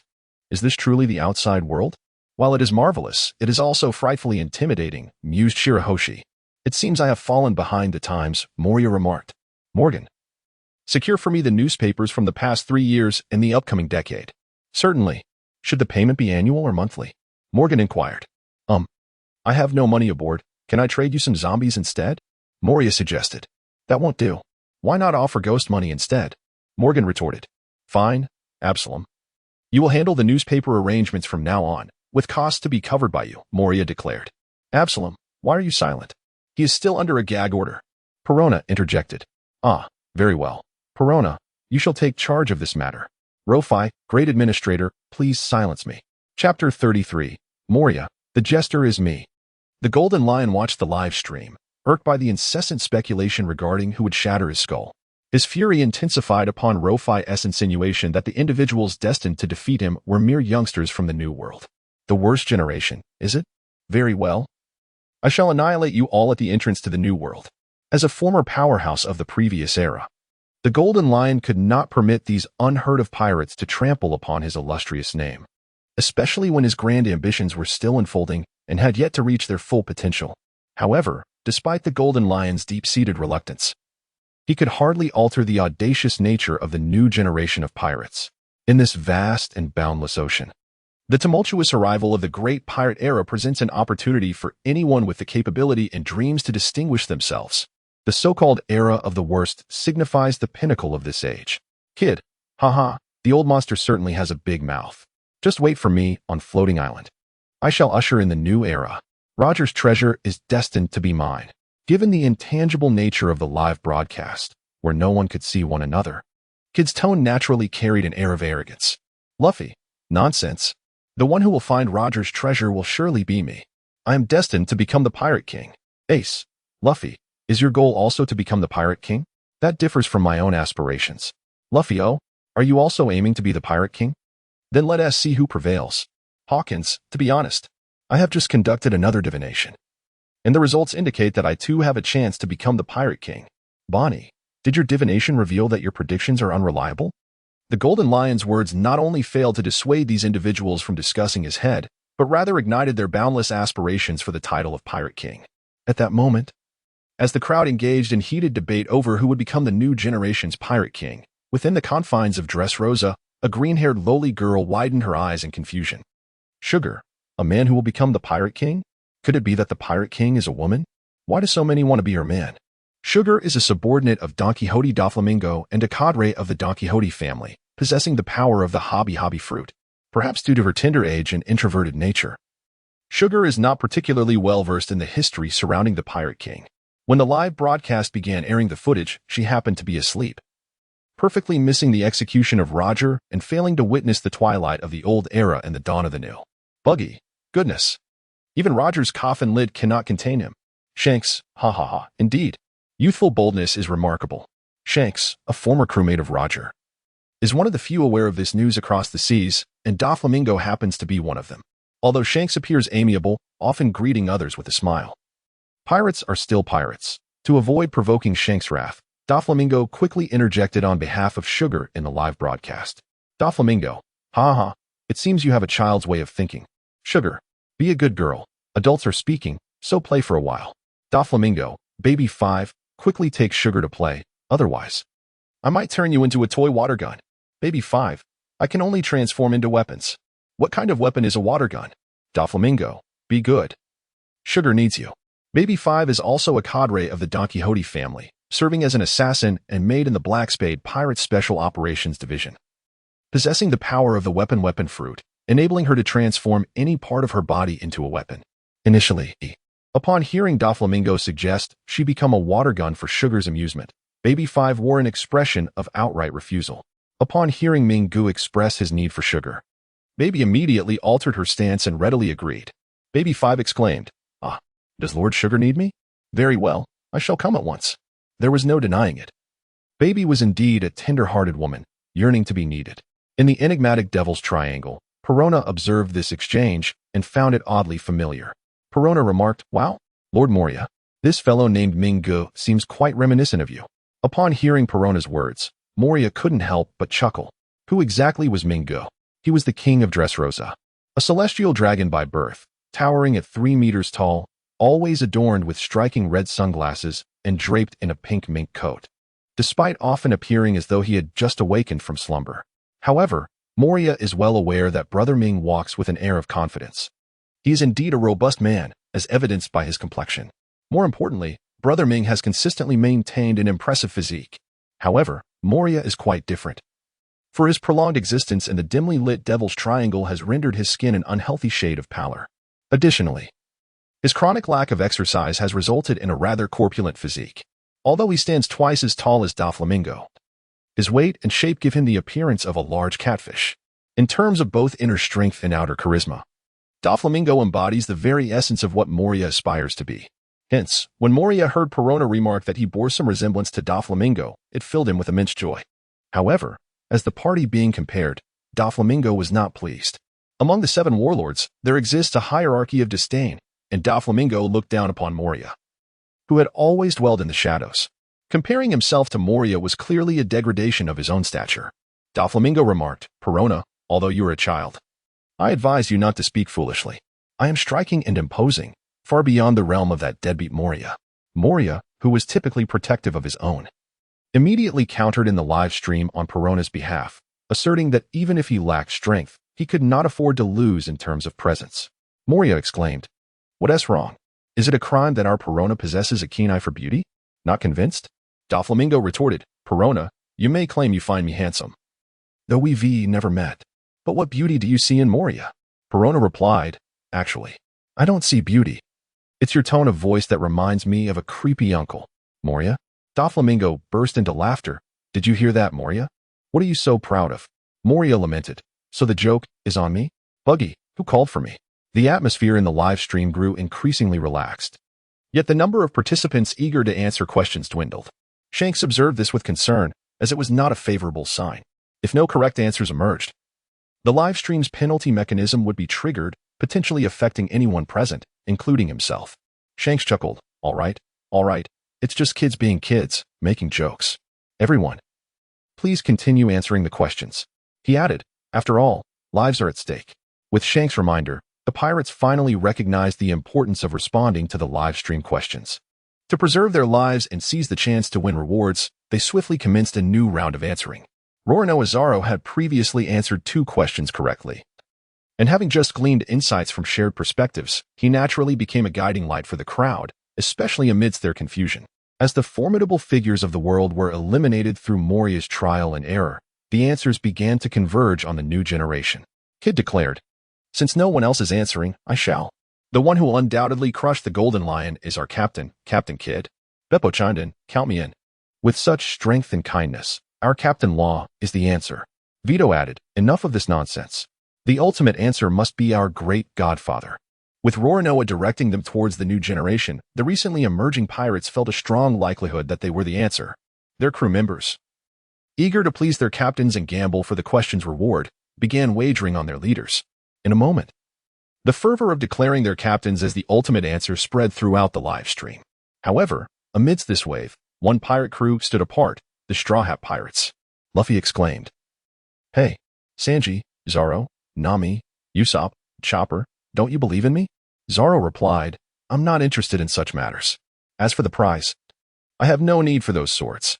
Sanji added, "Wouldn't it be more enjoyable to explore cuisine and beauty during this time?" Usopp remarked, "Luffy, I support you. But I only have this little slingshot. I'm worried that if I answer incorrectly, the stream will confiscate it." Chopper declared, Me. I believe in you, Luffy. I'm going to answer." Nami interjected, "Wait. Without absolute certainty, we should not recklessly answer." Chapter 34. Anyone who opposes you is opposing me, Garp. Sengoku watched the incessantly rolling messages, feeling as if his head might explode. Initially, he had envisioned obtaining exclusive answer rights by consulting Roronoa. If he could gather relevant information regarding the correct answer, he would relay it to his ordinary soldiers, encouraging the Navy to participate actively. Upon hearing Roronoa's rough estimate of the correct answer's domain, Sengoku felt a surge of happiness. The scope was narrowed to the new generation, significantly refining the answering process. The prize of the Golden Lion swords was of little need to Sengoku, now a marshal, but it was crucial for the ordinary Navy. However, this fleeting joy did not last long. Before Sengoku could transmit this news to the Navy soldiers below, the entire livestream audience had already learned of it. At this moment, the expression on Sengoku's face vividly illustrated the gradual fading of a genuine smile. Garp, accompanying Sengoku, couldn't contain his laughter upon witnessing his friend's animated expressions. As longtime friends, Garp found more delight in witnessing Sengoku's misfortunes than in their shared triumphs. He almost wished to capture the moment with a snail camera. In stark contrast to Garp's cheerful demeanor, Sengoku felt the flames of frustration rising within him. What was this supposed wisdom? Had he completely lost his mind? He had discerned the unusual nature of the small note, successfully interpreting its implications, and locked in an answer range that was beyond the grasp of ordinary minds. Yet, Rorinoa had audaciously voiced it in front of the entire audience. Just like that, after struggling to arrive at the correct answer's domain. He had allowed everyone in the live stream to hear it. As Sengoku pounded his chest in frustration, Rorinoa appeared blissfully unaware, wide-eyed as he said, "Marshal, this is merely my conjecture. Why do you look so troubled? If you find it unreasonable, then simply disbelieve it." Rorinoa's tone was sincere, and he seemed completely oblivious to the fact that he should not have articulated the answer so openly. Of course, this was merely Rorinoa's pretense. He excelled at playing the innocent, using his earnest language and charming appearance to deceive others. During his time at the Navy Academy, he had successfully attracted many female classmates to discuss life in the Grove. By revealing the correct answer's range and initiating a new round of trial and error, he aimed to procure further penalties and deprivations. This intention was in direct opposition to Sengoku's, thus maintaining his FAAD was essential. His current identity as a 17-year-old boy provided him with the strongest shield. Being young allowed for some leniency in judgment, which was understandable. After all, Rorinoa was merely a 17-year-old child. What malicious intent could he possibly harbor? It is perhaps due to the inherently benign expression that Rofei possesses, or it may be attributed to the sincerity evident in his tone, that Garp quickly found himself persuaded by Rofei's explanations. Believing that Rofei had merely shared the scope of the answers in the live stream inadvertently. Haha, the esteemed marshal is simply a bit withdrawn. There is no cause for concern. Tomorrow will be better. Garp reassured Rofei with a pat on the shoulder. Among the Navy, aside from Sengoku, Garp is undoubtedly the most protective of the young. With Sengoku currently grappling with his own melancholy, the responsibility of nurturing naturally fell upon Garp's shoulders. Upon hearing Garp's words, Rofei nodded in a manner that suggested partial understanding. Well then, it is getting late. We should take our leave and you ought to rest early. Garp remarked after giving a light pat to the despondent Garp, casting a glance at Rofei. Their primary intention in seeking out Rofei was to ascertain the answer to the question at hand. Even if a definitive answer remained elusive, obtaining a general sense of the matter would suffice. With their objective achieved, albeit not as flawlessly as envisioned, there seemed little reason to linger any longer. Thus, Garp prepared to bid farewell to Rofei and depart. However, just as Garp was about to depart with Sengoku, Luffy called out to them. "Ah, Marshal, Vice Admiral, please wait a moment." After uttering these words, Luffy dashed into the house. When he re-emerged, he held a wooden box in his hands. "This afternoon, the pirates offered these items, and I was troubled by where to store them. Since you two are here, I would like to present all of these offerings," Luffy said earnestly, his eyes wide with sincerity. The decision to submit all the tributes he received during the livestream to the Navy was one that Luffy had contemplated deeply. First and foremost, as a mere ordinary naval officer, his strength and status did not suffice to justify the possession of such considerable wealth and weaponry, which could jeopardize his personal safety. In contrast, submitting these treasures to the highest command of the Navy would ensure their utmost protection, shielding him from any repercussions. Furthermore, a significant portion of the items he presented was not available at Navy headquarters. Upon submission, the Navy would likely prioritize research over immediate deployment in battle, effectively allowing Luffy to safeguard these treasures under the auspices of the Navy's Supreme Commander. In the future, when he possessed the capability, he could reclaim them without delay. Additionally, Luffy's earlier remarks during the livestream had irked Sengoku considerably. This moment of submission could serve as an opportune chance to soothe Sengoku's inner turmoil and dispel any doubts he might harbor about Luffy. Though Sengoku appeared composed, owing to the shared perspective and Garp's presence, Luffy was well aware that Sengoku, renowned for his astuteness, could awaken to skepticism at any moment. To exchange these external possessions for the trust of the Navy's commander-in-chief seemed a worthy endeavor in Luffy's eyes. Naturally, Luffy was not foolish enough to submit everything without reservation. He had carefully manipulated the quantity he presented. While the livestream system recorded the items offered by the pirates, it did not reveal their precise numbers. For instance, with the artificial devil fruits he had extracted from the box, Luffy had discreetly retained 5 for himself before unveiling the contents.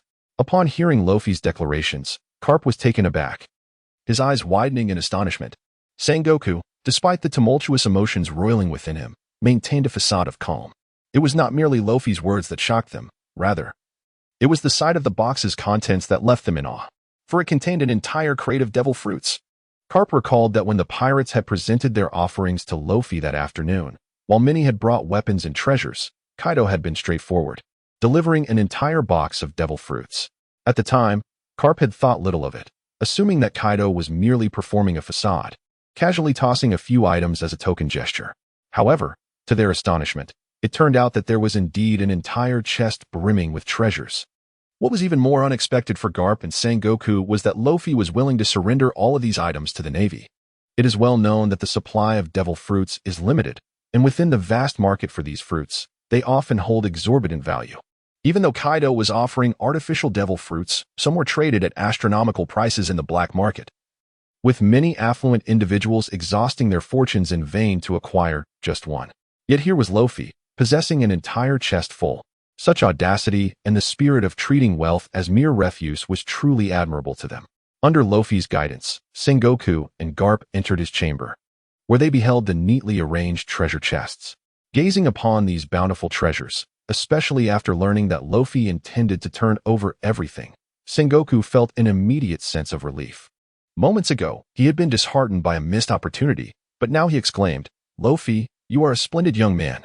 Your contributions to the Navy will not go unnoticed." Sengoku patted Luffy's shoulder, exuding an air of leadership. In contrast to Sengoku's formal remarks, Garp's words were more straightforward. "At such a young age, you possess such awareness. Your future is boundless. Should you encounter any difficulties within the Navy, invoke my name. Anyone who opposes you is opposing me, Garp." After receiving this promise from Garp, Luffy nodded with delight. "Thank you, Lord Garp."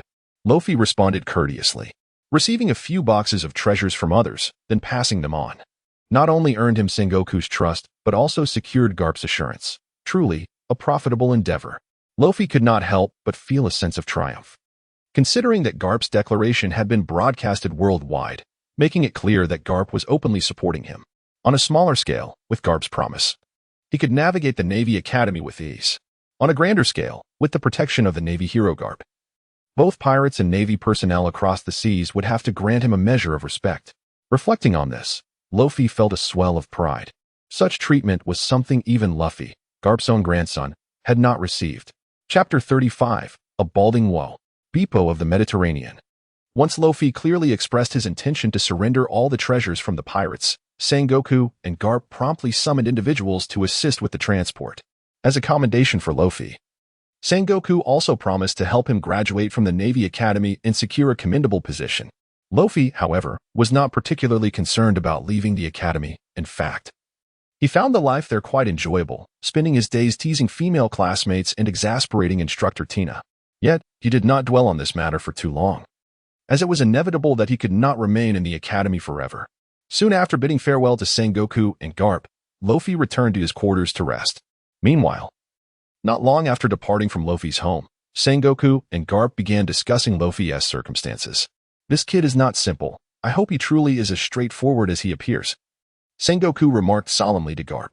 Concerned that Garp might not grasp the gravity of the situation, Sengoku elaborated. "Before Tina set sail, I inquired about Luffy's background. Generally, he appears to lack diligence in his studies, consistently failing to meet academic standards. However, curiously, his name has never appeared on the list of students recommended for expulsion due to poor performance. Is this a situation one would expect from a lackluster student?" Though Sengoku expressed his concerns subtly in Luffy's presence, it was evident that he harbored doubts regarding Luffy's true nature. However, as a fleet admiral, Sengoku must maintain a keen sense of observation. Garp, being a longtime friend of Sengoku, naturally grasped the underlying meaning of his words and swiftly embraced Sengoku's perspective. Yet, on the matter concerning Luffy, Garp's view diverged from Sengoku's. After a brief period of contemplation and analysis, Garp responded, "It is not that Luffy is excessively clever, but rather that he is exceedingly fortunate.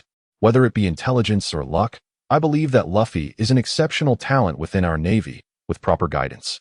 He is bound to achieve great things in the future. Regardless of the outcome, Garp stood firmly on Luffy's side.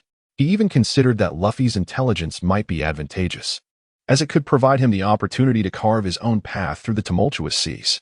Reflecting on his own past, Garp lamented his failure to adequately educate Luffy. While he had honed Luffy's physical prowess, he neglected to develop his intellect, which led Luffy to easily believe the deceiving words of Shanks and embark on the irreversible path of piracy.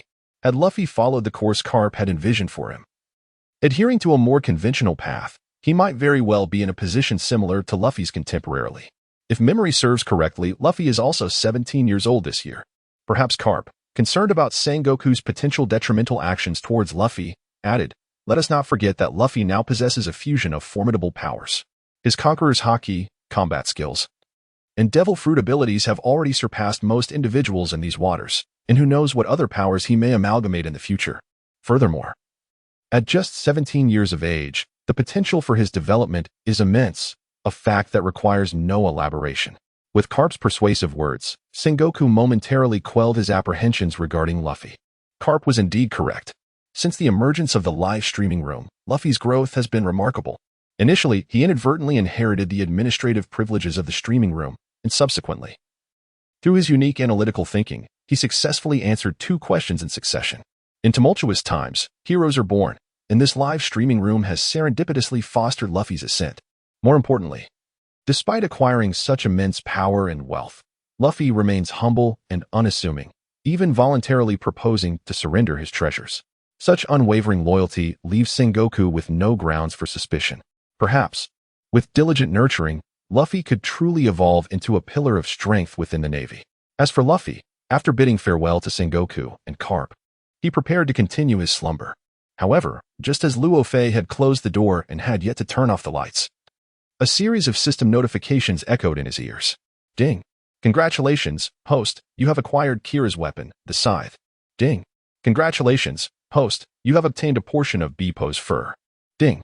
Congratulations, host, you have received Vito's elongated tongue. Ding. Congratulations, host, you have secured Appu's headphones.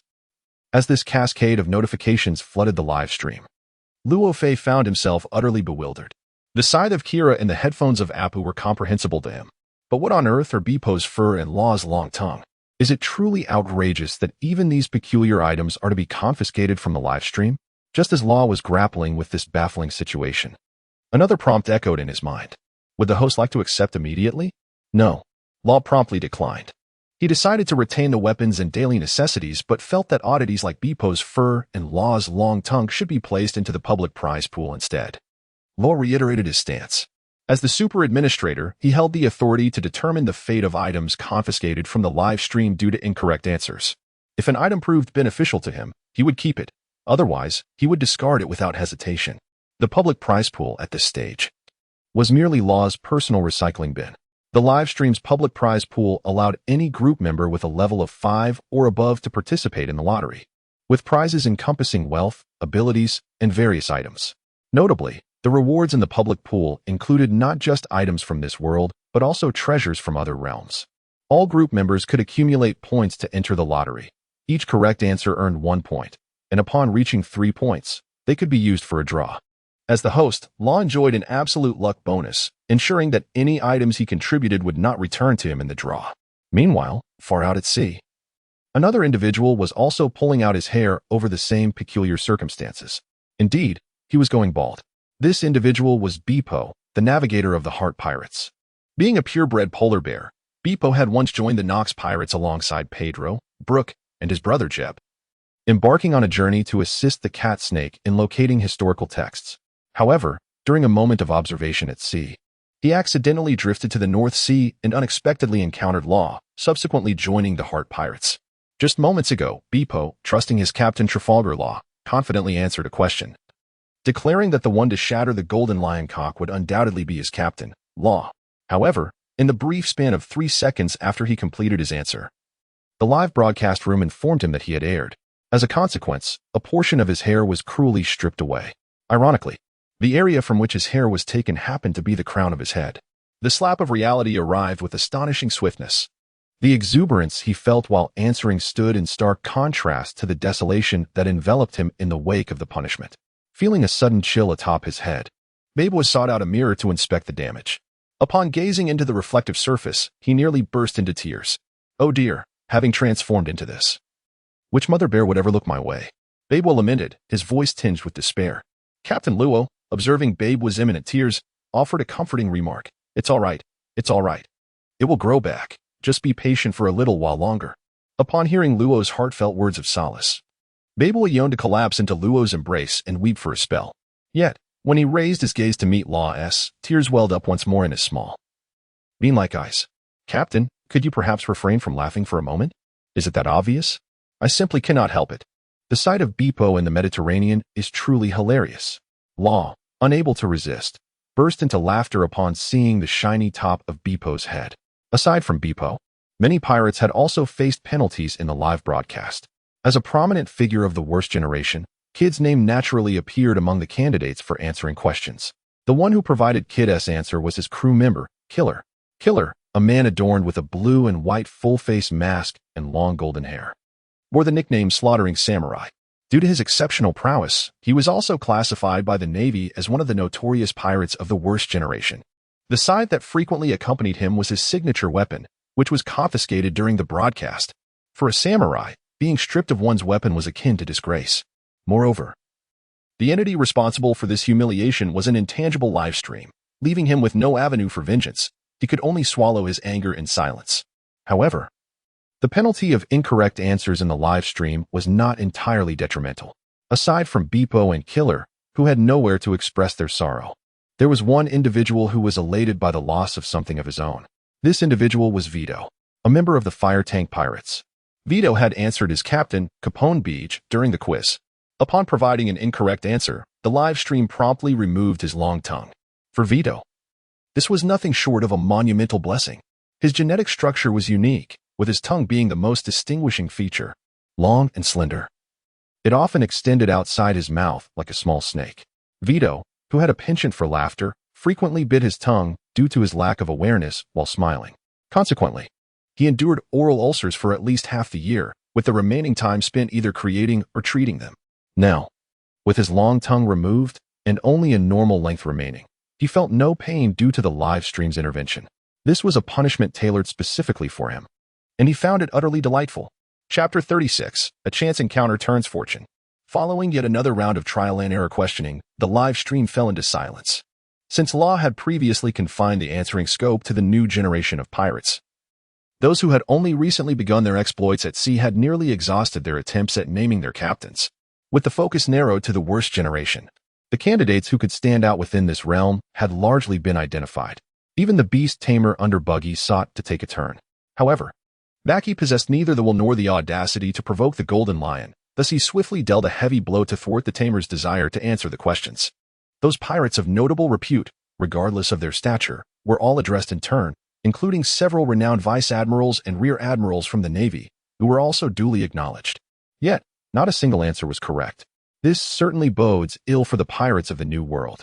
At this juncture, the infamous generation had only just begun to make their mark upon the seas, lacking both profound foundations and formidable power. Thus, this punishment served as a significant blow to them. However, while most pirate crews faced retribution for their erroneous responses, one crew among the infamous generation emerged unscathed, the Straw Hat Pirates. The reason for this may elicit laughter from their peers. No one believed that their captain, Luffy, could possibly obliterate the Golden Lion's rooster head. Why? Even Luffy's own crew harbored doubts, so who could they expect to believe? In light of this outcome, the Golden Lion himself was quite pleased. From the admirals of the Navy to the 4 emperors and the 7 warlords of the sea, not a single one answered correctly. Could it be that the one destined to defeat him has yet to be born? It would be preferable if the correct answer never surfaced. The Golden Lion even began to pray, hoping that the system had erred, so that he, in the future, would not be vanquished by anyone. As the Golden Lion silently prayed, a new development transpired in the live broadcast. Garp exclaimed, "Ha ha ha. Luffy, it seems your crew has little faith in you. Do you still dare to aspire to become the Pirate King? What a failure." Garp's mocking remark was not intended to truly belittle Luffy. As a vice admiral of the Navy, Garp had to maintain his stance. Pirates are pirates, and thus, he could only address Luffy in such a detached manner. As Luffy's grandfather, Garp found himself missing Luffy, especially after encountering the exuberant and youthful Trafalgar Law. who was also 17. Garp couldn't help but ponder how Luffy must be faring at this age. With a heart filled with indignation, Luffy was poised to retort when Garp spoke again. I don't know how you fared in the New World, but since no one has chosen you, I shall reluctantly place my faith in you. Garp continued, the one destined to shatter the head of the Golden Lion in the future must surely be Luffy. At this declaration, an eerie silence enveloped the room. Even Luffy wore an expression of disbelief. He never expected that the stern and uncompromising Garp, who had thrown him into the wilderness to toughen him up, would one day profess his belief in him. Luffy recalled how, in his younger days, whenever he proclaimed his dream of becoming the Pirate King, Garp would deliver a hearty beating. Little did Luffy know that his long-absent grandfather would come to acknowledge him in such a momentous manner. Aside from Luffy himself, the pirates and Navy personnel across the world paused in astonishment upon hearing Garp's words. Some of the pirates active in the New World were somewhat familiar with that name. However, their understanding of Luffy and the Straw Hat Pirates is merely that of a ragtag crew of no more than 10 members.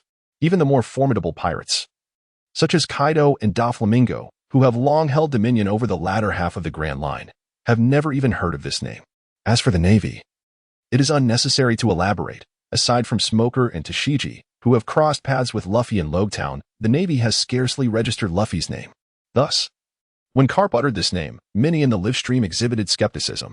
Buggy, that rubber kid? Are you joking? Smoker, Garp, while you are indeed a vice admiral, I believe your judgment this time is somewhat skewed.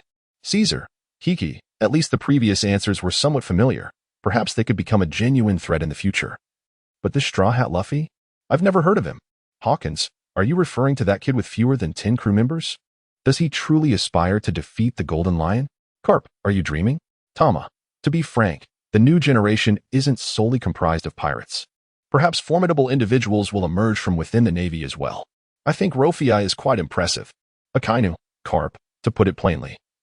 As a vice admiral and a man honored as a hero, your every word and action reflect upon the Navy. I advise you to exercise caution. Even the retired Akainu could not restrain himself from interjecting upon hearing Garp's remarks. However, Garp remained unfazed by his influence. In fact, upon hearing the myriad of derisive comments and disbelief from the esteemed individuals in the live stream regarding Luffy, Garp felt a surge of indignation. He may chastise or reprimand his own grandson, but others dare not. Garp, Akainu, have you reflected on your actions at home? If not, keep your mouth shut. Garp, and as for Kid and Hawkins, if I'm not mistaken, you two are significant criminals currently on the wanted list, right? Before you fantasize about smashing the Golden Lion's skull, perhaps you should consider your own safety. Under Garp's fervent defense of his grandson, the voices of dissent in the live stream diminished considerably. However, the diminishing dissenting voices do not signify its absence. People merely refrain from discussing the matter due to Garp's intimidation and the weight of appearances. Observing Garp so vocally defending him, Luffy felt a warm glow within. Truly, he mused, this old man possesses a heart of gold beneath his sharp tongue. However, Garp's seemingly assertive words were swiftly seized upon by Doflamingo, who discerned a flaw. Doflamingo chuckled. Ha! What a brash young lad to receive such affirmation from the hero of the Navy. Quite remarkable indeed. His insinuation was clear. Although Doflamingo was unfamiliar with Luffy and unaware of his significance, Garp's repeated defense of Luffy in the live broadcast suggested a complex relationship between the two. One is a naval hero, while the other is a newly embarked pirate. The mere juxtaposition of their names evokes boundless imagination. It is likely that others have also noted this, which is why Doflamingo refrained from stating it overtly, instead making a seemingly casual remark. Doflamingo's motives were straightforward, to disrupt the world's order. If a conflict could ensue, all the better. The greater the turmoil, the more prosperous his underground arms trade would become.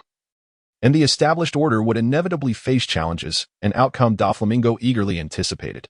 Following Doflamingo's statement, Hancock chimed in, does everyone recall that during the live broadcast of Luffy's departure, Lord Garp explicitly forbade Smoker from pursuing him? Hancock had long recognized this inconsistency but chose not to voice it until Doflamingo brought it up, seizing the opportunity to add her commentary. With Doflamingo and Hancock leading the charge, the number of those questioning Garp and Luffy's relationship in the chat grew. Neither Luffy nor Garp offered a definitive response to this situation. Garp could provide covert protection for Luffy, yet he could not publicly declare that Luffy was his grandson. The irony of a naval hero having a pirate grandson is profound, and such revelations could destabilize the Navy from within. For Luffy, refraining from leveraging Garp's reputation or power and no longer mentioning their connection in public constituted an unspoken agreement between them.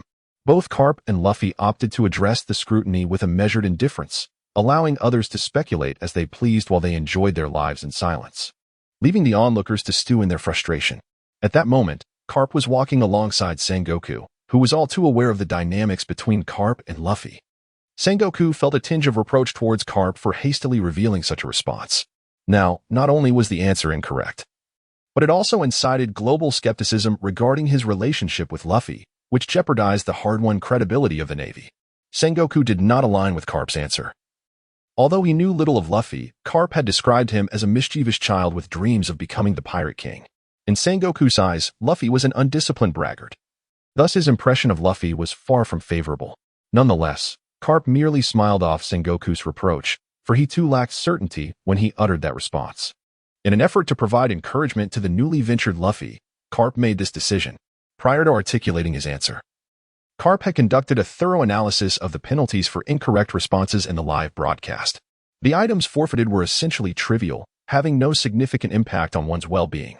Moreover, the possessions relinquished after an erroneous answer would ultimately find their way to the capable hands of Navy officer Luo Fei, a figure Garp held in high regard.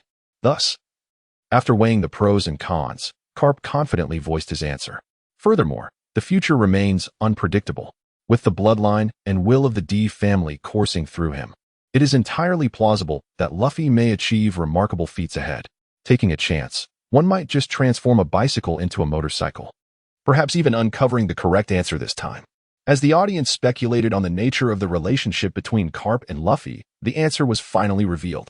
Garp declared, "The head of the Golden Lion was shattered by Luffy," and indeed, the answer was correct. Congratulations to Garp for earning Sakura tin and dry wood. In that moment of revelation, Garp was taken aback. Did he truly utter the correct answer so casually? What astonished him further was Luffy's remarkable resilience in the face of adversity. Not only Garp, but all viewers in the live stream were left in awe. First among them was the Golden Lion himself, who, within the span of a single day, had undergone a profound transformation.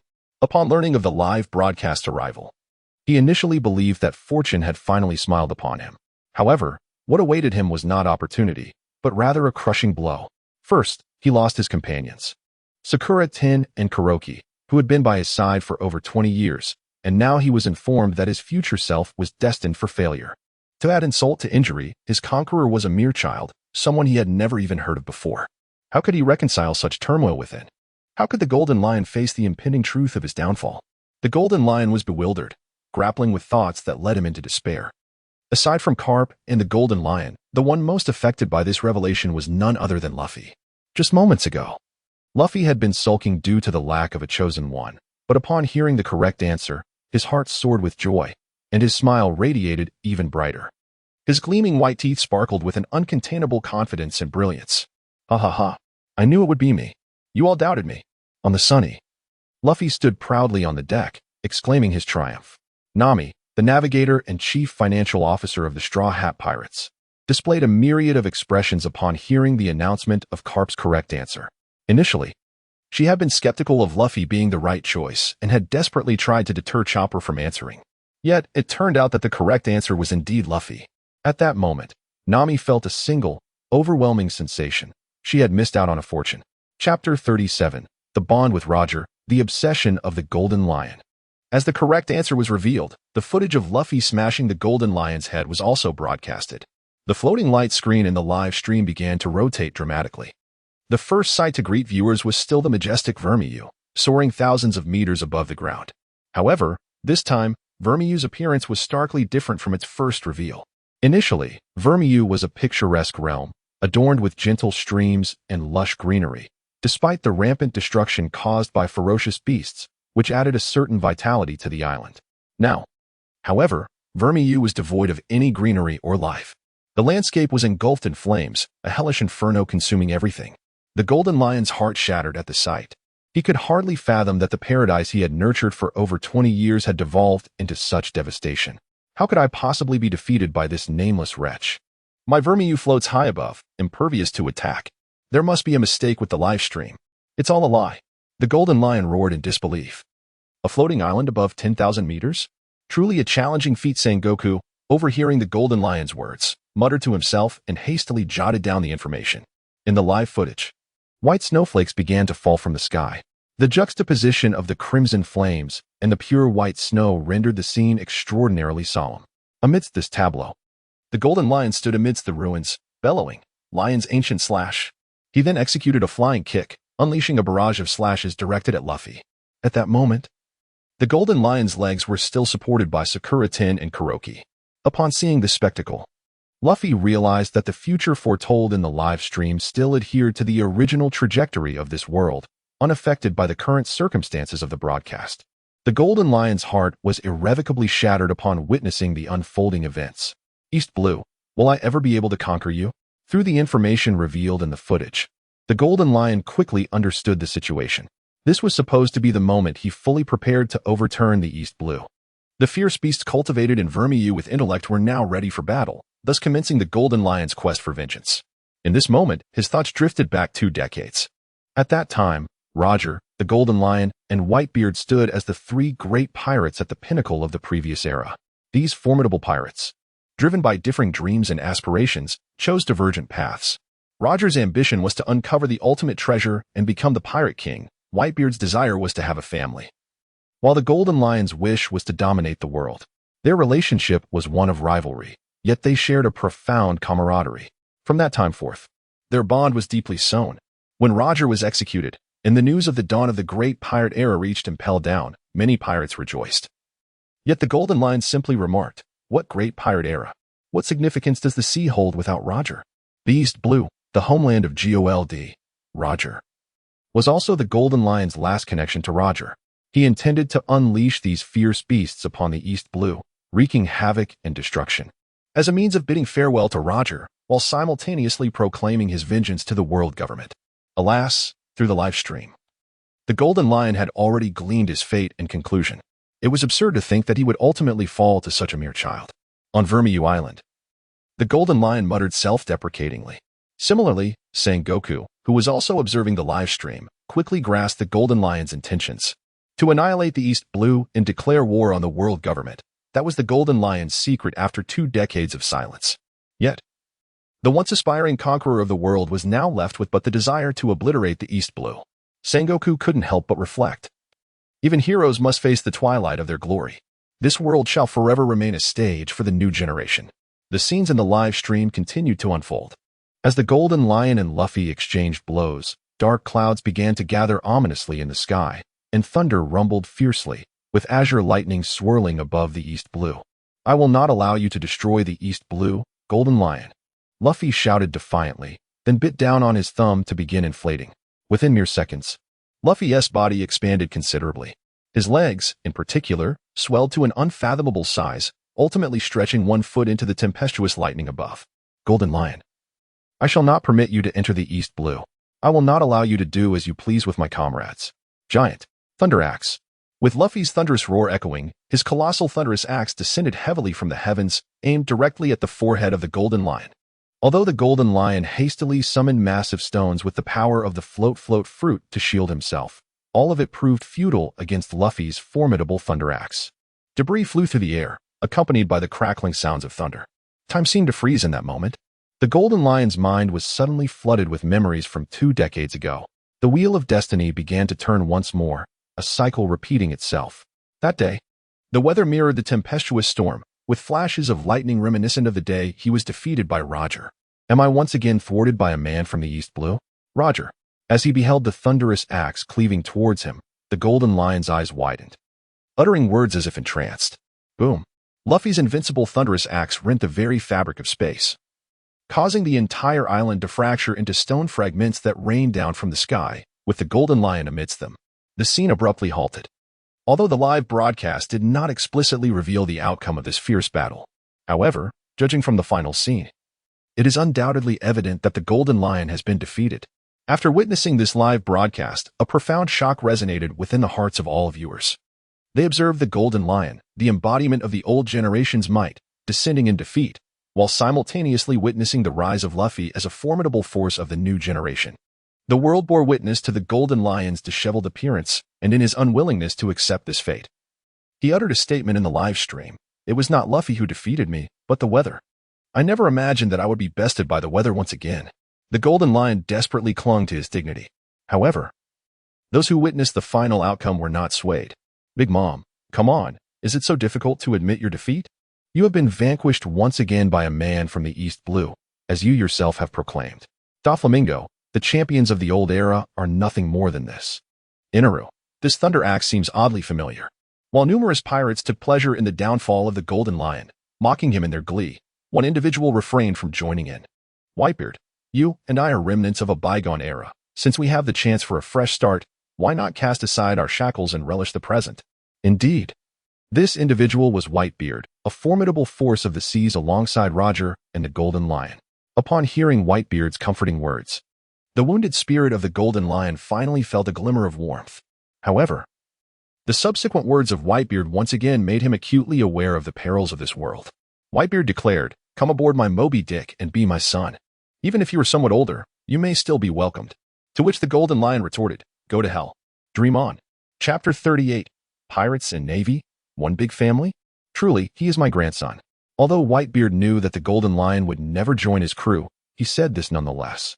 Partly to tease the Golden Lion for being defeated by an unknown individual, and partly to convey that should he find himself in dire straits in the future, he could seek refuge with Whitebeard. They had both endured the trials of a bygone era of piracy, and despite their differing ideals and paths, Whitebeard was willing to extend a helping hand due to the shared memories of that time. Yet, jesting aside, as one of the four emperors, Whitebeard could not simply dismiss the matter with a chuckle. The fact that Luffy had so thoroughly vanquished the Golden Lion posed a potential threat to himself in the future. After sharing a laugh, Whitebeard swiftly dispatched Marco to investigate all available information on Luffy. Once the live broadcast concluded, nearly everyone's mind was indelibly etched with one name, Luffy. Thus, in addition to Whitebeard's investigation into Luffy, other pirates also began to incorporate the name Luffy into their intelligence networks. In the tranquil expanse of the sea, undercurrents surged with increasing ferocity. Meanwhile, Luffy, the subject of these developments, remained blissfully unaware. At this moment, he was lounging on the lawn of the Going Merry, idly blowing on his fingers. The recent broadcast had illuminated the path for his fruit's development. It seemed a sound strategy to expedite his acquisition of power by replicating his own methods. Luffy, ever carefree, was oblivious to the impending dangers. Fortunately, Nami was more astute, sensing that their recent notoriety might attract unwanted attention and urging everyone to maintain a low profile. Upon viewing the footage, Luffy merely nodded in quiet acknowledgement, unfazed. The revelation was precisely as he had anticipated. The sole surprise was that the respondent to the question was none other than Garp. However, this was not a matter of concern for Luffy. He was primarily interested in what rewards he might gain from this round of questioning. Previously, Moria's interference had not only eliminated a multitude of potential answers but also, due to the participants being zombies, left him with little of value to seize, save for their souls. Consequently, during the initial segment of the questioning, Luffy had scarcely acquired anything worthwhile. As the latter half of the questioning unfolded, the participants were predominantly minor crew members from various emerging pirate ships, and even if they erred, there was little of value to claim. Thus, Luffy found himself unable to acquire significant rewards. The most valuable item he could think of was the scythe that Killer often brandished. Nevertheless, Luffy was indifferent. After all, the treasures he had already obtained were beyond the reach of most in this sea for an entire lifetime. Moreover, this was merely the third question in the live session. Once he correctly answered 5 questions, he would have the opportunity to draw from the shared prize pool for rewards from another world. Time was on Luffy's side. After briefly organizing the spoils from this round of questioning, he prepared to return to slumber. As this segment played out, emotions ran high in the live broadcast. Some rejoiced while others despaired. The sorrowful included the Golden Lion himself, and the multitude of infamous generations who failed to make the list. Luffy's sudden emergence had imposed considerable pressure upon them. Conversely, elation reigned among Luffy and the Navy, particularly for Garp, who could scarcely believe his ears upon hearing the results. Could it be that his grandson, who incessantly proclaimed his ambitions to become the Pirate King, could genuinely rival the legendary Golden Lion? Furthermore, the terminology used in the broadcast was meticulous. It did not merely state defeat but rather obliteration. What did this signify? It indicated that Luffy possessed not only the strength to contend with the Golden Lion but also the capability to subdue him. As Luffy's grandfather, Garp could not help but feel immense pride and joy for his grandson. Previously, Garp had hoped Luffy would join the Navy. not solely for reasons of allegiance but also to ensure that he could protect Luffy more effectively by keeping him close. However, he has now learned that Luffy will possess the ability to stand on his own in the future, which brings great joy to Garp. Presently, Garp is filled with both happiness and pride, and as age has its way, he is prone to impulsive actions. Upon acquiring Sakura Tin and the Withered Tree, Garp immediately typed a line in the live broadcast room. No doubt he is my grandson. He truly is remarkable. At this moment, Garp's pride in Luffy is genuine. Not as a naval hero, but as an ordinary grandfather. This statement sent shockwaves through the live room. The astonishment rivaling that of the revelation that Luffy was the one who shattered the head of the Golden Lion. Moria exclaimed, "How can it be that Garp, the naval hero, has a grandson who is a pirate? This is utterly absurd." Doflamingo chuckled. "Ah, I see now. No wonder Garp has been so protective of Luffy. There is a reason behind it." Smoker remarked, "Well, from this moment on, I shall cease pursuing Luffy." Captain Garp, "Do I still have a chance?" Buggy added, "No wonder this kid has the audacity to confront me. It turns out he has the Navy backing him." Robin mused. "Are the Navy and pirates in cahoots? How intriguing." In the live room, the pirates once again raised doubts about the Navy regarding this matter. As for Garp, he remained unfazed. The knowledge of Luffy's future achievements was more than sufficient to shield him from any negative news. However, the situation with Sengoku was markedly different. As the Grand Admiral, Sengoku naturally prioritized the greater good. At this juncture, both Sengoku and Garp had returned to their respective homes. Upon hearing Garp's remarks, Sengoku was filled with profound regret. Why had he not accompanied Garp home? Why had he not shared a night's rest with him? Why had he failed to keep an eye on Garp? The fact that Garp chose to self-destruct left Sengoku feeling both exasperated and helpless. Of course, he was well aware that Luffy was Garp's grandson. However, due to the unique identity of Cap, this matter has long been regarded as a confidential affair within the naval headquarters, rendering it impossible for it to be leaked. Ironically, it was Cap himself who divulged it. Once spoken, words are akin to spilled water, especially when they come from Cap's own lips. Even Sengoku found himself bereft of time to manage the ensuing crisis. In desperation, Sengoku had no choice but to seek alternative remedial measures. Soon, he conceived a strategy. There is a saying, if one cannot defeat, one must join. The fact that Luffy in the future could stand alone against and vanquish the Golden Lion indicates that his strength will develop into something formidable and terrifying. The seas are rife with pirates, and for the Navy to implement a comprehensive capture is no easy task. Limited forces can only safeguard a finite area and its populace. Thus emerged the 7 warlords and the Celestial Dragons, along with bounty notices and pirate hunters. The 7 warlords and the Celestial Dragons were established by the government to maintain the existing balance of the world. The bounty notices and pirate hunters aimed to attract a wave of brave warriors through civilian conscription to serve the government. Given Luffy's immense potential, if no measures are taken now, future actions may become increasingly challenging. Yet, if coercive actions are enforced against Luffy at this moment, depriving him of his growth opportunities, who then would rise to defeat the Golden Lion in the future? From the recent broadcast, Sengoku has gained a clear understanding of the Golden Lion's ambitions. Chapter 39, Dragon. I advise you not to be ungrateful. As the first criminal in history to escape from Impel Down, the existence of the Golden Lion has always been a source of concern for the Navy. Over the years, they have not ceased their pursuit of the Golden Lion. But regrettably, they have yet to find a breakthrough. However, with the prophecy of the live broadcast, it is highly likely that Luffy will serve as the breakthrough point for the Navy to capture the Golden Lion. Such a splendid opportunity, Sengoku would undoubtedly not overlook. However, even if Luffy manages to assist the Marines in capturing the Golden Lion, it does not alter the fact that he is a pirate. As long as he remains a pirate, he will forever stand in opposition to the Navy. By the time Luffy matures into a formidable force capable of defeating the Golden Lion, it is likely that the Navy will be powerless against him. Thus, at present, the sole strategy to eliminate the Golden Lion while preventing Luffy from becoming an adversary of the Navy is to offer him an invitation to join their ranks. With this resolution firmly established, Sengoku swiftly addressed Luffy through the live broadcast. Sengoku, Luffy, since you are the grandson of Garp, you are naturally a member of our Navy. Therefore, if you can find your way back and return to the embrace of the Navy, I promise to provide you with the finest treatment. And your companions can be removed from the pirate bounty list. In Sengoku's view, these words hold an undeniable allure for Luffy, the pirate. Not only does Sengoku promise the best of accommodations for Luffy, but he also expresses a willingness to welcome his comrades, a prospect that many pirates could only dream of.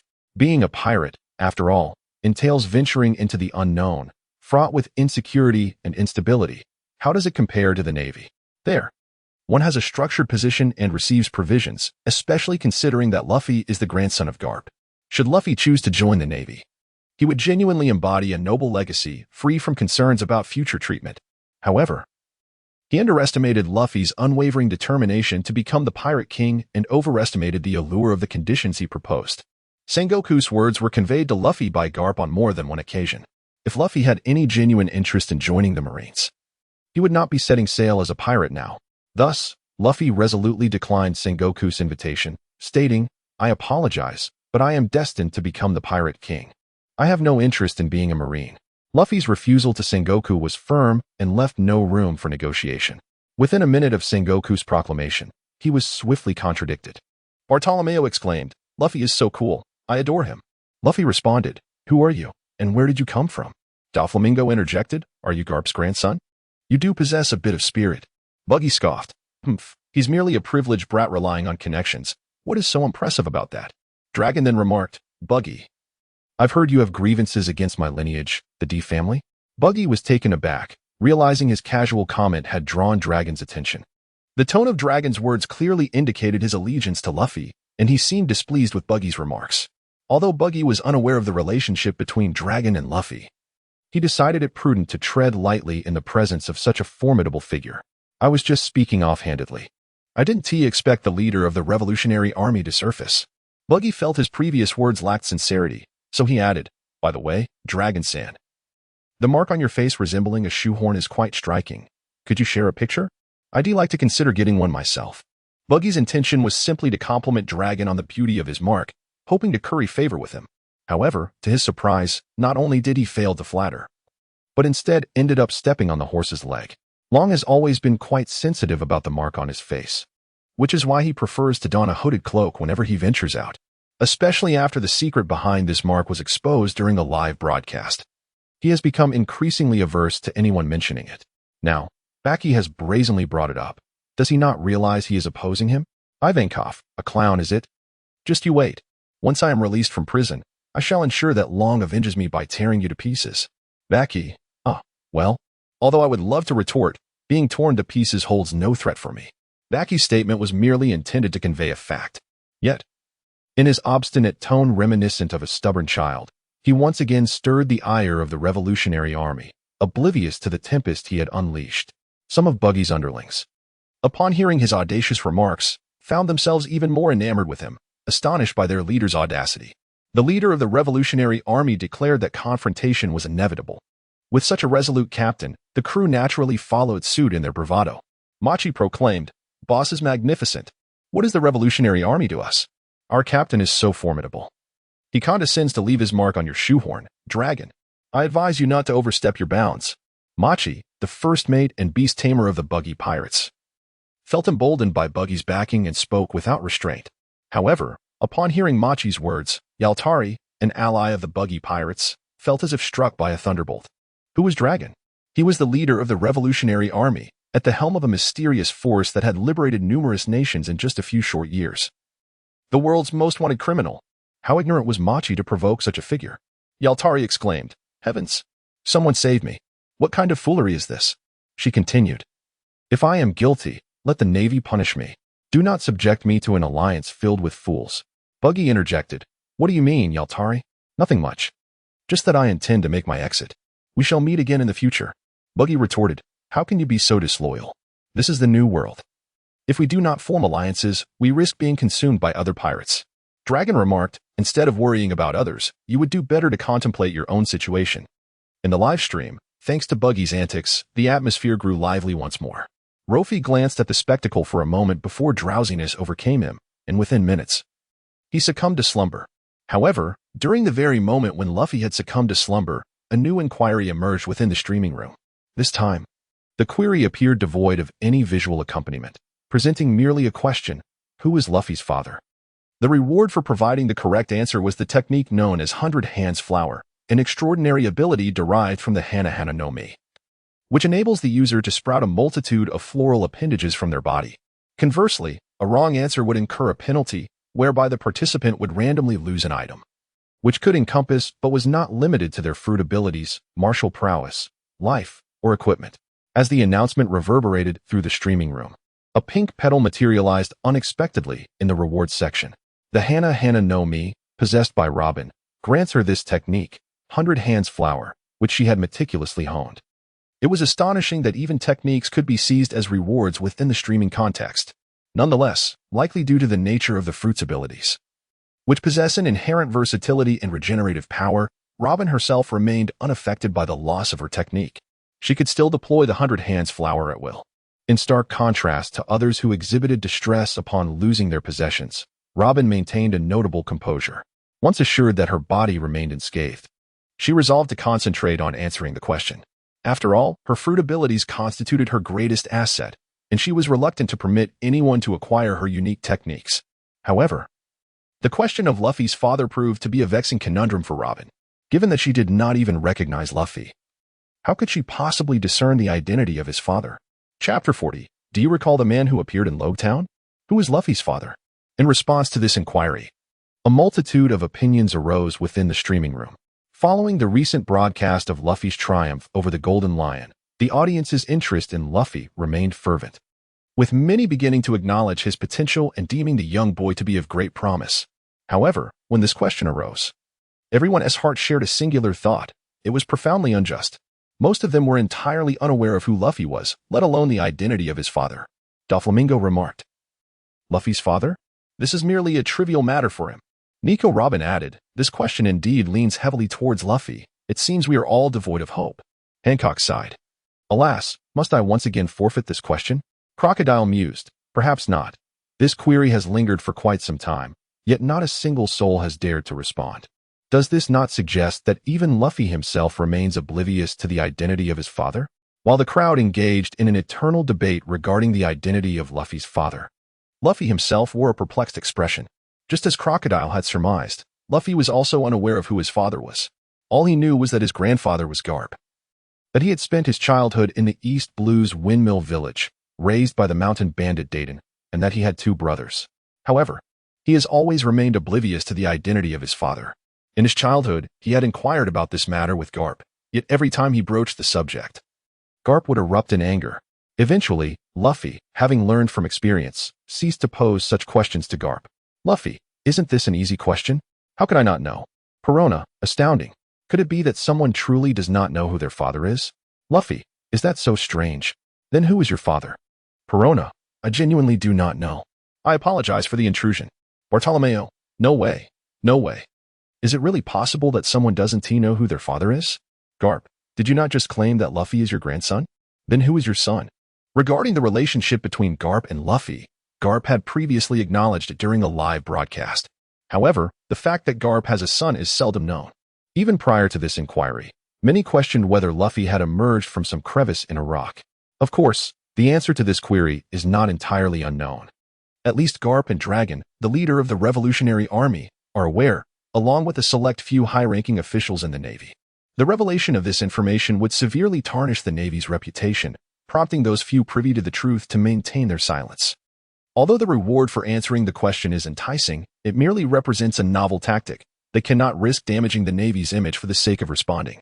Even Garp, upon encountering this question, found himself deep in thought. Should the identity of Luffy's father be made public at this juncture? Would the dissemination of such news adversely impact Luffy himself, as well as the Navy's headquarters? Garp began to weigh his options.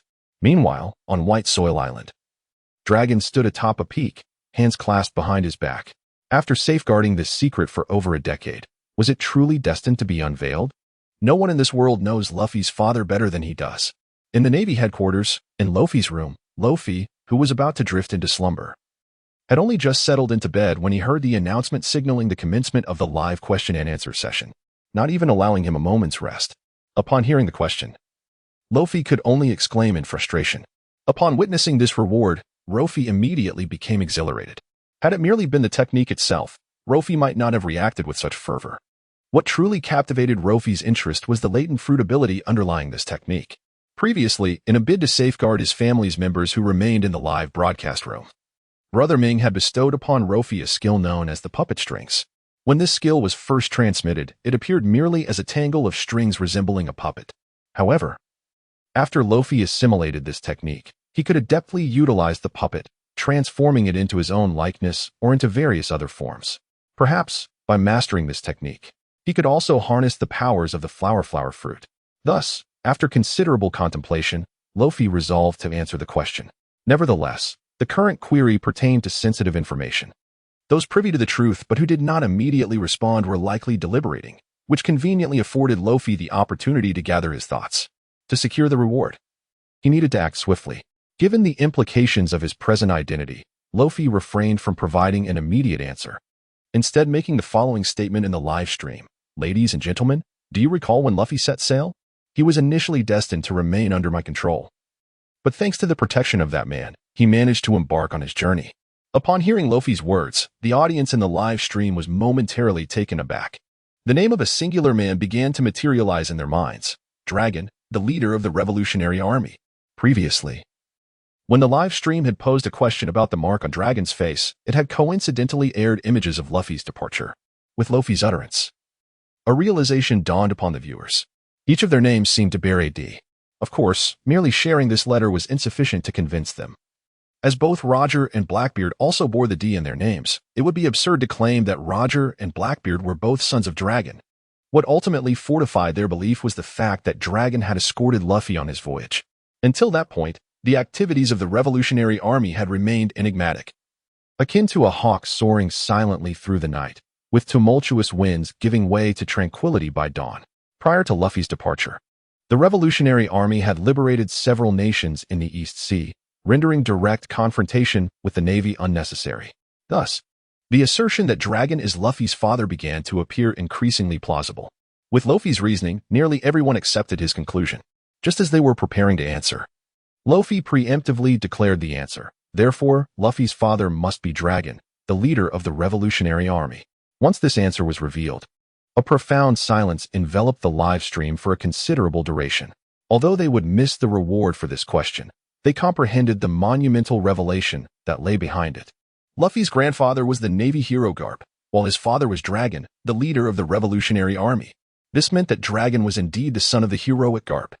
The implications of this conclusion left the entire ocean in a state of astonishment. As a celebrated Navy hero, Garp not only had a grandson aspiring to be the Pirate King, but also a son intent on overthrowing the world government. Such news was undeniably explosive.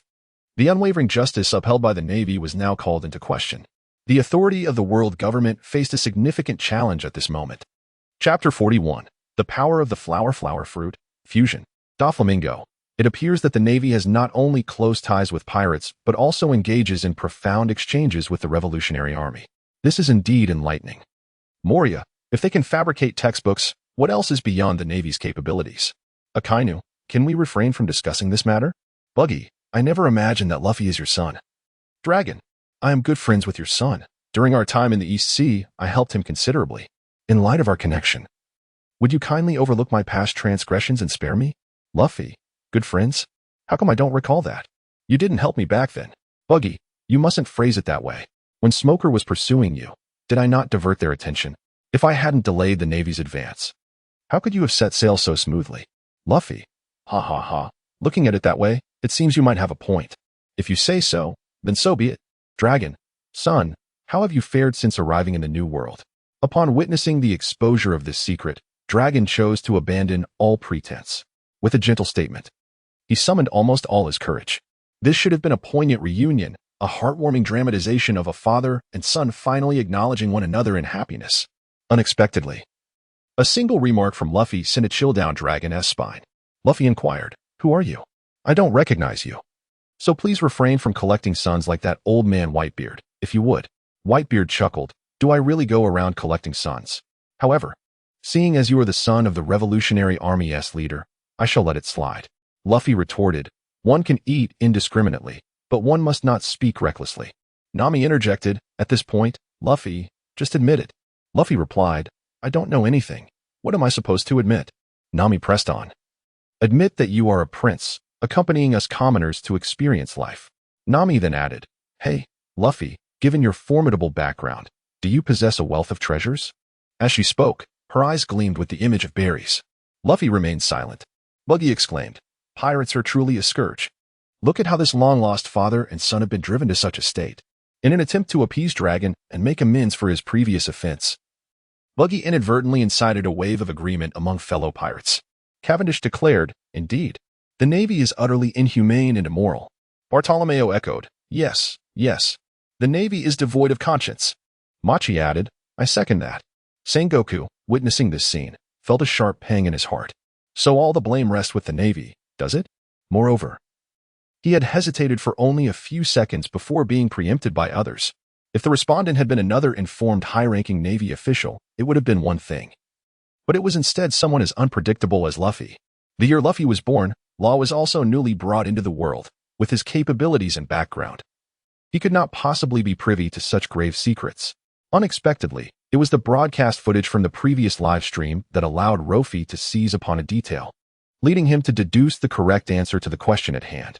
Sengoku, Smoker, were you not the one tasked with overseeing Log Town? Did you not engage in battle with Dragon at that time? How could you be unaware of such crucial intelligence? Smoker, Sir Admiral, if I am privy to such information, can it truly be deemed a secret? Smoker continued, moreover, after Dragon destroyed Log Town to escort Luffy out to sea, why did the headquarters not dispatch troops? Smoker, known for his tempestuous temper and rebellious nature since childhood, maintained a steadfast commitment to justice, albeit a version defined solely by his own beliefs. The adage that a general does not heed military orders when away from the army underscores his motives for distancing himself from the control of Navy headquarters by coming to the East Blue, a region rife with piracy. Thus, in response to Sengoku's inquiries, Smoker did not cower like other members of the Marine Corps. Instead, he seized this opportunity to voice sentiments he had long harbored. Sengoku found himself rendered speechless by Smoker's retort. Although frustration lingered within him, he chose to remain silent. Recognizing the current discourse in the live stream was decidedly unfavorable toward the Navy. Given that the affairs involving Garp, Dragon, and Luffy, the three generations, were now unavoidable, Sengoku deemed it wiser to acquiesce rather than resist. Naturally, Sengoku had contemplated fabricating a story to placate the audience in the live stream. However, after confiding in Garp about the situation, he was met with immediate refusal. "Impossible. I just publicly announced that Luffy is my grandson. You expect me to turn traitor now?" The decision to conceal their relationship was not solely Garp's, but represented the consensus of the Navy's higher echelons. For the sake of the Navy, Garp had sacrificed his kinship, enduring years, perhaps decades, of separation. With the revelation of this secret, even a lie could scarcely mitigate the ensuing repercussions. Under such circumstances, Garp would certainly not endorse Sengoku's proposition. Resigned, Sengoku was left to swallow his frustrations. Perhaps this epitomizes the burdens of an admiral. Despite possessing extraordinary strength and wielding immense power, he must prioritize the overarching interests of the Navy in all actions and words. Only with the Navy can an admiral exist. Meanwhile, in Luffy's room, as the audience in the live stream voiced their skepticism regarding the Navy's integrity, Luffy began to display his floral abilities. This was not merely any display of floral talent. It was Luffy's unique integration of the Hana no Mi, manifesting in an exquisite floral manipulation. Having answered the question correctly, the rewards naturally belonged to Luffy. Lying supine on his bed, Luffy effortlessly extended his limbs into arms formed of flower petals, strikingly lifelike. His finger joints moved with remarkable dexterity, resembling genuine fingers. Furthermore, Luffy endeavored to harness this ability to explore the full potential of the Hana no Mi, seeking to transform and create even more wondrous manifestations. However, it ultimately became apparent that the system was exceedingly straightforward, providing techniques without offering any opportunity for synthesis or deeper understanding. This revelation led Luo Fei to recall the string puppet that Mingu had sent him. When Mingu dispatched this puppet, he believed he was merely sending an object, at most granting Luo Fei a mere doppelganger, nothing more. Unexpectedly, Luffy discovered that not only could he utilize his string puppet to create duplicates of himself, but he could also conjure other objects through the capabilities of his string fruit. In light of this, it would be more prudent to directly request donations from group members. After mastering this skill, the night had fallen, and Luffy realized he must retire for the evening to avoid the peril of exhaustion. To preclude any inquiries or interactions during his slumber, Luffy promptly switched to his primary account and set the livestream to sleep mode. This mode merely suspended the livestream temporarily, while the chat group continued to function normally. Thus, As Luffy peacefully rested, numerous pirates, marines, and other factions remained vigilant, monitoring the developments of the live stream and the world through the chat group. Chapter 42. Tina's Concern.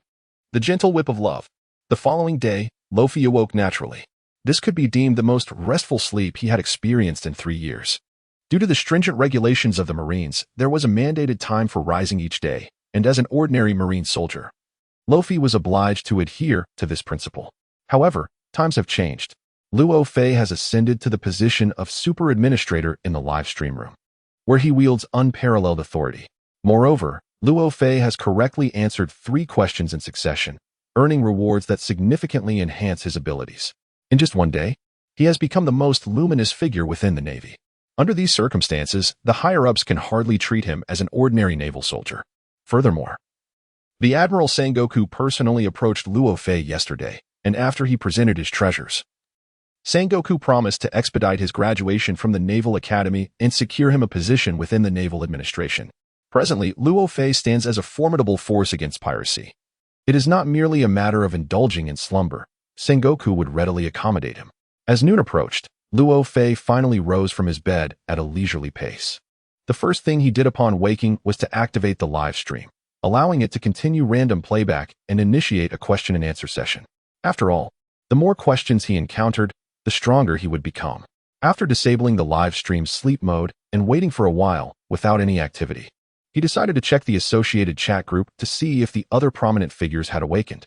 After all, these exceptionally gifted individuals were the primary targets for Luo Fei's endeavors. Upon entering the chat group, Luo Fei was met with a barrage of messages. Tina, Luo Fei, are you awake? Tina, Luo Fei, are you awake?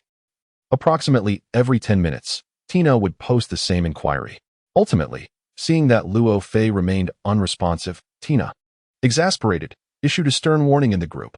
Luo Fei, why are you still in bed? Do you think graduating from the Naval Academy grants you the liberty to be so lax? Just wait.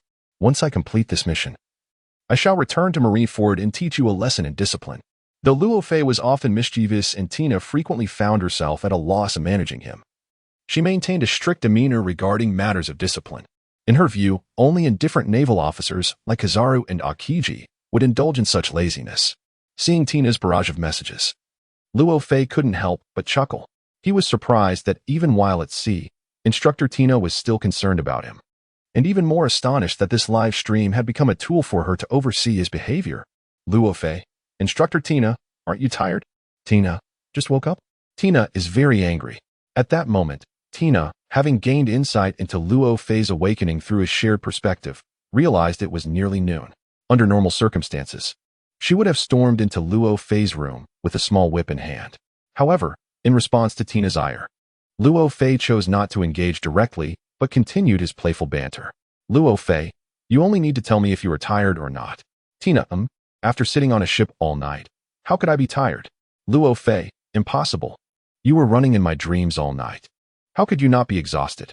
If it weren't for Instructor Tina appearing in my dreams, I surely would not have slept in so late. As soon as he sent that message, he found himself in fits of laughter. He had always enjoyed teasing his classmates at the Naval Academy, playing pranks even on Tina. Despite her role as an instructor, he had thought that with Tina at sea, he would have no opportunity to play tricks on her. But this live stream presented a splendid chance. Meanwhile, Tina, sailing somewhere across the ocean, felt her teeth clench in irritation upon reading Luo Fei's playful remarks.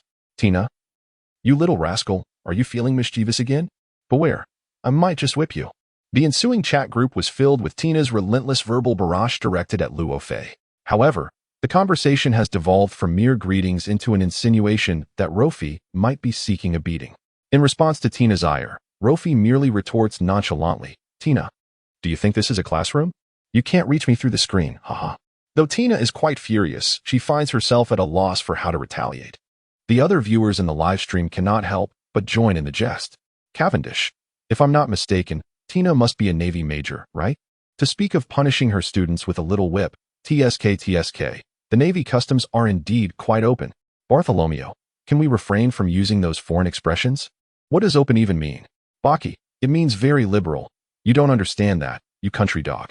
Bartholomew, haha, the Navy really does sound open. Wait a moment. Who are you calling a country dog? Baki, whoever fits the description. Whitebeard. I don't quite comprehend. Baki, my apologies. Bruno, enough is enough. I can't bear this any longer. This Rofy is utterly detestable. How about this, Tina? I could use my merman fruit ability to send you back to Marineford. And you can give that brat a good thrashing. Sound good? Tina, that sounds great. Rofy. Bruno, do you think I'm merely a decoration? Ding. Bruno has been muted by the moderator for a day. Garps. Bruno, have you forgotten my words from yesterday? Only after being silenced does Bruno recall that Garp had openly supported Rofy just the day before. He never anticipated that Rofy could sway even the esteemed Garp. This lad truly is formidable. For some inexplicable reason, a wave of apprehension washes over Bruno. Meanwhile, Tina continues her raucous declarations in the live stream, adamant that is Rofy's instructor. He could not possibly silence her. Of course, Rofy has no intention of muting Tina, not out of fear of her little whip, but rather because he regards Tina as a distinguished member of the Navy. The notion of her daily inquiries about his well-being, whether he has slept, arisen, or eaten, strikes him as rather pleasant. Tina, Bruno, being muted is of no concern. Just sneak in and out quietly to deliver me to Rofy's room. Tina, and then, just wait for my beloved little whip. Upon hearing Tina's words, Rofy's heart skips a beat, not from fear, but because he senses a certain ambiguity in her statement. Could it be a veiled suggestion directed at him? Rofy, Bruno, I permit you to escort instructor Tina back to Marineford. Upon finishing his sentence, Rofy promptly lifts Bruno's muting. However, Bruno's thoughts were far from lighthearted at the moment. He had just received a warning from Vice Admiral Garp, and he certainly had to respect the reputation of the naval hero. Bruno sighed. I voluntarily remained silent for a century. Moria chuckled. Haha, look at how Bruno has been rendered speechless. Doflamingo interjected, if I may be so bold. Is this the sort of discipline taught at the Naval Academy? Sanji echoed the sentiment. Indeed, I wonder. Tina, with a fierce gaze, warned, Pirates, do you seek your demise? Rofy chimed in, exactly. Hands off my instructor, Tina. Tina responded with confusion. In such an atmosphere, the mood in the live stream room lightened considerably. After exchanging a few words, Tina realized she had once again fallen into Rofy's trap. Frustrated, yet with no outlet for her anger, she ultimately chose to close the live stream, preferring to avoid the source of her irritation. Meanwhile, Rofy, as the conversation continued, seemed to discover the joy of the chat group. Coupled with his role as a super admin, all members of the group, regardless of their status or strength, tended to flatter him in their discourse. Naturally, conversing with such a group of sycophants lifted Rofy's spirits. Simultaneously, in the office of Admiral Sengoku in Marineford, he pondered Rofy's future. It had become evident that Rofy was no longer suited to remain at the Naval Academy. Just yesterday, in a moment of exuberance, Sengoku had made certain promises to Rofy, and it was time to fulfill them. While facilitating Rofy's graduation from the Naval Academy would be a straightforward task, arranging a suitable position for him proved to be more complex. Given Rofy's unique status, it was impossible to assign him away from Marineford. Thus, he would need to find a local assignment. Unfortunately, with personnel already at capacity, finding an opportunity for Rofy was quite challenging. As Sengoku contemplated these difficulties, Garp entered the room and stated, I know of a position that would be perfect for Rofy. Hearing Garp, who typically remained uninvolved in matters, say such a thing, Sengoku felt a surge of hope. Garp, you have finally matured. You are now concerned for my burdens. Pray tell, what position do you propose? Although Garp held the rank of Rear Admiral, he generally did not engage in affairs, merely holding a nominal post. Major events were rare, and minor issues rarely required Garp's intervention. The reason for Garp's enduring status within the Navy over the years was likely his identity as a naval hero. Throughout his life, apart from having a son as a revolutionary leader and a grandson as a pirate, Garp had no significant blemishes on his record. Thus, prior to the exposure of this incident, Garp had always been viewed as a symbol of naval integrity, and even after the revelation through the live stream, he remained a figure of aspiration for many within the Navy. Sengoku harbored high expectations for Garp's insights. As Garp approached, he stated, Isn't Tina currently at sea with Momonosuke? There happens to be a vacancy for a position at the Naval Academy.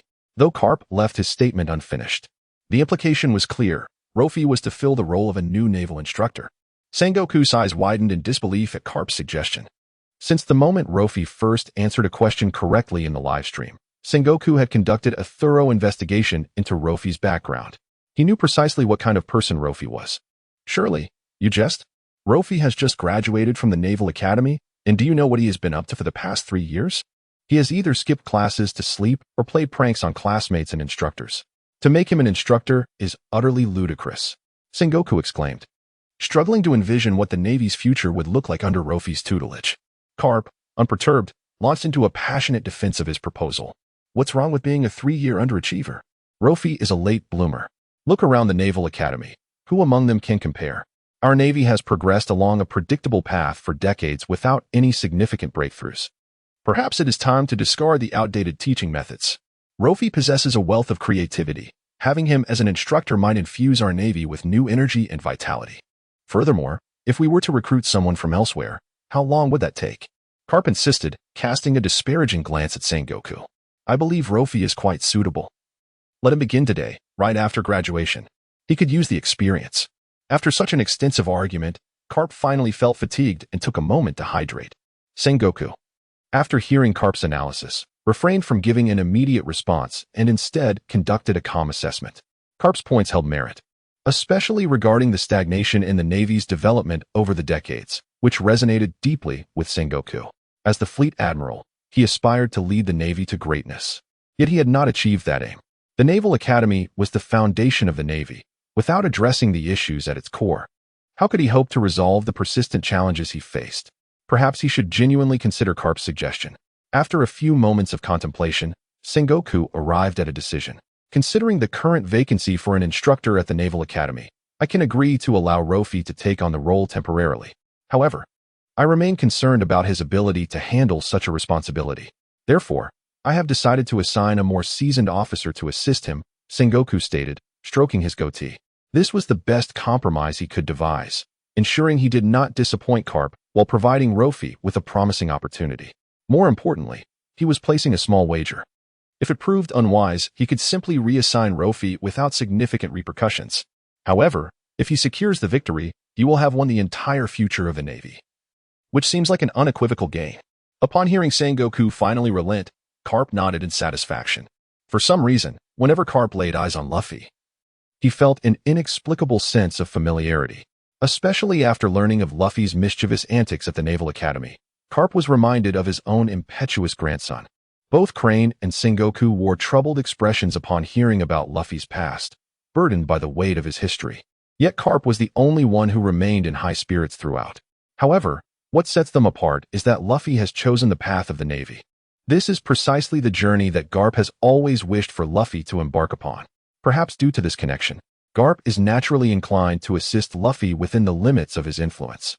Upon hearing Sengoku's intention to seek another naval officer to serve as an instructor alongside Luffy, Garp specifically cautioned Sengoku, being too composed is not necessarily a good thing.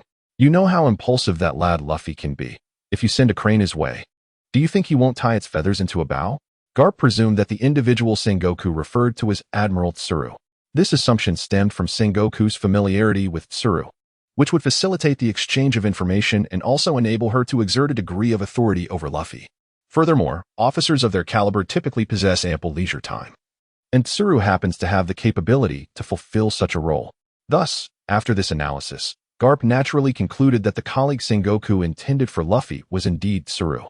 However, upon hearing Garp's assertion, Sengoku shook his head, refuting Garp's statement. Rest assured, it is a young naval officer you should be familiar with, and her strength is considerable, Sengoku declared confidently. The identity of this individual had long been determined by Sengoku. Yet he remained uncertain whether she would be willing to temporarily assume the role of instructor at the naval headquarters. Soon, Sengoku promptly produced a transponder snail.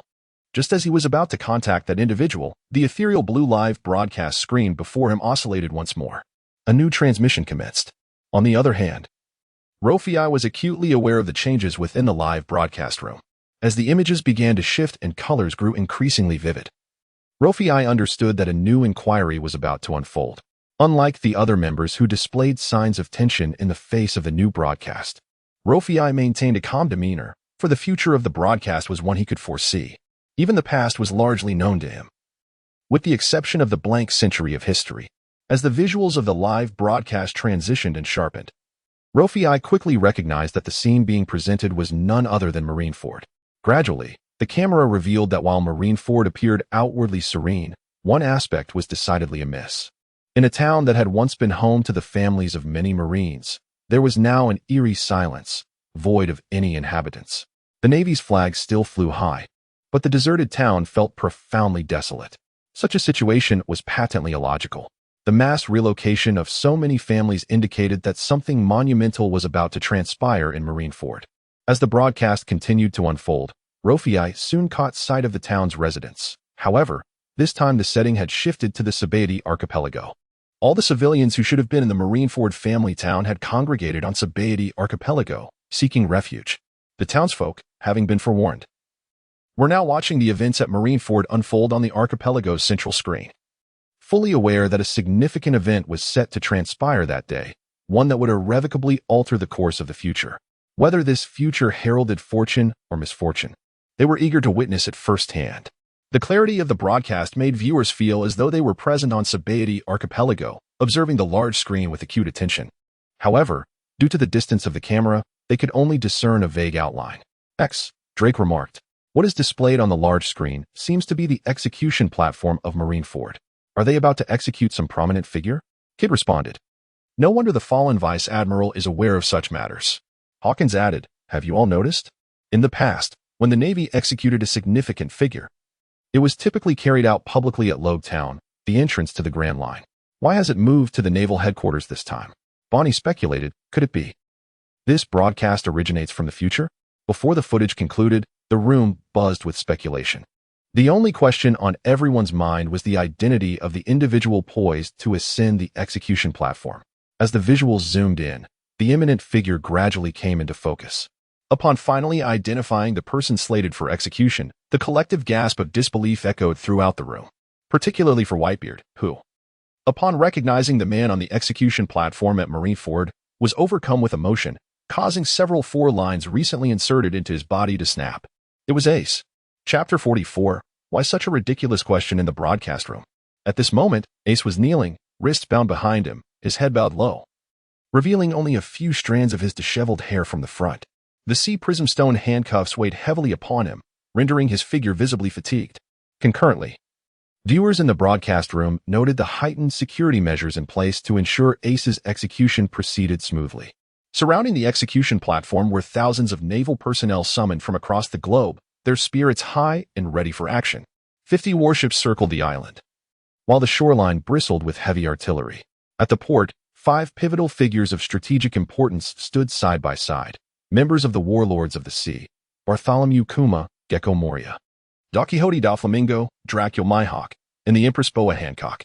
Below the execution platform stood the 3 admirals, Akiji, Akainu, and Kizaru, widely regarded as the pinnacle of the Navy's combat strength.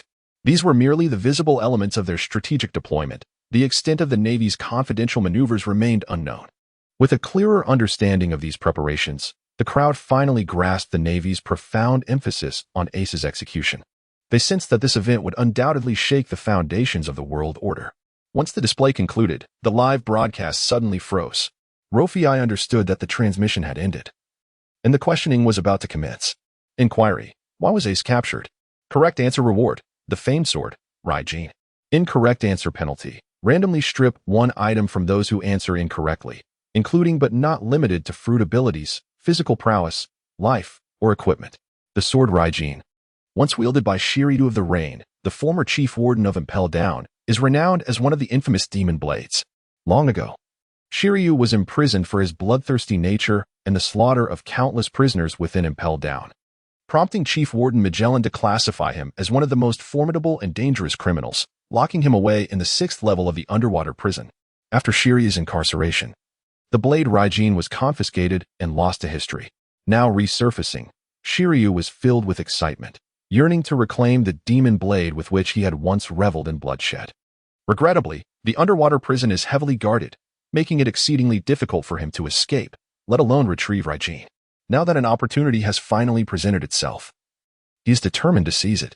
Why was Ace captured? This question prompted Shiryu to conduct an analysis. Firstly, this inquiry originates from the future, lacking any options or parameters, rendering it impossible for Shiryu to conjure an answer from thin air. Secondly, having been imprisoned in the underwater facility for so many years, he possesses knowledge of certain notorious pirates, but he is entirely ignorant of the newer ones. He is even oblivious to Ace's identity, let alone where to procure the answer to this query. Since conventional clues are of no use, he must resort to a literal interpretation. Soon, Shiryu, through some subtle hints, arrived at what he believed to be the most accurate answer. Shiryu, why was Ace captured? Is this even a question? Just look at the skull mark on his back. He must be a pirate. Now, appearing at the execution platform in Marineford, it is evident that he has been apprehended by the Navy. Shiryu, it's astonishing that such a question was even posed separately. How could such a foolish question arise in the live stream? Enough, the answer has emerged. Swiftly present the reward. Shiryu responded with confidence, convinced that his analysis was flawless. He was even prepared to welcome the arrival of the demon sword Rayleigh. Regrettably, the subsequent remarks in the live broadcast served as a harsh wake-up call for him. Shiryu's response, claiming Ace has been captured by the Navy, was incorrect. Consequently, he faced a permanent reduction of 20 in movement speed. Of course, if the penalty were solely due to the incorrect answer, Shiryu would not be in such distress. A warning was issued. Group member Shiryu displayed contempt for the live broadcast, resulting in an additional 10 years being deducted from his lifespan. If you find the live broadcast unappealing, you are free to exit.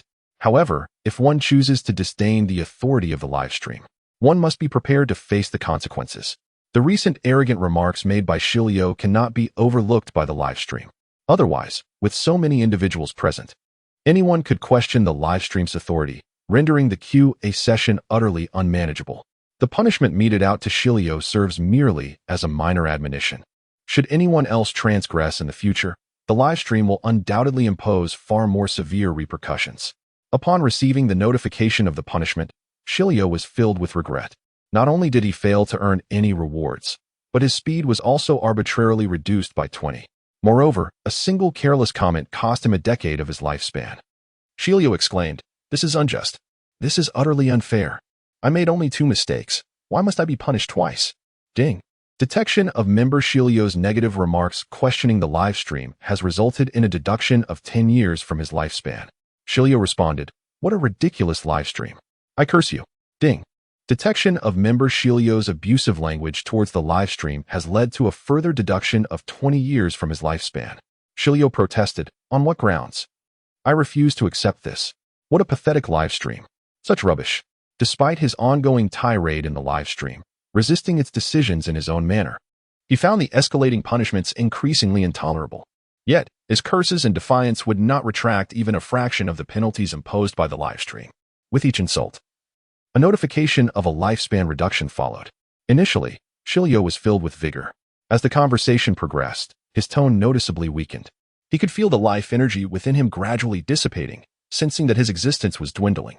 Shiryu soon realized that if he continued his tirade, the penalties from the live stream would surely cost him his life. Life in prison, though monotonous, still afforded him the gift of existence, as long as he lived. There remained a chance to see the sun. After the live stream had stripped him of 50 years of life, Shiryu ultimately chose to mute himself. The sudden silence from Shiryu struck the viewers as peculiar. Baki inquired, "Why has that guy stopped talking? Is he already dead?" Hancock remarked, "This live stream can truly be deadly. We must tread carefully." Luo Fei reassured, "There's no need for alarm. The live stream has merely deducted 40 years from his life. He won't perish so swiftly. As for his silence, it's likely just a sign of cowardice." Luo Fei, well versed in the ways of the live stream, understood that if it intended to take a life, it would not be so hesitant. "Magellan, go and see what's happening," commanded Warring States. "Understood, Marshal. But could you allow me a moment to finish my business?" replied Magellan. Shiryu interjected, "No need to check. I'm merely tired and wish to sleep." Baki added, "If you're scared, just admit it. You've caused us much worry." Shiryu retorted, "Are you worried for me or for yourself?" Hawkins chimed in, "Luo Fei, you truly are a prophet." Bonnie concurred, "Indeed, when it comes to predictions, you surpass us all." From that point on, despite the commotion in the live stream, Shiryu remained silent. The sole reason was his fear. He sensed that his years were numbered and did not wish to squander his remaining life on idle chatter. As the live stream administered a penalty for his incorrect answer, Luo Fei swiftly received the corresponding reward. The reason Shiryu was deemed a formidable criminal was not solely due to his bloodthirsty nature, but also his exceptional prowess. His swordsmanship, combined with his ghostly agility, could result in instantaneous kills, an enigma. While the audience speculated about the identity of the person who had delivered Ace to the guillotine at Marineford, Luo Fei had already fused the 20 speed points he had just acquired from Shilio. It must be noted that being classified as a world-class criminal and imprisoned in the 6th level of an underwater prison certainly matched the peril of his abilities. With just the 20 speed points from Shilio, Luo Fei could achieve the effect of instantaneous movement. He could not help but ponder what would happen if he were to achieve a full fusion. However, he quickly dismissed the thought, after all. He could effortlessly win through the rewards of the live stream, so why exert himself in combat? In Chapter 45, Sabo remarked, "Ace? That name sounds familiar." Aside from the 20 speed points, Luo Fei also gained another boon, 40 additional years of life. With the 10 years from Blackbeard and the 100 years gifted by Big Mom, he now possessed a total of at least 140 years. Coupled with his original lifespan, he could reasonably expect to live to 200. What wonders would unfold in a world 2 centuries hence? Such an expanse of time would allow him to witness the complete transformation of an era. While curious about the future, Luo Fei felt no urgency. He trusted that a new order would have emerged by then. The quiz in the live stream continued. Luo Fei merely adapted to the effects of his newly acquired speed before refocusing on the live stream. He decided against answering the question of why Ace had been captured. The query was indeed challenging to decipher. Although he knew the ultimate answer, deducing it from his perspective proved difficult. Additionally, he was eager to observe how others speculated on the question and their perspectives on the changes in the future world. More importantly, he was keen to see who would become the next unsuspecting participant, confidently answering incorrectly and unwittingly providing him with rewards. After Shilio's previous misstep, the audience had grown more cautious. The allure of quiz rewards was particularly enticing for swordsmen. Yet, even so, it is understood that every question posed in the live broadcast is far from simple. Answering questions about events that have yet to unfold is an exceptionally daunting task. Moreover, the gravity of Ace's impending execution has eclipsed even the significance of the prizes at stake. Who is Ace? He is the audacious young man who dared to confront Whitebeard, sinking 5 warships with a single fiery punch, and who has repeatedly declined the government's invitations to become a warlord of the sea. Additionally, he holds the esteemed position of the 2nd Division Commander of the Whitebeard Pirates. It is noteworthy that the Whitebeard Pirates consist of 16 divisions, with those at the forefront exhibiting far greater strength than those at the rear. To ascend to the rank of Division Commander is a testament to one's formidable prowess. There are even whispers that Ace is the successor groomed by Whitebeard himself.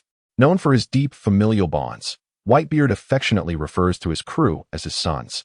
Thus, when Whitebeard witnessed Ace being led to the execution platform in Marineford, his fury was palpable. Who is responsible for delivering Ace to the guillotine of Marineford? I swear, if I discover their identity, I shall crush their skull, he declared. Ace, with a chuckle, replied, "No need to be so enraged, old man. If this is my fate, then I shall accept it." He then addressed Marco, "If misfortune were to befall me in the future, ensure that you take good care of the old man." At that moment, Ace traversed the sands of Alabasta, fully aware of the implications of the live broadcast he had just witnessed. No one is devoid of the fear of death. As he beheld his own ascent to the execution platform, his mind was nearly blank. How could he embrace such an end when he had yet to discover the meaning of his existence? He simply could not reconcile himself to such a fate. However, in comparison to death, he was even less willing to distress his beloved father due to his own disobedience. Whitebeard said, "Ace, return to me. Remain by my side, and I shall ensure that no one dares to lay a finger on you." As he uttered these words, a foreboding sense began to creep over him, a feeling that stemmed from Blackbeard. Blackbeard, originally a member of the Whitebeard Pirates' 2nd Division and also Ace's subordinate, harbored intentions that were ominous. One fateful day, upon witnessing the dark fruit claimed by the captain of the 4th Division, a malevolent desire took root within the heart of Blackbeard. He ruthlessly murdered the captain, Sachi, seizing the coveted fruit, and subsequently established his own Blackbeard Pirates. Blackbeard's merciless acts of violence and betrayal were intolerable to Ace, who could not allow any traitor among his crew, especially one who had once served under him. Thus, Ace, undeterred by any opposition, embarked on a solitary quest to eliminate Blackbeard. Initially, Whitebeard vehemently opposed Ace's pursuit, having discerned the formidable nature of Teach. Yet, in the face of Ace's unwavering determination, he ultimately relented. Now, witnessing such a harrowing broadcast, Whitebeard felt a pang of guilt, pondering whether he should have taken a firmer stance that day to prevent Ace from setting forth. Ace declared, "I cannot return until I have captured that scoundrel, Teach." He reassured his father, "Do not worry, old man. I shall return to the ship once this matter is resolved." At this juncture, Ace's resolve remained steadfast in capturing the traitor who had betrayed Whitebeard. Meanwhile, aboard the Straw Hat pirate ship, Luffy's blood surged upon seeing Ace's execution. Ace was his most cherished kin. He could not bear to witness his brother march towards death. "No, Ace, I will not allow you to be executed. Whoever imprisoned you is my enemy. I shall obliterate him." Nami interjected, "Calm down, please. We do not even know who captured Ace. What if that person possesses overwhelming strength? We might stand no chance." Although Nami was already aware that Ace was Luffy's brother, it was entirely natural for him to be agitated by Ace's dire predicament. However, Nami was acutely aware that the individual capable of capturing Ace and delivering him to the Navy headquarters possessed formidable strength.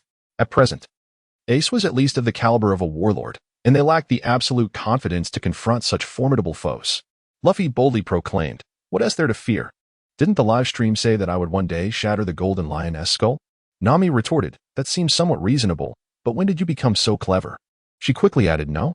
The notion of shattering the Golden Lion is something that pertains to a distant future. Keep your words humble for now." The Golden Lion interjected, "Can we refrain from discussing that matter?" Luffy replied, "Of course, Golden Lion. But remember, Ace, I am your brother, and I will protect you. Not only do I aspire to be the Pirate King, but I am also capable of defeating the Golden Lion." The Golden Lion exclaimed, "Are you doing this on purpose?" Marco inquired, "Ace, is that kid truly your brother?" He asked quite the arrogant little brat. Ace responded, "Ah, yes, I apologize for the trouble. Please take care of him if you encounter him in the future." Sabo remarked, "Luffy? Ace, that name sounds quite familiar." Chapter 46. Whitebeard's Fury and the Pursuit of Blackbeard on the Island of White Soil. A man with wavy golden hair spoke thus. This man was Sabo, the long-lost brother of Ace and Luffy. Ace exclaimed, "Sabo? Is it really you?" Luffy cried, "Oni-chan? Are you still alive?" Nami remarked, "Oh?" The tone of this conversation has shifted rather abruptly, hasn't it? Ace pressed on, "Sabo, are you truly the Sabo we know? If it's really you, could you please respond?" At Sabo's words, both Ace and Luffy were filled with excitement, as memories of their childhood flashed vividly in their minds, recalling the joyous times spent together. Yet, the individual they remembered was presently enveloped in profound anguish, Sabo himself. Sabo, originally a noble son of the Goa Kingdom, had grown weary of the duplicitous life of nobility and chose to pursue his own will, yearning for freedom. In his quest for liberty, he encountered Ace and Luffy, and they swore brotherhood, pledging to sail the seas together. Eventually, Sabo seized an opportunity to escape on a stolen fishing vessel. But his journey was cut short when he was attacked by the celestial dragons, leading to the ship's sinking. In a moment of peril, he was rescued by Dragon. Unbeknownst to Luffy, Ace, and the Dayton family, they believed Sabo to be dead. Upon regaining consciousness, Sabo found that a severe brain injury had erased all memories of his past. Thus, the amnesiac Sabo joined the Revolutionary Army. At this moment, although Sabo had lost his memory, the continual appearance of Ace and Luffy's names in the livestream triggered fragmented recollections within his mind. Particularly, when he witnessed Ace being executed within the livestream, those memories grew clearer. However, when Ace and Luffy repeatedly tagged him in the chat, the overwhelming influx of memories caused him excruciating pain. His companion, Karasu, unable to bear Sabo's suffering, knocked him unconscious and took him to a doctor. As Luffy and Ace frantically called out Sabo's name in the livestream, a new warning emerged. Warning: if a correct answer is not provided within 3 minutes, one member's life will be randomly forfeited. Time had already elapsed since the question was posed. Any further delay would lead to dire consequences. With the previous example of Shirita losing his life in mind, no one dared to question the live stream's threat of life forfeiture. No one wished to face such a grim fate. However, regarding the answer to this conundrum, they truly found themselves at a loss. While Luo Fei contemplated providing a hint, he refrained from doing so, as the circumstances surrounding Ace's capture were multifaceted, preventing him from offering any overt clues. Just as everyone was engulfed in despair, one individual wore a broad grin, Blackbeard. His upcoming scheme was intricately linked to Ace. He was acutely aware that Ace was relentlessly pursuing him across the globe. Initially, Blackbeard had no intention of confronting Ace directly. After all, Ace possessed formidable strength and was the second in command aboard the Whitebeard ship. Moreover, Blackbeard had only recently assimilated the powers of the Darkness Fruit and was still navigating the intricacies of its abilities, lacking complete mastery. Engaging Ace at this juncture would not bode well for him. However, Blackbeard is equally aware that, given Ace's formidable prowess, it is only a matter of time before Ace seeks him out. Thus, while evading Ace, Blackbeard contemplated how to confront him should their paths cross in the future. Ace's strength is indisputable, and as Blackbeard has just embarked on his maritime journey, he is in dire need of capable hands. If Ace could be persuaded to join him in conquering the seas, it would be the most fortuitous outcome. Yet, based on Blackbeard's understanding of Ace, the likelihood of this happening is nearly non-existent. Therefore, he has mentally prepared himself for Ace's inevitable rejection. Should Ace dismiss his offer, Blackbeard would not hesitate to unleash the powers of the fruit he recently assimilated upon him. Blackbeard is confident. He has never entertained the notion of failure. Haha.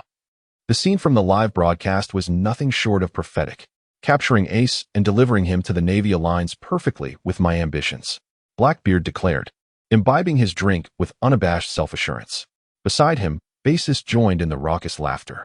That kid Ace, so oblivious to his own limitations, truly believes he can stand against us on behalf of Whitebeard. Now that he has allied himself with Blackbeard, he has placed his faith in his strength.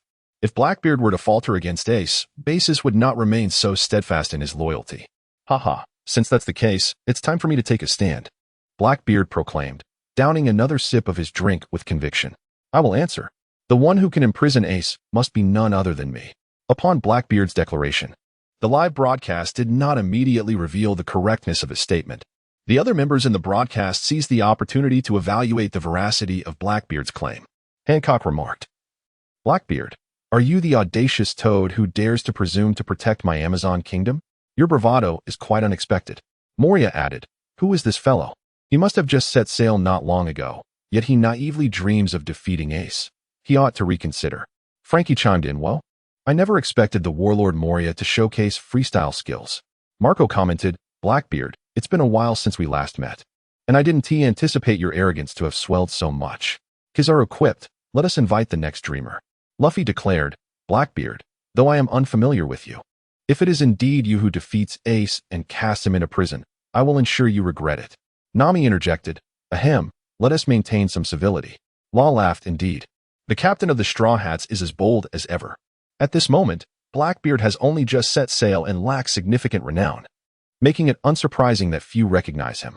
However, Ace was an entirely different matter. Almost every individual navigating the Grand Line had, to some extent, heard of his name. In these vast waters, reputation signifies strength and status. In comparison to the current Blackbeard, Ace undoubtedly held a more illustrious reputation, which led many to doubt the validity of Blackbeard's answer, especially considering he had previously erred in his response. However, while everyone was questioning the validity of Blackbeard's answer, one individual quietly sighed in the shadows, Whitebeard. The fact that Teach could lie in wait aboard a ship for decades speaks volumes of his ambition, patience, and foresight. Blackbeard's strength was already unfathomable, and now with the enhancement of the Yami Yami no Mi, he has finally gained his freedom and is eager to establish his name across the seas, potentially poised to commit reckless acts. At this juncture, a direct confrontation with Ace may not yield favorable outcomes. This is precisely why Whitebeard refrained from initiating pursuit immediately after Teach's defection. On the other hand, upon witnessing Blackbeard's response, Luffy too let out a quiet sigh. His reasons for lamenting were akin to those of Whitebeard. Blackbeard's answer was indeed the correct one. Whitebeard feared that it might ultimately be Teach who imprisoned Ace, while Luffy felt regret that the answer to this question had been so effortlessly revealed by Blackbeard, resulting in one less opportunity for him. Nevertheless, regardless of Luffy's lamentations, a new answer had emerged, and the live broadcast responded to the veracity of this answer. Ding. Congratulations to the group member Blackbeard for providing the correct answer. Ding. Congratulations to Blackbeard for receiving the reward, the famed sword Raijin. The final answer has now been disclosed, and opinions regarding it vary across the board. Undoubtedly, none of them anticipated that this seemingly inconspicuous Blackbeard would indeed stir such tremendous upheaval in the future world. Hancock, I never imagined it would truly be Blackbeard. Buggy, ha ha ha. I always felt that Captain Blackbeard possessed remarkable audacity. Akainu, humph. A mere opportunist, swaying with the winds. Doflamingo, it appears that an extraordinary figure has emerged aboard the Moby Dick, amidst the lively discussions in the live broadcast, in an unknown region of the Grand Line. A pirate ship resembling a great white whale suddenly erupted with a deafening explosion. As this sound reverberated, the entire vessel began to tremble violently. The cause of this chaos was none other than Whitebeard. Upon hearing the announcement in the live stream that Blackbeard had answered correctly, a surge of fury coursed through Whitebeard's veins. His clenched fists, when casually struck against the air beside him, unleashed a resounding force that echoed with the sound of shattering, nearly toppling the Moby Dick itself. "Damn you, Teach." Whitebeard's furious voice resonated across the deck of the Moby Dick, deep and powerful, akin to a raging tiger. "Father, please calm down. The live stream is merely a prophecy. We still have the opportunity to alter our fate." Seeing Whitebeard in such a furious state, Marco hurriedly sought to reassure him. However, his comforting words were evidently of little consequence. As one of Whitebeard's most cherished sons, he could not bear to witness Ace potentially facing such calamity in the future. Thus, in the wake of his fury, Whitebeard promptly inscribed the following lines in the live broadcast. "Whitebeard, Teach, listen well. I, Whitebeard, hereby vow that should you dare to inflict any harm upon Ace, I shall ensure you meet a most gruesome end. Whitebeard, crew of the Whitebeard pirates, heed my command. A full pursuit of the traitor Teach is to commence. Whitebeard, to all the pirates of the world, take heed. Whoever captures Teach and delivers him to my Moby Dick shall be generously rewarded with a bounty of gold." Chapter 47. This era is named Whitebeard. Chapter 47. Marco. This era is named Whitebeard. On the other hand, Blackbeard, upon receiving the system's announcement confirming his correct answer, was filled with unrestrained joy. Initially, he had not possessed absolute confidence in confronting Ace. After all, Ace was a renowned pirate, seasoned from countless battles at sea, while Blackbeard had spent decades lurking aboard Whitebeard's ship with scant opportunities for significant combat. In terms of battle experience, Ace held a slight advantage over Blackbeard. Furthermore, in the realm of fruit abilities, Ace exhibited a greater degree of maturity in his development. Nonetheless, despite this, Blackbeard remained steadfast in his confidence. The reason lay in what he believed to be the mightiest of devil fruits, the Yami Yami no Mi. The recent responses from the live stream effectively conveyed to Blackbeard that he would ultimately triumph over Ace. Ace, a notorious pirate with a bounty of 500 million, served as the 2nd Division commander of the Whitebeard pirates. More significantly, he bore the blood of the so-called Son of the Devil. Blackbeard comprehended the profound implications that executing Ace would hold for the Navy and the future of the world. Perhaps he could leverage the opportunity to hand over such a formidable criminal to the Navy for his own gain. With the guidance provided by the live stream, Blackbeard's path forward became increasingly illuminated. However, while ideals are enchanting, reality can be harsh. Blackbeard's joy was fleeting, as the harshness of reality swiftly brought him back to his senses. Through the exposure in the live broadcast room, Blackbeard received guidance for the future. However, Ace was also aware that, knowing he would inevitably be captured by the Navy, he could certainly take measures to evade it. Yet, what truly instilled fear in Blackbeard was not Ace, but Whitebeard. As one of the 4 emperors, Whitebeard's strength and charisma are beyond question. If it were merely a matter of opposing Whitebeard himself, it would be manageable, but now he found himself at odds with all of Whitebeard's followers. Although Whitebeard is a pirate of great renown, his non-confrontational disposition has earned him considerable respect among many pirates. With a bounty on his head from Whitebeard, a legion of his followers would undoubtedly be in pursuit. In such circumstances, Blackbeard could not afford to let down his guard. Nonetheless, this outcome was somewhat anticipated by Blackbeard.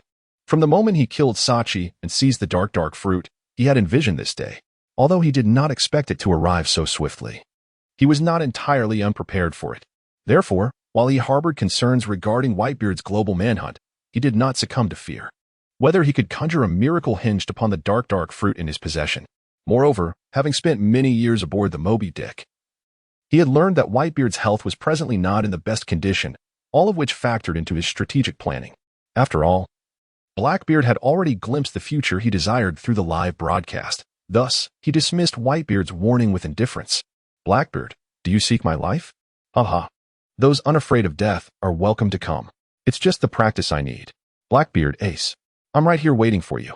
In the live broadcast room, Blackbeard boasted arrogantly. Meanwhile, at Marineford, in the office of the Admiral, Sengoku sat in his chair, gazing at the live broadcast with a pensive expression. Sengoku fully understood Ace's identity and what it would mean to execute him.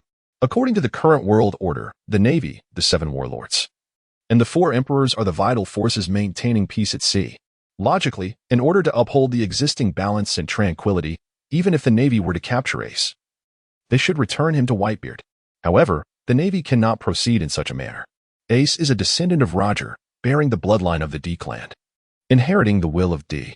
The D clan has long been regarded as the nemesis of the celestial dragons.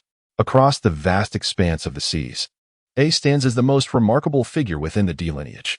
If left unchecked, he could potentially emerge as the leader of the will of D, which would not bode well for the governance of the world government.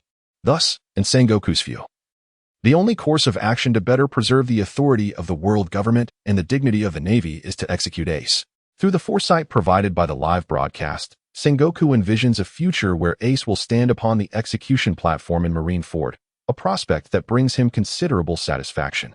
However, he was simultaneously deeply concerned about the wrath of Whitebeard. In the matter of Ace's execution, Whitebeard's stance was unequivocally clear. He vehemently opposed it. Even before any actions had transpired, Whitebeard had issued a worldwide bounty on Blackbeard. Should Blackbeard capture Ace and deliver him to Marineford, could he withstand the furious ire of the Yonko, Whitebeard? In the face of Whitebeard's rage, how many sacrifices would the Navy need to make to publicly execute Ace before the eyes of the world? What rewards could possibly be reaped from such a perilous undertaking? Additionally, what reaction and choices would his longtime friend, Garp, make in this tumultuous scenario? The directive from Whitebeard to hunt down Blackbeard had already begun to shake the very foundations of the current world order. If this event were to unfold, what cataclysmic shifts might the world experience? These concerns weighed heavily on Sengoku's mind. In the current live broadcast, the atmosphere was electric, with the rise of Blackbeard and the fall of Ace capturing the attention of the entire world. However, the warring states had little interest in mere spectacle. In anticipation of potential future developments, they hastily summoned several key figures from the Navy to devise countermeasures. The recent live QA had unveiled certain transformations in the world to come, prompting many to contemplate the issue of allegiance. After all, to thrive upon these tumultuous seas, aligning with the right leader is paramount. Despite the relentless pursuit of Blackbeard by Whitebeard, the former's triumph over Ace undeniably bolstered his influence, leading numerous pirates to express their desire to follow and unite with him. Ace and his allies, naturally, would not remain passive in this unfolding scenario. Marco declared, "We shall not spare anyone who dares oppose the Moby Dick. So Blackbeard, you best prepare to pray." He continued, "This era is defined by Whitebeard." To which Blackbeard retorted, "No, this era is named after Blackbeard." Marco challenged, "Do you seek a fight? The Moby Dick awaits your arrival." In the chat room of the live broadcast, discussions quickly devolved into a heated exchange between two factions, one backing Blackbeard and the other supporting Ace. Of course, there were also numerous onlookers like Luffy, whose stance was clear. Regardless of how the world may change, the revelations of the past and predictions for the future, while impactful, would not concern him unless they directly affected his life. The overthrow of the old order and the establishment of a new one can never be decided in mere words. It is a process that has evolved through countless cycles of creation and destruction. Despite the current tumult in the chat room, the essence of this transformation is anything but trivial. However, one might just stir up a new world through their quarrels. This encapsulates the current mindset of Luffy. As the various participants in the live stream engage in fervent discussion, a new broadcast scene quietly materializes. Chapter 48. The Man Who Shook Marineford. The Arrival of Whitebeard. The imagery within the live stream begins to shift once more. As per established convention, the correct answer has now emerged. The stream should showcase the moment when Blackbeard personally delivers Ace to the Navy. Everyone eagerly anticipates the revelation of the formidable abilities that Blackbeard possesses, capable of defeating Ace. Yet, under the watchful gaze of all within the live broadcast room, it was not Blackbeard who reappeared, but rather the already highly vigilant Marineford. The scene still depicted Ace facing his execution. The coastline of Marineford remained tranquil, the crescent-shaped bay reflecting the cerulean sky. Everything appeared exceedingly serene, devoid of even a solitary seagull. For any living creature passing over Marineford, even in the skies, would face indiscriminate gunfire from the Navy, including those birds that symbolize peace. The 7 warlords held their positions in the harbor, while the 3 admirals stood guard beneath the execution platform and within the naval harbor. 100,000 soldiers were poised for action. Amidst this tense atmosphere, Admiral Sengoku approached the execution platform, standing beside Ace. "Ace, declare your father's name." Sengoku inquired with a serious expression, holding a transponder snail. "My father is Whitebeard," Ace responded. However, as soon as Ace finished speaking, Sengoku opened his sharp eyes and retorted, No. Your mother is Port-Asti, Rouge. You were born a year and 3 months after your father's death, as the heir to the world's most sinister lineage. That is you. Your father is the Pirate King, Gold, Roger. The transponder snail in Sengoku's hand was directly connected to the central screen of Sabaody Archipelago, where a multitude of reporters had gathered. Consequently, Ace's lineage as the son of the Pirate King spread rapidly. Not only did the people on Sabaody Archipelago become aware of this revelation, but due to the live broadcast, nearly the entire world was informed of Ace's heritage as the descendant of the Pirate King, except for a few powerful and well-informed individuals. Almost everyone was somewhat shocked upon hearing this news. Shanks remarked, "So you are the son of the Pirate King. I hope you take good care of yourself in the future and do not let the bloodline of the Pirate King come to an end." Ace responded, "Hey, Shanks. Don't say that. My only father is Whitebeard." Cavendish exclaimed, "That notorious villain actually has a child?" Buggy added, "The legend of Gold Roger continues." Sterry commented, "It's a relief he was captured. Being the child of the Pirate King must mean he is exceptionally ruthless." Yarlita inquired, "So, is the strength of Fire Fist inherited from his father?" Bonnie asked, "Is he also searching for the One Piece?" "Hey, Ace, can you tell us where the ultimate treasure is?" Hawkins interjected, "You were thinking too much. Did you not see the implications of the live broadcast? Regardless, Fire Fist is doomed." Little Oars exclaimed, No, Ace is truly a gentle person." Marco warned, "I advise you not to speak carelessly. Ace is one of us on the Moby Dick." At this moment, Ace, upon witnessing the implications of the live broadcast and observing the discussions within the group about his lineage, felt somewhat disoriented. The fact that he was the son of a demon was something Ace least wanted to confront. Yet now, it had been suddenly exposed to the entire world. And it was evident that he was not psychologically prepared for this revelation. As a pirate, having the Pirate King as his father should, in theory, mean that all pirates would admire Gold, Roger, right? However, Ace is not. In Ace's eyes, Roger's identity led to the demise of his mother, Port-Asti Rouge, and his own execution by the Navy condemned him to a life as an orphan from the moment of his birth. This forced him to grow up in the depths of society, where uncertainty loomed over his existence.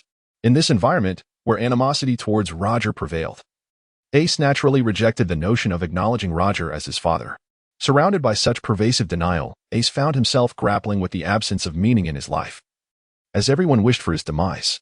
As he matured, Ace ultimately discovered his belief, Whitebeard. Whitebeard embraced him as his son and afforded him the ample space and freedom to flourish. Whitebeard proclaimed that all are children of the sea and that no one should be abandoned. From that moment on, Ace firmly established Whitebeard in his heart as his true father, a conviction in which he wholeheartedly believed. Yet now, the revelation of his identity as the son of a demon has been laid bare to the entire world. The sense of powerlessness that has enveloped him since childhood, along with the bleakness of his future, once again surged through him. Unbeknownst to him, tears began to silently cascade down his cheeks. At that moment of isolation and despair, Whitebeard re-emerged in the live stream, issuing a powerful statement. "Ace, do you recall what I once told you? Every individual's existence holds significance, and each person is granted their moment to shine. No matter where you find yourself or what choices you make, I shall stand behind you. As your father, anyone who dares to speak ill of Ace's heritage shall face my wrath." With Whitebeard's commanding proclamation, the chat room finally fell into a serene silence. At this moment, Ace is in tears. Growing up in the shadows, he has spent his entire life in search of the meaning of his existence. Even though he has now encountered a group of like-minded friends and brothers, along with the father he holds in the highest regard, he still has not discovered the answer. Yet, despite his circumstances, Whitebeard remained unwaveringly loyal to him, unconditionally standing by his side regardless of what transpired. This sense of security was something Ace had never experienced before. Meanwhile, as the group engaged in conversation, the live stream continued to unfold. Just moments ago, Sengoku was delivering a speech to the entire world, denouncing Ace's crimes and extolling his own sense of justice. Finding it tedious, the audience shifted their attention to the chat group. However, at this moment, due to the emergence of a certain scene, the gaze of everyone once again converged upon the live broadcast. It was none other than the appearance of Whitebeard. On the execution platform, Admiral Sengoku was fervently delivering a speech when he abruptly received a report from his subordinate, indicating that the gates of justice at the port had inexplicably opened without any prior orders.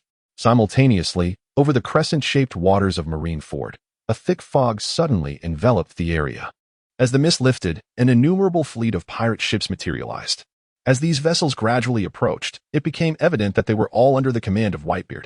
A total of 43 ships, each captain renowned throughout the New World, were all exceptional masters of their craft. However, although the formidable fleet of 43 ships under Whitebeard has now surfaced, the man himself, along with the Moby Dick, remains conspicuously absent. Surely, Whitebeard will make his appearance.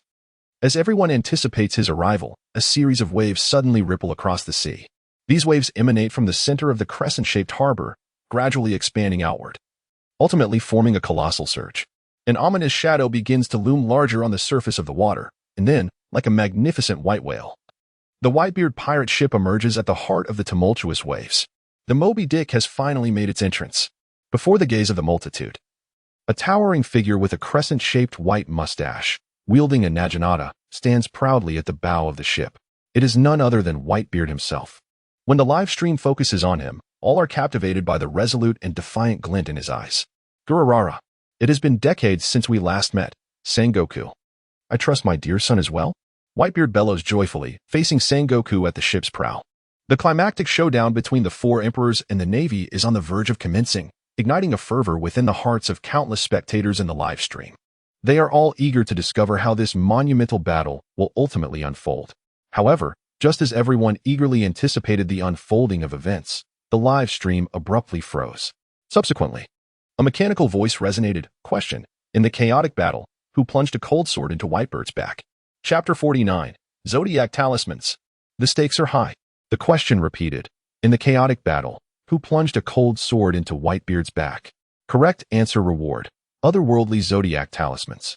Incorrect answer penalty, randomly strip one item from those who answer incorrectly, including but not limited to fruit abilities, martial skills, life, equipment, etc.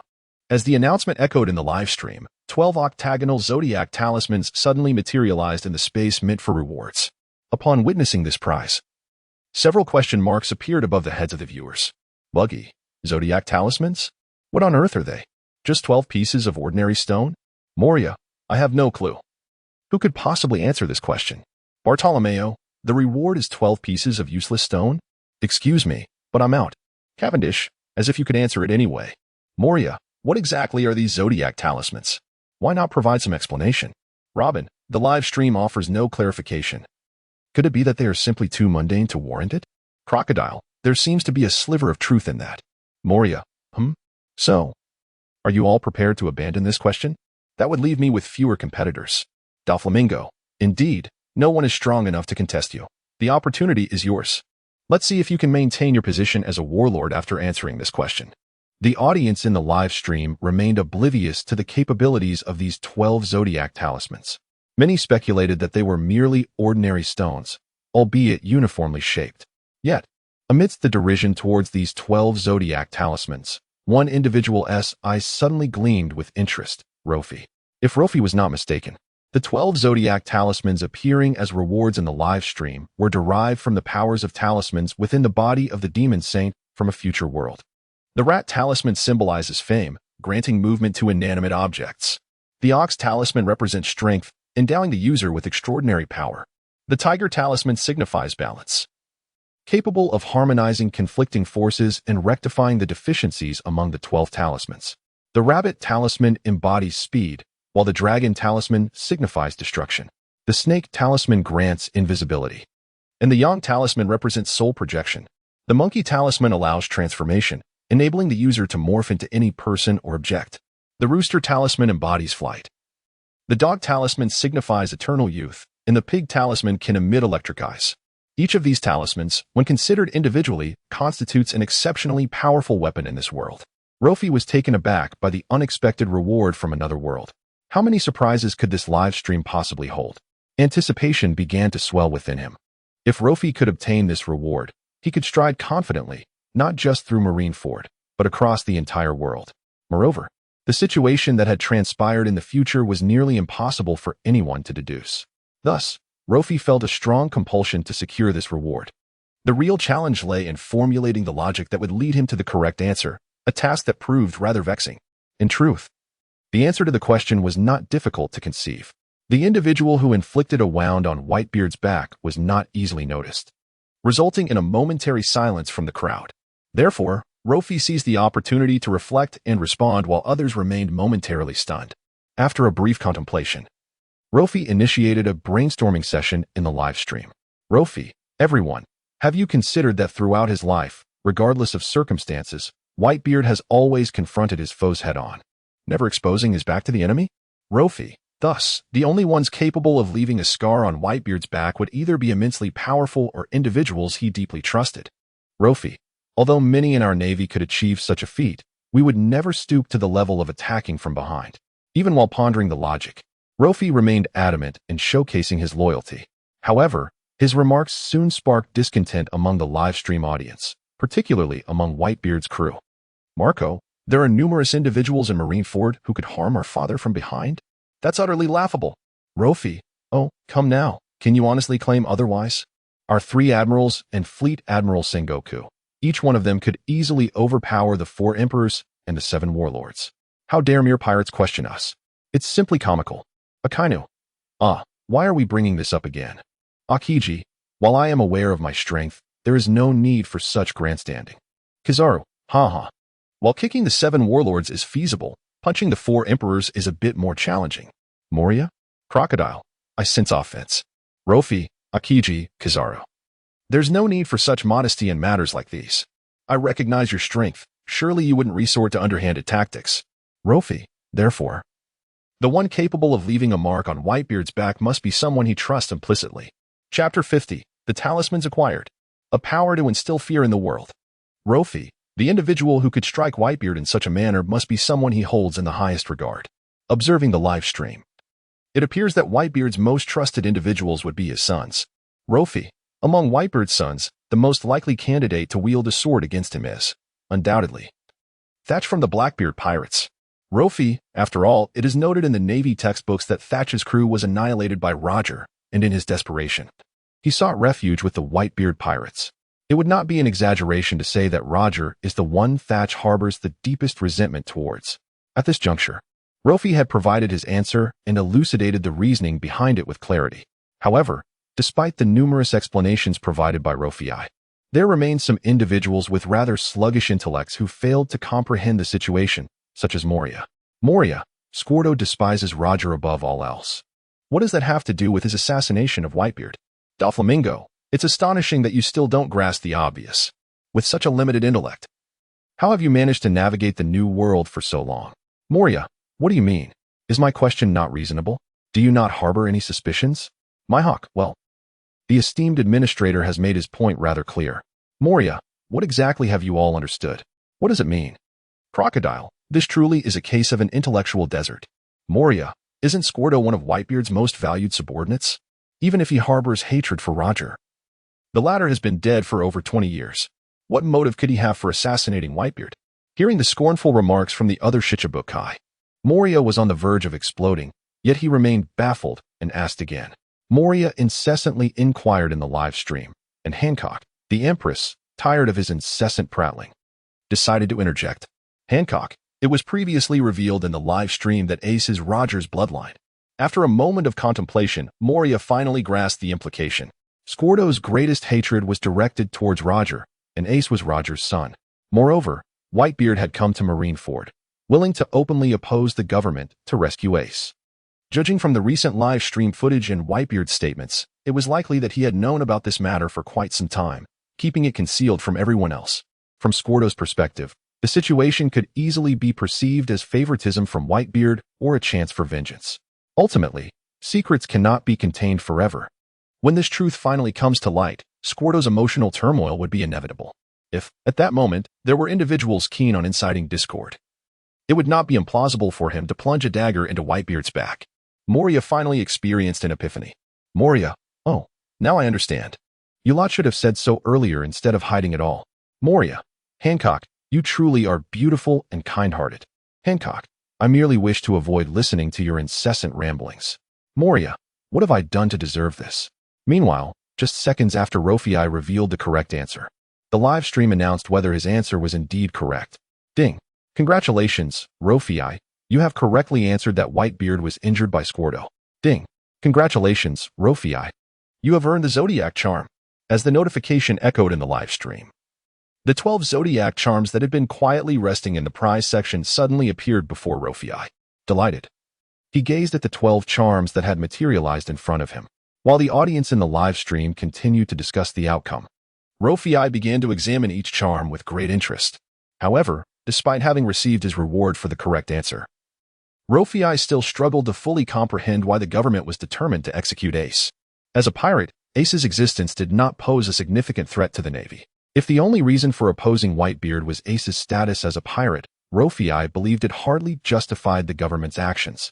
In fact, Luo Fei thought it would be far more prudent for the Navy to return Ace to Whitebeard, using that as leverage for negotiations. If the Navy's rationale for executing Ace was his lineage as the son of pirate King Roger, that reasoning was even more perplexing. Roger had been executed 2 decades prior, and throughout those years, few were aware that he had any surviving bloodline, especially since Ace's proclaimed father was solely Whitebeard. There was no need to pursue what had been impossible 20 years ago. At least, when compared to the potential offense against Whitebeard, that seemed to be the case.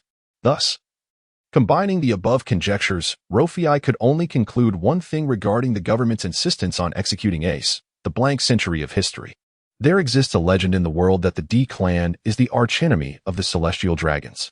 Ace, bearing the name of D, had gained notoriety at sea, igniting admiration among many pirates for the D clan, causing the celestial dragons to grow increasingly uneasy. To obscure the blank century of history, the government, serving the celestial dragons, must order Ace's execution.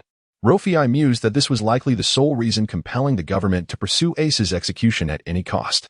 He pondered this matter briefly before deciding not to dwell on it further.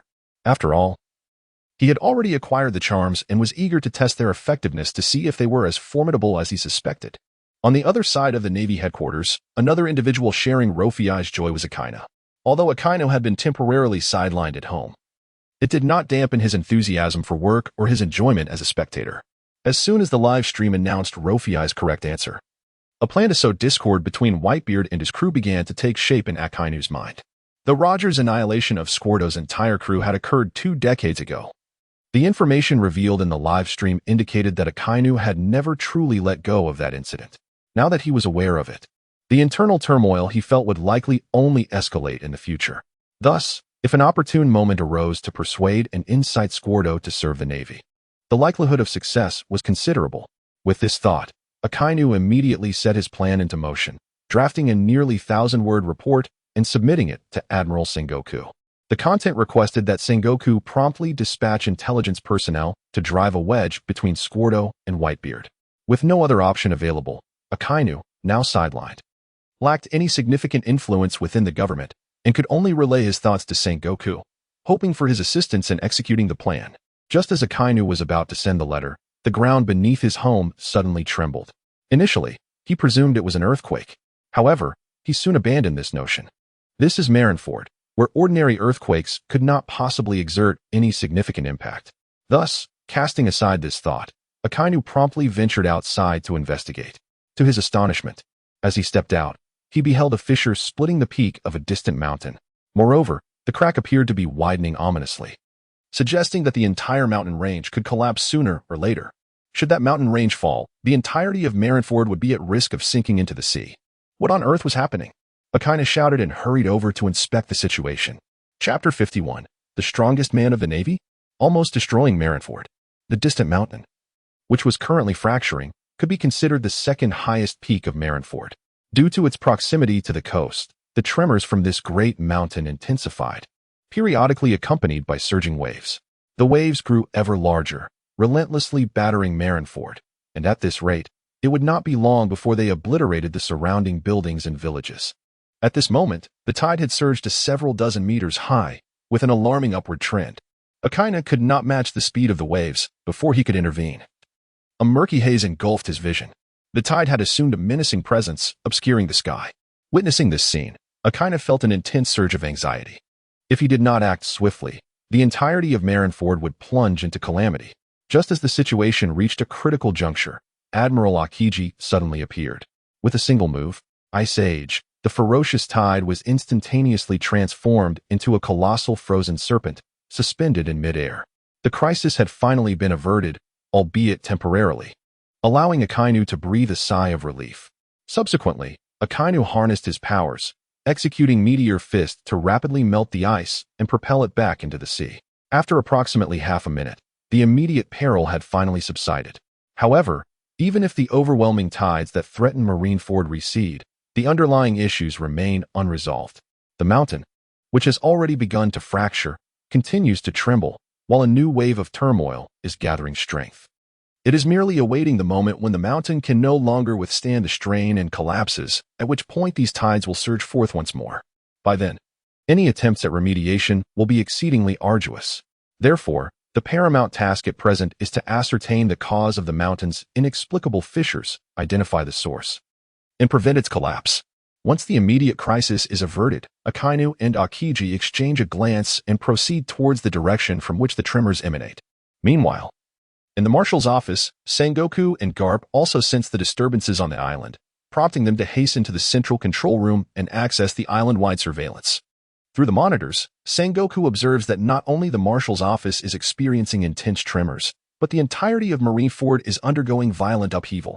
However, despite the varying degrees of tremors experienced throughout Marineford, the sensation was least pronounced in the eastern region. Upon confirming this fact, Sengoku swiftly seized a telephone capable of broadcasting to all of Marineford, urgently proclaiming, Level 1 alert. Everyone, evacuate to the eastern coast immediately.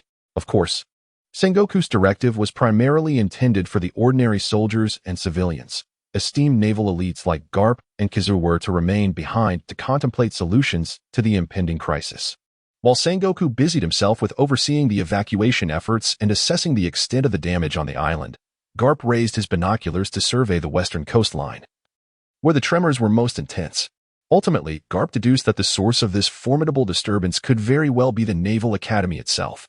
Simultaneously, while everyone on the island was fleeing towards the eastern coast, Luffy stood resolutely in the training grounds of the Naval Academy, utterly motionless. At that moment, Luffy clutched a talisman in his hand, the very talisman that symbolized strength, the Ox Talisman. Just moments prior, Luffy had decided to experiment with the power of the Ox Talisman, bringing it to the training grounds of the Naval Academy. Initially, he had approached a sturdy iron post, intending merely to test how significantly his strength might be augmented with the talisman's influence. Unexpectedly, with a single punch, a gust of wind surged beneath him, and the sky subtly shifted in hue. Luo Fei felt an overwhelming surge of power coursing through his entire being, even before his fist had made contact. The iron post before him had already disintegrated into dust. Luo Fei had an inkling of the magnitude of this punch's power, yet now that it was unleashed, he could not retract it. The iron post lay shattered, and his fist struck the ground beneath him directly. As his fist descended, the earth beneath Luo Fei cracked open instantaneously, resembling a serpent slithering forth, the fissure widening with alarming rapidity. At the end of this crack lay the great mountain that loomed before the Naval Academy. Upon witnessing the mountainside begin to fracture and tilt ominously, Luo Fei finally grasped the sheer might of his earlier strike. More importantly, this was merely a casual punch, not one executed with full force. While Luo Fei marveled at the power bestowed by the Bull Talisman, Akainu and Aokiji soon arrived at the scene, tracing the tremors to their source with precision. At this moment, Luo Fei stood there quietly, confronted by a gaping chasm several dozen meters deep. This chasm pointed directly towards the distant mountain range. The implications of this scene were unmistakable. Luo Fei, did you cause all of this? Akainu exclaimed, his eyes wide with disbelief. Apologies, Admiral Akainu. I merely struck out in passing, never anticipating such overwhelming force, Luo Fei replied, feigning ignorance in response to Akainu's inquiry. Standing before him was an admiral of the Navy, and given his newfound strength, Luo Fei felt compelled to maintain a degree of modesty to allay any suspicions. It's all this wretched stone's fault. It has turned Marineford into this, he added, expressing his loyalty. Just as he spoke, Luo Fei prepared to discard the Bull Talisman he held in his hand. However, at the moment he raised his arm, the talisman shrank like a cursed insect, ultimately burrowing into Luo Fei's body. Aokiji, witnessing this spectacle, wore a look of incredulity. Could it be that such formidable power was bestowed by this seemingly worthless stone? Indeed, this stone has brought calamity to Marineford, yet I can no longer rid myself of it, Luo Fei lamented, gazing mournfully at the Bull Talisman that had vanished within him. Once a trivial stone you disregarded. Now this Zodiac Talisman is beyond your reach. Luo Fei's recent punch eloquently illustrated this truth to the audience in the live stream. Through Luo Fei's shared vision, the viewers in the live stream beheld the extraordinary power he exhibited. I never imagined the talisman held such strength. Had I known, I would have answered the question too. Moria exclaimed. With your intellect, it would be prudent to forego such endeavors, lest you risk losing your meager skills, Doflamingo retorted. The supremacy was truly magnificent just now, Hancock remarked, lowering herself in order to flatter Luo Fei. Huh? Is this really the power of those 12 worthless stones? So formidable, Bonnie exclaimed. Was that merely an ordinary punch that nearly obliterated Marineford? What other secrets does the Navy conceal? Nami pondered. This power rivals that of the Navy's hero, Garp. I predict that within the next decade, Luo Fei will undoubtedly become the strongest man in the Navy, Rayleigh asserted. Did anyone else notice? The supremacy only wielded a single zodiac talisman. Perhaps this is merely the power of one among many? Robin suggested. Upon hearing Robin's observation, the entire audience gasped in astonishment. A single talisman nearly brought about the destruction of Marineford. What cataclysmic force could be unleashed by the combined 12 talismans? Just how formidable a monster has the Navy cultivated? As a result of Luo Fei's recent punch, the seas began to roil. Especially those pirates preparing to venture into the New World felt a surge of trepidation. Chapter 52, The One More Fish Out of Water Than Aokiji. While the live stream audience marveled at Luo Fei's displayed power, Sengoku observed this spectacle through the shared vision. He could hardly fathom that such destructive force, capable of devastating Marineford, emanated from a mere 17-year-old naval youth. Moreover, if this was merely a casual strike, what devastation might a full-force attack unleash? Such a prospect was terrifying. Simultaneously, Garp also took note of this, as he observed Luo Fei through the island-wide surveillance. He nodded repeatedly. Yes, this young lad has my former spirit, Garp exclaimed with a hearty laugh. Sengoku, overhearing this, could not help but retort, Are you seeing things? Luo Fei is far more formidable than you were at his age. Garp, unperturbed by Sengoku's jibe, only laughed louder. Haha, indeed. This lad is certainly stronger than I was. Garp acknowledged Sengoku's statement. Therefore, my previous suggestion to appoint Luo Fei as an instructor at the Naval Academy was undoubtedly a wise decision, he added, taking a moment to bask in his own accolades. In truth, Garp had played a significant role in recommending Luo Fei as an instructor. Indeed, I did not anticipate that this boy would prove to be so impressive. Let us proceed to the Naval Academy and witness for ourselves. After the discussion with Sengoku, Zhangguo and Garp made their way to the Naval Academy. At that moment, within the confines of the academy, Akainu and Aokiji were still reeling from the astonishing power displayed by Luffy, and were compelled to devise a plan to address the aftermath of the calamity. Both admirals were bustling about, tirelessly coordinating with the Navy responsible for the foundational reconstruction of Marineford. In stark contrast, Luffy found himself in a far more relaxed position. While Akainu and Aokiji were preoccupied with their tasks, Luffy sat leisurely on a chair, sheltered by an umbrella, observing the frantic activity of the two admirals. Remarkably, this chair had been personally procured by Akainu for Luffy, and the umbrella had been specially arranged for him as well. Concerned that Luffy might be overwhelmed by the sudden surge of power he had acquired, Akainu had thoughtfully provided a place for Luffy to rest. Particularly after Luffy expressed his trepidation regarding his newfound curse abilities, which heightened Akainu's worries. Luffy was taken aback by Akainu's meticulous attention to his needs. Unbeknownst to Luffy, since the incident involving the textbooks, Akainu had been quietly observing him. Following the controversies surrounding the textbooks, Akainu faced skepticism from the world, yet Luffy remained steadfastly loyal, unwavering in his support. Although Luffy's seemingly fanatical defense of Akainu may have inadvertently caused him trouble, Akainu had already come to recognize Luffy's genuine loyalty to the Navy and him. Naturally, Akainu wished to nurture such loyalty, especially now that his own influence was waning. It became imperative to cultivate a closer bond with Luffy. To put it in a more sentimental manner, one could say that Akainu had bestowed all his tenderness upon Luffy. Meanwhile, Luffy, observing the two admirals busying themselves, felt an undeniable sense of contentment. At this moment, he even began to fantasize about the addition of a beach and sunglasses. And, of course, the presence of a stunning companion clad in a bikini would be the icing on the cake. Though it was mere daydreaming, Luffy believed that such a scenario would eventually materialize. However, there was one thing Luffy found perplexing. Having nearly caused the collapse of Marineford's second highest mountain, he wondered where Kizaru had gone, as it had been quite some time since he last saw him. Where is Lord Kizaru? Luffy inquired. Upon hearing his question, both Akainu and Aokiji paused their activities, exchanging glances. Indeed, how could Kizaru, amid such a significant event, be absent? Akainu called out, Kizaru, where have you run off to? Aokiji added, reconstruction, you understand? Kizaru replied, huh? Didn't T-Admiral say everyone should retreat to the eastern town?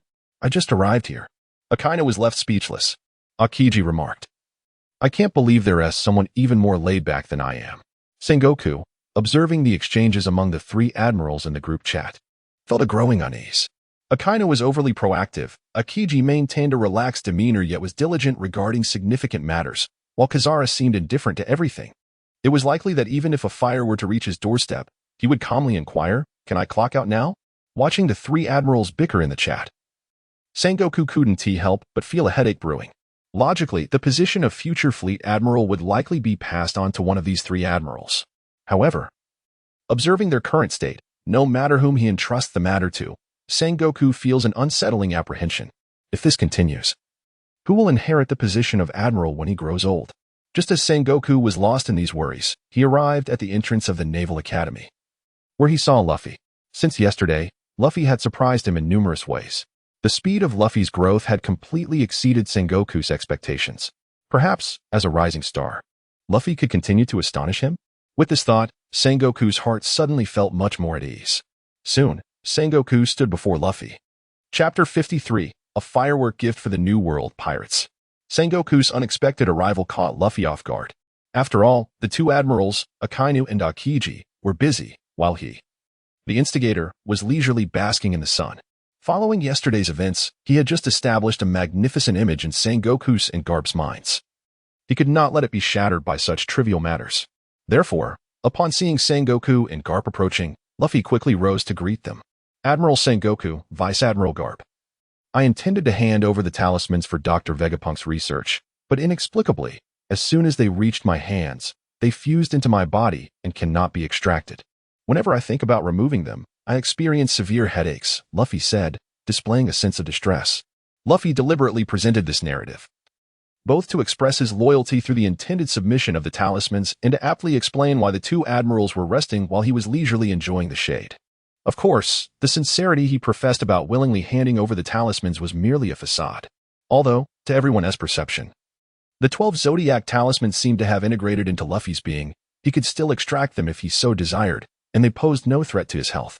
His intention was simply to continue gaining Sengoku's and Garp's trust. While Luffy had acquired formidable power, he also understood that many would seek to take his life upon the vast sea. At this stage, where his mastery over these abilities was not yet refined, he needed to rely on the strength of the Navy. Thus, it was essential to subtly display his loyalty. Sengoku, upon hearing Luffy's words, nodded in satisfaction. Clearly, he was convinced by Luffy's claim, especially after Luffy had personally delivered the offerings from the pirates yesterday. Sengoku's attitude toward Luffy had noticeably improved. Luffy, you are a good lad. Since these 12 Zodiac talismans are the fruits of your endeavors, keep them well and refrain from attempting to remove them, Sengoku said with a warm smile, exuding a fatherly affection. Of course, Sengoku's words were merely polite pleasantries. Luffy simply smiled in agreement, acknowledging the sentiment outwardly. In the face of such formidable power, no one could remain entirely composed, and Sengoku was no exception. Had Luffy not claimed that the talismans were deeply integrated into his bloodline, Sengoku would have undoubtedly sought every means to acquire them. The earlier inquiry from Akainu about obtaining Zeus was a prime example. Without Sengoku's guidance, Akainu would not have been so eager to act. Naturally, Luffy kept these thoughts to himself and refrained from expressing them openly. After the exchange of pleasantries, it was time to get to the heart of the matter. Sengoku quickly conveyed his purpose. Luffy, was that punch you threw just now a mere casual strike? Sengoku inquired with a smile. Indeed. I did not anticipate it would inflict such significant damage on Marineford, Luffy replied with a hint of remorse. If Luffy were a man in his 30s, he surely would not have uttered such words. However, at present, his physique is merely that of a 17-year-old youth, and thus he must fully capitalize on this identity to forge the greatest benefits for himself. The hallmark of this identity that bestows upon him the utmost advantage is its inherent ignorance and innocence.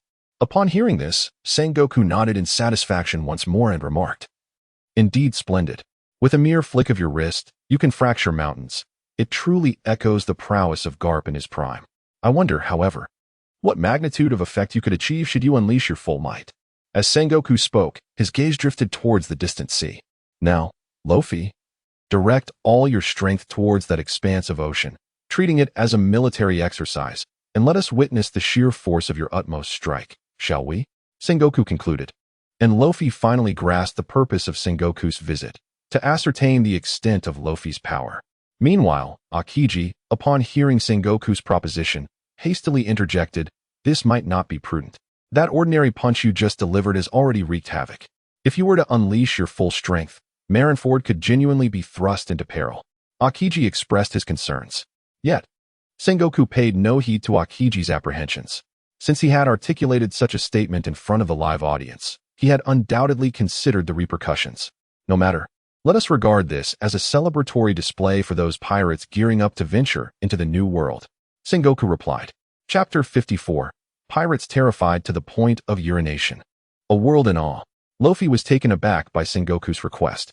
His casual punch had nearly shattered the mountains, causing an immense wave due to the sudden tremors beneath. What if his full force obliterated Marineford? They wouldn't even need to await the onset of the war at the summit. Marineford would require reconstruction immediately. Nevertheless, despite the potential dire consequences, Sengoku remained resolute. The underlying rationale was rather clear. Sengoku sought to utilize Luffy's full force strike to instill fear across the globe. Since the inception of this live broadcast, naval reports from around the world indicated a sudden uptick in local pirate activity. At such a critical juncture, Sengoku surmised that the emergence of the live stream had presented an opportunity that many pirates were eager to seize, thus leading them to take to the seas. Naturally, Sengoku felt compelled to devise a means to curtail this surge. Hence, he was willing to risk Marineford's devastation to compel Luffy to unleash his full might. Luffy possessed the ability to share his visual perspective, thus making him the sole individual capable of executing this globally impactful military exercise. Although Luffy did not fully comprehend Sengoku's intentions, he felt compelled to comply given Sengoku's unwavering insistence. "Very well, Admiral, I shall endeavor to test my capabilities," Luffy proclaimed. And he promptly followed Sengoku's directive, arriving at the western coast to prepare for a full-force strike upon the ocean's surface. Coincidentally, Luffy also sought to explore the full extent of the power bestowed by his mystical talisman.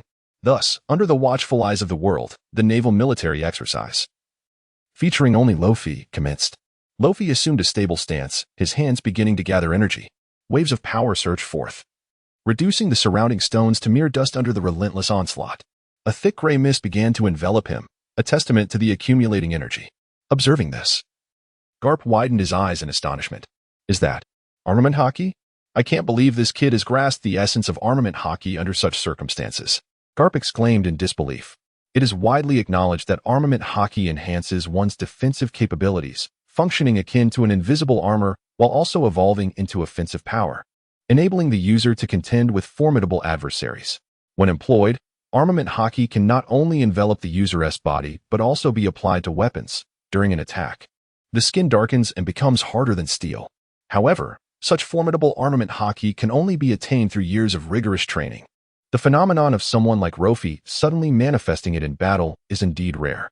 It is no wonder that Garp was so astonished upon witnessing Luffy's display of armament hockey. The expressions of surprise on the faces of Sengoku and the two admirals beside Garp matched his own. All of them had endured brutal training and relentless combat experiences to achieve their current strength. Yet, Luffy's power seemed as if it were predestined by the heavens, evoking both awe and envy among these illustrious figures. At this moment, Luffy was oblivious to the thoughts of those around him. He was solely focused on discovering the extent of power he could unleash with this full-force strike. As he continued to amplify his strength, after a brief moment of concentration, Luffy raised his fist and struck the ground. The instant his fist made contact with the earth, everyone instinctively recoiled a few steps. According to their observation hockey, they realized that even they would struggle to withstand Luffy's impending blow. To avoid injury, retreat was their only recourse. The force that even an old man like Garp found daunting. Was this truly the future of the Navy? Garp gazed at the young man enveloped in power before him, his eyes brimming with admiration. "Everyone, take heed," he proclaimed. In the presence of the onlookers, Luffy let out a low growl, and in an instant, his fist descended. The very heavens and earth seemed to shift in hue at that moment. A tempestuous force, akin to a raging storm, coiled around Luffy, extending outward like a tether from his fist.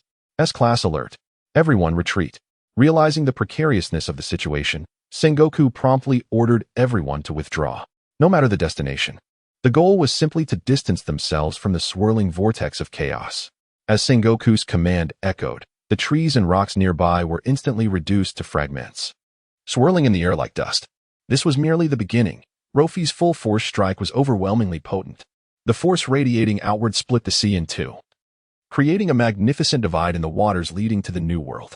As the ocean was cleaved apart, a colossal tsunami followed in its wake, surging relentlessly across the newly exposed seabed. For the first time, the depths of the ocean were revealed to the astonished onlookers. Gazing along the long fissure extending into the distance, no one could fathom where this rift would ultimately lead. Besides the profound impact on the ocean, a serpentine line appeared in the sky, stretching in the direction of the torn sea. This was the manifestation of Luffy's full-power strike. The ocean trembled, and the skies darkened. At this moment, not only the Navy commanders led by Sengoku were left in shock. The entire audience in the live broadcast stared with mouths agape at the spectacle unfolding before them. Is such power truly attainable by a mere human? A pirate aboard a vessel newly entered into the Grand Line exclaimed in terror. You have seen it, haven't you? That Marine, Luffy, was it? He is no human. He is a deity. Several pirates began to murmur amongst themselves. The previously stunned pirate, still reeling from the shock, paused for a few seconds before exclaiming, "What are we even doing? With a Marine that powerful, we are bound to be captured eventually." The frightened pirate trembled as he spoke. While the other crew members shared in the fear of Luffy's might, the bonds of camaraderie compelled them to offer some words of comfort. However, just as a crew member was about to offer him solace, it became apparent that his trousers had inexplicably become wet. He had, in fact, been so frightened that he lost control. Upon witnessing this, the other crew members refrained from immediate mockery. Instead, in the midst of such a tense and fearful atmosphere, they too began to feel a sense of dread. One can only imagine the profound intimidation that this single punch from Luo Fei instilled across the globe. Thus, the objectives of the warring states were achieved. However, Marineford suffered a tremendous disaster. Mere seconds after Luffy retracted his fist, the sea, cleaved in two by Luffy's immense power, began to surge uncontrollably. Two colossal waves collided, and in an instant, a towering wave, soaring to a height of 100 meters, loomed ominously over Marineford. "This is bad. It's a tsunami," cried out a soldier in the Navy. In an instant, everyone became acutely aware of the peril they faced. At that moment, the eyes of every person in Marineford reflected the cataclysmic tsunami, leaving them all in a state of shock. As fear enveloped the crowd, Admiral Akiji swiftly intervened. With a single technique, Ice Age, he froze the approaching tsunami before it could reach Luffy.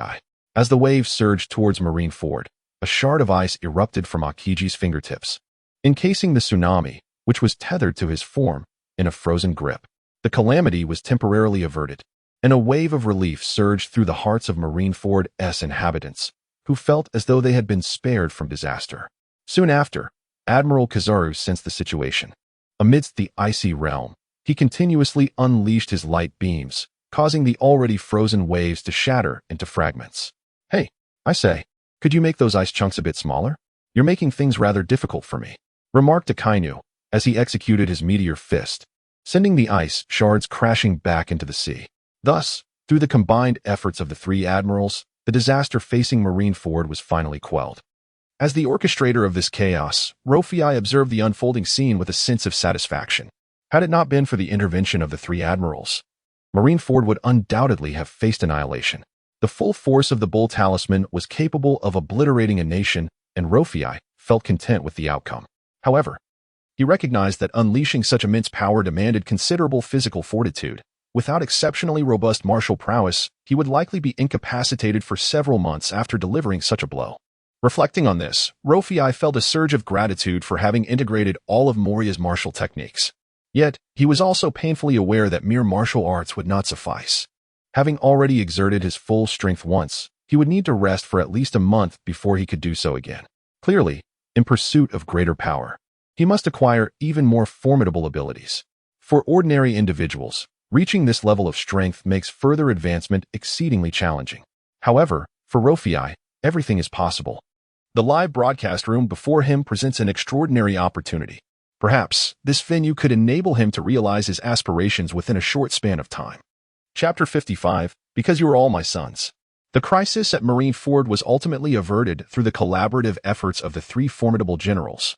Moreover, prior to Rofei's strike, Sengoku had adequately prepared for the situation, ensuring that Rofei's punch not only showcased the might of the Navy to the world, but also spared Marineford from any irreparable calamity. For Sengoku, it was a double victory. As for Rofei, this experience afforded him a clearer understanding of his own strength. With the crisis averted, Kizaru returned to his office to lie low, while Akiji, after the disaster was resolved, pedaled away on his bicycle towards the sea.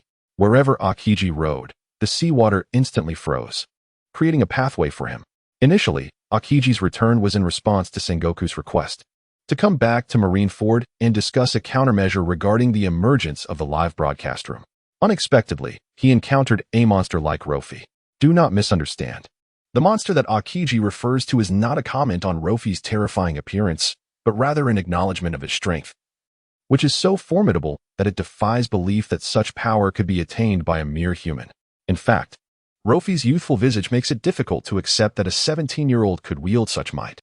Akiji's return to the sea was motivated by a desire to witness the extent of the earth-shattering punch that Rofei had just unleashed.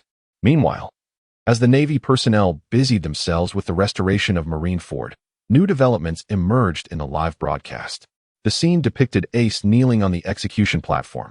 The moment this image appeared, everyone understood that the fierce battle had not yet concluded. Ace had been captured by the Navy and was to be subjected to a global execution broadcast, while Whitebeard led over 40 ships in a desperate rescue mission. This situation had escalated beyond the simple matter of Ace's execution. It had transformed into an all-out war between the Navy and the four emperors of the sea. Once initiated, there would inevitably be a victor and a vanquished. At this moment, the Whitebeard pirates had engaged in fierce combat with the Navy, turning Marineford into a hellish battlefield, strewn with corpses in a scene of utter devastation. The crescent-shaped bay of Marineford had been entirely frozen by Akiji. Originally, this was a tactic to contain Whitebeard's Moby Dick.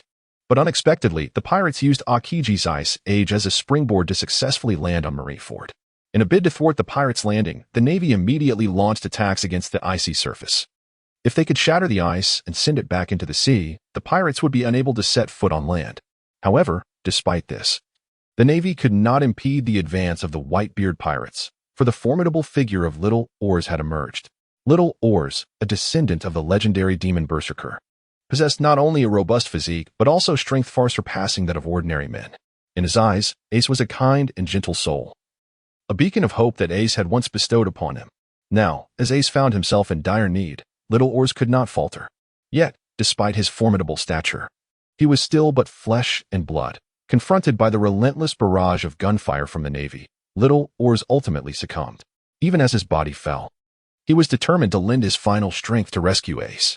After several minutes of fierce combat, overwhelmed by the Navy, Little Oars used his own body to forge a path for the Whitebeard pirates to save Ace. Not far away, his colossal form lay sprawled across the ice, connecting the execution platform at Marineford. Little Oars had perished. Countless pirates tread upon the lifeless body of Little Oars, successfully landing on the execution platform of Marineford. This was Little Oars' final wish, and the glimmer of hope for all pirates striving to rescue Ace. With Little Oars paving the way, the spirits of the pirates soared. The varied assaults from the seven warlords, the formidable intimidation exerted by Whitebeard, alongside the emergence of the Revolutionary Army and the Straw Hat crew, momentarily granted the pirates a significant advantage. At this juncture, Marineford was engulfed in flames and bloodshed, a scene of crumbled walls and devastation. Even the usually composed Sengoku exhibited a hint of panic. Whitebeard stood with his sword, gazing into the distance. His eyes filled with a mixture of pride and tenderness as he looked at Ace. At that very moment, Squard unexpectedly materialized behind Whitebeard. "Old man," Squard called out, standing at Whitebeard's back. Surprised by Squard's sudden appearance, Whitebeard inquired, "What is it, Squard?" Noticing Squard's unusual demeanor, Whitebeard sensed something amiss. Typically, Squard was known for his valiant charge into battle, yet today he remained subdued. "All 43 pirate crews under your command owe you a great debt of gratitude. For the sake of the Whitebeard pirates, we would brave any peril." Rather than responding directly to Whitebeard, Squard calmly engaged in casual conversation. Yet beneath this veneer of tranquility, One cannot shake the feeling that a tempest lurks nearby. In the distance, Marco has already sensed the unusual atmosphere at this moment through his keen perception. However, it was all too late.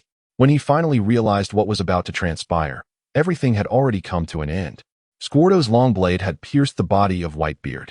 The pirates were left in utter shock. They had never anticipated that the one to deliver such a grievous blow to Whitebeard would not be the Navy, but rather someone he trusted most. In the face of such a heart-wrenching betrayal, Whitebeard chose not to execute Squarto on the spot. Instead, he endured the pain and withdrew the blade that had been thrust into his own flesh. Beads of sweat formed on his brow, yet within his eyes, alongside disbelief, there remained a warmth. The live stream abruptly ceased at this moment. The answer to the earlier question was finally confirmed.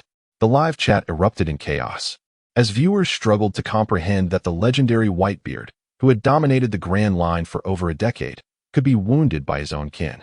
What astonished them most was that even though Whitebeard had been stabbed by his own son, there was no trace of hatred in his gaze. Marco, Squarto, how could you do this? Have you forgotten our bond of 20 years?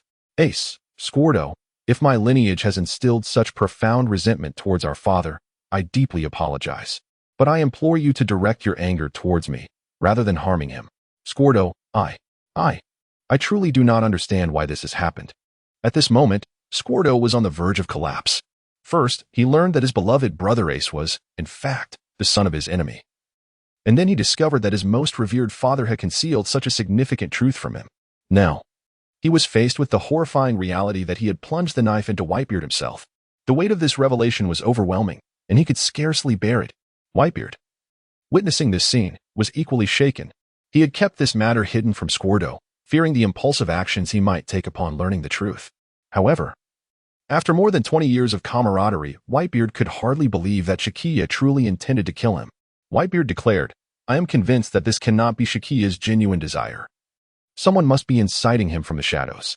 At a moment when everyone questioned Shakia's loyalty, Whitebeard stepped forth to defend him.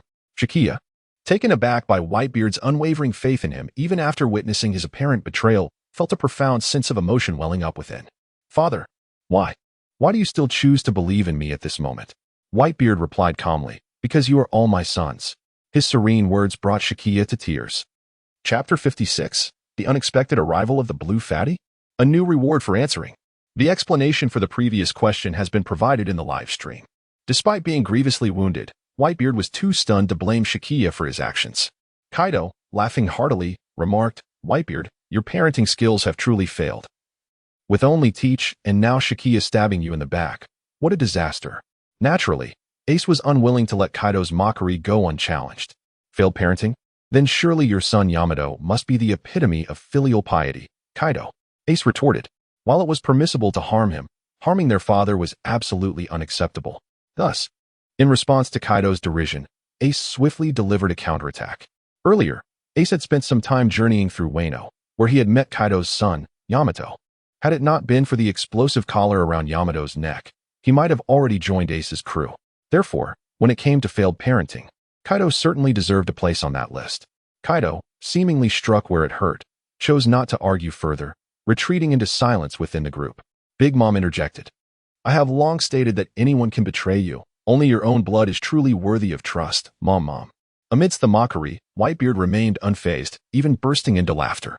On the Moby Dick, Marco observed Whitebeard's reaction with a mix of confusion and concern, rushing forward to offer comfort. However, in this moment, Whitebeard did not seek solace from others. He burst into hearty laughter and, with a sweeping gesture, drew Squarto into his embrace. How foolish it was for my son to confront his own father with hostility. Squarto, yet, even a foolish son is deserving of love. I deeply sense your profound hatred for Roger, but Squarto, the notion of repaying debts with blood is utterly ludicrous. Has Ace truly harmed you in any way? You and Ace have shared both hardship and joy, overcoming countless adversities together with your comrades, have you not? The lineage of Ace is of no consequence. In this vast ocean, our paths have crossed. Not only you two, but all are my sons, and we are a family. I hope you come to understand this. This is one of the rare moments when Whitebeard reveals his tenderness and vulnerability. He approaches his family with an open heart, choosing to trust even in the face of potential betrayal. Upon hearing Whitebeard's gentle confession, the crew was deeply moved, especially Squarto, who was now in tears. Father, Squardo repeatedly called out the word father. Ultimately, as he cried out father time and again, Squardo found peace. From that moment on, no force or rumor could sway him. In response to the derision and divisive words from the audience, Whitebeard spoke up. I believe this is not Squardo's true intent. The one who has led Squardo's loyal heart astray must surely be the Navy. Whitebeard continued, I will remember that cowardly worm who shouts from the shadows, daring to harm those aboard the Moby Dick. They are my enemies. Regarding the audience's insinuations of Squardo's impending betrayal, Whitebeard did not blame Squardo at all. Rather, he discerned the essence of the betrayal, which lay in the Navy's instigation. Given the circumstances, it was evident that the Navy would resort to extreme measures to secure a victory in this battle of honor and pride. It was entirely plausible that they would exploit Squardo's unique position to sow discord between father and son. In light of Whitebeard's speculation, a fervent supporter of the Navy quickly spoke up. Impossible. Our Navy is honorable and would never engage in such treachery. Indeed, this individual was Luo Fei, who felt compelled to uphold his image as a devoted Navy fan. His unique status as a 17-year-old and a super moderator in the live stream spared him from any resentment. Hancock interjected, I beg to differ. Especially considering the incident involving Akainu's textbook compilation that occurred just yesterday. Akainu retorted, haven't we moved past that? Must we continually whip the corpse? Whitebeard warned, Akainu, if you are indeed the one pulling the strings behind the scenes, I will not let you go unpunished. Just as the crowd continued to quarrel over Squardo's situation, a new development emerged in the live stream. This time, the stream provided no visual context, but directly posed a question. Who truly prevented Ace's execution? The reward for a correct answer, a bamboo dragonfly. The penalty for an incorrect answer, a random loss of one item from the incorrect respondent, including but not limited to fruit abilities, physical prowess, life, equipment, etc. As the notification chimed, the audience beheld the simple bamboo dragonfly displayed among the prizes. Isn't that just the bamboo toy we played with as children? Shanks remarked. Indeed, when Usopp was little, if he cried, I would toss him a bamboo dragonfly to play with, and that little rascal would be overjoyed. When Jesus Burgess suddenly appeared, Usopp aboard the Straw Hat Pirate's ship was filled with excitement. In Usopp's memories, his impressions of his father, Jesus Burgess, were scant, his appearance even more so, a mere blur. Yet, this father who departed from him at such a tender age has etched a magnificent and towering image in Usopp's heart. Even though the villagers speak of him as a deceiver, a pirate who ventured into the seas in pursuit of treasure, in Usopp's eyes, his father Yasopp remains a valiant warrior of the ocean. Usopp, yes, father. I remember, during my childhood, you often crafted bamboo propellers for me to play with. However, father, did you not say that each bamboo propeller was a pair of wings? That with sincere belief, it would transform into wings allowing me to soar into the azure sky. Usopp, yet, father, after all these years, where are my wings? To this day, Usopp continues to hold unwavering faith in Yasopp's words. However, upon hearing this, Jesus' face suddenly flushed with embarrassment. For, back in those days, his words had merely been a ruse to amuse Usopp. A bamboo dragonfly is but a bamboo dragonfly. How could it possibly transform into wings, or carry a person into the azure skies? However, should he reveal to Usopp that his words from years past were merely a fabrication? He felt an immense pride for his son Usopp's growth into a maritime warrior, and he was equally aware that Usopp took pride in having such a father.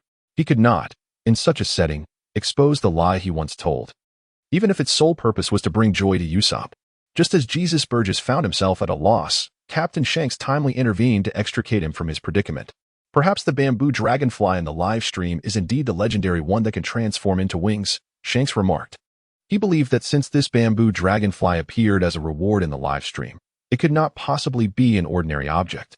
However, as soon as Shanks uttered this evident attempt to support Jesus Burgess, he was met with skepticism from the audience.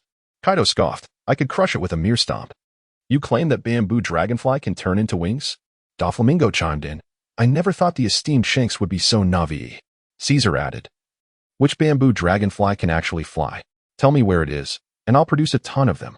Moria interjected. Caesar, if you manage to produce them, do let me know. I would like to import them in bulk. Caesar retorted.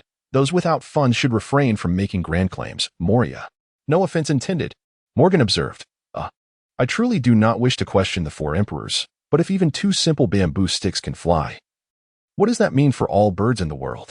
As the audience voiced their doubts, a functional image suddenly appeared beside the rewards section of the live stream. Within the image, they witnessed a rotund blue figure soaring freely through the sky, with a bamboo dragonfly perched atop its head. "Damn it! It can actually fly!" Moria exclaimed. Usopp remarked, "Is this the bamboo dragonfly that can become wings?" Luffy exclaimed, "Wow, that is so cool. What my father said is indeed true." Usopp replied, "Of course.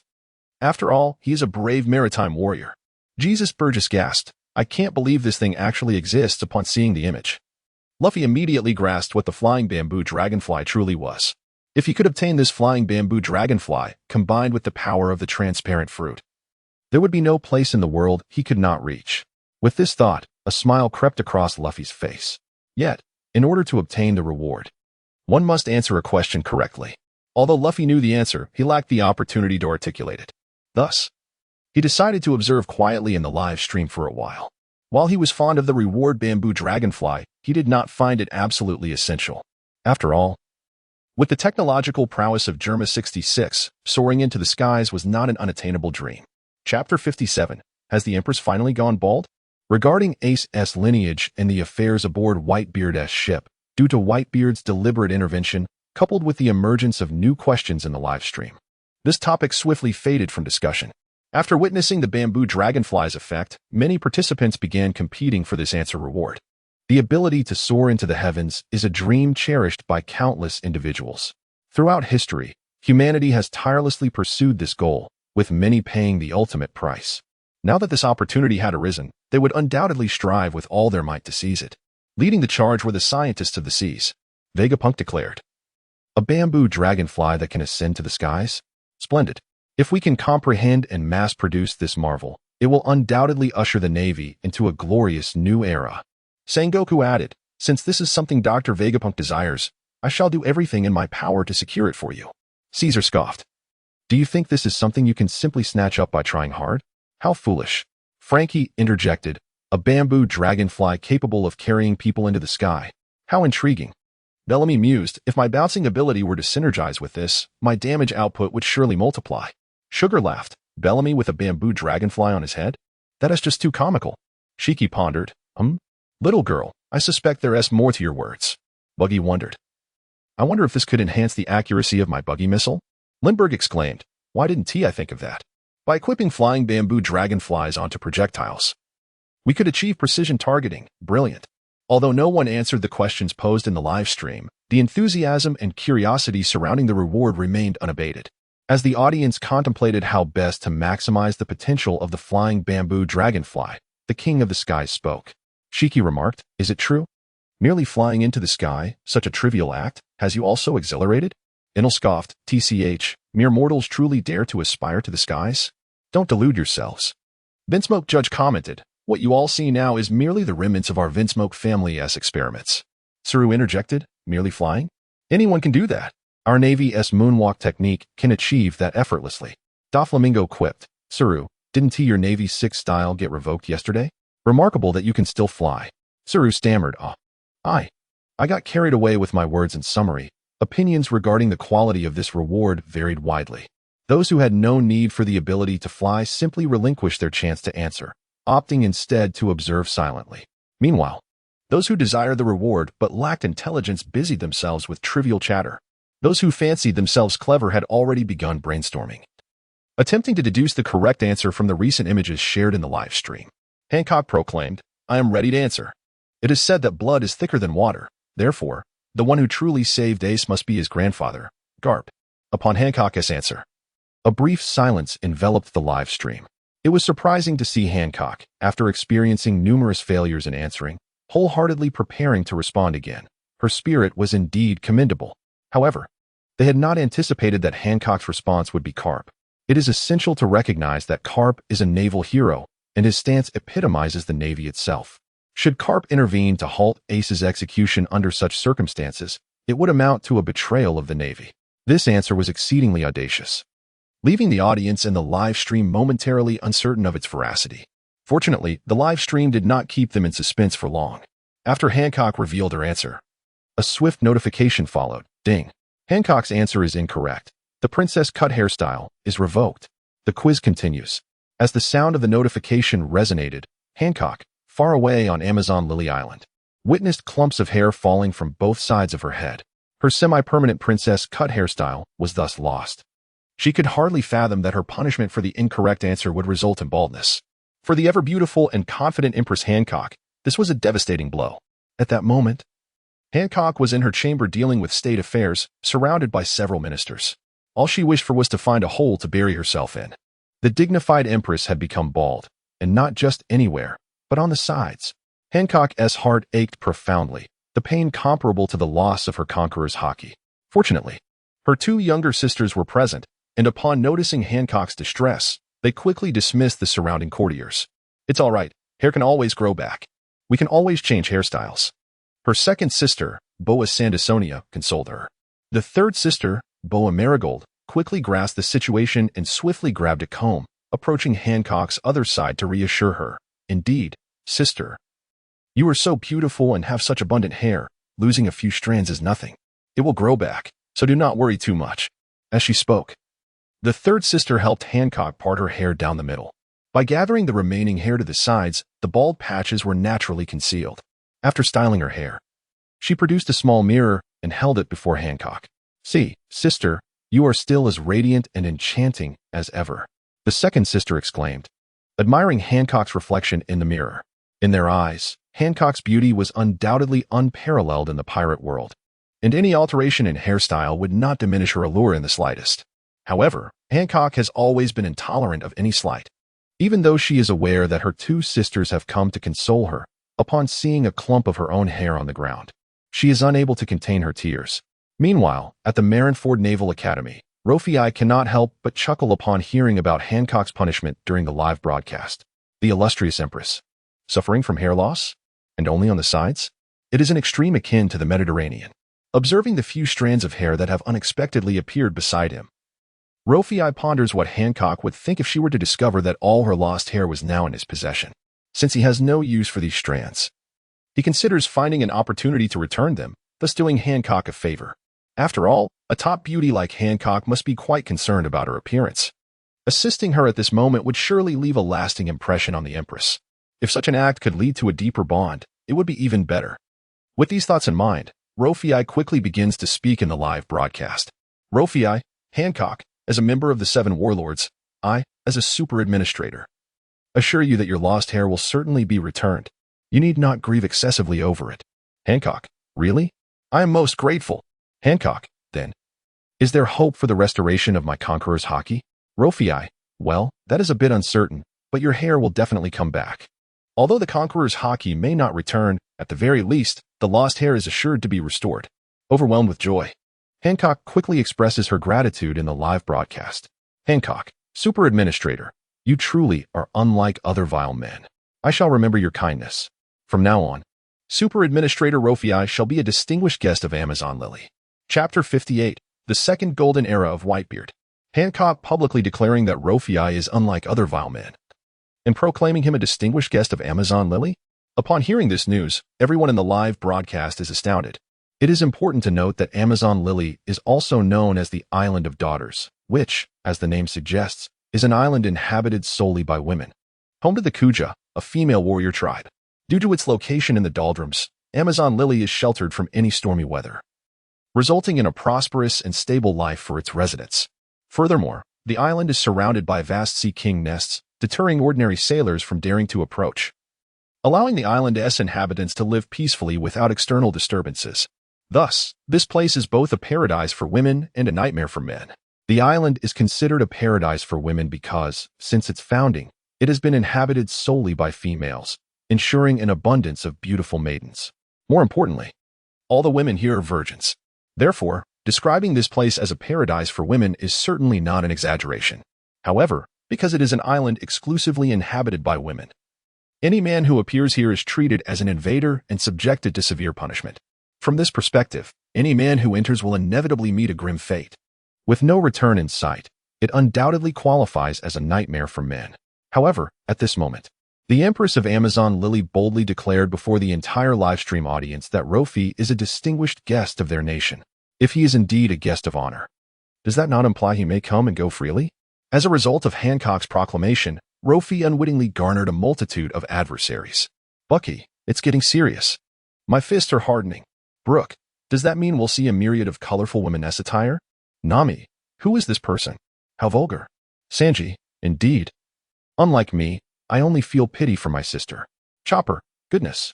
How fortunate is Luffy to possess such luck? Tama, would you like to share that fortune? Chopper, I wouldn't dare. I wouldn't dare. Luffy, dear brother, take care of yourself. Trafalgar Law, ha ha ha. The administrator has even done anything yet. And yet the emphasis on self-care is amusing. Blackbeard, that claim is erroneous. Just because nothing has occurred now does not guarantee the future. Hancock, what are you filthy men babbling about? I merely announced that the administrator has become an esteemed guest of my island, and yet you're also excited? Luffy, indeed. I too am perplexed, uncertain of what these strange gentlemen are contemplating. Upon receiving this news, Luffy maintained an outward composure, though internally he was rejoicing. To be granted the Empress's permission to enter and exit Amazon Lily at will is a coveted opportunity that many men yearn for. It is a momentous occasion in the history of the island since its founding. It is well known that although Amazon Lily is secluded, its inhabitants are vibrant and unrestrained. They are unbound by societal norms in their attire, and their demeanor is particularly bold and audacious. To spend a few days in such a land would be akin to entering a realm of enchantment. Since Hancock had already opened the door to him, Luffy felt no hesitation. Moreover, there is a particular place on Amazon Lily that he has long desired to visit. Luffy, Hancock, I have heard whispers of a splendid hot spring on Amazon Lily. I must experience it when the opportunity arises. Indeed, it is the hot spring. Little did Hancock anticipate that upon learning of his newfound freedom to traverse the island, Luffy's foremost thought would be to indulge in the hot spring. Hancock, I did not realize the administrator had such unique tastes. If it is merely to enjoy the hot spring, I shall ensure your comfort. Sanji, merely a hot spring? Such a waste of opportunity. Doflamingo, what do you understand? This is about grandeur. Hancock, enough. Do none of you wish to answer the questions? Noticing that the conversation in the live stream was veering off course, Hancock could not help but interject. Her desire to honor Luffy as a distinguished guest was not solely to reclaim her hair. She also sought to gain his protection. After all, her power had diminished significantly due to repeated errors in the live stream, and seeking a robust ally was entirely reasonable. Upon receiving Hancock's subtle hints, Luffy quickly comprehended. Luffy, if you wish to avoid answering questions, I could certainly adjust the time allotted for responses. What does everyone think? As the administrator of the live stream, modifying the response time was merely a routine action. However, to instill a sense of reverence and urgency towards the questions, Luffy only informed them of his ability to shorten the response time, without mentioning any possibility for extension. Furthermore, as the sole administrator, even if others were skeptical of Luffy's assertions, there was no means to contest them. Simultaneously, with Luffy's declaration, everyone clearly understood his stance. Although Hancock's strength had waned, who could deny the favor of the administrator Luffy? Those who had just been teasing Hancock for permitting Luffy unrestricted access to the island silently chose to mute themselves. This moment of silence from the disruptors provided ample space for those genuinely interested in answering questions to ponder. Soon after, Whitebeard began to answer. Whitebeard, I am Ace's father. Rescuing Ace is my solemn duty. Whitebeard, therefore, my answer is that the one who truly prevented Ace's execution is none other than me, Whitebeard. This marked Whitebeard's inaugural participation in answering questions during the live stream. Despite his usual lively engagement in conversation, he had remained silent when it came to answering questions. This was partly due to his position as a pirate of his caliber, where further growth in strength was no longer a pressing concern, and also because he wished to avoid the peril of losing a certain ability due to answering incorrectly. However, at this moment, he is fervently engaged in answering questions. The sole reason for his determination is his family. For the sake of Ace, he is willing to take this risk. Moreover, in the recent scene, Whitebeard witnessed that to rescue Ace, he rallied the entire Whitebeard pirates, leaving him unconvinced that such unwavering commitment could fail to safeguard Ace.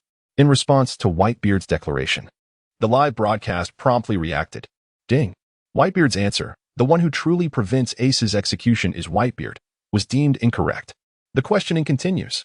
Whitebeard has failed to answer. However, it turned out to be a blessing in disguise.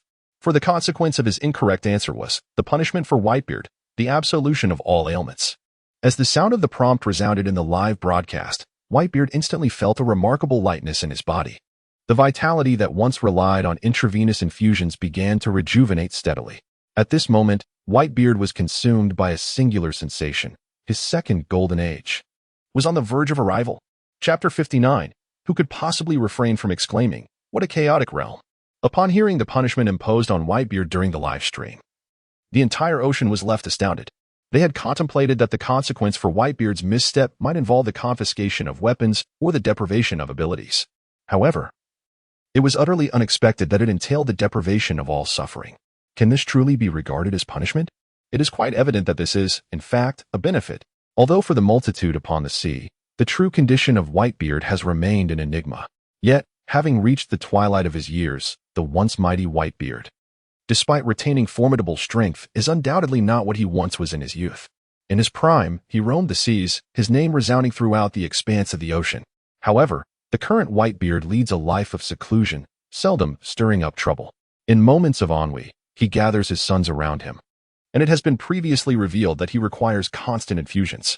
Thus, in the eyes of the public, the present Whitebeard is perceived as a mere shadow of his former self, no longer posing a significant threat. However, now, with the ominous sound of the punishment echoing in the live broadcast room, everyone couldn't help but gasp. The elderly and infirm state of Whitebeard would have diminished his strength by at least a third. Now, devoid of ailments, the only factor that could potentially reduce his power, his age, has transformed into an asset, enhancing his combat experience. At this moment, Whitebeard stands unbound by any constraints to his capabilities. Since the dawn of the previous era, Edward Newgate, known as Whitebeard, has been a formidable force stirring the seas. Decades have passed, and while a new generation continues to rise, Whitebeard's might remains undiminished. For pirates, should Whitebeard choose to pursue the throne of the Pirate King once more, their hopes would be utterly dashed. For the Navy, Whitebeard has lain dormant for years if he intends to reignite chaos in the world. A cataclysmic war is all but inevitable. Meanwhile, far away in Marineford, Sengoku furrowed his brow upon hearing such news. The resurgence of Whitebeard undoubtedly sounded the alarm for the peace the Navy strives to uphold. The zenith of Whitebeard's power is on the horizon, and his choices will directly influence the future dynamics of the world. However, Whitebeard himself harbors no such grand ambitions. Upon realizing his complete recovery, his foremost thought was to better protect his family. Unlike the concerns of others, he does not aspire to conquer the world. Now past 50, he has experienced the bittersweet tapestry of life. Having witnessed the splendors and decay of the world, Whitebeard harbors but one wish, a joyous reunion with his kin. Just as all were engulfed in apprehension over Whitebeard's resurgence, Luffy began to chuckle. To be rid of all ailments? Such an outcome is indeed favorable. The punishment for incorrect answers in the live broadcast may not solely be a penalty, it could also serve as a reward. Perhaps making this known would ignite a fervor for answering among the audience. Nevertheless, Luffy relished this opportunity to partake in the answer-giving as well. Before he could formulate a reasonable approach to answering, he decided to encourage others to participate, while ensuring they did not arrive at the correct answer. To deftly lead the audience astray, Luffy promptly began speaking in the live broadcast. "Luffy, I wonder if everyone noticed, amidst the recent live broadcast featuring the rescue team for Ace, that besides the Whitebeard pirates, many from the Revolutionary Army have also joined. Luffy, it seems that the revolutionaries appearing on screen have emerged from Impelled Down, right? In the recent broadcast, everyone witnessed a colossal and rather striking figure, none other than the Okama King, Ivankov. While few knew Ivankov was indeed part of the Revolutionary Army, his close ties with the army's leader, Dragon, have become almost common knowledge. If this alone does not convince everyone of Ivankov's allegiance, then the presence of his ever-loyal companion, Emporio Ivankov, surely would. This individual, sporting a distinctive hairstyle with one half orange and the other white, is an unmistakable symbol of the Revolutionary Army. Originally, the Revolutionary Army had no intention of participating in this great conflict. However, following the recent revelation of the backgrounds of the two supernova pirates, Luffy and Ace, it seems that the Revolutionary Army has become inextricably linked to this matter. Therefore, it is not implausible to suggest that the Revolutionary Army may have intervened to prevent Ace's execution. As speculation began to swirl among the crowd, Hancock, who had failed to answer the question initially, provided an intriguing line of thought. Hancock remarked, "Luffy's grandfather is Garp, and Luffy refers to Ace as his brother. Could this imply that Ace shares a blood relation with Garp as well?" Although Hancock did not explicitly state it, her words hinted at the possibility that Garp might have been the one to thwart Ace's execution. After all, blood is thicker than water. Moreover, from the recent live broadcast, Garp's expression indeed held a profound significance. As a grandfather, Garp was forced to witness the execution of his grandson Ace at the hands of the Navy. While being a celebrated hero of the Navy, he could only stand by and watch. The irony of a white-haired man sending off a black-haired one is indeed a tragicomedy. Hancock discerned the turmoil in Garp's eyes, which led her to this conjecture. Moria exclaimed, "No way." The Navy hero Garp not only raised the world's most notorious criminal, the leader of the Revolutionary Army, Dragon, but also possesses an ambiguous connection with the Pirate King, Roger. Moria continued, "Goodness. Who wouldn't remark? Your circle is truly chaotic." As Hancock's few words diverted the group towards a direction unrelated to the correct answer, Luffy chimed in to add to the commotion. Luffy stated, moreover, as Ace is the orphan of the Pirate King Roger, it seems rather unreasonable for Roger's crew not to partake in the rescue, doesn't he it? Doflamingo interjected. It appears that there are very few of Roger's crew still around. Wouldn't you agree, Rayleigh? Rayleigh replied, "Isn't this merely moral coercion? I simply wish to spend my remaining days peacefully on an island." Robin noted, in the recent live footage when Whitebeard emerged from the sea, the ship was coated with a colorful film, wasn't it?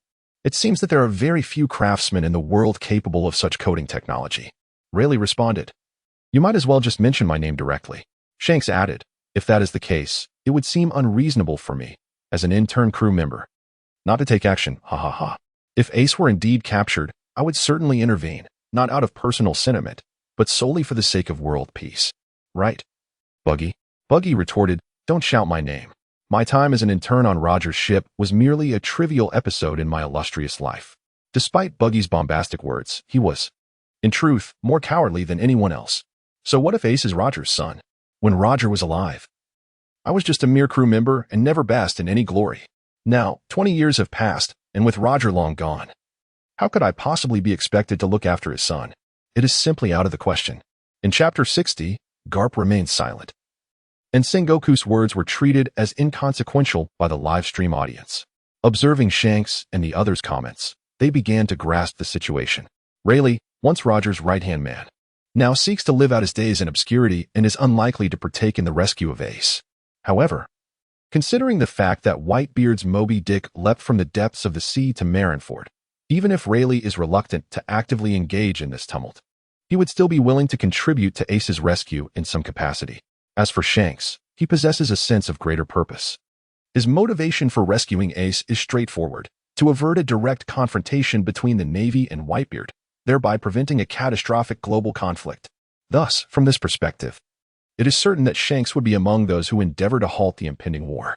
However, to assert that it was he who truly prevented Ace's execution would be an oversimplification. There is also the matter of Buggy, who was once a fellow crew member with Shanks aboard Roger's ship. It has been 2 decades since Roger faced his execution, and while Shanks has ascended to become one of the 4 emperors, instilling fear across the vast seas, Buggy remains merely a fledgling pirate who has recently set sail from the East Blue. When it comes to the prospect of rescuing Ace, even if Buggy desired to do so, he may lack the requisite capability. Thus, with the 3 former crewmates of Roger, who possess motives to rescue Ace, eliminated from consideration, we are left with the Revolutionary Army, the Marines, and those pirates who followed Whitebeard. Katakuri remarked, among the Marines, the one most likely to save Ace would probably be Garp. But Garp, can you truly bring yourself to sacrifice your kin for the greater good? He articulated this thought in the live stream, seemingly to validate his speculation, as he deliberately tagged Garp to ensure his attention. He awaited Garp's response. As a hero of the Marines, Garp ought to immediately step forward to affirm that he would never betray the Marine cause. If Garp could publicly declare his stance at this moment, Katakuri would be convinced that, in Garp's heart, the justice of the Marines outweighs his personal emotions. However, as minutes passed, Katakuri found himself still awaiting the desired response. At this moment, Garp, upon hearing Katakuri's inquiry, fell into deep contemplation. Witnessing Ace bound to the execution platform through the live broadcast left him profoundly shaken. Alongside the shock, he was engulfed by pain and inner turmoil. Though Ace was not Garp's biological grandson, he had watched him grow up, and his affection for Ace was no less than that for Luffy. Faced with the grim reality of a family member facing execution at the hands of the Navy, the legendary hero Garp could only stand by and observe. Merely watching this scene pierced Garp's heart with unbearable anguish. Observing Whitebeard and others rallying in support of Ace in the live stream brought Garp a sense of solace. What the hero of the Navy could not accomplish, Whitebeard, one of the four emperors, managed to do. How paradoxical and ironic this situation was. With this thought, Garp could not help but shake his head. In that moment, he longed to be an ordinary old man, free to exert every effort to rescue Ace without reservation. Yet, the weight of the justice he bore was simply too overwhelming. If the future were indeed to unfold as anticipated, could he truly stand by and watch Ace perish? The answer eluded him. He merely hoped that, if this event were destined to occur, it would be postponed. In the time before it transpired, Garp would certainly strive with all his might to intervene. Defying fate is a daunting endeavor, yet for Ace, Garp was willing to make the attempt. Ultimately, Garp did not respond to Katakuri's question. Would Garp betray the justice of the Navy for Ace? This query intrigued not only the pirates but also Sengoku. As a longtime friend of Garp, Sengoku was well aware of his capabilities. If Garp were to assist Ace and side with the pirates, it would spell disaster for the Navy. While Garp wrestled with his indecision, Sengoku stepped in to provide an answer on his behalf. The dignity of the Navy must not be trampled upon. I believe that Garp, as a hero of the Navy, would never commit an act that would bring shame to the organization. Sengoku's declaration effectively made a decision for Garp. Simultaneously, his words served as a reminder to Garp, urging him to remain cognizant of his identity. However, these words were merely Sengoku's opinion, until Garp articulated a definitive stance that could be dismissed as inconsequential. Silence, in this case, spoke volumes. Though Katakuri's observation haki could not foresee the distant future, he reasoned from a human perspective that Garp could not possibly remain indifferent to Ace's impending death. Thus, Katakuri quickly joined in on the questioning. I shall answer. The one who will truly prevent Ace's execution is his grandfather, Garp. Chapter 61. Katakuri's analysis and the final outcome. Katakuri's inquiry did not elicit a response from Garp himself. Instead, Sengoku, noting Garp's prolonged silence, boldly provided an answer for him. However, Sengoku's response failed to convince the audience in the live stream, particularly Katakuri. From the earlier broadcast, Katakuri observed Garp's expression of anxiety and helplessness. It was evident that Garp did not wish to witness Ace's demise. Although Whitebeard and his allies had set out to rescue Ace, in terms of raw power, even with all 43 of Whitebeard's ships, the Navy still fielded admirals and the warlords of the sea. The forces were evenly matched, and Whitebeard would not hold a significant advantage. Given that the Navy had made the decision to publicly execute Ace before the eyes of the world, they were undoubtedly well prepared. It would not be an easy task for Whitebeard to successfully save Ace. As for the Revolutionary Army and the Straw Hat Luffy, who also appeared in the broadcast, Katakuri swiftly dismissed the possibility of their involvement. The former had been captured by the Navy before, and even if they attempted to confront the Navy amidst the chaos, they would not possess a considerable advantage. The latter, appearing gaunt and malnourished, led Katakuri to doubt whether he could withstand even a single blow from one of the Navy's 3 admirals. Despite previous predictions in the live stream suggesting that Luffy would one day defeat the Golden Lion, Katakuri's faith in that outcome was waning. However, judging from the appearances and attire displayed in the 2 live broadcasts, it can be inferred that Luffy's victory over the Golden Lion occurred after the execution of Ace. Consequently, Katakuri swiftly dismissed Luffy as a potential answer. This encapsulates Katakuri's analysis. Following this examination, the answer becomes exceedingly apparent. Since it is neither Whitebeard nor the Revolutionary Army alongside Luffy, the only remaining possibility is the Navy's very own Garp. Garp's proximity to Ace renders him the most advantageous candidate for a rescue attempt. Thus, Katakuri articulated his recent response. Upon hearing this conclusion, the audience in the live stream collectively held their breath, eagerly awaiting the announcement of its validity. Whitebeard harbored hope that this answer was indeed true, even if the ultimate reward for answering was claimed by another. If Garp could choose to safeguard Ace at a critical juncture, he would be able to act without concern. Sengoku, too, awaited the revelation with bated breath. Were he not the fleet admiral of the Navy, he would unquestionably support Garp's endeavor to rescue Ace. Regrettably, the world offers no what-ifs.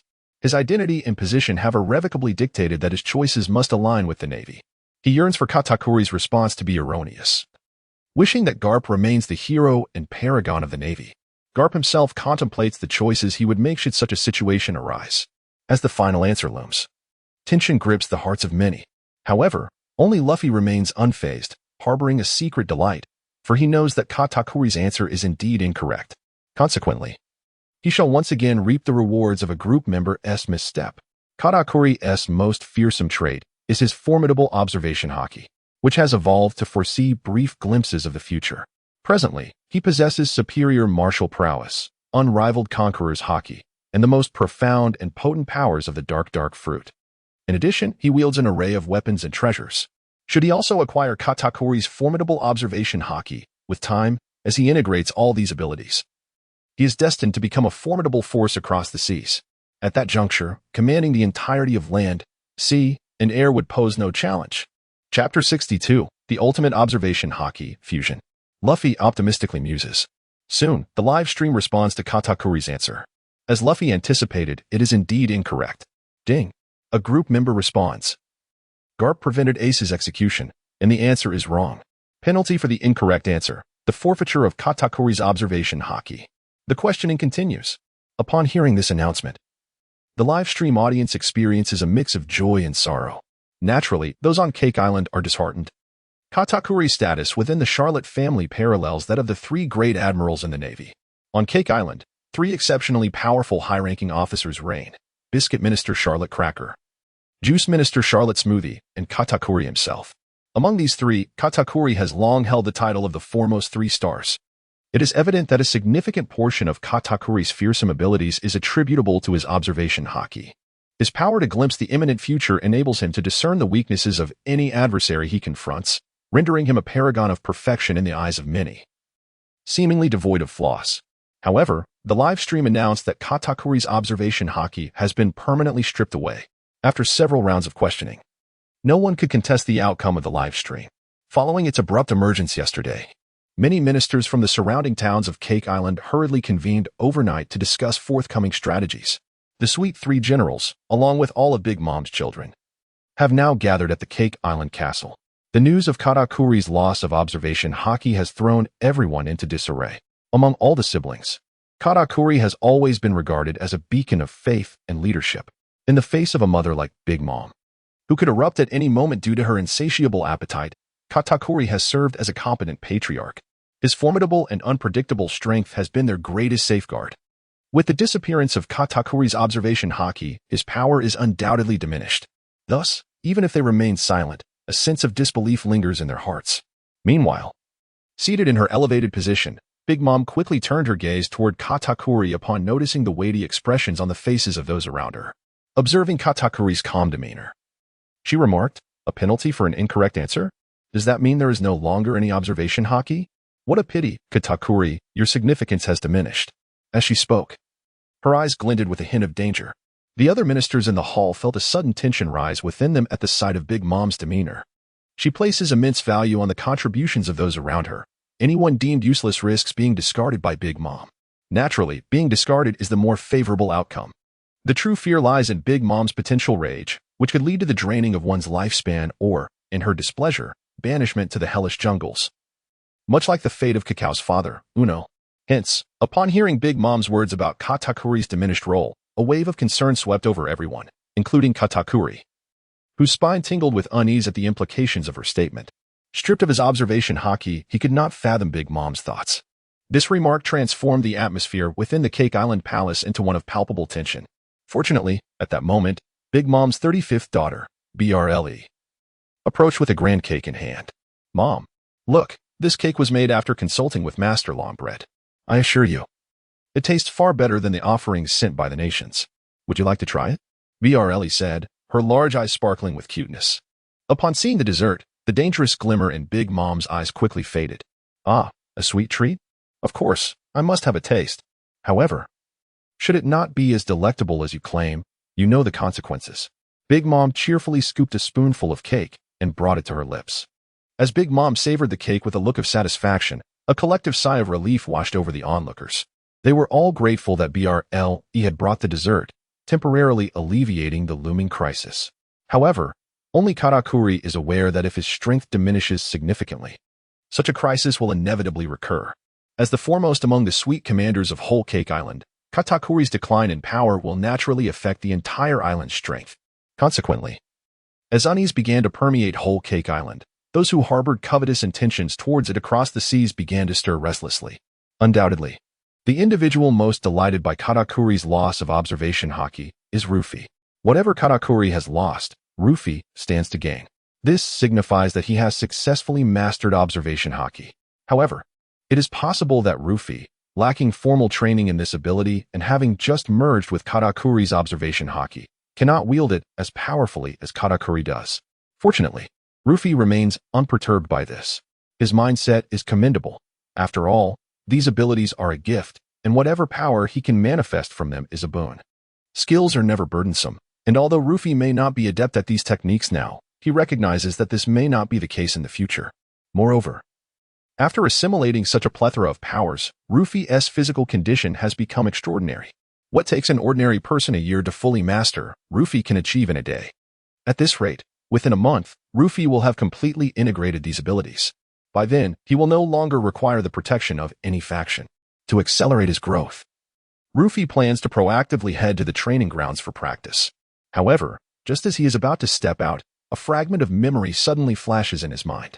In this vision, Luffy has left his home, yet before reaching the Marine Academy's training grounds, he unexpectedly encounters Garp. Judging by the circumstances at that moment, it seems Garp has come to seek him out, greeting Luffy warmly and approaching him, though the words exchanged remain unclear.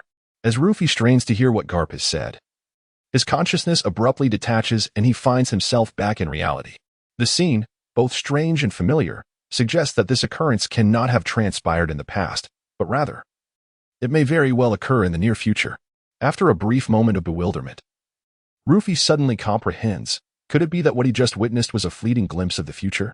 Chapter 63, Garp's Open Favoritism? Luffy has yet to leave when he has already seen the scene that will unfold after his departure. This sensation is astonishing, prompting Luffy to question the nature of his vision. Was the image he just beheld truly from the future, or merely a figment of his imagination? To validate this hypothesis, Luffy promptly sets out. As he walks along the path from his home to the Marine Academy, he finds it oddly familiar. However, having traversed this route countless times, he refrains from concluding that his earlier vision was prophetic. The only evidence that might convince Luffy of having glimpsed a brief future lies in Garp himself. Throughout the journey, Luffy remains focused, eagerly anticipating Garp's arrival. He soon reaches the precise location from his fleeting memory, the very place where he is to meet Garp. Yet, this time, Garp is nowhere to be found. The familiar pathway appears desolate and empty. Upon witnessing this, Luffy is momentarily taken aback. Could it be that the vision that flitted through his mind was nothing but his own imagination? Contemplating this, Luffy cannot help but chuckle. Perhaps he has become too idle, leading him to indulge in fanciful thoughts. With a hint of self-deprecation, he reflects on his musings. Though unable to rationalize the earlier vision, Luffy's cheerful disposition prevents him from dwelling on it. Since that future has yet to materialize, he resolves to dismiss the matter and proceed directly to the Marine Academy. However, just as Luffy is about to reach the academy, he finally spots Garp. Luffy, Garp calls out from a distance. I never imagined I would find you here. You truly are hard to locate. Garp, slightly breathless as if he has traversed a long way, approaches. Luffy turns upon hearing Garp's voice. Today, Garp is not donned in his usual uniform but rather in a casual floral shirt. Furthermore, as Garp speaks, Luffy notices a leaf of lettuce lodged prominently between his prominent front teeth. Taken aback by Garp's appearance, Luffy realizes that Garp looks precisely as he did in his recent memory. The size, shape, and position of the lettuce leaf are identical, as if they had been copied and pasted. At this moment, Luffy is nearly convinced that the image that appeared in his mind before leaving was indeed a glimpse of the future. He quickly comprehends the reason behind the change in their meeting place. After witnessing that vision, his intense curiosity compelled him to leave early. According to Luffy's original plan, he had intended to enjoy a glass of milk before setting out. However, the current situation exemplifies that by merely foregoing a cup of milk, he and Garp serendipitously missed each other. The future he glimpsed was, at the very least, an occurrence 5 minutes ahead. Could it be that the recently acquired observation haki has already developed to such an extraordinary level? Contemplating this, Luffy felt a surge of excitement within. It is worth noting that Katakuri, renowned for possessing the most formidable observation haki, can only foresee events within a span of 1 minute. Indeed, it appears that I am truly gifted. Luffy jubilantly mused to himself. Just as Luffy was momentarily lost in thought, Garp had already approached him. Luffy, are you heading to the Naval Academy? Coincidentally, the matter I wish to discuss also pertains to the Academy, Garp stated upon reaching Luffy. Upon hearing Garp's words, Luffy quickly regained his composure and politely inquired, Yes, I intend to practice at the training grounds. Although the Admiral has granted me permission to graduate from the Naval Academy, I cannot afford to neglect my skills. Practicing at the training grounds was indeed Luffy's original intention. The essence of a statement can be transformed entirely by a mere change in expression. Take, for instance, the recent remarks made by Luffy, although the meaning remained unchanged. The auditory experience was particularly pleasing. Upon hearing this, Garp nodded in approval, feeling a deep sense of gratification. What a wonderful child. If only everyone at the Naval Academy exhibited the same diligence as you, Luffy. Garp chuckled, giving Luffy's shoulder an encouraging pat, expressing his satisfaction. Upon receiving Garp's praise, Luffy humbly smiled and responded with a courteous remark. It's nothing special. Everyone at the Naval Academy is quite industrious. After all, one must maintain the persona of a diligent youth in Garp's presence, which naturally calls for such polite exchanges. Meanwhile, the audience in the live stream, through the shared perspective initiated by Luffy, was able to witness and comprehend the dialogue between the two. Some of Luffy's contemporaries in the Navy widened their eyes in astonishment upon hearing Garp's words. They could hardly believe that terms like diligence and good child could ever be associated with Luffy. After all, during their time at school, he was known as the most mischievous and least industrious among them. However, it is undeniable that the admiration bestowed upon Luffy by the esteemed Admiral Garp has stirred a sense of imbalance among others. Balumeb, is it truly appropriate for Admiral Garp to show such blatant favoritism? Dasky, ha ha ha, given Luffy's remarkable talents, it is only natural for Admiral Garp to favor him a bit. Tina, is this really Luffy? Setting aside the holidays, even during regular classes, this rascal often skips out to play. When I served as a mentor, I never witnessed such diligence from him. Tina was quite irate. Peach Rabbit, Tina, please do not speak ill of Luffy. I know him well, and he is not that kind of person. Tina, so, are you implying that I was deceived by Luffy during my 3 years as a mentor? T-Pig, Peach Rabbit, how could you defend another man? My heart aches. Peach Rabbit, another man? Are you referring to yourself? His name is Luffy, remember it. T-Pig, such overt favoritism makes me envious. Luffy, envious one. Amidst the murmurs of doubt from the crowd, Luffy remained unfazed. After all, these individuals held little significance in his eyes. Their opinions did not matter. As for Garp, once he had made his choice, it was unlikely that he would waver due to the idle chatter of others. While the audience in the live stream debated Garp's praise for Luffy, Garp soon clarified his purpose for visiting. Luffy, I have come to discuss your future after graduation. Garp's expression grew more solemn, and Luffy listened intently. Judging by Garp's recent demeanor towards him, Luffy felt confident in the impression he had made. Moreover, as he had now become a crucial asset within the Navy, he trusted that he would not be assigned to a desolate location. Thus, he felt no particular anxiety regarding his post-graduation assignment. Before long, Garp spoke again. After discussions with the Marshal, we have decided to appoint you as the new instructor at the Naval Academy. Of course, the Marshal is mindful that you have just graduated and may not be fully prepared for this role. Therefore, we have also assigned you an assistant instructor. Her experience as an educator is quite substantial, so do not hesitate to seek her guidance whenever necessary. Garp stated. Upon hearing this arrangement, Luffy's eyes lit up with excitement. Transitioning from a student to an instructor seemed promising. However, Luffy was also curious about one aspect. Who is this assistant instructor? He inquired. Chapter 64. A mother pig in a busty outfit. Again and again. Garp, upon hearing Luffy's question, smiled slightly before responding. You've heard of Ain, I presume? Consider yourself fortunate. Sengoku had previously invited Ain to join the Naval Academy, but she declined every time. It seems that this time, for reasons unknown, she accepted without hesitation. However, do not rejoice too soon. Ain has only agreed to stay for a month. During this time, she will diligently fulfill her duties as an assistant instructor. So be sure to ask her any questions you may have. A month from now, I expect to see you transformed into a competent instructor. Garp's tone conveyed a sense of gravity, underscoring the high expectations he held for Luffy. Upon learning that Ain would be his assistant instructor, Luffy's eyes sparkled with enthusiasm. Ain was a name he had heard frequently. She was a user of the reverse fruit and a female swordsman, having been trained during Zifa's tenure as a vice admiral. She was also a survivor of the ability user incident. In addition to her formidable combat prowess, she possessed exceptional management and execution skills, having assisted Zifa in establishing the Enyo Navy, serving as his right hand. This was precisely why Sengoku chose Ain to support Luffy. Her experience in forming the Enyo Navy made her well-suited to train and manage the new recruits effectively. Moreover, Ain had her own commitments and could only stay for a brief period, making the position of assistant instructor a perfect fit. Nevertheless, for Luffy, Ain's strength was not the primary concern. What mattered more was that Ain was one of the few beauties within the Navy. If Ain were to become his assistant instructor, Luffy would feel as if his dreams had come true. It is likely that every young man harbors fantasies of having a beautiful CEO as a personal bodyguard. Now, it felt as though he had his own stunning female bodyguard. This arrangement seemed quite appealing. Rest assured, Admiral Garp, I will certainly give it my all, Luffy replied enthusiastically, nodding his head. After informing Luffy about the higher-ups' plans for his future, Garp offered a few casual words of encouragement, urging him to work hard and study diligently, assuring him that the Navy would not treat him poorly in the future. Luffy appeared compliant on the surface, but his response was merely superficial. When one possesses the power to shatter the very heavens, they are unlikely to remain submissive. The answer, of course, is no. Luffy was no exception. Having acquired extraordinary divine strength, he knew that if a conflict arose, even a Navy admiral might not stand a chance against him. However, the reason why Luffy chose not to rise in rebellion is quite simple: sheer laziness.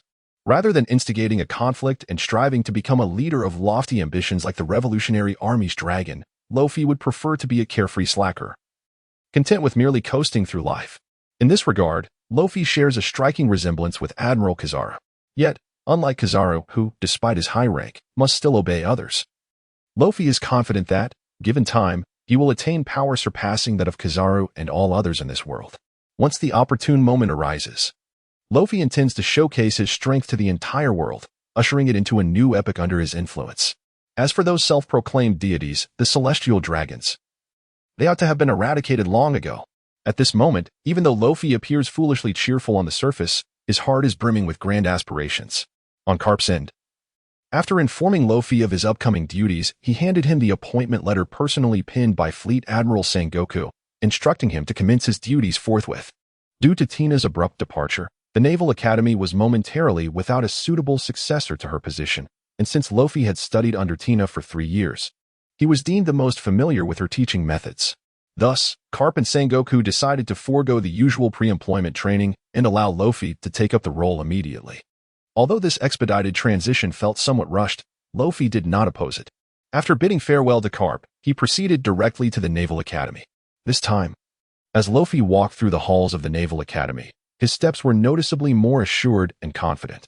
It is worth noting that during his previous tenure at the Academy, Luffy had not dedicated himself to his studies and was among the most unruly in his class, which led to a number of peers disapproving of his conduct. His rebellious and carefree disposition had also earned him numerous adversaries within the Academy. Who could have anticipated that the once mischievous student would transform into an instructor? One could only imagine the expressions on the faces of those naval soldiers who had previously looked down upon him. Such a sight would surely be amusing. At the same time, as Luffy received his appointment letter and joyfully strolled through the Naval Academy, activity stirred within the live broadcast room. Warning: if a correct answer is not provided within 3 minutes, one member's life will be randomly forfeited. Since Whitebeard and Katakuri failed to answer previously, no one else had participated in the quiz, leading to the broadcast's ominous warning. Upon hearing this alert, everyone in the room felt a surge of tension. After all, if no one answered, lives would be at stake. The broadcast had already made it clear that if no one responded within 3 minutes, a name would be randomly stripped away. The unfortunate soul could be anyone, including oneself. Buggy, hey, is no one going to answer? Don't you all want the rewards? Buggy, unable to contain himself, posed the question. Trafalgar Law, since you're so eager, why don't you take a crack at it? Jewelry Bonnie, Buggy, weren't you quite eager for the rewards when they were first announced? What's the matter, feeling timid now? Buggy, huh? You dare to question me, Buggy the Clown. Fine, I'll answer. My answer is, Buggy, oh no, a gigantic wave is coming. My signal is unstable. I'll have to chat later. Boa Hancock, is there really a matter of signal strength in this broadcast? How come I was T aware? Machi, boss, my signal is perfectly fine. Jewelry Bonnie, ha ha ha. Looks like someone else lost their nerve. But honestly, that excuse is rather pathetic. Bartolomeo, ha ha ha. Buggy, you're just like a mother pig giving birth, full of excuses. Shanks, that is a bit crude.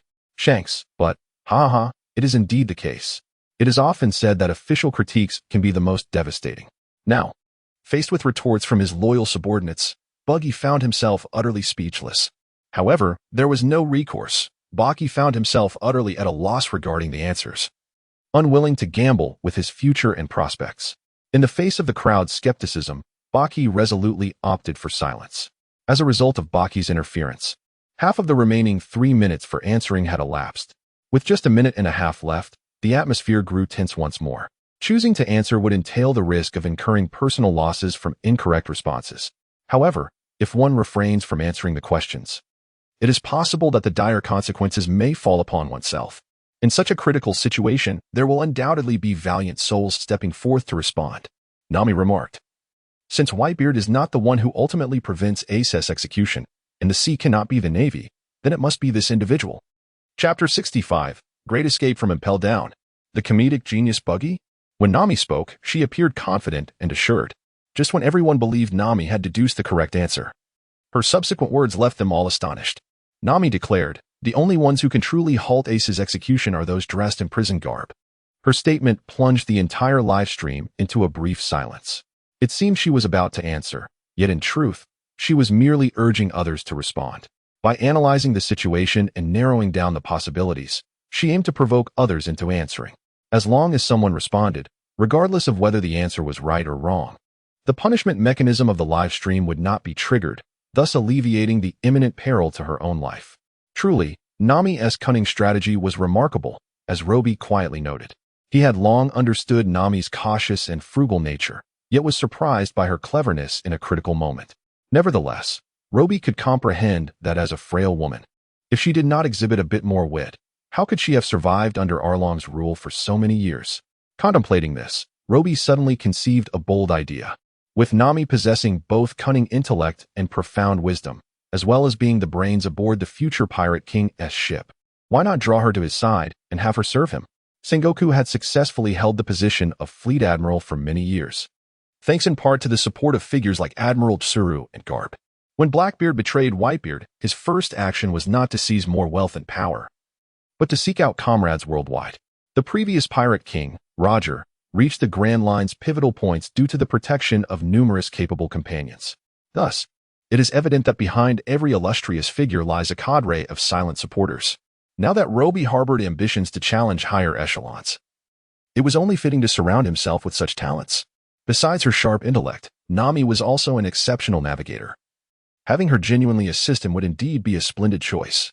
However, when it comes to gathering allies, quality surpasses quantity. It is not easy to find a group genuinely willing to carve out a world alongside him. Hence, Roby was not in a rush. As for whether to invite Nami to join him, Roby merely entertained the notion, without being entirely certain. After all, having witnessed the downfall of the Golden Lion, Roby would not act impulsively. He recalled that after the Golden Lion escaped from Impel Down, he learned from his past defeat against Roger. And as he prepared to execute his plan to annihilate the East Blue, he resolved to capture a navigator to help him predict the weather. Naturally, Nami, being one of the finest navigators at sea, became his target. Yet, underestimating Nami's loyalty to her crew and the strength of the Straw Hat Pirates led to the Golden Lion's failure once more. Given his foresight, Roby, too, learned from the Golden Lion's misguided attempts to forcibly recruit Nami, and thus, he would refrain from rash actions for the time being. He required an opportune moment to gauge Nami's thoughts before determining his next move. Meanwhile, the audience in the live stream quickly grasped the situation. Nami was not answering the question. She was merely refining the scope once again. Since the main pirate force of Whitebeard had lost hope in rescuing Ace, and the Navy's most likely ally, Garp, was also unavailable, it left only the group of mysterious individuals who had inexplicably emerged. Sengoku exclaimed, "What a predicament! Are you referring to those clad in prison attire?" Earlier, as Sengoku was preoccupied with assessing the combat power brought by Whitebeard, he neglected to observe the strengths of other factions. Nami's words served as a timely reminder. Garp, now serious, added, "If I recall correctly, those dressed in prison garb are from Impel Down, right?" Numerous criminals had been seen escaping from Impel Down in the video. If this truly occurred, the repercussions would be dire, rivaling the Golden Lion's escape. Previously, all eyes were drawn to Whitebeard's assault on Marineford, but with the new question arising, the Navy's focus shifted, finally bringing attention to this pressing issue. Sengoku demanded, "Where is Magellan? He must come forth and explain this situation." Hannibal interjected, reporting to Fleet Admiral, "The Warden has escaped yet again." If you believe he is unfit for his duties, I would consider taking on the role of warden myself. Hannibal seized the opportunity, having long aspired to replace Magellan. However, Sengoku paid little heed to this lesser-known figure. Let us wait for Magellan to return before discussing further, Sengoku remarked, understanding the unique circumstances surrounding Magellan. Buggy exclaimed, "What the hell? When did I end up in prison attire?" Turning to Alvida and Machi, he pleaded, "If that day truly comes, you must save me." Shanks quipped, "Buggy, have you been captured? What a shame. It seems we are about to lose a comedic talent." Buggy retorted, "Stop mocking me." At that moment, Buggy, having just discovered a treasure map, had set foot on an uninhabited island in the New World. Enjoying a lavish feast while studying the treasure's location, the prospect of being captured and sent to Impel Down was a thunderous shock. Just as Buggy's spirits plummeted, Shanks' teasing only deepened his despair. Shiri mused, "Could it be that I finally have a chance to see the light of day again?" Sengoku snapped, "Not a chance. Now that the live stream has foretold this, we will certainly enhance our vigilance at Impel Down. No criminal shall escape." Shiri countered, "Oh, that is not certain. Who can predict the future? Perhaps your very actions will lead to such an outcome." His philosophical musings plunged Sengoku into deep contemplation. Can the future they perceive truly be altered? Might it be, as Shiri suggested, that all efforts are in vain, potentially accelerating the arrival of that very future? The Golden Lion interjected, "What the hell? How come you all look perfectly fine?" Doflamingo laughed. "Looks like you escaped a bit too early, huh? What a pity." Nico Robin remarked, "Wait, did I just see Crocodile among them?" Crocodile questioned, "Are you sure you're not mistaken?" Moria chuckled, "Ha. Crocodile, Crocodile. Have you learned your lesson not to be so arrogant?" Moria has not forgotten the derisive words that Crocodile hurled at him after being stripped of his abilities in the live broadcast. Now, witnessing Crocodile's impending downfall, he seizes the opportunity to strike back. Crocodile warns, "Moria, don't rejoice too soon. Keep a watchful eye on your devil's triangle." His insinuation is clear. With your diminished physical prowess, you are hardly in a position to meddle in my affairs. Crocodile, ever composed, remains unfazed by the foreboding of his fate, responding with measured calmness. At this moment, Luffy interjects, "Hey, I wonder if the one who ultimately rescues Ace will be me? I seem to have just emerged from a ship full of prisoners, right?" Chapter 66. Old Man, I shall awaken your decayed will. Upon hearing Luffy's words, Garp's temper flares. "Luffy, you impudent brat, keep your mouth shut. If you truly end up in Impel Down, I swear I shall smash your head." As is well known, Impel Down is the infamous underwater prison that houses the world's most notorious criminals. It is shrouded in secrecy, its depths guarding the most wretched of offenders, filled with terrifying beasts and overseen by the ever-watchful Den Den Mushi. Around it, a fleet of warships stands sentinel, outnumbering those dispatched for execution. Furthermore, the depths of Impel Down teem with colossal sea creatures, earning it the moniker of an impregnable fortress.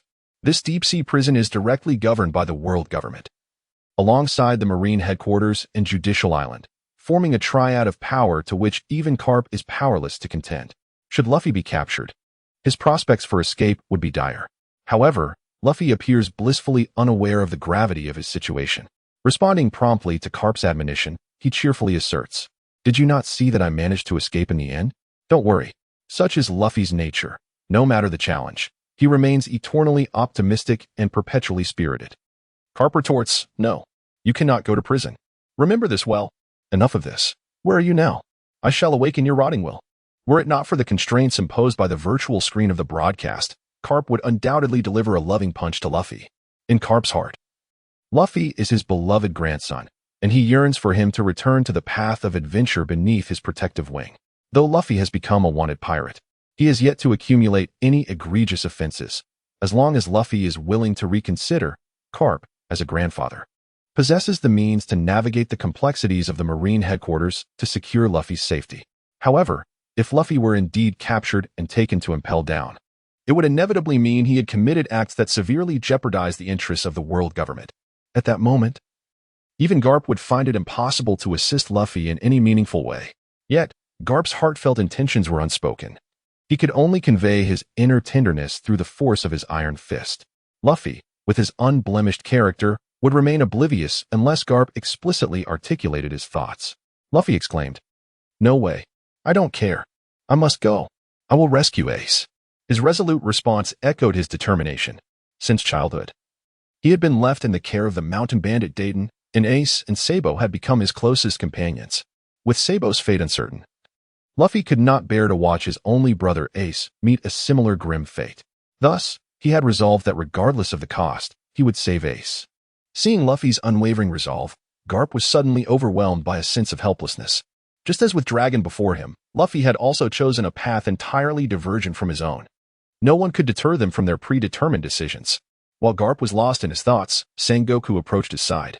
However, Sengoku was not clad in his admiral's uniform, but rather donned ordinary attire. He placed a comforting hand on Garp's shoulder and remarked, "Your family from the D lineage truly produces tenacious individuals. But fret not, each person has their own fate, and Luffy will carve out his own destiny."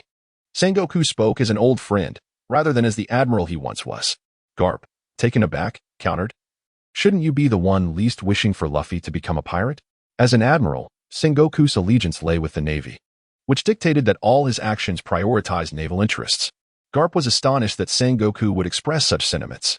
Sengoku simply smiled softly and replied, as the fleet admiral, "I ought to despise Luffy's existence.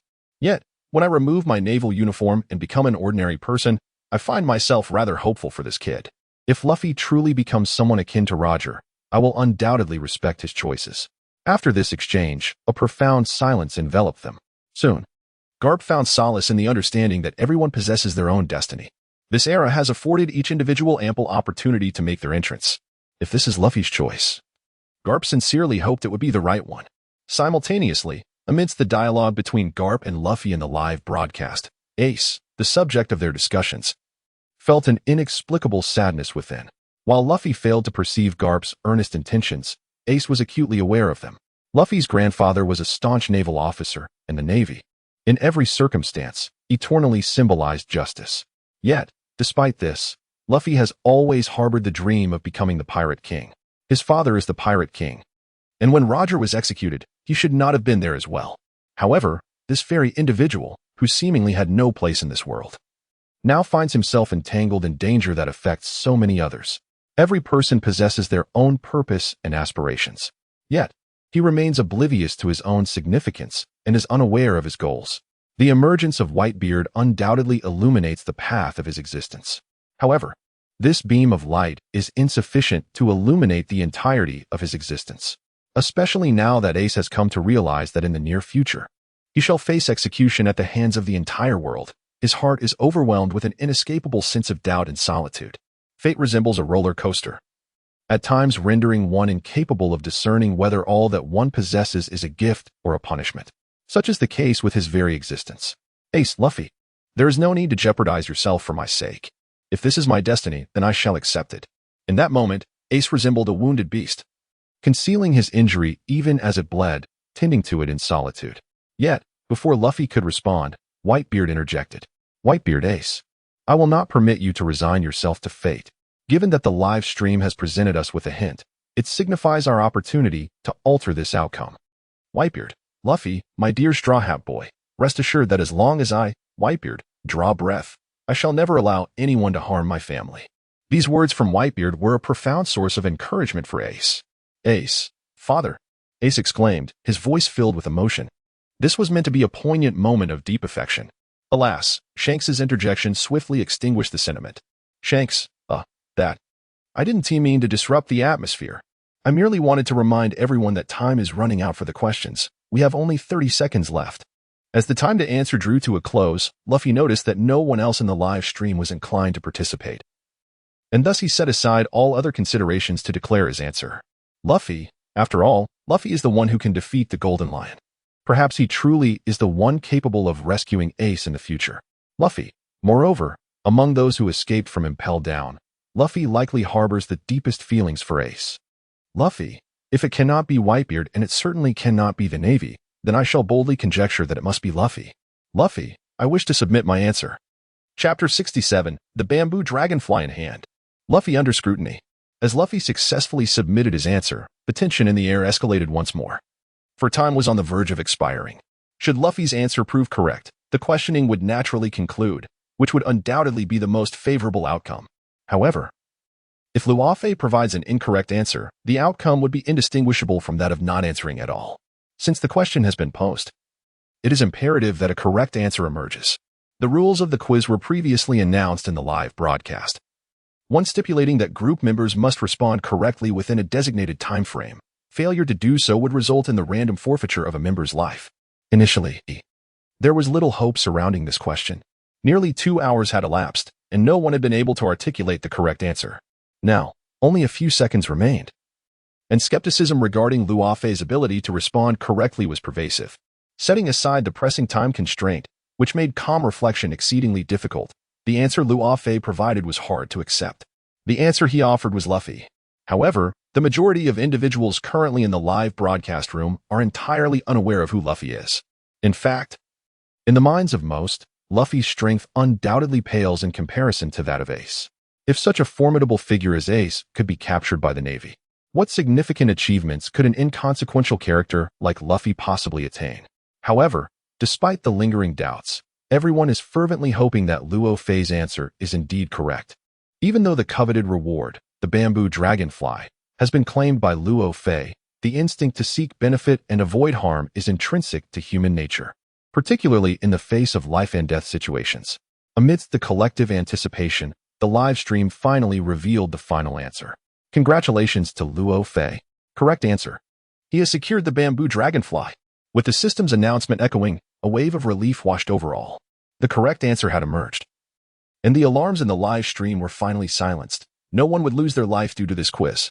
Naturally, the greatest beneficiary was Luo Fei.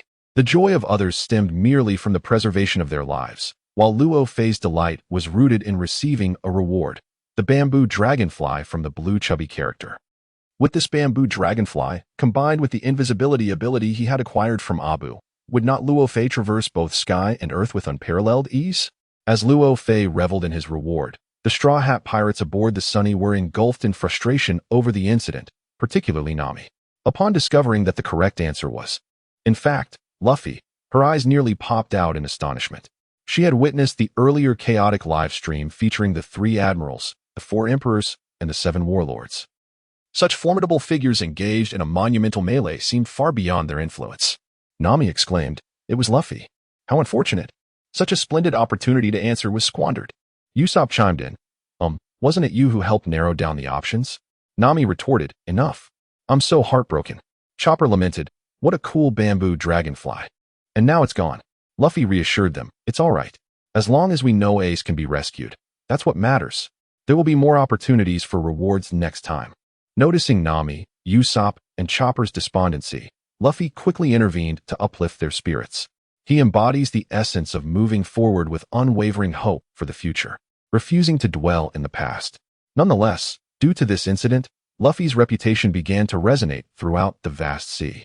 Following prophecies of Luffy potentially defeating the Golden Lion, news of his impending rescue of Ace spread like wildfire.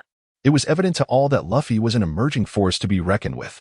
Powerful factions like Kaido and Whitebeard were already devising plans to recruit Luffy. Kaido, a radical figure, had firmly set his sights on enlisting Luffy into his beast pirates. Should Luffy decline, Kaido was more than willing to send him to Wano as a laborer.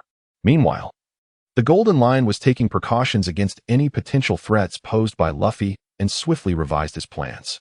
In his intent to annihilate the East Blue, his primary objective was to eliminate any person or obstacle that could lead to his downfall. Thus, eradicating Luffy became the Golden Lion's newly assigned mission. Of course, Luffy possesses some connections and relationships. This vast and merciless sea is no place for the naive. Although Luffy may appear carefree, he is not without his influential backing. His father, the revolutionary leader Dragon, his grandfather, the naval hero Garp, the hopeful Shanks, his brother Ace, and the formidable Whitebeard pirates all stand as pillars of support. Yet, when one's experience and strength do not align with such illustrious names, even with the assistance of so many benefactors, the unpredictable tides of fate remain a daunting uncertainty. Even Luo Fei began to ponder whether Luffy could indeed navigate the treacherous path to the end of the Grand Line. Chapter 68. I Quit. I'm riding a bicycle around the world. Unbeknownst to Luffy, who remained blissfully unaware of the predatory gazes fixated upon him, he was instead filled with joy upon learning that he would successfully rescue Ace. While Luo Fei harbored doubts about Luffy's future, it did not impede his forthcoming plans. In the original world, Luffy is the destined child. But now Luo Fei has arrived, bound to the live streaming room. Thus, He must etch his legend upon this vast ocean. At this moment, Luo Fei has reached the Naval Academy. Along the way, numerous soldiers clad in naval uniforms stand straighter upon witnessing his approach, their gazes towards him infused with profound respect. Those soldiers who have spent over a year at the Naval Academy are well aware of the kind of person Luo Fei once was, skipping classes, teasing classmates, provoking instructors, and consistently ranking at the bottom of every subject. He was, without a doubt, the little tyrant of the academy. Yet, this very individual has transformed his fate through the live streaming platform. Not only has he garnered continuous rewards from the live stream, but he has also earned the recognition of the Marshal and Captain Garp. In their eyes, this is a tremendous honor. Therefore, Luo Fei now stands as a symbol of triumph over adversity among them. In response to such gazes, Luo Fei merely smiles faintly, displaying no overt excitement, seemingly unaffected by his transformation and status. However, although Luo Fei outwardly maintains his usual demeanor, at this moment, Luo Fei has undeniably become a prominent figure within the academy. Although he may treat his peers with a sense of equanimity, it is inconceivable that they could reciprocate such calmness towards him. Since his arrival at the Naval Academy, he has incessantly received an abundance of flowers from his female classmates. It seems that a certain admiration for strength is a shared trait among all women. Moreover, young, accomplished, and handsome naval instructors like Luo Fei are indeed a rarity within the academy, which explains the overt enthusiasm exhibited by the female students upon encountering him. As if they believe this may be their only opportunity to meet him, Luo Fei can perhaps comprehend a fraction of these girls' sentiments. However, even some male sailors came to present flowers to themselves, which was intolerable for Luo Fei. Ultimately, in order to expedite his arrival at the Academic Affairs Office and to avoid unnecessary disturbances, Luo Fei decided to utilize the powers of the transparent fruit, becoming invisible as he made his way to the office. Just as Luo Fei was heading to report at the Academic Affairs Office, the live stream flickered to life. This time, it was the answer to the recent query. Within the crescent-shaped harbor of Marineford, Whitebeard, despite his battered physique, continued to command his crew in battle. Under his leadership, countless pirates launched an assault on the execution platform.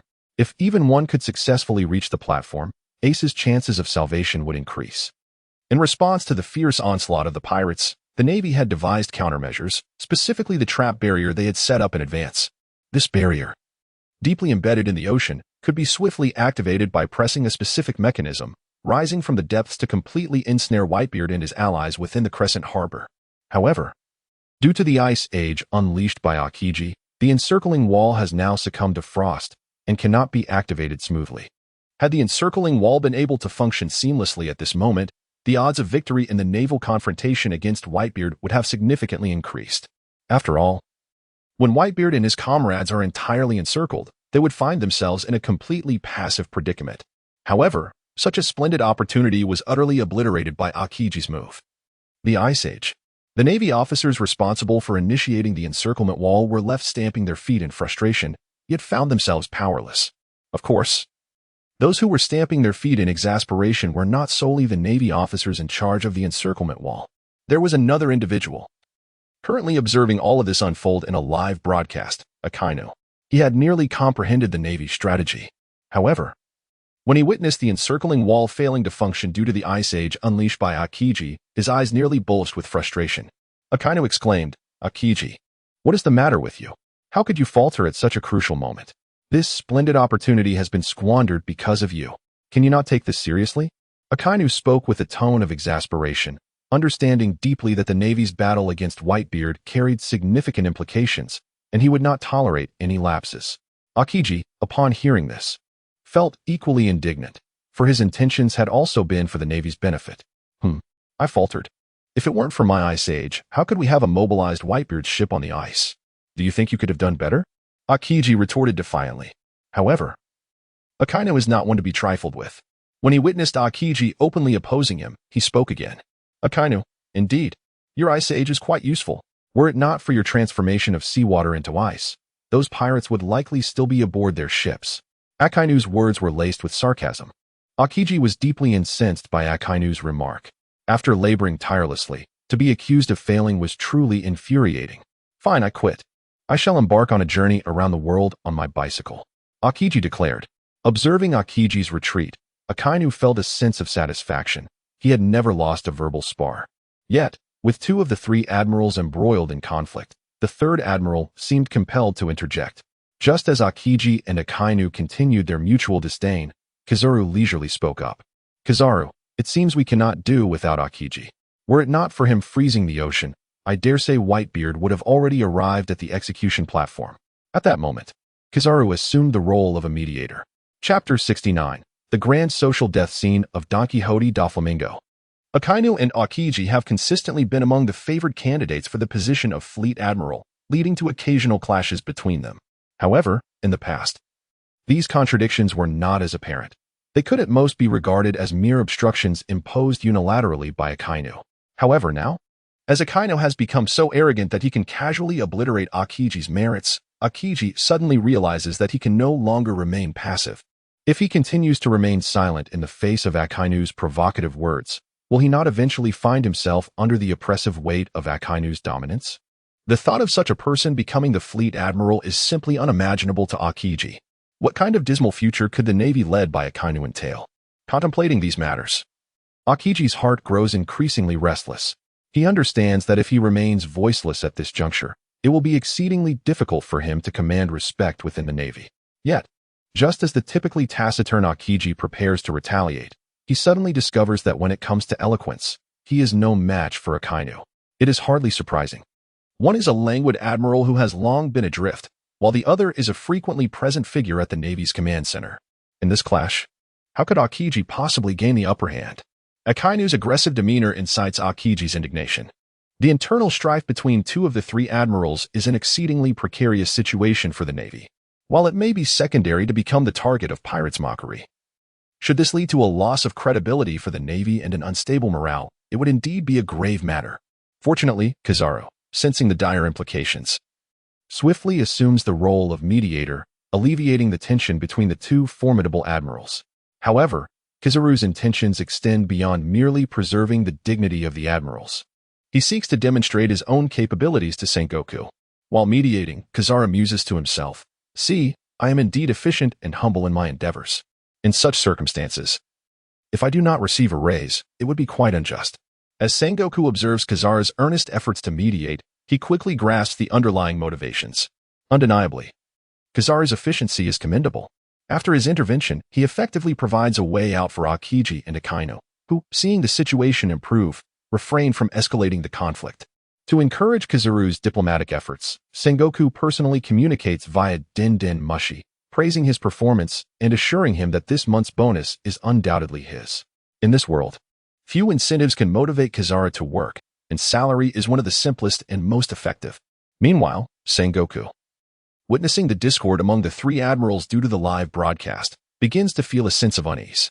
Akainu is excessively aggressive, Akiji is overly reticent, and Kizaru is too lethargic. All three possess formidable strength, yet in terms of the comprehensive abilities required for the position of Fleet Admiral, none of them seems suitable candidates. Sengoku finds himself deep in thought. If the three strongest admirals cannot be considered for the position of Fleet Admiral, then who truly deserves to occupy that esteemed role? Nonetheless, while Sengoku harbors concerns, he remains unhurried. There is ample time ahead for him to assess potential successors for the Fleet Admiral. Throughout this tumultuous exchange between Akainu and Akiji, the live broadcast continues to unfold. The sea is frozen, and countless pirates rush across the ice in a desperate attempt to rescue Ace, a scene that spirals into chaos. From the footage, it is evident that the battle between pirates and the Navy has officially commenced. However, from a practical perspective, this epic melee has only just commenced. As the naval encirclement barrier faltered, unable to rise in time due to Akiji's ice age, a giant of the Navy, John Gando, gallantly charged forward to buy time for the barrier's ascent, dashing towards the Whitebeard pirates advancing towards Marineford Square, leveraging his colossal stature as a member of the giant race. John Gando wielded his sword with vigor, relentlessly striking at the surrounding pirates, scattering them into disarray. However, as he brandished his blade before Whitebeard, the colossal weapon could not advance a single inch. With a single move, Whitebeard effortlessly sent John Garp flying. Subsequently, he unleashed the formidable power of his Tremor fruit, triggering the most catastrophic tsunami and earthquake in Marineford's history. Under the influence of Whitebeard's immense strength, the ice beneath him began to tilt dramatically, causing the entire square where the execution platform stood to shift alarmingly. Yet, this was merely the beginning. after tilting the entire island of Marineford. The unfrozen surrounding seas were also affected by the might of Whitebeard's Trimmer fruit, generating relentless waves and tsunamis. With the combined forces of the earthquake and tsunami, the entire island and its waters began to convulse violently, facing unprecedented devastation. The Whitebeard pirates, sensing the impending disaster, had already sought refuge and safety. Meanwhile, the Navy, oblivious to Whitebeard's true power, palpably felt the force of what was lauded as the most potent devil fruit of the natural system. Even Luffy was nearly swept into the depths of the ocean by the sudden quake and tsunami, only narrowly escaping thanks to Sabo's timely assistance. As the saying goes, when gods battle, mortals suffer. For inexperienced sailors like Kobe, such scenes were utterly foreign. At that moment, they could hardly think of maintaining order or subduing pirates. Their very survival was at stake. Conversely, for those possessing considerable strength, Whitebeard's seemingly indiscriminate assault, although unexpected, posed no substantial threat, particularly for Doflamingo. Witnessing the devastation of Marineford brought forth a derisive grin. This sinister and audacious smile from him was captured live, laid bare for the world to see. How could Doflamingo find amusement in such a significant calamity befalling Marineford? Moreover, his laughter was accompanied by nonsensical proclamations. What a chaotic old man! Let it be chaotic. Let it be destroyed. Ha ha! Such juvenile exclamations, paired with his gloating demeanor, would make even Doflamingo himself wish to vanish into the earth. His longtime rival, Moria, seized the opportunity to mock him. Moria, it seems he revels in the chaos. Marineford faces such destruction, and this guy still finds reason to laugh. Truly a traitor among the 7 warlords. Implicitly suggesting, Sengoku, do you see this? Who is truly on the side of the Navy? It's time to remove Doflamingo. Observing Moria's smug expression, Crocodile could not help but interject. Crocodile, it is well known that although we are called the 7 warlords, we fight our own battles. Do not conflate yourself with us. For pirates, the title of 7 warlords provided a degree of prestige and convenience. However, from the perspective of a pirate's original intention, they do not wish to associate their identity as the 7 warlords of the sea with the Navy.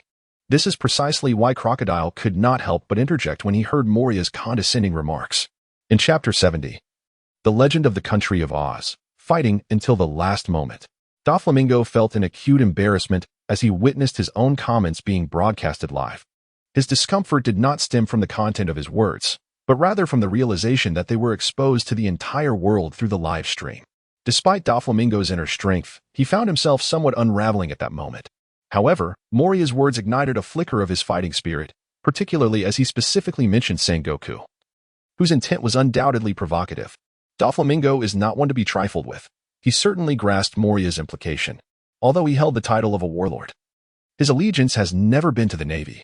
Doflamingo possesses formidable strength, rules over Dressrosa, and commands a cadre of subordinates centered around his family. Thus he remains unperturbed by the Navy's suspicions. The identity of a warlord may offer him certain conveniences in his endeavors, but it is by no means essential. Moreover, Sengoku must have witnessed the live stream. The fact that he has yet to intervene suggests that he does not intend to take any immediate action regarding this matter. Consequently, Doflamingo's arrogance surged once more. He swiftly retorted to Moria's taunts, stating, "Moria, it seems the Emperor isn't anxious, but rather the eunuch is. What concern is this to you? Why the urgency to jump in? Are you tired of your devil's triangle living too long?"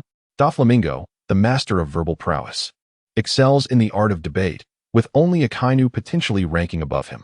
With just a few words, he conveyed to Moria that this matter was none of his concern, subtly laced with a threat.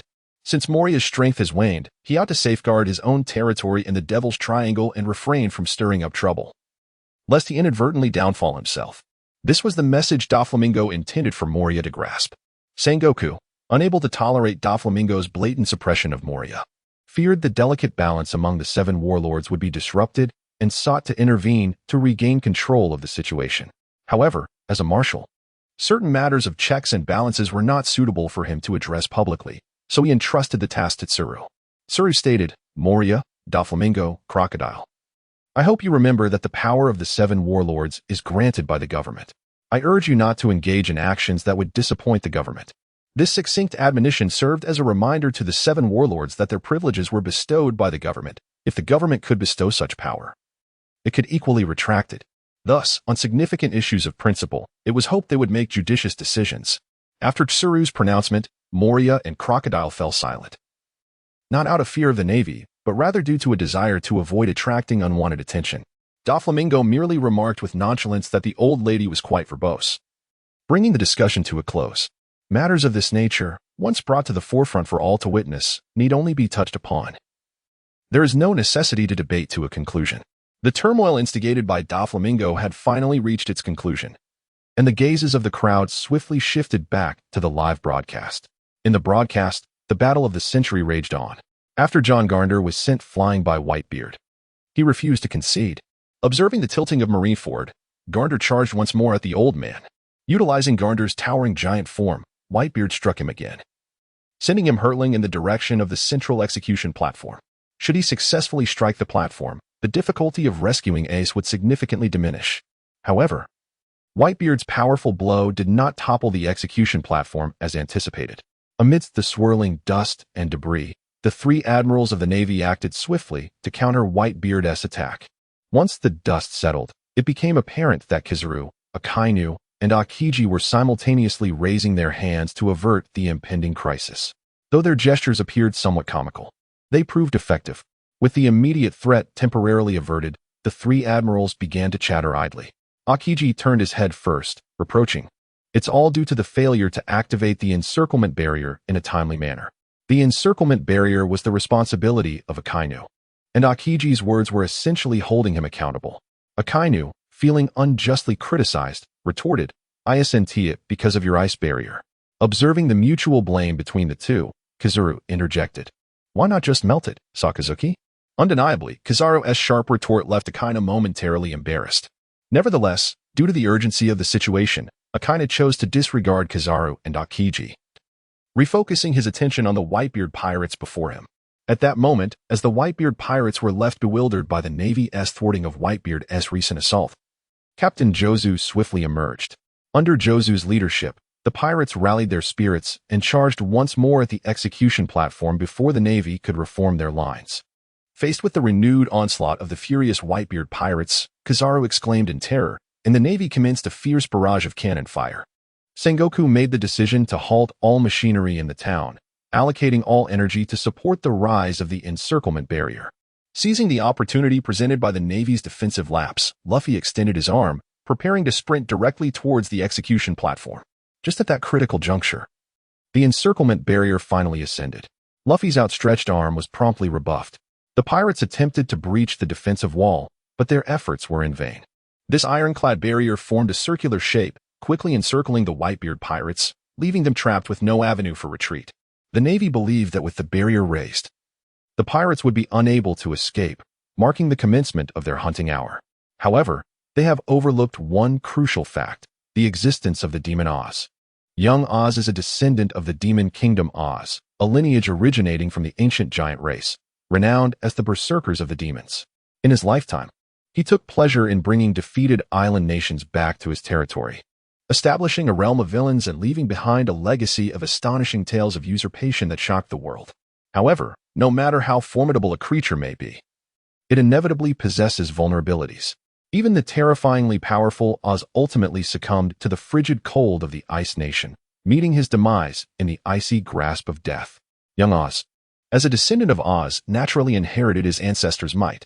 In a valiant effort to rescue Ace, young Oz exerted every ounce of his strength, fighting until the very last moment. At that juncture, Oz's colossal form pressed against a corner of the enclosing wall, preventing it from rising as intended. The explanation provided by the Navy's kinetic department was that Oz's blood had seeped into the machinery, resulting in a decrease in power, thereby hindering the smooth ascension of the enclosing wall. Even in death, young Oz's body continued to battle fiercely. Though life had come to an end, his spirit blazed on with unwavering fervor. For Ace, young Oz was willing to shed every drop of his blood. Such a spectacle left an indelible impact on the hearts of all who witnessed it. Whitebeard recognized the turning point of the battle. However, Sengoku swiftly issued the next command. For the global public execution of Ace, ample preparations had been made. There was no recourse. "Let us commence, Akainu." With Sengoku's declaration, the Navy promptly launched its second wave of assault. This time, it was Akainu's domain. Chapter 71. Akainu, where did you purchase that floral shirt? Following Sengoku's directive to Akainu, the Navy's second operational plan swiftly unfolded. The live broadcast revealed Akainu striding forward with an air of arrogance and confidence, taking 2 steps ahead. Around his tightly clenched fists, steam erupted incessantly. Soon, his entire arms ignited with flames, and within moments, searing magma enveloped them. The molten rock illuminated Akainu's already grim visage, rendering it even more fearsome. Meteor volcano. Akainu roared as he raised his elemental arms skyward, unleashing a barrage of magma like a machine gun. The relentless streams of magma ascended, resembling meteors as they traced elegant arcs through the air. In an instant, the entirety of Marineford was engulfed in flames, with smoke billowing everywhere. Originally, meteors were thought to fall with benevolent wishes, but now, Akainu's meteor volcano signified impending disaster.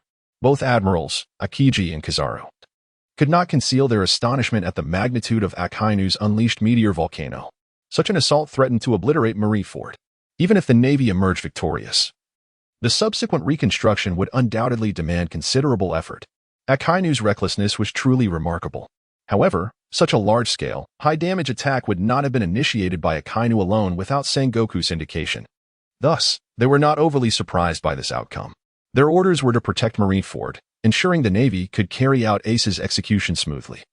Matters of post-war reconstruction would be left to Sengoku's concern. As Akiji and Kizaru observed Akainu's fervent battle, they found solace in their roles as spectators, comfortably situated behind him. Just as Akiji and Kizaru were engrossed in the spectacle, the meteor volcano that Akainu had unleashed transformed into countless magma fists, plummeting toward the icy surface of Crescent Bay, the landing site of the Whitebeard pirates. The immense, scalding magma struck the ice, instantly melting the seawater beneath. Countless pirates, caught off guard, plunged into the ocean due to the melting ice. This was the Navy's strategy, to freeze the ships in place with ice, preventing their advance, and subsequently raise a wall to encircle the pirate crew. Now, they merely needed to assault the encircling wall, and the pirates would find themselves utterly trapped. In Sengoku's eyes, the victory of this war was far more significant than the aftermath of reconstruction or the losses incurred during the conflict. At this moment, the plight of the Whitebeard pirates mirrored the Navy's design. Within the smoky confines of the meteor volcano, the pirates were thrown into disarray. Even the formidable Ivankov and Luffy found themselves at a loss amid the sudden onslaught of magma fists. The atmosphere thickened with tension and unease, as the pirates clearly panicked in the face of Akainu's assault. Yet, amidst such a tense, fearful, and chaotic atmosphere, Whitebeard stood resolutely, unmoved by the turmoil surrounding him. Only his golden pupils continued to radiate a steadfast brilliance. This mission to rescue Ace was one he deemed essential to accomplish. However, he must now take action to thwart the Navy's comprehensive extermination campaign. The audience in the live stream expressed their sentiments upon witnessing such a scene. Among those engaged in the discussion, the attention of the pirate supernovas was most pronounced. After all, this was a battle concerning the dignity and survival of the bygone era. The outcome of the old era significantly impacts these new generation pirates. Kid, the Navy indulges in such trivial theatrics. Does this mean the entertainment is over? I expected to witness some thrilling confrontations, yet this is all it amounts to. Hawkins, it is becoming increasingly intriguing. I am eager to learn the outcome of this war. Capone Beach, aren't you skilled in divination? Since you are so keen to know, why not consult the fates? Capone Beach. Oh, by the way, once you discern the result, could you kindly share the answer? Hawkins, do you really think divination is that simple? Without knowing when it transpires, to attempt a reading rashly would be detrimental to one's health. I shall not do it. Let those who wish to read do so. Capone Beach. Ah, I see. Hawkins, what do you understand? Capone Beach. Now I comprehend why you perpetually appear so frail. Hawkins? Hawkins, you are the one who is frail. Beach is sharp-tongued, and Hawkins does not yield an inch. Thus, the two began to bicker like school children in the live stream. Buggy, I wonder, could it be that the pirates' defeat is truly as Squardo suggests, that Whitebeard sacrificed his comrades to secure Ace's safety? Akainu. Buggy, whom do you look down upon? Must we, the Navy, conspire with pirates to achieve victory? Akainu. This is a choice of justice. It is fate. Akainu. Sengoku. I request a lifetime subscription to Impel Down for Buggy. Buggy. Trafalgar Law. Such a tedious conjecture. It is precisely because Whitebeard would never do such a thing that he has become a living legend. Initially, Law's words were merely a personal opinion, yet they unexpectedly captured Whitebeard's attention. Whitebeard. Ha ha ha. You have keen insight, lad. I do not claim to be a legend, but I would happily be your father. What say you? Care to be my son? Taken aback by Whitebeard's warm invitation, Law felt surprised. However, he had his own path to pursue. Joining a powerful pirate crew or supporting someone to become a maritime powerhouse were not his objectives. Thus, Law promptly declined Whitebeard's offer. Tama, am I the only one who notices the exceptional quality of Akainu's attire? It remains unscathed despite the flames. Akainu, to tell me where you acquired that floral shirt. Akainu, is that really what you should be focusing on? Chapter 72, Eternal Silence for the Celestial Dragons. Humaman's confusion, the playful banter among these new generation pirates did not disrupt the normal transmission of the live stream. After all, up until now, this battle, later known as the Marineford War, had only just begun. At this moment, Marineford had become a slaughterhouse for pirates under Akainu's relentless assaults. Amidst the flames and smoke, countless souls succumbed to the inferno. The ice melted, bodies were toppled, vessels were engulfed in flames. Moreover, as magma plunged into the sea, the water temperature surged, becoming scalding within mere seconds. The last glimmer of hope for those pirates who fell into the water was swiftly extinguished. Even the Moby Dick, which had sustained the Whitebeard pirates for decades, was utterly consumed by the blaze. These two vessels, symbols of the Whitebeard pirates' glory and dreams, were thus reduced to ashes. The fall of the flag left countless members of the Whitebeard pirates in shock and sorrow. Even Whitebeard, upon witnessing such a scene, felt a stirring within. Watching the flag of the Whitebeard pirates vanish amidst the flames, he silently bid farewell to this longtime companion. Forgive me. Yet, this was not the end. As everyone fled towards the edge of the battlefield in search of the last vestige of survival, they beheld formidable and terrifying figures emerging through the smoke. That was Bartholomew Kuma, known as the Tyrant.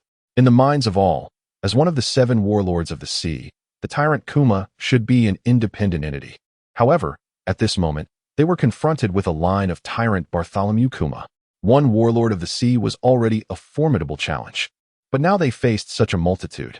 In an instant, a sensation akin to despair swiftly enveloped the minds of those ordinary pirates. Even Whitebeard, one of the 4 emperors, along with his numerous captains, felt a twinge of unease. Of course, their discomfort did not stem from fear of the Tyrant Kuma's power. Rather, they discerned the peculiarity of the situation. This Kuma, in appearance, was indistinguishable from the Bartholomew Kuma they had known before. However, from the manner of these bears' assaults, one can discern certain clues. Their methods of attack are remarkably uniform, whether unleashing a highly destructive laser from their mouths or launching energy spheres from their palms. All strikes are indiscriminate. Even his former comrade, Ivankov, was met with no mercy from the bears. Compared to humans, these bears now resemble cold, unyielding war machines. This was the sentiment shared by Whitebeard and the others at that moment. Nevertheless, such thoughts were fleeting. In light of the many enigmas surrounding the Tyrant Kuma, these concerns paled in comparison to the pressing matter at hand. The most critical issue now was how to rescue Ace. To facilitate Ace's salvation, Whitebeard devoted all his heart and strength. In the scene, Whitebeard swiftly retaliated against the Navy's encirclement. Yet, the focus of everyone had shifted away from how Whitebeard would contend with the Navy's relentless siege. Instead, their attention was riveted upon the Tyrant Kuma. Why has Kuma been mass-produced? Why does he act like an emotionless automaton? Where has the original Kuma gone? As one of the 7 warlords, why is Kuma the most loyal to the Navy? Countless questions surged within the minds of the viewers of this live broadcast. Undoubtedly, the most astonished was Kuma himself. As the original Kuma, he was acutely aware that those Kumas appearing in the live footage were not his true self. However, if one is not truly oneself, why then does one retain so many characteristics of the self? In regard to this inquiry, Kumamoto Bear engaged in a profound philosophical contemplation. Bartholomew Bear, who am I? Where am I? What is my purpose? Are those various selves still me? From whence do they originate, and whither do they intend to go? Why do I manifest in this world? What significance does my existence hold for this realm? Did the world choose me, or did I choose the world? Kumamoto, typically reserved, seemed particularly affected by the recent live broadcast, prompting him to articulate such a multitude of thoughts. However, regardless of his speculations, he cannot fathom the future. As his companion, Bartholomew Kuma also voiced his doubts at this moment. Bartholomew Kuma remarked, I never anticipated that your usual silence concealed such pent-up energy, waiting for this very moment. Upon hearing Kuma's words, the other man fell silent. He harbored numerous secrets, each of which bore detrimental consequences for the Navy. His habitual reticence served as his finest camouflage. The more one speaks, the more one risks error, The recent events had already indicated that significant upheavals awaited him. Kuma surmised that the cause of these impending changes was likely intertwined with his own secrets. Nevertheless, even in his silence, he could not quell the curiosity of others regarding the matter. Caesar interjected, "It seems like you have been transformed into an unconscious weapon. One wonders what the government is truly up to." Saint Don Quixote da Flamingo added, "An unconscious weapon, you say? How wasteful it would be to squander such a resource." He then commanded, "Sengoku, I order you to bring me a Kuma tomorrow. I wish to use it as my steed. Such an imposing slave deserves to be ridden by me first." Upon hearing Saint Don Quixote's words, discomfort rippled through the members of the live broadcast. To compare the formidable tyrant Kuma, one of the 7 warlords, to a mere mount, and to express it in such a disdainful tone, was offensive to all who listened. However, due to the unique status of Saint Roseward, despite the widespread disdain for him, the majority of the members in the live stream found themselves unable to voice a dissenting word against his proclamations. This is because Saint Roseward is a celestial dragon. The celestial dragons, who arrogantly refer to themselves as nobles of the world, consider themselves the descendants of creators, possessing the highest status and power in this realm. Should any harm come to a celestial dragon, admirals from the Marine Headquarters or CP0 would lead their forces to intervene, resulting in a long-standing abuse of power and various tyrannical actions by the celestial dragons. They exhibit a severe discriminatory attitude towards anyone who is not a celestial dragon. In simple terms, they do not regard others as human. Naturally, the majority of the members in the live stream opted for silence, intimidated by the authority of the celestial dragons and the formidable power backing them. Nonetheless, a small fraction of the members dared to oppose the celestial dragons. Shanks remarked, "The 7 warlords are not mere pawns. I hope you can comprehend that." To which Doflamingo replied, "Do you really expect those fellows to understand? How naive?" Observing the arrogant demeanor of the celestial dragon, Luffy could not help but furrow his brow. This live stream was his domain. When did it become the celestial dragon's turn to dictate terms? However, given his current status, engaging in direct dialogue with the celestial dragons would likely invite unnecessary calamity upon himself. After much contemplation, Luffy promptly devised a solution that would serve both his interests and safety. Direct communication with the celestial dragons was not an option he could pursue. However, the live broadcast room was indeed accessible. With a simple maneuver by Luo Fei, a system message promptly emerged at the top of the screen. Alert! As the representative of the celestial dragons, Lord Rosward's comments contravened the principles of fairness, friendliness, and harmony upheld by the live broadcast room. Consequently, Lord Rosward and all celestial dragons shall be permanently expelled from this live broadcast room. Chapter 73, The Subtle Shift in the Course of Time, Altering the Future. This was quite the predicament. Lord Rosward's attempt to assert his authority backfired spectacularly. Before he could comprehend what had transpired, the scene before him reverted to its original state. Accompanying this restoration was the final notification from the live broadcast room. "Notice, you have been permanently expelled from the live broadcast room." Lord Rosward gazed at his surroundings, utterly dumbfounded. He had intended to proclaim his supremacy within the live broadcast room, yet he found himself unceremoniously ejected from the group chat. Furthermore, due to Lord Rosward's unique status, all other celestial dragons were similarly affected and expelled from the live broadcast room.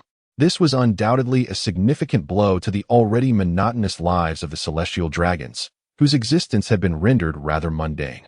The introduction of the live broadcast room had, at long last, infused a semblance of richness and intrigue into their otherwise dreary lives. But now, it seems that due to a mere utterance from Rosward Saint, their small pleasure has been stripped away. This cannot be tolerated. A plan must be devised to reclaim this power. Thus, as soon as Rosward Saint realized he had been ousted from the live broadcast room, he promptly contacted Sengoku. If memory serves correctly, the current super administrator of the live broadcast room is Luo Fei, who possesses the authority to invite or expel participants.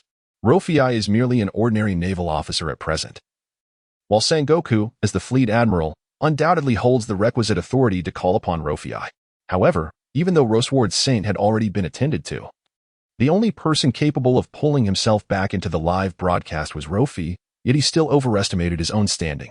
In the realm of reality, the celestial dragons indeed possess numerous privileges. In this virtual live broadcast room, which holds the power to influence reality, Luo Fei reigns supreme as the sole deity. Upon receiving a call from Sengoku, who expressed a desire for Luo Fei to reinstate the celestial dragons into the group chat, Luo Fei, promptly declined. His rationale was clear. I apologize, esteemed Sengoku, but this directive comes from the live stream system, and I am unable to alter it. However, if Lord Roseward is adamant about rejoining, I do possess a potential solution. In refusing Sengoku, Luo Fei simultaneously offered him a glimmer of hope. Eagerly, Sengoku inquired, "Pray tell, what solution might that be?" Though he resented the obligation to cater to the celestial dragons, he was bound by his identity and position. The commands of the celestial dragons were not to be ignored. Hadn't the system just declared that all interactions must adhere to the principles of amicable and equitable communication, prohibiting any that did not? Thus, I boldly speculate that if Lord Roseward were to relinquish his identity as a celestial dragon, akin to Don Quixote da Flamingo, he might indeed be welcomed by the live stream. Luo Fei stated matter-of-factly. Upon hearing this suggestion, Sengoku's eyes widened in astonishment. Like Doflamingo? What does that imply? This would require Lord Roseward to forsake his identity as a celestial dragon. Only by abandoning the divine status of a creator could a celestial dragon conform to the principles of fair and friendly communication and thereby be accepted by the live stream. Luo Fei's proposal was, logically speaking, entirely coherent. However, for the celestial dragons, this is an utterly impossible task. Is there truly only this one method? Sengoku, undeterred, inquired once more. Luo Fei feigned contemplation for a moment before responding gravely. As it stands, this appears to be the case. The implication of Luo Fei's words was abundantly clear. Do you wish to re-enter the broadcast room? Then relinquish your identity as a celestial dragon. Due to historical circumstances, the celestial dragons can maneuver freely within the realm of reality, yet this does not grant them the liberty to act with impunity everywhere. Luo Fei had long disapproved of the various actions of the celestial dragons, but due to his current limitations in power, he found himself unable to contend with the celestial dragons, who have dominated this world for centuries, along with the formidable forces backing them. Thus, he resolved to assert himself through the broadcast room, delivering a stern warning to the celestial dragons. What significance does their esteemed status hold if they are ultimately barred from the broadcast room? Furthermore, Luo Fei hoped that the impartial stance of the broadcast room would illuminate a crucial truth for all. In this world, the celestial dragons are not the sole authority. Only through the courage to resist can one find realms untouched by the celestial dragon's influence. This broadcast room serves as a prime example. There exists no direct conflict between Luo Fei and the celestial dragons. However, the emergence of this class signifies the oppression of all races. Previously, the authorities turned a blind eye to this issue, choosing not to intervene. However, he is now qualified to confront and overthrow this hierarchy, and naturally, he must make the attempt. The journey toward this goal is arduous and fraught with challenges, yet there will always be those willing to bear the burden and march forward. Much like the Revolutionary Army. Upon hearing Luo Fei's definitive response, Sengoku realized there were no other possibilities and promptly severed the communication. Meanwhile, he needed to devise a plausible excuse to report back to the celestial dragons. In the live stream, however, Luo Fei's audacious declaration garnered the admiration of the audience. Trafalgar Law, Super Admin, you're incredible. To suggest that Roseward abandoned his identity as a celestial dragon is something only you would dare to utter. Luo Fei, oh, it's just a casual thought of mine, not necessarily accurate. Don Quixote da Flamingo, huh? I would sooner believe that pigs can climb trees than expect those fellows to willingly relinquish their status as celestial dragons. Sugar, boss. That's rather crude, da Flamingo. It's merely a metaphor, Kizaru. Did those fellows really all exit the live stream? This makes conversing much easier. Hancock, I believe. Lord Kizaru, that your choice of words could be more precise. They did not exit, they were expelled. Akiji, Kizaru, are you perhaps a bit too obvious in your delight? The sudden appearance of Roseward briefly shifted the focus of the conversation. However, with all the celestial dragons expelled from the live stream, attention swiftly returned to the core issue. Why had the tyrant Kuma transformed into the image displayed on the screen? Produced en masse and devoid of emotion? If what they witnessed were indeed technological creations, where had the real Kuma vanished to? Among those most concerned about this matter were the revolutionaries, who understood the secrets held within Kuma all too well.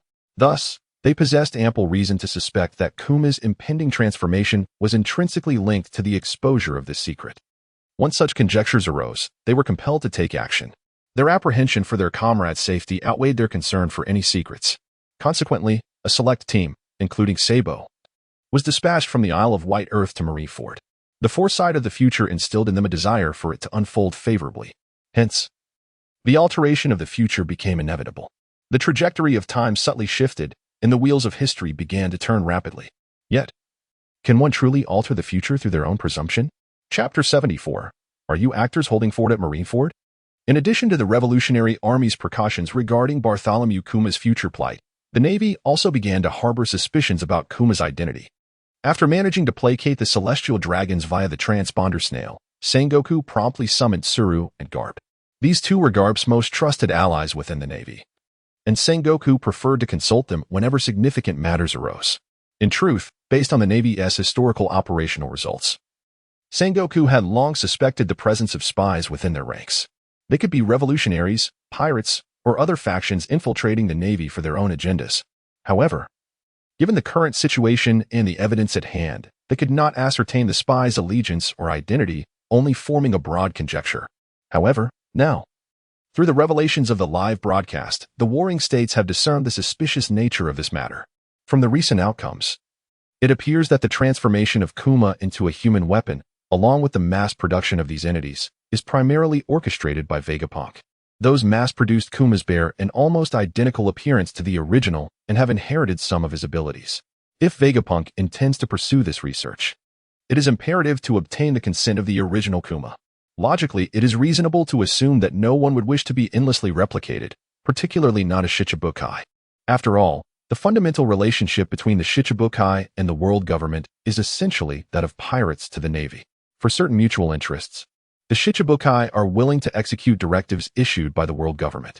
However, this is merely a superficial relationship. In reality, the seven warlords do not share a common purpose with the world government, making it even less conceivable that they would consent to be used as specimens for the Navy's research. This reflects Sengoku's perspective as an ordinary individual contemplating this issue. However, the images broadcasted from the live stream tell a different story. What compels Kuma to willingly surrender himself to the Navy, subjecting himself to Dr. Vegapunk's research and mass production? The reasons behind this decision are likely more complex than they appear. The current Sengoku has established that there are numerous suspicions surrounding Kuma, a notion that even the usually reticent Garp has agreed upon after some deliberation. Consequently, following a brief discussion, Sengoku promptly drafted a secret letter to the government, requesting the dispatch of intelligence personnel to thoroughly investigate the tyrant Kuma. Meanwhile, Kuma's identity has come under scrutiny. Concurrently, the live coverage continues to reveal the shocking events of the war on the summit that would leave a lasting impact on future generations. In the broadcast, amidst the ferocious assaults of the Navy's artillery and Akainu's magma fists, the pirate forces, led by Whitebeard, swiftly find themselves in a disadvantageous position. The path leading to the plaza is progressively melting away and disappearing. The encircling walls that had just emerged from the depths of the sea resemble a coffin, severing the last escape route for the Whitebeard pirates. Just as Sengoku presumed that Whitebeard had reached a dead end, he seized the transponder snail and announced Ace's impending execution to the world. The battle plan has proceeded smoothly. Now, swiftly execute the sentence on Portgas D. Ace. With Sengoku's declaration, Ace is on the brink of facing his ultimate fate. Below the execution platform, Moria laughs heartily at the unfolding spectacle, while Garp, seated in the audience, closes his eyes in resignation. Those who had come to Marineford to rescue Ace are thrown into a state of panic. In this critical moment, they cannot help but glance towards the sole opening in the encircling wall, a gap created by the weight of little oars. If they wish to save Ace, this is their only path forward. However, they were equally aware that the Navy had undoubtedly laid a comprehensive trap at this breach. Just as uncertainty hung in the air, Luffy slowly rose from the smoke, calling out Ace's name with a resounding voice. Without a moment's hesitation, he charged toward the solitary gap. Perhaps inspired by Luffy's resolve, countless surviving pirates also began to advance toward this opening. However, as the pirates had previously surmised, the Navy indeed amassed a formidable array of firepower at this breach. Anyone daring enough to charge forth would inevitably be obliterated by cannon fire.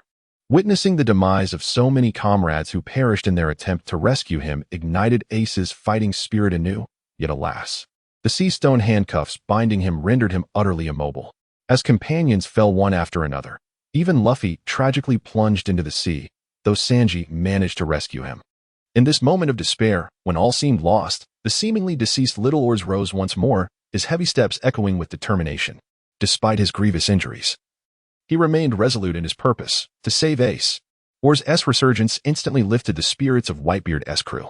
However, even with Oars re-engaging in battle, he did so merely through sheer indomitable will, as his body could scarcely withstand further combat. The Navy's relentless barrage of cannon fire rained down. Although Oars' immense frame shielded his allies from the brunt of the assault, he could no longer sustain the ensuing conflict. Fortunately, Oars' revival afforded his comrades a fleeting opportunity. Just as Kizaru was poised to eliminate Little Oars, a towering jet of seawater surged forth, interrupting all devil fruit-powered attacks. By a stroke of fortune, Little Oars seized this torrent to evade certain doom. In the blink of an eye, time seemed to suspend. When the powerful current finally subsided, Luffy's figure emerged before all. Luffy had remarkably reached the execution platform.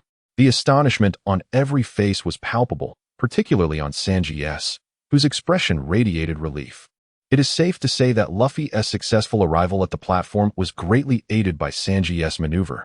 The sea current over-the-shoulder throw, which conjured a massive water dragon that propelled Luffy towards the execution site.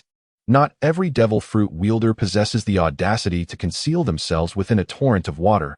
Luffy's bravery earned Sanji's admiration. The three admirals, taken aback by Luffy's sudden appearance, wore expressions of shock. At last, he had arrived. The son of dragon, truly fearless. So young, yet profoundly formidable. The Navy's three admirals promptly unleashed their scorn upon Luffy's presence. However, despite the sardonic tone, the underlying sentiment conveyed ample respect for Luffy. Simultaneously, the discourse among the three admirals illuminated the circumstances surrounding the execution platform for all to witness. Whether pirates or navy, everyone beheld Luffy's figure upon the scaffold. On Whitebeard's side, upon witnessing Luffy's emergence on the execution stage, it was as though a pivotal opportunity in the war had unveiled itself, prompting him to swiftly initiate a new phase of strategic planning.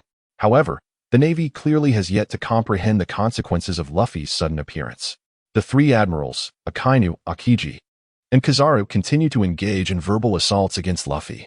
Your determination is indeed commendable, Akainu scoffed. However, this stage is still too premature for you. You cannot possibly defeat us. Akiji and Kizaru echoed similar sentiments. Yet, despite their disparaging words, none of them made a move against Luffy. It was only when Luffy finally caught his breath and boldly confronted the three admirals that the new round of battle commenced. Return Ace to me. The verbal onslaught from the admirals had inadvertently granted Luffy ample time to recuperate. As soon as he finished speaking, he launched an attack against the three admirals. Meanwhile, Whitebeard, witnessing Luffy charging into battle, quickly rallied his crew to counterattack. At this moment, the members observing the live broadcast finally exhaled in relief. Initially, Whitebeard's pirate crew descended from above, gaining the upper hand. Then, the Navy retaliated, and just as it seemed the pirates were on the verge of defeat, Luffy's unexpected entrance shifted the tide of battle. This conflict could aptly be described as a tumultuous series of twists and turns.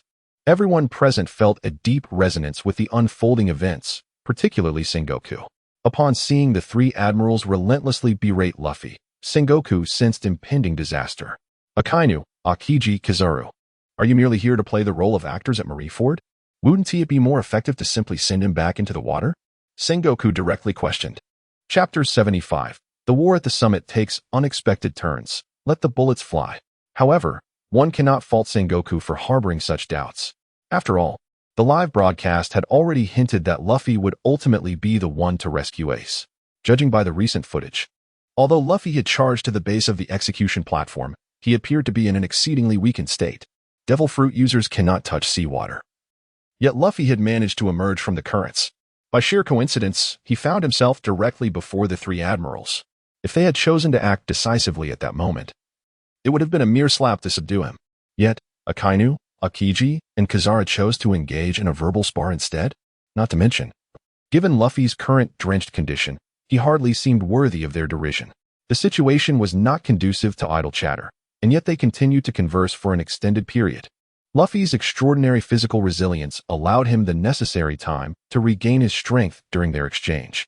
Once he had recuperated, would he then challenge the Navy anew?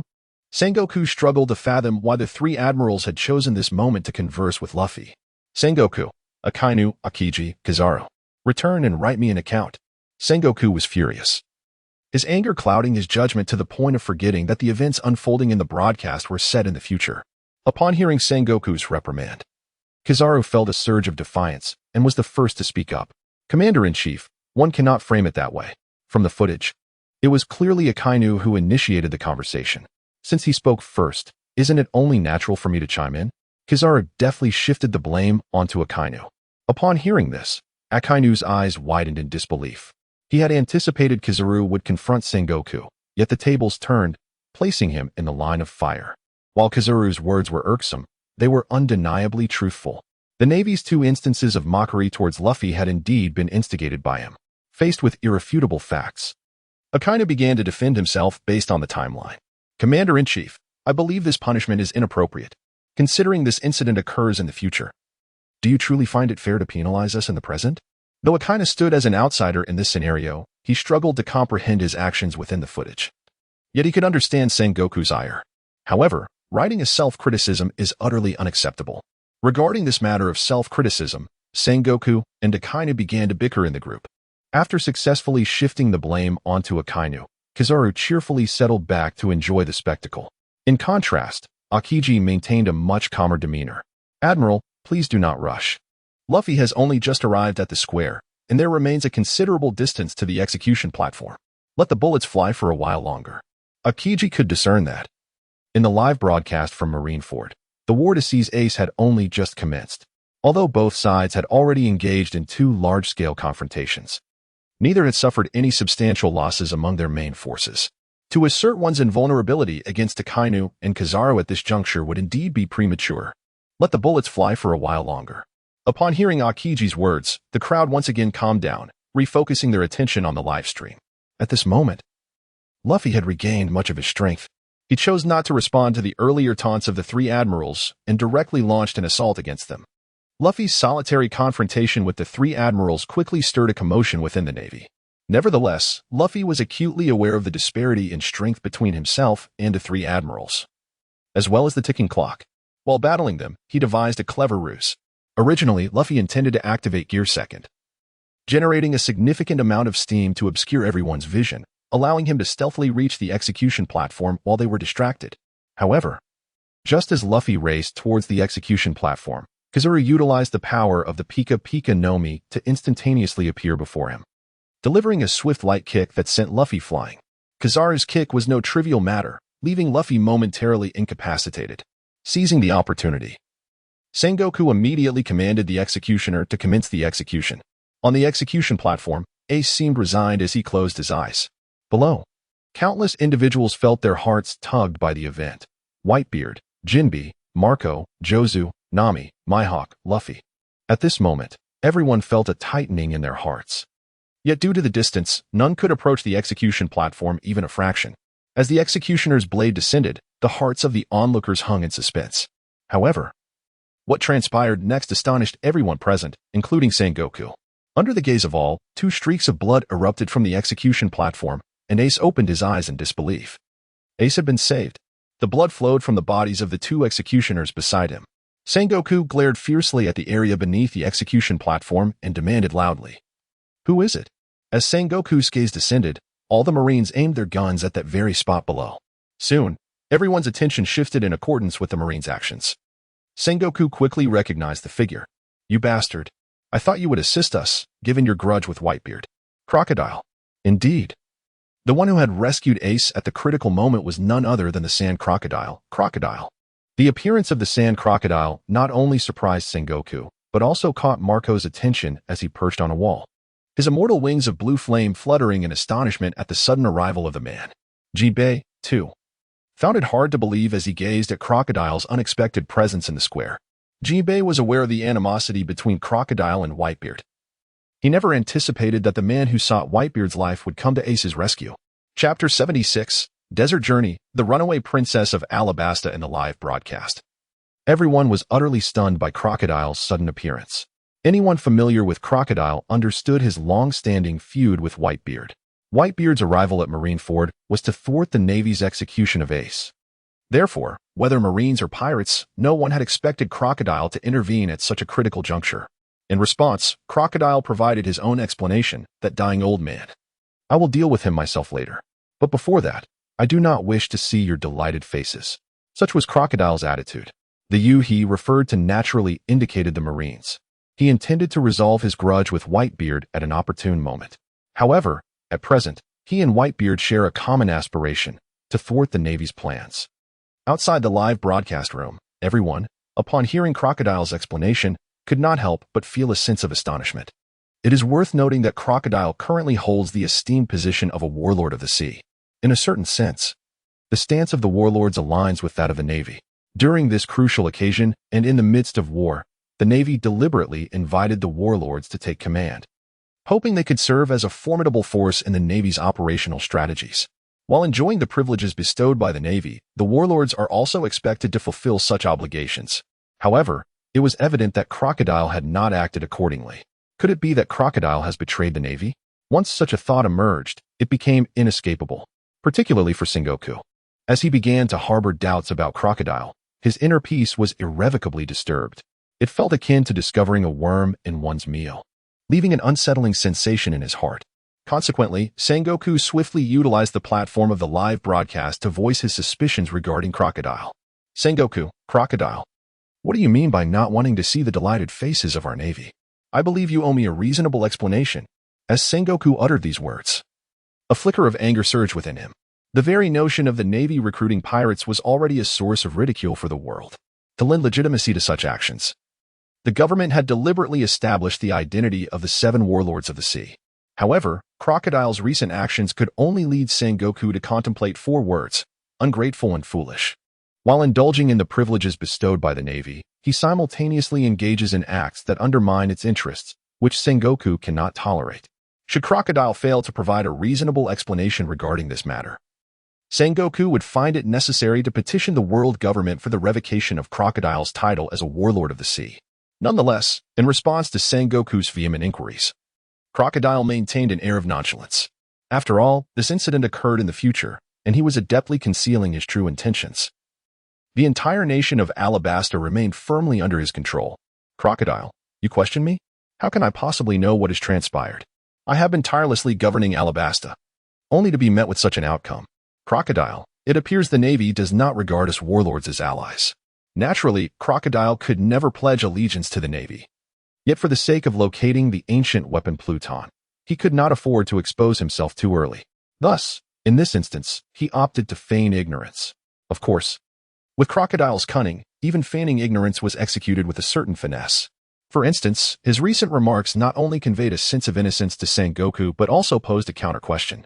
Crocodile questioned Sengoku, inquiring why, despite his diligent governance, he was met with suspicion. Sengoku found himself momentarily at a loss for words. Initially, he had come to demand an explanation from Crocodile, yet he was now the one being interrogated. Just as Sengoku grappled with how to respond, Crocodile spoke again. Crocodile, Admiral, the matter is not yet resolved. Perhaps we should allow events to unfold further. Once again, the phrase "let the bullets fly" echoed in the air. Sengoku was nearly driven to exasperation. This seemingly interminable spectacle had unveiled a multitude of human complexities. First, the 3 admirals openly showed leniency towards Luffy. And now Crocodile was boldly challenging the Navy. It was as if they held him in utter disregard. However, it was precisely due to the Yellow Ape's remark about allowing the bullet to fly for a moment that he found himself in an inescapable predicament. There was simply no recourse. After all, the images displayed in this live broadcast were merely prophecies of the future. He truly could not blame the present individuals for events that were destined to unfold. However, now that Sengoku has been alerted, he has more time to prepare for unforeseen circumstances. In order to swiftly investigate Crocodile's intentions, Sengoku once again dispatched documents to the intelligence organization of the world government, requesting an inquiry not only into Bartholomew Kuma but also into Crocodile. As Sengoku fell silent, Crocodile too quickly retreated into the shadows. Yet, Crocodile's silence did not imply inaction. He recognized that Sengoku had grown suspicious and wary of him. To prevent his plans from being exposed, he needed to hasten his movements. Meanwhile, on the island of Whiskey Peak, located at the entrance of the New World, a girl began to cry silently, perhaps overwhelmed by the tumult of her emotions. She wept uncontrollably, her body trembling. This girl was none other than Nefertari Vivi, the former princess of the Alabasta kingdom, once a prosperous and democratic nation. Alabasta had fallen into dire straits due to Crocodile's machinations. The populace suffered immensely, the royal family teetered on the brink of extinction, and the very architect of this calamity. Crocodile could still utter such grandiloquent words. How could Vivi not be enraged? As a survivor of the royal family, she was compelled to endure humiliation and disguise herself as an employee of the Baroque works, as her nation lay under Crocodile's control. And the royal family was despised by its subjects. Her true intention has always been to investigate the Baroque workshop, which seeks to incite civil war and overthrow the kingdom of Alabasta. Although she has yet to uncover any definitive evidence linking Clockter to the calamity befalling Alabasta, her pursuit remains unwavering. However, Vivi firmly believes that Crocodile is inextricably linked to this matter. Watching her adversary eloquently express himself in the live stream, Vivi's heart swells with both anger and frustration. Fortunately, this platform provides her with the opportunity to confront Crocodile directly. Nefertari Vivi, Crocodile, do you truly believe your own words? Can you honestly claim that the 3 years of drought in the Alabasta kingdom have nothing to do with you? Is your so-called diligent nation-building not merely a guise for destruction? Utilizing the live stream, Vivi finally articulates the thoughts she has long harbored but felt unable to voice. Each participant in the stream possesses an independent view, alleviating her fears of exposure through her statements. In response to Vivi's accusations, Crocodile maintains his indifferent demeanor. Yet, he is equally taken aback that the runaway royalty of Alabasta dares to confront him openly. Crocodile, it is Princess Vivi. I believe there may be a misunderstanding between us. Is it not the previous king who brought disaster upon the kingdom? Do not be so indiscriminate in your judgments. Crocodile, if you are dissatisfied with my actions, you could simply approach me directly for clarification, rather than venting your anger here. At this juncture, Crocodile continues to play the role of an actor, obscuring the truth. Despite his outward dismissal of Vivi's appearance, he discreetly instructs his subordinates to investigate her whereabouts thoroughly. Meanwhile, Sengoku takes note of Vivi's statements. He understands that while Crocodile appears polite, he is, in truth, cunning and ruthless. With the girl risking being silenced to speak such truths, perhaps she truly knows something of significance. Given his resolve to investigate Crocodile, this princess of Alabasta may serve as a valuable lead. However, before proceeding, he must ensure Vivi's safety. Contemplating this, Sengoku contacts Akiji via the phone book. Are you not planning another journey? This time to the desert. As I have an assignment for you. Chapter 77. Do you see this sea? It is all water released by Akiji. After sharing her thoughts, Vivi felt a sense of relief, as if she had finally unburdened her heart of the words she had long suppressed. However, she soon regained her composure. As a persecuted royal princess, her audacious challenge to Crocodile certainly drew considerable attention. He must have already taken precautions against her. Given Crocodile's insidious and ruthless character, it was plausible that he had already dispatched assassins after her. While the live stream offered her some advantages, allowing her to conceal her identity, it could not shield her from Crocodile's relentless pursuit. Thus, upon regaining her clarity, Vivi promptly chose to retreat into silence. The sudden appearance of Princess Vivi of the Alabasta royal family in the live stream stirred the seemingly tranquil waters, revealing an undercurrent of turmoil. What schemes was Crocodile concocting? What had led to the downfall of the Alabasta kingdom? One enigma after another surfaced due to the prophecies broadcasted in the live stream. Sengoku had already begun to perceive these signs and could not possibly remain indifferent. Would Crocodile's quest for the ancient weapon Pluton be altered? Could the Straw Hat Pirates, prompted by Vivi's plea, successfully venture to assist the Alabasta kingdom? These remained uncertainties.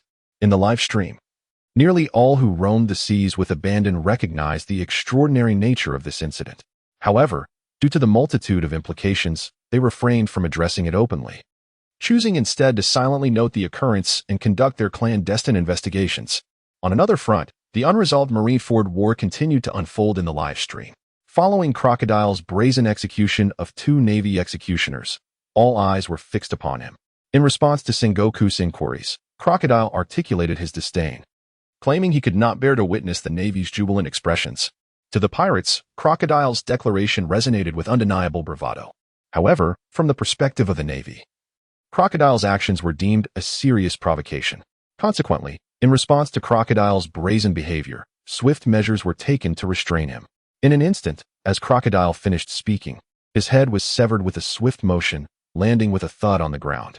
At the juncture where his neck met his body, an almost imperceptible, yet steel-like, thread glimmered subtly. This was the manifestation of Don Quixote da Flamingo's string fruit abilities. Utilizing the most inconspicuous weapon to achieve maximum lethality perfectly aligns with Doflamingo's characteristic style. However, contrary to everyone's expectations, blood did not spout from the severed neck of Crocodile. Instead, onlookers witnessed his disembodied head gradually turning to sand at the wound. As the head continued to disintegrate, a new head was forming from the sand, regenerating itself. This exemplifies the power of awakened devil fruit abilities. Both Doflamingo and Crocodile, as possessors of paramecia-type devil fruits, can exert influence beyond themselves once their powers awaken. Doflamingo can transform everything around him to launch attacks or defend, and can also elementalize himself, becoming a part of his string abilities. Naturally, as a pirate with immense influence in the New World, Crocodile too awakened such powers. The ability to turn his body to sand was merely a trivial skill in his repertoire. Just as Crocodile was in the process of restoring himself, Doflamingo emerged from the crowd, clad in a striking pink mink coat. Striding towards the square with an air of indifference, Doflamingo questioned Crocodile. "Hey, you scoundrel. Are you leaving me for Whitebeard? I can be quite jealous, you know." With a sinister smile, Doflamingo posed this inquiry. Meanwhile, during Doflamingo's speech, Crocodile's recently severed head reformed into sand, rapidly returning to its original state. Before long, Crocodile appeared before everyone as if nothing had transpired.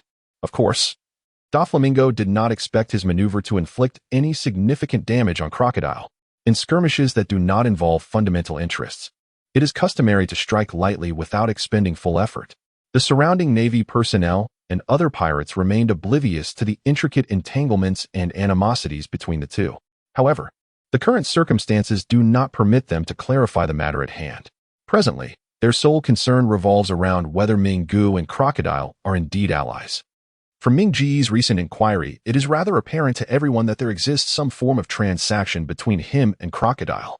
At this juncture, whether Ming-Gu was swayed by Crocodile to betray the Navy, or conversely, whether Crocodile was intimidated by Ming-Ji's words into abandoning the pirate faction.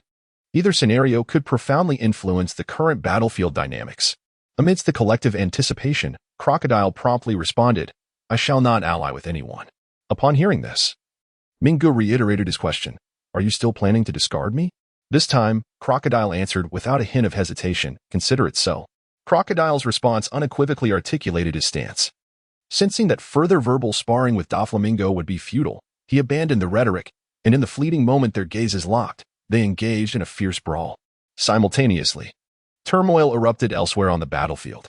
Firstly, Luffy, having reached the base of the execution platform, found himself impeded by the three admirals, rendering him unable to approach the platform even a fraction. The other Navy personnel, now fully aware of the situation, concentrated all their efforts on thwarting Luffy's advance. Nevertheless, these ordinary sailors were merely cannon fodder in Luffy's presence. He relentlessly pressed forward, the distance to the execution platform diminishing with each stride. At this moment, the admirals, who had initially taken a back seat, could no longer remain passive. Akainu took a step forward, intent on punishing Luffy. However, before he could advance far, he was intercepted by Aokiji. Aokiji stood before Akainu and launched an ice spear towards Luffy's arm, the spear resembling a nail, pinning Luffy's body to the ground. Subsequently, Aokiji approached Luffy and uttered the following words. "Though your grandfather has done me a favor, I regret to say this is the path you have chosen as a man." With the utmost calmness, Aokiji pronounced Luffy's death sentence. Yet, instead of immediately thrusting the ice spear into Luffy's body, he took a few steps forward, as if positioning himself for a more precise strike. At that moment, Marco, the 1st Division commander of the Whitebeard Pirates, transformed into the Phoenix and kicked Aokiji away. Once again saving Luffy, Aokiji was sent flying several meters, his ice spear tumbling to the ground. In the live broadcast room, spectators were overwhelmed with emotion upon witnessing the scene. Perona exclaimed, "That was an admiral. How could he fall so easily, like a mere producer? It's utterly unscientific." Moria added, "Need I say more? Did you not hear Aokiji's words to Luffy? 'Your grandfather has done me a favor.'" Cavendish remarked, "Do you see this vast ocean before us? It is all Aokiji's doing." Buggy interjected, "I'm simply astounded." As the viewers began to question Aokiji's competence, Luo Fei, a staunch Navy supporter, could not remain silent. "You must not speak ill of Admiral Aokiji. Did you not see him aiming?" He defended Aokiji. However, his rationale failed to convince the majority. Nico Robin retorted, "Please, who is Aokiji? He is an admiral of the Navy. Are admirals truly so easily toppled? Chapter 78. The Whitebeard Pirates' desperate struggle to land. In light of the recent events captured in the live broadcast, the audience engaged in fervent discussion. They unanimously believed that this seemingly grand war between the Navy and the pirates was marred by treachery on both sides. First, the revelations regarding Luffy and Ace's lineage tarnished the esteem of the Navy hero, Garp. Then, there was Squarto's ambush on Whitebeard, followed by Crocodile's betrayal of the Navy. Now, Aokiji had openly declared that Luffy's grandfather had aided him. Although Aokiji spoke with venom, his actions conveyed otherwise. He preempted Akainu by declaring his intent to execute Luffy, yet hesitated to act until Marco intervened to rescue him. Perhaps, amidst the chaos of the battlefield, those present were too engrossed to question Aokiji's behavior. However, at present, everyone assumes the role of an observer, and in contemplating this matter, they naturally adopt a more objective stance. Given the usual circumstances, one would expect the warring states to be restless at this juncture, vociferously questioning Shinji and demanding an explanation. However, this time, Sengoku chose not to act. The reason Sengoku refrained from questioning Aokiji was not due to trust, but rather a weariness born from the multitude of similar occurrences that had eroded his patience in seeking the truth. The issues unveiled by this conflict transcended the scope of Sengoku's current capabilities. In his exasperation, Sengoku expressed his frustration. Nevertheless, his decision to withhold public confrontation with Aokiji in the live broadcast was a calculated move to preserve the dignity of the Navy as a whole, and it did not imply that he would cease to pursue the matter altogether. As Aokiji mounted his bicycle and set off towards the kingdom of Alabasta, Sengoku felt an urgent need to contact him via a den mushi, insisting that he abandon all tasks and return to Marineford for questioning. Fortunately, Garp arrived just in time to intervene. Garp's reasoning was lofty, emphasizing the importance of prioritizing national matters. Furthermore, Alabasta had experienced 3 years of drought, plunging its citizens into despair. If Crocodile indeed harbored any sinister intentions, it was likely that they would come to light soon. Moreover, Aokiji had grown under their watch. How could he possibly conceal any treachery from the astute and wise fleet admiral? In summary, Garp was resolute in his defense of Aokiji. After all, Aokiji had been cast under suspicion solely due to his association with Luffy. Given that Aokiji was currently engaged in a mission, it would be prudent to allow him to proceed, deferring any future discussions for another time. Initially, Sengoku found it difficult to heed Garp's words, for he understood that Garp's actions were primarily motivated by his grandson, Luffy.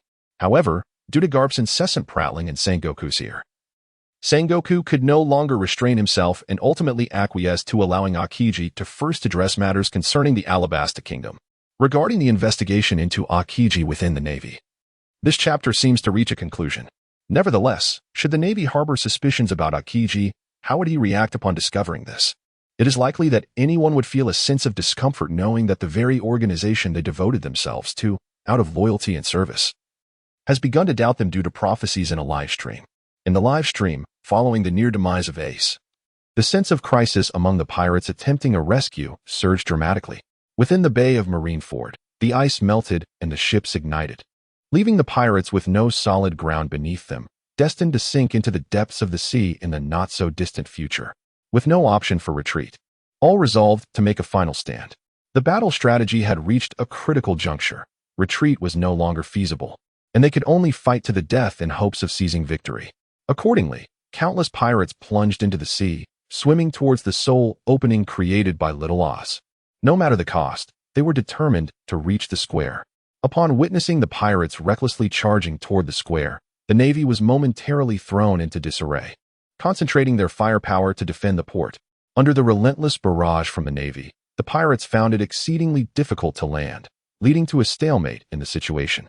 However, just as both sides were locked in a confrontation with neither gaining an advantage, a sudden whirlpool erupted in the center of the besieged bay. The scene bore an uncanny resemblance to the Moby Dick surfacing from the depths, glistening as if coated in a protective sheen. Witnessing such a sight, a wave of foreboding washed over the hearts of all the Navy personnel. However, having developed to this stage, even if the Navy perceives something amiss, it is already too late. In merely a few seconds after the surge of the sea current, another pristine-coated ship of the Whitebeard pirates materialized before the astonished onlookers. This was Whitebeard's trump card. Just as the Navy could strategically establish a blockade to besiege the Whitebeard pirates, Whitebeard would naturally not expose his entire combat strength when fully aware of the impending trap. Following the appearance of this unscathed vessel, it surged toward the location of Little Oars, for this would be their sole avenue of escape. Sengoku swiftly recognized the pirates' intentions and promptly commanded all naval forces to concentrate their firepower on Little Oars. If they could bring Little Oars down, the pirates would have no chance of breaching the encirclement. Regrettably, by the time Sengoku became aware of the unfolding events, it was already too late. The vessel, carrying the formidable might of the Whitebeard pirates, surged forth like a beast of the sea, successfully landing at Marineford under the escort of Oars Jr. They entered the square. They would rescue Ace. They would seize the Marine headquarters. "Ace, wait for us," the pirates exclaimed, brandishing their weapons with fervor. Chapter 79, Whitebeard vs. Akiji, Jozu takes action. Witnessing the successful landing of the pirates, Sengoku clenched his teeth in frustration. He never anticipated that the encirclement he had meticulously devised to thwart the pirates would become their crucial breakthrough point. However, the pirates' successful landing merely escalated this epic battle to a more critical juncture. It did not genuinely halt Ace's execution. The fierce confrontation between pirates and Marines continued unabated. The Marine forces seized the opportunity, knowing the pirates were unfamiliar with the terrain upon their arrival, and concentrated their firepower on Oars Jr. The pirates, numerous and agile, adeptly dodged the onslaught of cannon fire, yet the massive Oars Jr. was not so fortunate. Wounded and unable to move effectively, he became an easy target for the Marines. Once he had aided the Whitebeard pirates in their landing, his colossal frame now rendered him vulnerable, exposing all his weaknesses. Oars Jr. could shield the Whitebeard pirates with his imposing stature, yet he had lost the ability to save himself. Faced with the relentless barrage from the Marines, the pirates were unable to offer much assistance to Oars Jr. in mere seconds. Oars Jr. could no longer withstand the Marine firepower and fell. This time, he truly collapsed. Until the moment he lost consciousness, Oars Jr. uttered a heartfelt plea. "We must save Ace." With his last ounce of strength, he endeavored to ensure Ace's rescue. Perhaps that was the very purpose of his arrival at Marineford. Watching Oars Jr.'s enormous form topple down like a mountain, Ace's heart shattered. He had never imagined that so many would perish in the effort to save him. It was at this moment that the flicker of survival ignited within Ace's heart. Yet, bound by sea stone handcuffs, he was powerless to act. The scene before them left everyone astonished. Only Whitebeard, amidst the gaze of all, leapt from his ship, landing directly in the square. "My sons, fall back," he commanded, and with a swift motion of his naginata, he cleared the path of the Marine soldiers before him. Under Whitebeard's overwhelming presence, the Marines involuntarily retreated. Meanwhile, the pirates, invigorated by their captain's personal intervention, surged forth, leaping from their ship to the square. "Boys, rescue Ace and eliminate the Marines." Whitebeard issued his first command upon landing. Whether it was due to Whitebeard's imposing aura or the pirates' charging momentum, the ordinary Marine soldiers trembled at his words. In just a few minutes since the Whitebeard pirates had successfully landed at Marineford, the battlefield dynamics had shifted dramatically. Observing this transformation, Sengoku could no longer remain passive. "Kapu, we can no longer stand idly by," Sengoku remarked from the side of the execution platform. The outcome of the war was crucial to the Marines and the government's prestige.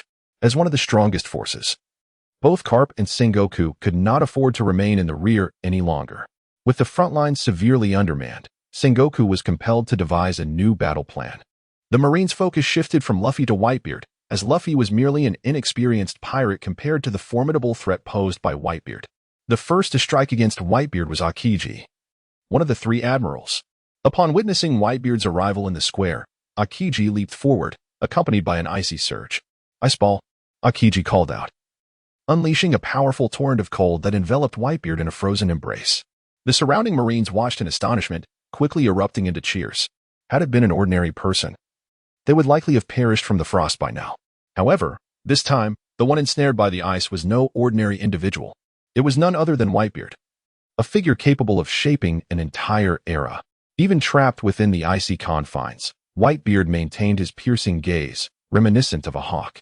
The eyes of Akiji and the frozen Whitebeard locked in a silent confrontation. Shortly thereafter, the ice shattered, and Whitebeard swiftly freed himself from his restraints. In this initial round of combat, neither party emerged victorious, prompting Akiji to launch a second wave of assault against Whitebeard. This time, Akiji opted for close-quarters combat. However, he wielded no weapon. As he drew nearer to Whitebeard, he was promptly struck by Whitebeard's blade. Observing this scene, the nearby Navy personnel could not help but express their concern for Akiji's safety, with some even beginning to pray for his survival. However, what they did not anticipate was that this was the true intention of Akiji. Since freezing had no effect on Whitebeard, why not attempt to pierce his body with ice?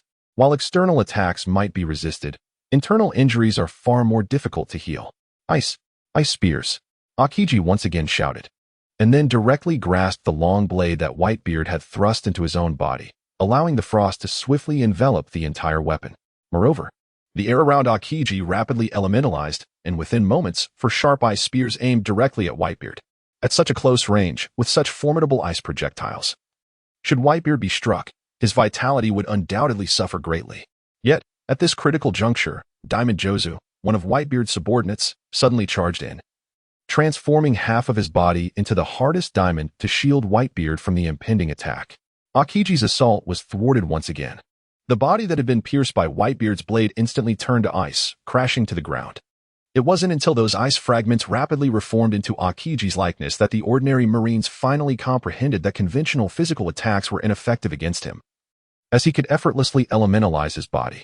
Such a formidable adversary was indeed a significant challenge, and Jozu understood this well. Realizing that prolonging the confrontation would jeopardize Ace's rescue, Jozu urgently advised Whitebeard, "Father, you must leave." Whitebeard, the most powerful among them, could not be delayed by Akiji. In order to expedite Ace's rescue, Whitebeard acquiesced to Jozu's plea. After leaving Jozu behind, Whitebeard forged ahead. However, the path ahead remained fraught with peril. Akiji was merely the first obstacle he encountered upon landing on the plaza. Formidable foes such as Kizaru, Akainu, Sengoku, and Garp awaited their turn to appear. Chapter 80, The War at Marineford. The rising stars begin to appear. Although Akiji had evaded Whitebeard's lethal blow by elementalizing his body, he still sustained some injuries. Once his form reconstituted, the blood trickling from his mouth indicated his physical condition. Yet, at this moment, Whitebeard had already moved on, and with Jozu blocking his path, Akiji could not hinder Whitebeard any further. In the plaza, Whitebeard, Luffy, and the other members of his crew pressed onward toward the execution platform. Garp, stationed atop the platform, observed Luffy's relentless advance with an expression of resignation. Beads of sweat began to form on Garp's brow. He had never imagined that he would reunite with Luffy in such a life-and-death scenario. Ace and Luffy were both children he had watched grow up. Though Garp appeared stern, a tender part of his heart had long been occupied by these two boys. The notion of sending a white-haired man to meet a black-haired one was something Garp could never have anticipated. Yet, as a naval hero, every decision he made was dictated by his position, irrespective of his feelings. In addition to Garp, another individual on the battlefield was keenly focused on Luffy, Kobe, who had shared a few fleeting encounters with him but felt a profound connection. Kobe's dream had always been to become a just and noble Marine. However, an unforeseen twist of fate relegated him to the role of a mere deckhand aboard a pirate ship. Eventually, the appearance of Luffy salvaged him from a fate that seemed all but sealed. With Luffy's assistance, Kobe extricated himself from despair and successfully joined the Navy. When the two parted ways, Kobe declared to Luffy, "The next time we meet, it will be I who captures you. I shall grow stronger. One day, I will ascend to the rank of admiral." Though their paths diverged, both were steadfastly striving towards their respective aspirations. When Kobe encountered Luffy again, the promise made in their youth resurfaced in his mind. Yet now, Luffy had become courageous enough to contend with Navy admirals, while Kobe found himself merely praying for survival amidst the ruins. Witnessing the chaos and devastation around him, juxtaposed with Luffy's valiant struggle, Kobe's heart was engulfed in turmoil. Despite their prior agreement, he felt utterly powerless, incapable of effecting any change. What, after all, could he contribute to this conflict? Kobe's thoughts spiraled into deep conflict. Meanwhile, as Kobe wrestled with his inner turmoil, Luffy confronted an obstruction in the form of Rear Admiral Raccoon. Raccoon, betting on his reputation as a Navy admiral, blocked Luffy's path. At this juncture, Luffy was already exhausted and facing Raccoon's onslaught. Along with a surprise attack from Rear Admiral Dalmatian, he was clearly at his breaking point. Under the assault of Dalmatian's spear, Luffy collapsed once more. Yet, even amidst such fierce attacks, he exhibited remarkable resilience. Clinging to his unwavering resolve, Luffy struggled to rise again. However, the ordeal was far from over. Just as Dalmatian and Raccoon prepared to strike once more, Kizaru unleashed a lightspeed kick that sent Luffy flying. At this moment, Luffy truly lacked the strength to stand. Although his eyelids fought to remain open, his limbs had utterly forsaken him. It could be said that even the most lowly soldier on this battlefield could easily dispatch Luffy. Garp, witnessing Luffy being knocked down repeatedly, felt an overwhelming surge of compassion. His fists clenched, veins bulging, and beads of sweat trickled down his forehead, as if he were on the verge of rushing in to protect Luffy. However, the ever-vigilant Sengoku quickly sensed something amiss with Garp. As the fleet admiral, it was his duty to remind Garp of his position within the Navy. Garp, clarify your own stance, was a simple yet profound statement that plunged Garp into inner turmoil once more. Simultaneously, the Yellow Monkey, having just knocked Luffy down, approached him with an air of superiority. He declared, "Courage alone is futile, Straw Hat Luffy. Without the strength to save what needs saving, no amount of effort will suffice." At that moment, Luffy found himself immobilized, his mind clouded with despair. Was it truly, as the Yellow Monkey asserted, that he was utterly powerless? The world around him began to blur, and Luffy felt utterly exhausted.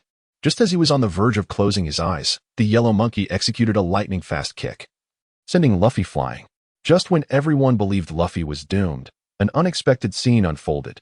The Yellow Monkey's kick propelled Luffy directly into Whitebeard's embrace. What an astonishing turn of events. This kick, so fortuitously skewed, had placed Luffy in the safest of hands. Of course, amidst the chaos of battle, few noticed the peculiar angle of the Yellow Monkey's kick. As Whitebeard caught Luffy, the Yellow Monkey spoke again. "Whitebeard, have you grown senile? A man like you should not allow such a weakling to lead the charge." With that, he prepared to attack Whitebeard once more. Fortunately, Whitebeard's crew swiftly interposed themselves before him. Jinbe and Ivankov, who had been separated from Luffy, finally located him. And upon seeing the weakened Luffy, the ship's doctor immediately rushed to his aid. Meanwhile, a new and brutal battle erupted on the square. The pirates fought desperately, while the Navy endeavored to thwart them. The entire Whitebeard pirates' crew sprang into action, with Marco transforming into the Phoenix, attempting to soar towards the execution platform to rescue Ace. The 7 warlords, including Mihawk, Hancock, and Moria, commenced their slaughter. On the Navy's side, Admiral Peach and the pacifistas swiftly joined the fray. This time, with no encircling Navy forces, both sides engaged in a fierce life-or-death struggle. Chapter 81. A life-risking decision. During the time Luffy was unconscious, the pirates and the Navy clashed with renewed ferocity. The Navy fought valiantly to prevent the pirates' advance, while the pirates spared no effort to reach the execution platform. On the battlefield, the clash between pirates and Navy raged on. The pirates, considering their own interests, chose not to confront Whitebeard directly, instead engaging in combat among the general Navy ranks. Admiral Akiji found himself restrained by Diamond Jozu, while the Yellow Monkey was impeded by other captains from the Whitebeard crew. At this juncture, the only ones capable of obstructing Whitebeard were the Admiral Akainu and Sengoku. Alongside Garp, still wrestling with his inner conflict, had no intention of confronting Whitebeard head-on at that moment. Sengoku, tasked with commanding the overall strategy, could not act recklessly before the final moment. Thus, it fell upon Akainu to stand in Whitebeard's path. Coincidentally, Akainu relished the opportunity to unleash his might in this grand battle, exerting his full strength against Whitebeard. Seizing the moment when nearly all of the Navy's top-tier forces were preoccupied, Marco, the captain of the 1st Division aboard Whitebeard's ship, unfurled his phoenix wings and soared towards the execution platform from above Marineford. As the manifestation of his devil fruit ability, the phoenix wings rendered ordinary Navy cannon fire ineffective against Marco. Therefore, the only potential obstacles to his rescue mission would likely be Garp and Sengoku. Marco anticipated Sengoku's intervention. Should the fleet admiral himself engage, the likelihood of Marco successfully rescuing Ace would diminish significantly. However, if he could receive even a modicum of assistance from Garp, the possibilities would expand infinitely. Thus, he is currently wagering on Garp's stance. As long as Garp's compassion and mercy for Ace surpasses so-called principles, success would be within reach. Yet, it has proven that Marco has lost this gamble.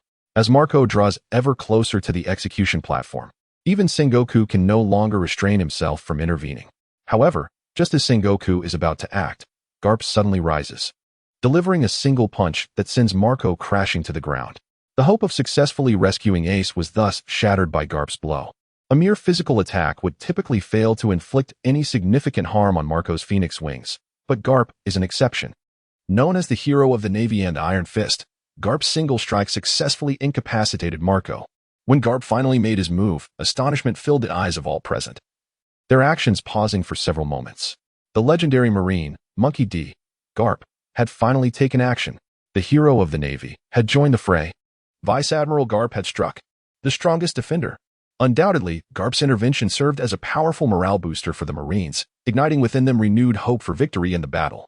After incapacitating Marco, Garp seated himself in the chair previously occupied by the admirals, a decision that clearly stemmed from a fierce inner struggle. However, now that he has made his decision, there can be no wavering. Therefore, after Garp took his seat, he uttered these words: "If you wish to pass through here, you must first slay me." The Navy was greatly encouraged by this declaration. On the other hand, the pirates found themselves in a rather grim situation. Although they had not personally experienced Garp's formidable strength, they were well aware of his legendary reputation. 20 years ago, Garp engaged in numerous confrontations with the Pirate King, Roger, earning him renown across the seas. Furthermore, it was Garp who, alongside Sengoku, confronted the equally powerful Shiki the Golden Lion at Marineford, ultimately driving him into the depths of Impel Down. The weight of these monumental events, combined with Garp's status as a hero of the Navy, was enough to instill fear in the hearts of the pirates. Whitebeard seemed to sense the unease among his crew and quickly rallied them with a spirited remark: "Fools, do not be intimidated by his name. He is merely an old soldier." While Garp was indeed formidable, they had no path of retreat at this moment. Moreover, their objective had yet to be achieved, making retreat all the more impossible. Just as Whitebeard finished speaking, Akainu swiftly raised his arm, engulfed in searing magma, and addressed Whitebeard. "If you are of that era, then pay heed to your adversary before you, Magnum Red Dog." With this fierce exclamation, a torrent of magma, resembling a hellish hound, surged towards Whitebeard. However, Akainu's attack did not inflict any substantial damage upon Whitebeard. With a mere wave of his hand, Whitebeard deflected the molten assault. The Magnum Red Dog, having been unleashed and now irreversible, plummeted like a meteor towards a nearby town under Whitebeard's counterattack. As Akainu had initiated the offensive, the battle, which had been interrupted by Garp's sudden intervention, reignited with fervor. Sengoku, wishing to avoid prolonged conflict, resolved to hasten Ace's execution. However, due to the executioner responsible for Ace's punishment being slain by Crocodile, they were compelled to hastily seek a new executioner. With a shortage of executioners at the gallows, the pirates seized this rare opportunity to resume their fierce combat. Nevertheless, with the steadfast presence of Garp at the rear, the morale of the Navy remained unyielding, their spirits soaring. In the face of the pirates' relentless assaults, the Navy showed no signs of retreat. Under the fierce offensive of the Navy, the Whitebeard pirates began to falter. Ace, witnessing his comrades fall one after another, tears streamed down his face as he reflected on the meaning of his existence. Meanwhile, in a bid to save Ace, Luffy made a life-risking decision. Despite his body reaching its limits, Luffy still held on to one final chance. Chapter 82. Ace's inner monologue, Luffy's last request on the other side. Ace beheld the bloodshed and chaos erupting in the square due to his presence, his heart caught in a tempest of turmoil. Observing his comrades, who relentlessly pressed forward to rescue him yet were marching towards their doom, Ace found himself questioning the value of his own life once more. At the gallows, Ace reflected on his imperfect past, his heart crumbling under the weight of despair. As a child, upon first hearing of his father's legendary status as the Pirate King, Ace may have felt a flicker of pride. However, when he eagerly inquired about Roger's deeds, he was met with scorn from a group of delinquents who condemned his very existence as a sin. Such words inflicted deep wounds upon young Ace's heart. It was these disparaging remarks that sowed the seeds of doubt regarding his purpose in the world, leading him to harbor resentment towards Roger. He began to distance himself from all ties to Roger, vowing never to utter his name again. After teaching those ruffians a lesson, Ace pledged to ascend to the highest heights, to validate his existence in the eyes of all.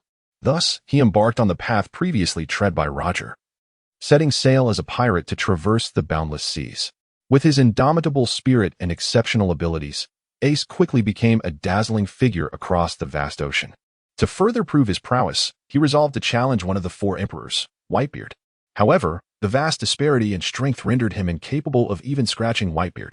Fortunately, Whitebeard, with his magnanimous nature, did not hold Ace's repeated challenges against him, instead accepting Ace as his son.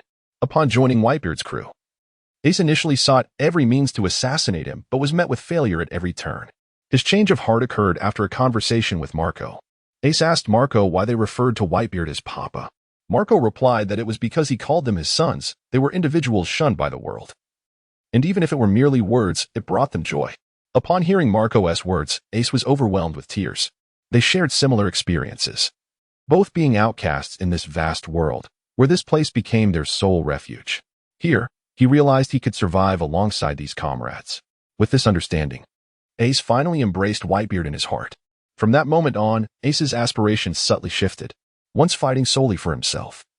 He now carried the name of Whitebeard as he forged ahead. Yet, even with the camaraderie of like-minded friends, Ace could not escape the shadows of his childhood. Despite Luffy's acceptance and Whitebeard's recognition of him as Roger's son, he remained unconvinced that everyone would accept the existence of Roger's child. Thus, when the war at Marineford commenced and Sengoku publicly declared his identity, Ace instinctively recoiled, lowering his head in silence, unable to confront the questioning or hostile gazes around him. He feared losing this hard-won sanctuary. However, the scene before him completely defied his expectations. Just as Ace believed he was beyond redemption, his comrades relentlessly fought for his rescue. Little oars perished in the effort, and Luffy, for the same purpose, clashed with the Navy's admirals, now gravely wounded and unconscious. Countless others had also fallen in their quest to save him.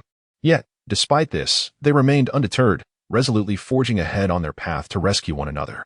Upon witnessing the scene before him, Ace seemed to experience a moment of liberation. The demon that had resided within him for over a decade appeared to dissipate in an instant, washed away by the care and love of his companions. At that moment, tears streamed down Ace's face uncontrollably.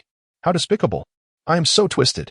In this critical hour, while father, my brother, and my comrades bleed in sacrifice, I find myself weeping tears of joy.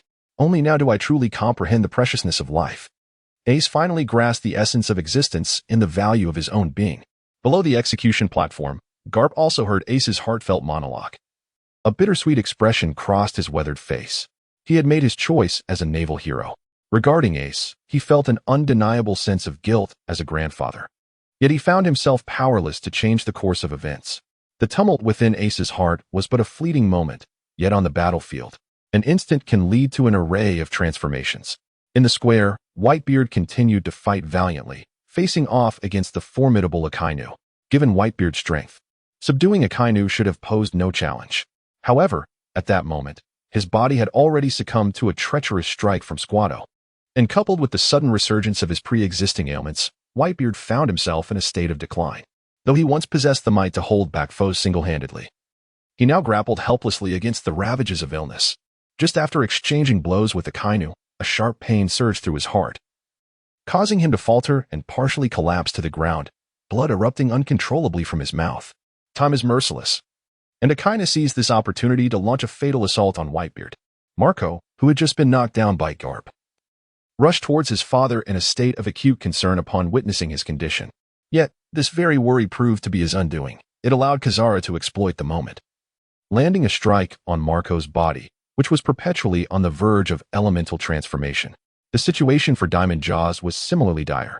Distracted by his concern for his father and Marco, Jaws merely glanced back before being frozen in place by Akiji's icy grip.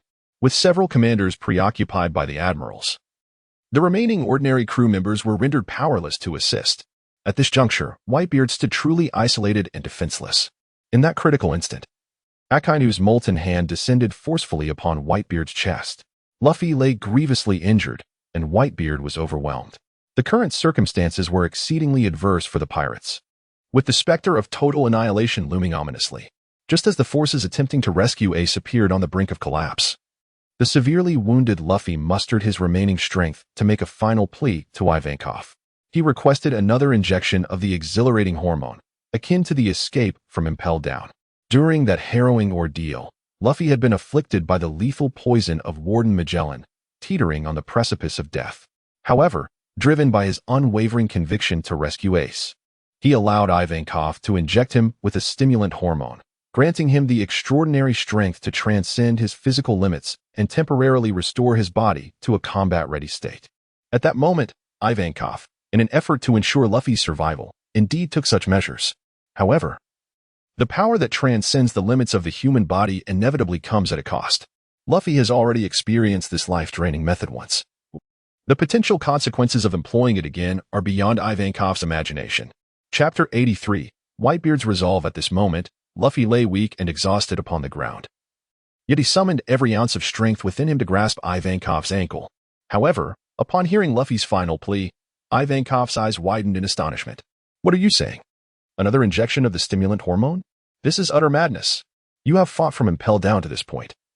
And the deadly poison has brought you to the brink of death. Your body has long surpassed its limits. As I mentioned before, the stimulant hormone is merely a temporary solution. If you continue to numb your body like this, you will truly lose your life," Ivankov said anxiously. No one understands the price of depleting life through stimulant hormones better than Ivankov, and precisely because he comprehends this more than anyone else, he is compelled to fervently dissuade Luffy from entertaining such thoughts. The current situation is exceedingly perilous, and he must ensure Luffy's safety. Otherwise, he would have no face to return to his old comrade, Monkey D. Dragon. Yet, despite Ivankov's earnest persuasion, Luffy remained impervious to his words. In Luffy's heart, there resided but a singular thought: to rescue Ace. He resolved to give it his all, even if it meant death. "Let me fight, Ivankov. If my inability to battle now leads to Ace's demise, I would wish for death afterward." Thus was Luffy's determination. He had always regarded Ace as a beloved brother, their bond transcending even life itself. Upon hearing Luffy's heartfelt confession, Ivankov finally grasped the depths of Luffy's true feelings. Given Luffy's current physical condition, it was miraculous that he had endured this long. Without such unwavering resolve, he surely would have faltered. Acknowledging Luffy's steadfastness, Ivankov realized that further obstruction was futile. "I understand. Do as you wish." Upon uttering these words, Ivankov bestowed upon Luffy the exhilarating hormone that symbolized the burning of one's life force. As this fervent hormone coursed through Luffy's body, his fatigue diminished significantly. He could finally fight once more. The moment he regained his footing, Luffy charged toward the execution platform. The executioner summoned by the Navy was fully prepared. Luffy had to hasten his pace. Ivankov, wishing to caution Luffy about his health, found it futile, for Luffy was wholly unconcerned with anything else. With no alternative, Ivankov accompanied Luffy, shielding him from potential harm along the way. Navy generals and pacifists emerged to thwart Ace's rescue, but with the assistance of Ivankov and Hancock, Luffy's strides quickened considerably. Meanwhile, the situation with Whitebeard was equally precarious. His old ailments had resurfaced, putting him at a temporary disadvantage against Akainu. The formidable captains of the Whitebeard pirates, concerned for their captain's health, began to reveal vulnerabilities. Whitebeard's defensive capabilities had waned, and his movements had become sluggish. Seizing this opportunity, the Navy unleashed a barrage of cannon fire upon Whitebeard's chest. Caught off guard, he was struck directly. Old wounds had yet to heal, and new injuries compounded his suffering. With thick smoke billowing from his body, as Whitebeard's massive form swayed precariously, his crew rushed to his side. However, just as the Navy believed victory was assured, Whitebeard's body regained its balance after a brief tremor. Once steady, he addressed his crew with a commanding voice. "Do not approach. These insignificant foes think they can slay me. But I require no assistance from you. I am Whitebeard." With that declaration, he swung his massive sword, the tremor fruit unleashing its might. The ground beneath him fractured violently, akin to an earthquake, sending the surrounding Navy flying. This was the power of Whitebeard. A titan of the previous era could not be vanquished by mere soldiers or cannon fire. Atop the execution platform, Sengoku observed the revived Whitebeard, his eyes narrowing slightly. He discerned the captain's physical distress and recognized that Whitebeard was nearing his limit. Swiftly, he commanded the Navy, "Do not falter. He is wounded." Hearing Sengoku's words, Whitebeard retorted, "Wounded? Nonsense. Do you think this minor ailment can bring about my demise?" As he spoke, he resembled a majestic lion, though aged. His presence was still formidable enough to instill fear in others. "If I were to perish, it would signify something profound. I am acutely aware of that. Therefore, heed my words. Until I witness the bright future of my sons, I shall not die. Right, Ace?" Whitebeard's gaze softened as he looked toward Ace on the execution platform. Chapter 84. A 1 in a million. The Awakening of Conqueror's Haki. Whitebeard, having devoted his life, sought nothing more than a complete family. Yet he is acutely aware that, although old soldiers do not perish, they inevitably wither with time. Whitebeard yearns for the safety of his family, wishing for them to remain unscathed. However, He finds himself in the twilight of his years. He cannot forever hold the title of the world's strongest, nor can his flag eternally shield his sons. Eventually, someone must rise to uphold the legacy of the Whitebeard pirates. Thus, he chooses Ace. Ace's tenacious spirit, formidable lineage, and the weight of the will of the D clan make him a worthy successor in Whitebeard's eyes. Some may perceive Whitebeard's favoritism, much like how the Great Spider can be easily incited by Akainu to betray. However, in response to the betrayal of the Great Spider, Whitebeard did not treat him as an enemy. When confronted with the Great Spider's inquiries, Whitebeard chose to extend forgiveness. As he embraced the Great Spider, he chastised him, declaring that sending the elderly to mourn the young is the utmost act of ingratitude. Perhaps, Whitebeard harbored greater expectations for Ace.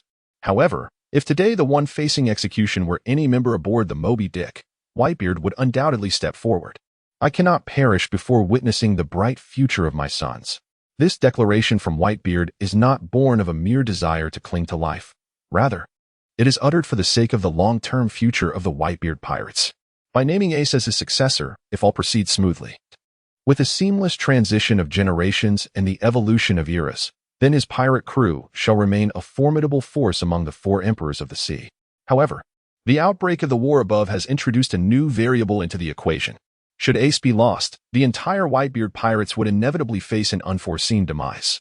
Thus, even though Whitebeard has resolutely decided that he would rather lay down his life today than fail to protect Ace, he deliberately mentions Ace in his final words to convey that he is cherished. None among the Whitebeard pirates have relinquished their resolve to rescue him. He hopes Ace can comprehend the depth of his feelings. Even if he cannot, he must cultivate an unwavering belief in survival. This time, everyone has grasped Whitebeard's determination. Jinbe and the other pirates of the Whitebeard crew, having listened to his heartfelt declaration, resolved to follow Whitebeard's will. They gathered behind him, vowing to defend the Whitebeard flag and protect their father's honor, prepared to fight until the very end. Meanwhile, Sengoku was evidently incensed by Whitebeard's actions and decided to expedite Ace's execution. Now that the public execution had progressed to this point, Sengoku had said all that needed to be said. There was no reason to prolong it any further. Just as the execution was about to commence, Crocodile unexpectedly appeared, swiftly eliminating the two executioners, thus delaying the proceedings. Now, with new executioners at the ready, Sengoku had no justification to delay any longer. He swiftly commanded, "If you wish to see the future, then I shall show it to you now. Execute." No sooner had Sengoku's words left his lips than the two executioners beside Ace raised their blades. The pirates watched in horror as their hearts raced. If Ace were truly executed, their defeat would be absolute. Whitebeard, in a state of urgency, rushed forward, eager to intervene. Given Whitebeard's former strength, he was entirely capable of halting this execution. However, the long years of suffering have severely ravaged his body, coupled with the recent fierce battle and his grievous injuries. He now finds himself in a state of acute distress. Before he could take even a few steps forward, a sharp pain seized Whitebeard's chest. He coughed up a mouthful of blood, causing him to pause momentarily. Meanwhile, Luffy, who had just received a shot of adrenaline, witnessed the scene of Ace about to be executed. Having finally regained the ability to fight, Luffy could not permit Ace to perish before his very eyes. Yet, his current position was still far from the execution platform, rendering it impossible for him to arrive before the executioner's blade fell. Pain, helplessness, and struggle all coalesced into a single, furious roar in that fleeting moment. "Stop. Please, stop." As Ace neared his execution, a miracle transpired at the instant Luffy unleashed his anguished cry. Upon hearing Luffy's furious exclamation, a momentary blankness enveloped the minds of all present. Numerous feeble pirates and navy soldiers around them collapsed, utterly affected by the outburst. The two executioners atop the platform were similarly struck by Luffy's thunderous shout, suddenly overwhelmed by dizziness, causing their blades to clatter to the ground. Consequently, the Navy's second attempt to execute Ace was thwarted once more. Unaware of the formidable power he had just unconsciously released, Luffy, upon realizing Ace was still unharmed upon the platform, charged towards it again. Though Luffy himself did not comprehend the gravity of the situation, the prominent figures on the battlefield were acutely aware. Ivankov, trailing behind Luffy, widened his eyes in astonishment and exclaimed, "What you just unleashed was Conqueror's Haki."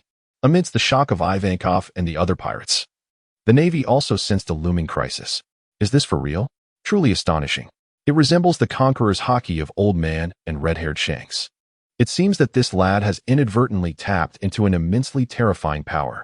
Being the son of the revolutionary dragon, it is only natural for him to possess such ability. The unintentional release of Conqueror's haki had allowed Luffy to successfully halt Ace's execution. However, this gave rise to the Navy's apprehension regarding Luffy's latent abilities. Consequently, the naval commander responsible for safeguarding the execution platform made a hasty decision to preemptively eliminate Luffy, thus averting the potential threat he may pose in the future. All available naval forces gathered to obstruct Luffy's path, preparing to execute a coordinated assault. With Ace's execution imminent, both Luffy and Ivankov found themselves devoid of the energy to spare in this dire situation. Amidst this tension, Whitebeard re-emerged, positioning himself before the advancing Navy and commencing yet another onslaught against them. Recognizing that even in his severely injured state, Whitebeard remained a formidable threat, the Navy was compelled to divert a portion of their forces to counter him. As Whitebeard faced renewed assaults from the Navy, his crew members rallied around him, providing essential cover in the turmoil. However, Whitebeard understood that if the stalemate persisted, it was unlikely that anyone would succeed in rescuing Ace. Thus, he made a bold decision. My comrades, from this moment onward, we shall devote all our efforts to protecting Monkey D. Luffy. Given his current condition, it was no simple task to draw closer to the execution platform. Yet, Luffy possesses the courage and determination that rivals Ace, along with the resilience and strength requisite to contend with a Marine Admiral, coupled with the recently awakened Conqueror's haki within him. These attributes are sufficient for Whitebeard to place his final bet on Luffy. Given the slim hope of ascending the execution platform himself, it is more prudent to wholeheartedly shield Luffy's advance. By drawing fire away from him, Whitebeard enhances Luffy's chances of making it to the execution platform, which is the greatest assistance he can offer. Upon hearing such directives from their father, the members of the Whitebeard pirates may have felt a flicker of confusion, yet they complied with Whitebeard's commands. Under the vigilant protection of the Whitebeard pirates, Luffy's progress indeed became significantly smoother. However, for Luffy, an even more formidable challenge lies ahead. This challenge comes not from a stranger, but from his very own grandfather, Garp. Chapter 85, The Paths They Choose, Luffy vs. Garp. From this moment forth, let us protect Straw Hat Luffy with unwavering resolve. Upon the utterance of these words by Whitebeard, every member of the Whitebeard pirates gathered around Luffy, assisting him in clearing the obstacles that surrounded him. Under the steadfast protection of the entire crew, Luffy, living up to expectations, swiftly approached the execution platform. Yet, despite being much closer to the execution platform in a straight line, the platform itself was situated atop a high dais several meters above. To reach Ace effectively, Luffy would need to construct a bridge in midair, while his gum-gum fruit powers allowed him to extend his arms, facilitating a quicker approach to the platform. He could not ensure that he would be free from attacks at that moment. At that critical juncture, Iva's subordinate, the lightning-quick Ivankov, made his entrance. Ivankov, a member of the Revolutionary Army, is characterized by his left half being orange and his right half white, often holding a goblet in hand. He is also the user of the scissor fruit, granting him the ability to transform any part of his body into scissors, capable of slicing through anything, including hard substances like stone, with the ease of cutting paper. To assist Luffy in reaching the execution platform, Ivankov unleashed his signature skill, transforming his hands into pincers and cutting through the bluestone pavement of the square. Subsequently, Ivankov connected the severed section of the pavement to the execution platform above, creating a tangible pathway for Luffy. Just as Luffy, filled with hope, charged towards the execution platform, Garp suddenly appeared, standing in Luffy's way. "Grandfather, move aside," Luffy exclaimed anxiously upon seeing Garp block his path. With Ace merely a step away, Luffy could not afford to halt at this moment. However, since Garp has chosen to appear before Luffy, it must have been after considerable contemplation. How could I possibly yield? I am a Vice Admiral of the Navy headquarters.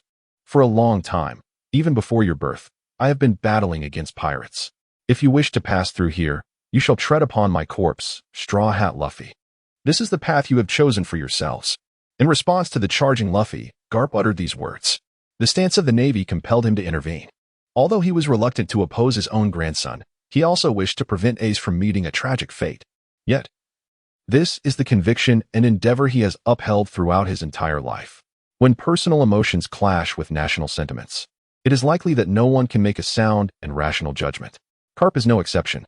Upon hearing Garp's words, Luffy finally comprehended that their stances are ultimately divergent. However, even in this moment, Luffy still does not regard Garp as an adversary. Unlike Ace, Luffy, despite Garp having declared his stance to oppose him, continues to hold Garp dear as his grandfather in his heart. Thus, in such a pressing situation, Luffy uttered a heartfelt plea. "Please, let me pass, Grandpa." Such a firm yet endearing tone of coaxing could perhaps only be expressed by Luffy himself. Faced with Luffy's heartfelt appeal, Garp found himself at a loss. In such a critical time, how could this fellow still utter such words? Yet, that is the essence of family. A tender part of Garp's heart stirred unexpectedly. However, even if his heart has begun to waver, his lips continue to utter the same resolute words. "I have long proclaimed that to pass through here, one must tread over my corpse." Yet, in the brief moments following Garp's declaration, memories of the time spent training young Luffy flooded his mind. When did his beloved grandson begin to embark on a path so utterly divergent from his own? Perhaps it was when he compelled the young Luffy to train in the remote mountains, or perhaps it stemmed from the encounter with the red-haired one in Windmill Village. Regardless of the reasons, he was always unwilling to harm Luffy, and the sentiment was mutual. Luffy reminisced about the time, over a decade ago, when Garp accompanied his youthful self in the depths of the mountains for training. One fateful evening, exhausted to the point of near slumber, Luffy could hardly keep his eyes open as Garp carried him down the mountain. In Luffy's drowsy state, Garp revealed the tenderness he had long concealed within his heart. "You must truly despise having such a fearsome grandfather, don't you? Yet, Luffy, I pushed you to endure such rigorous training and aimed for you to become a Marine. For I fervently wish to prevent you from straying onto a misguided path. That is my earnest desire." This was the first half of Garp's unspoken words. The latter half remained unvoiced, for only by becoming a Marine can I better safeguard you. At that moment, Garp believed Luffy had fallen asleep, allowing him to display an unusually gentle and benevolent demeanor. Yet, unbeknownst to Garp, although Luffy was utterly exhausted at that moment, his consciousness remained faintly alert.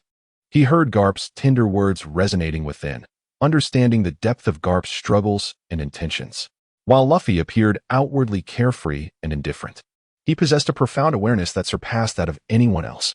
Therefore, even though Garp resolutely stood in his way, Luffy never truly contemplated the notion that he must step over his corpse to save Ace, as Garp had suggested.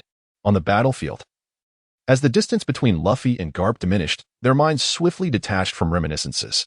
They shared a bond of blood thicker than water, yet at this moment, they were forced to confront one another as adversaries. How tragically poignant this circumstance was. "I cannot do this, Grandpa. Please step aside." In the final moment, Luffy still harbored the hope that Garp would yield. Yet, Garp remained resolutely unyielding, exhibiting a demeanor devoid of compassion. Should he fail, Ace would undoubtedly meet his demise. This was Garp's response. "Life is replete with disappointments. I shall not show any mercy. Luffy, I shall regard you as an adversary. In the face of war, familial bonds hold no significance. This is the stance that is presently manifesting." Upon hearing this, Luffy swiftly comprehended the gravity of the situation. As the two were on the verge of confrontation, Luffy activated his second gear, and once his strength surged through his entire being, he propelled his fist towards Garp. Since it was impossible to persuade Garp to step aside willingly, he had no choice but to charge forward. After all, it was merely a fight. They had clashed in their youth before. Luffy was acutely aware of Garp's formidable prowess, and thus, he approached this encounter with utmost seriousness, exerting nearly all of his strength. At this moment, Luffy was fighting against insurmountable odds. To rescue Ace, he had no alternative. Of course, Luffy understood that this punch would not inflict any fatal injury upon Garp. Yet this punch could buy him a moment's respite, thus rendering it a valuable gain. The moniker Iron Fist bestowed upon Garp is not without merit. Considering the original capabilities of both combatants, Garp's strike, even if it fails to inflict harm upon Luffy, would at least sever the bridge. However, just as their fists were about to collide, memories of Ace and Luffy's childhood flooded Garp's mind. He had been there to train them, to watch them grow. Now, due to their divergent paths, they stood on the brink of a deadly confrontation. Could he truly bear witness to these two children plunging into the abyss of death? No, this was far from his desire. In the final moment, Garp chose to grant them mercy. As their fists met, he deliberately tempered his strength. Thus, it was hardly surprising that Garp was sent tumbling from the bridge, allowing Luffy to continue his dash towards the execution platform. This exemplifies Garp's love. He never articulates words of care or affection, yet his actions convey his sentiments unmistakably. Chapter 86. The Buddha Form, a timely rescue. Garp's ultimate concession finally enabled Luffy to reach the execution platform. standing before Ace. At long last, he had arrived. Observing Ace's weary visage, Luffy once again broke into his signature grin, exclaiming joyfully. Ace felt a surge of comfort upon seeing Luffy, finally allowing a smile to grace his face. His younger brother, whom he had always worried about, had grown into someone capable of standing on his own. As their brief exchange concluded, Luffy swiftly produced a key, ready to unlock the sea stone handcuffs binding Ace. However, just as Luffy was about to unlock Ace's handcuffs, Sengoku could no longer remain idle. Do you truly believe you can escape from my grasp? Sengoku's thunderous roar echoed like an ancient bell, resonating throughout Marineford. Simultaneously, as his words fell, his form began to swell, radiating waves of golden light that dazzled the onlookers, rendering them momentarily blind. When the brilliant glow finally waned, the spectators were able to open their eyes, only to behold Sengoku transformed into a magnificent golden Buddha. The formidable mythical Zoan devil fruit, the Buddha fruit, had finally revealed itself, captivating the astonished crowd gathered at the execution platform. For the overwhelming majority present, this was their inaugural glimpse of Sengoku's formidable powers. Humanity has always harbored a fear of the unknown, particularly when it emanates from the fleet admiral of the Navy. The situation had escalated beyond the realm of ordinary intervention. Sengoku's intervention signified that the battle had reached a critical juncture, drawing everyone's anxious gaze towards the execution platform. Yet, even with Sengoku's transformation into the colossal Buddha, he could not thwart Luffy's determination to unlock Ace's shackles. Sengoku had initially assumed that Luffy lacked the key, believing that even if he reached the execution platform, it would merely be to accompany Ace to his demise. However, at that moment, Luffy unexpectedly produced the key, and it was astonishingly within reach. Yet, just as Luffy grasped the key, poised to unlock Ace's shackles, calamity struck once more. From a considerable distance away, Kizaru raised a solitary finger and unleashed a brilliant flash, instantly severing the key in half. With a crisp sound echoing, the key shattered into pieces. Panic seized Luffy, and in that fleeting moment, Sengoku seized the opportunity, preparing to deliver a fatal blow to both Luffy and Ace.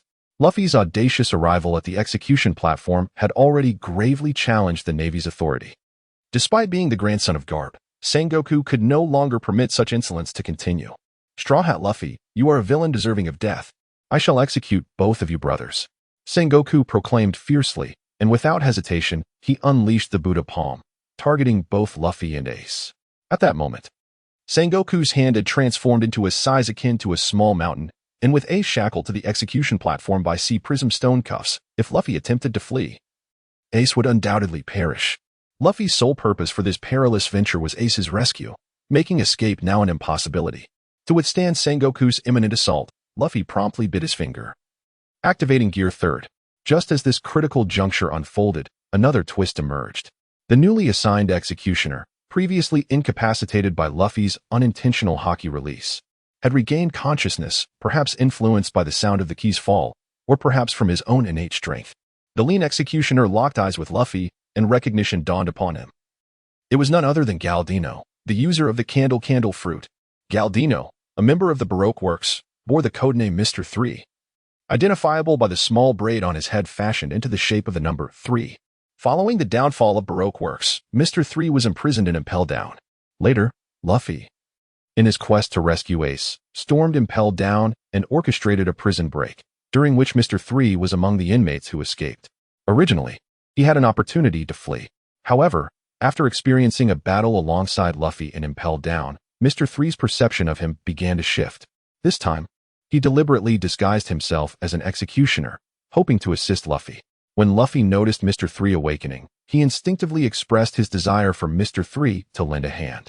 Luffy, by nature an optimist, would not hastily categorize someone as an enemy unless they crossed a moral threshold. Especially now, with their lives at stake, Luffy subconsciously regarded Mr. 3 as an ally. Hey, Mr. 3, use your candle wall to protect Ace. Upon uttering these words, Luffy bit down on his finger, causing his body to swell dramatically in size, preparing to confront Sengoku's impending strike alone. In an instant, Sengoku's colossal hand descended with tremendous force. Although Luffy attempted to block it immediately, he could only withstand it for a brief moment. Given the urgency of the situation, Mr. 3 complied with Luffy's command, utilizing his wax fruit powers to swiftly create a protective barrier, enveloping both Ace and himself within it. However, even so, Luffy was no match for Sengoku. After merely a few seconds of resistance, he succumbed to Sengoku's relentless assault. The aftereffects of activating the third gear soon manifested, causing Luffy's physique to shrink dramatically, reducing him to half his original size. However, fortune favors the resilient, for it is not only Luffy who withstands the formidable onslaught of the warring states, but also the execution platform itself. As Luffy succumbs to defeat, the platform swiftly collapses, plunging Luffy, Ace, Mr. 3, and others into a rapid descent. During their fall, Mr. 3 quickly comprehends the gravity of the situation. In a bid to assist Luffy in the successful rescue of Ace, Mr. 3 promptly fashions a key from wax. They may have originally stood as adversaries, driven apart by differing allegiances and interests. However, when he recalled the words of his brother, Mr. 2 Bon Clay, who vowed to assist the Straw Hat Boy in his escape until death, he realized his decision. Why not seize the opportune moment to depart? As a steadfast comrade, no justification was necessary. In the face of life and death, Bon Clay chose not to flee. He would uphold the bond of friendship with the Straw Hat Boy until the very end. Mr. 3 was equally moved by this spirit and chose to tread the same path as Bon Clay. Since aiding Luffy in rescuing Ace was Bon Clay's final wish, what he must do now is fulfill that wish. To honor his fallen compatriot and to perpetuate his friendship with Bon Clay, he risked his life to arrive here. Soon, Mr. 3 fashioned the key and handed it to Luffy. Luffy grasped the key and swiftly aimed it at the sea-stone handcuffs binding Ace. The Navy, having noticed this, concentrated a barrage of cannon fire towards Luffy and his companions. In a cacophony of explosions, the execution platform was nearly obliterated. Yet, just when everyone believed that Luffy, Ace, and Mr. 3 had met their demise, a tremendous inferno erupted. The released sea-stone handcuffs tumbled from the ruins, followed by waves of flames that ignited, gradually transforming into a roaring blaze. Amidst the thick black smoke, a pathway through the flames suddenly emerged, revealing the figure of Fire Fist Ace before all. Ace had finally been rescued. Following the broadcast of Ace's rescue, the live stream abruptly ceased. Initially, skepticism surrounded the notion that Luffy could liberate Ace from the clutches of the heavily fortified Navy. However, now, after witnessing this epic battle worthy of being inscribed in history, they have finally been convinced. Undoubtedly, what astonished them the most was not merely the exploits of Luffy, but rather the awe towards the impending conflict that looms ahead. Within the live stream, it was evident to all that, in this war, both the Whitebeard faction and the Navy suffered grievous losses. The severe blow dealt to these two formidable forces, which wield significant influence in the New World, is bound to reshape the entire world's landscape in the future. As for this unknown war, what will it ultimately bring them, disaster or opportunity? With the cessation of the live broadcast, everyone began to ponder this question. Beyond the ordinary members of the live stream, the room's super administrator, Luo Fei, was also deep in thought. The Marineford War was originally a monumental event within this world, with profound implications for the future. Following the war, the reconstruction of Marineford, the downfall of the Whitebeard pirates, Big Mom's occupation of Fishman Island, the Straw Hat Crew's ascension in their training, and the rise of the Blackbeard pirates alongside other pirate supernovas. The future world will undergo tumultuous upheaval because of this conflict. All of this is known to Luo Fei as the future. However, now that the live broadcast has laid everything bare for all to witness, Luffy suddenly finds himself beset by uncertainty regarding this predetermined future. When everyone becomes aware of the impending dread, it is inevitable that they will take precautionary measures. Will this future still unfold? And can Ace, the spark that ignited this war, evade a fatal outcome? Chapter 87. Doubts resolved. Infighting within the Navy. Concerning the question posed in the live stream, who ultimately rescues Ace? This has been answered comprehensively, and all have come to trust Luffy's account. Although this inquiry has concluded, the shock and bewilderment it has instilled in the hearts of the audience linger on. From the onset of the war, Luffy's presence did not significantly sway the tide of battle. It was only later, with the emergence of those who were supposed to be in Impel Down and the pirates scattered across the globe, that the complexity of the situation escalated, rendering the outcome increasingly unpredictable. This very circumstance has led all members of the live stream to question the nature of this monumental conflict. When did Crocodile diverge from the ranks of the Seven Warlords? How did Luffy and his allies rise to prominence, navigating through the myriad obstacles to reach Marineford? What transformations did the tyrant Kuma undergo to become the soulless figure on the battlefield? Yet, these inquiries pale in comparison to the most bewildering issue of all, the enigma surrounding Luffy himself. Among the new generation of pirates, Luffy's strength is commendable. Yet to witness him in the recent live stream at Marineford is truly astonishing. The feat that even one of the 4 emperors, Whitebeard, could not accomplish at the cost of his life was ultimately achieved by this seemingly inconspicuous pirate. The Navy had ostensibly prepared thoroughly for this confrontation, yet in the end, Luffy seizes the opportunity to rescue Ace, an act that even the 3 admirals and Fleet Admiral Sengoku could not thwart. If Sengoku's inability to intervene can be rationalized, given that he acted too late, compounded by Luffy's unexpected revelation of the key, then the actions of the 3 admirals remain perplexing. When Luffy first appeared before them, they had ample opportunity to eliminate him in an instant. However, they did not do so. Instead, they engaged in casual conversation with Luffy. Particularly striking were the words spoken by Aokiji, who stood before Akainu and addressed Luffy, saying, "In light of the debt I owe your grandfather." This remark sparked a flurry of imagination. In the scene, the formidable Garp was effortlessly knocked down by Luffy with a single punch, a blatant display of leniency. It can be asserted that Luffy's smooth arrival at the execution platform was not solely due to his strength and resilience, but also heavily influenced by the subtle and overt assistance from these individuals. As the overseer of the room with omniscient perspective, Law naturally comprehended the underlying reasons. With connections and the favor of destiny, one could argue that not only the Navy and the Revolutionary Army, but even the formidable Shanks would grant Luffy a measure of respect. While one might perceive him as a grassroots underdog triumphing against the odds, in reality, he was born amidst privilege in Rome, seeking to experience life at sea for the sake of his dreams. The remarkable attributes of the gum-gum fruit further bestowed upon Luffy boundless potential. Thus, Law was entirely capable of understanding the events that had just unfolded in the live broadcast. However, the other members within the live broadcast room hold a differing opinion. Luffy's ultimate triumph in rescuing Ace cannot be attributed solely to his own efforts, but rather to the collaborative support of various factions. The unwavering protection from the Whitebeard pirates played a significant role, as did the naval forces' lapses in defense, which afforded Luffy considerable advantages. For the pirates, Luffy's success signifies a collective victory, while their responses to the Navy's actions are often limited to mere mockery. However, the situation is markedly different for the Navy. Being a bureaucratic institution, the Navy failed to seize several crucial opportunities, which has consequently led the course of this conflict to veer unfavorably against them. In a bid to protect their reputations and evade post-war accountability, they have begun to shift blame upon witnessing the successful rescue of Ace. At the forefront of this blame game is Akainu, who believes that his performance in this war was flawless and thus directs his ire towards others. Akainu, so this battle was solely my fight? Everyone else were mere actors? The others Akainu refers to, though not explicitly named, are easily inferred. It is certain that those he deems others are indeed his comrades. Only those considered allies could warrant Akainu's caustic remarks. And among the few who could elicit such a pointed mention from him are likely just a handful present on the battlefield. Influenced by Akainu's words, Kizaru quickly responds to vindicate himself. Kizaru, "Oh dear, I certainly fought with great vigor. Did you not see the Straw Hat Kid nearly on the brink of collapse at my hands?" Akainu, "Indeed, you were quite zealous. And you even kicked the Straw Hat Kid out of the center of the battle. With such a vast area, you conveniently sent Luffy into Whitebeard's embrace. One might think you were attempting to save him." It must be noted that Akainu's perspective is astutely critical, to the point where even Kizaru finds it difficult to counter. In the previous scene, he did indeed kick the Straw Hat back into Whitebeard's arms. He had the opportunity to deliver a decisive blow to conclude this epic conflict. Yet reality unfolded in a most ironic manner.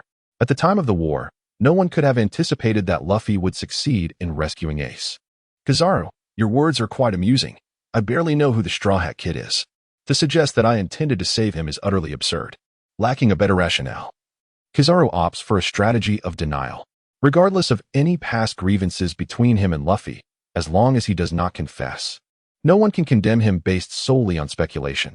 Neither Sengoku nor Akainu can do so. War is fraught with unexpected turns, and thus Kizaru's actions can be understood. In contrast to Kizaru's evasive tactics, Aokiji appears far more candid. "Aokiji, it is evident that during that war, I indeed granted the Straw Hat Kid an opportunity. Yet at that moment, I never imagined that a mere misstep could alter the tide of battle so dramatically. Aokiji, however, it is fortunate that the matter is not yet concluded. Should we cross paths again, I shall not hold back." Compared to Kizaru's ambiguous stance, Akiji's admission is refreshingly forthright. Nevertheless, even if he does not acknowledge it, All have witnessed the events through the live broadcast. By admitting it now, he retains an air of integrity. After confronting his own shortcomings, Aokiji then reaches out to Garp through the live stream. Aokiji, Lord Garp, I was merely following orders. I shall look for an opportunity to repay your kindness in the future. I hope you will not hold it against me. Aokiji's statement poses no issue, after all. Garp has shown him favor, and Luffy is Garp's cherished grandson. His actions, if excessively ruthless, would indeed weigh heavily on his conscience in relation to Garp. However, it has now been foretold in the live broadcast that Luffy will pose a significant threat to the Navy in the future. In light of this, Aokiji can no longer allow Luffy to grow untamed. He took the initiative to inform Garp, both to clarify his stance to the government and to offer a subtle warning to Garp and Luffy. Upon hearing this, Garp merely sighed silently, offering no response. From the moment Luffy chose a path that completely diverged from his own, Garp had anticipated that the day would inevitably come when the two of them would be at odds. However, he was taken aback by the turmoil and discomfort that welled up within him upon witnessing the scene with his own eyes. He possessed a clear understanding of the formidable strength of the three admirals, which only heightened his concern for Luffy. He hoped that the day when they would confront one another would be postponed as long as possible. As Garp was lost in a myriad of thoughts, Akainu spoke again. Akainu, are you inquiring about Vice Admiral Garp's opinion? What a futile endeavor. I thought the recent live broadcast had already provided you with the answer. The implication of Akainu's words was unmistakable. He had already concluded that if the situation escalated to that extent, Garp would undoubtedly not stand idly by in the face of his grandson's peril. Thus, there was no need for Aokiji to seek his counsel. Upon hearing Akainu's veiled mockery, Garp felt a surge of anger. If Akainu truly had a grievance and wished to confront him directly, it would have been preferable to this insidious, sardonic attitude that left Garp feeling quite uncomfortable. Garp, perhaps you should first reflect on your own actions, old man. Mind your own business when it comes to my affairs. Though Garp currently held the rank of Vice Admiral, placing him beneath Akainu in the hierarchy, his prowess and reputation were on par with Akainu's.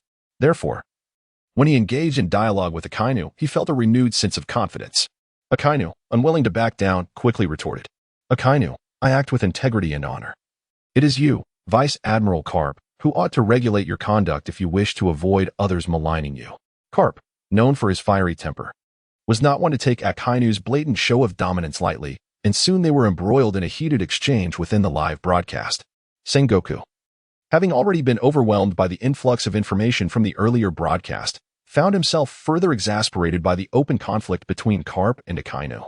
The issue at hand had escalated beyond merely assessing the mistakes made by the Navy during the recent battle.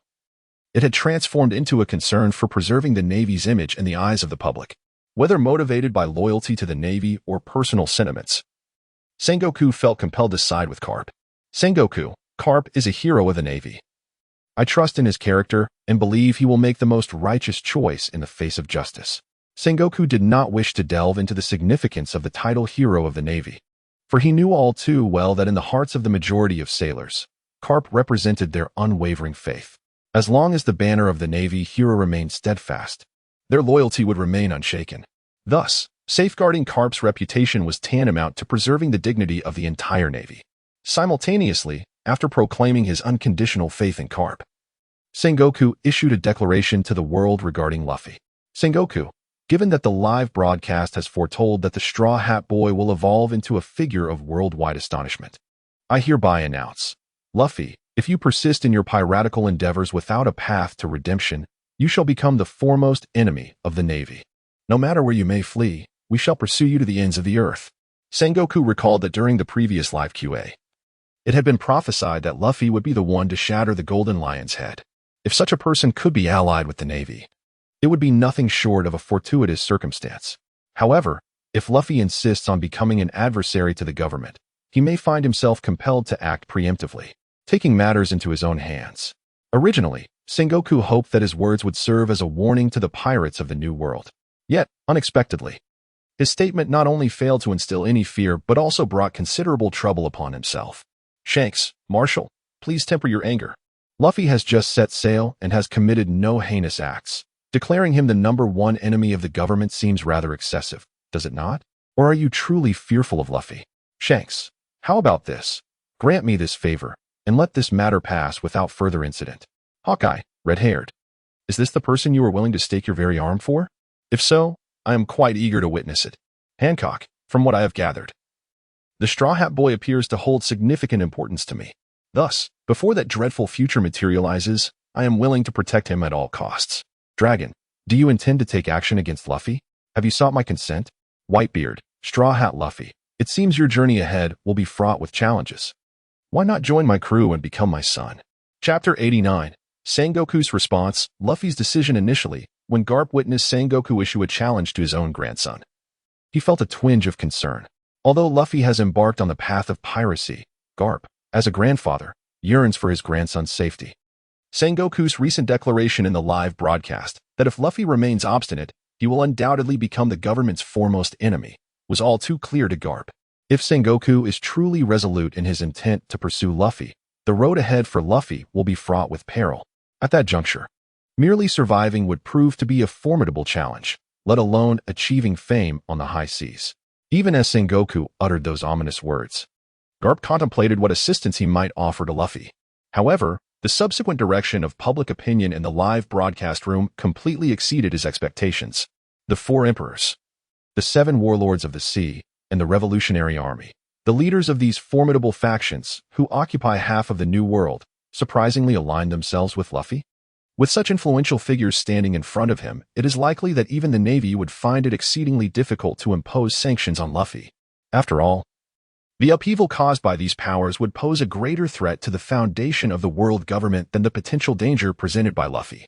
Upon witnessing the apparent unanimous support for Luffy in the chat group before him, Sengoku let out a resigned sigh. This was the first time he had felt such a debilitating headache since assuming the position of Fleet Admiral. It was downright absurd to think that a mere pirate could leave the esteemed Fleet Admiral so utterly helpless. The protection that figures like Whitebeard offered to Luffy indeed filled Sengoku with trepidation. However, due to the blatant challenge to the authority of the Navy by these individuals in the live broadcast, Sengoku could not remain indifferent, regardless of the outcome.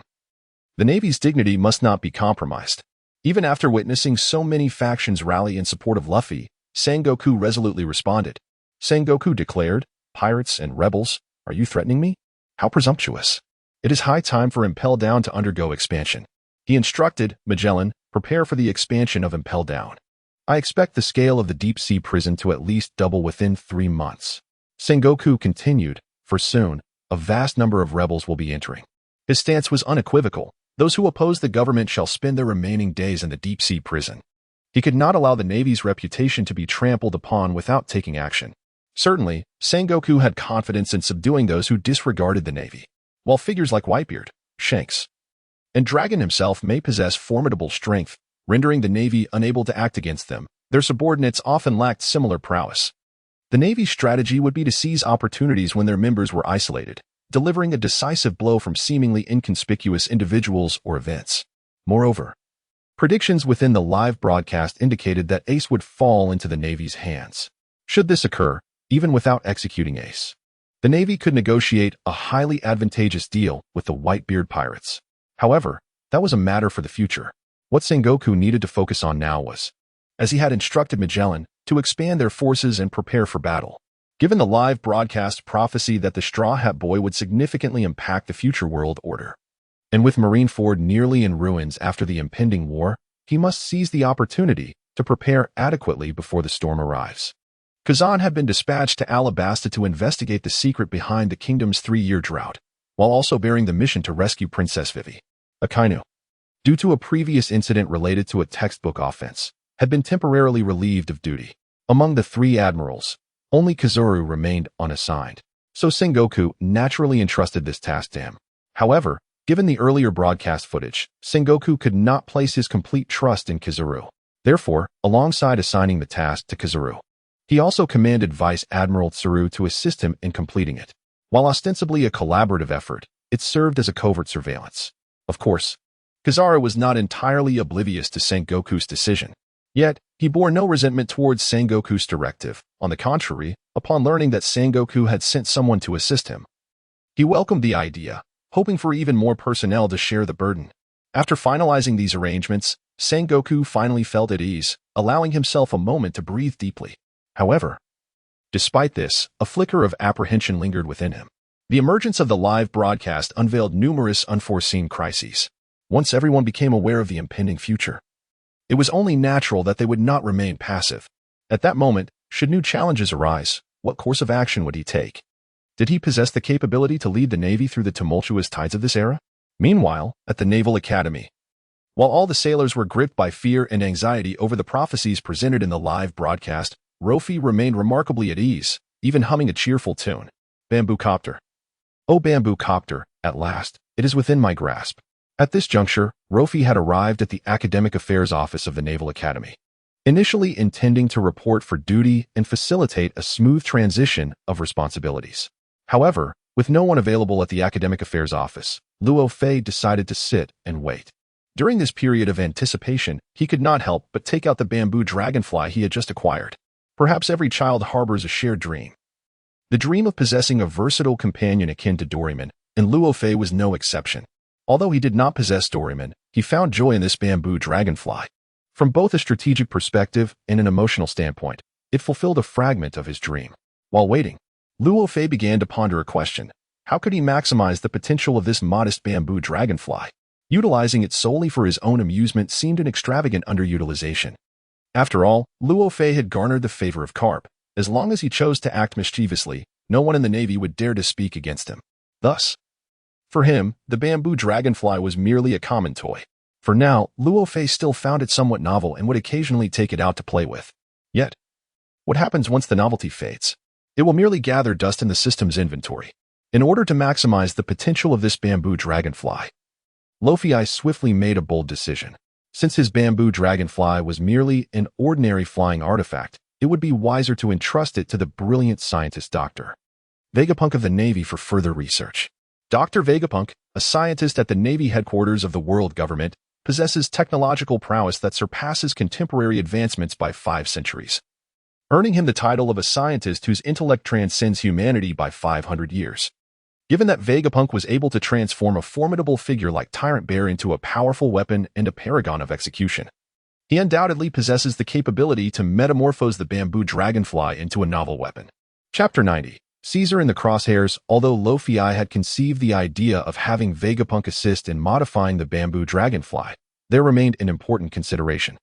As a member of the world government, any research conducted by Vegapunk must be duly registered with the government. However, he currently harbors no desire to share the fruits of this research, particularly not to relinquish it to the Navy without compensation.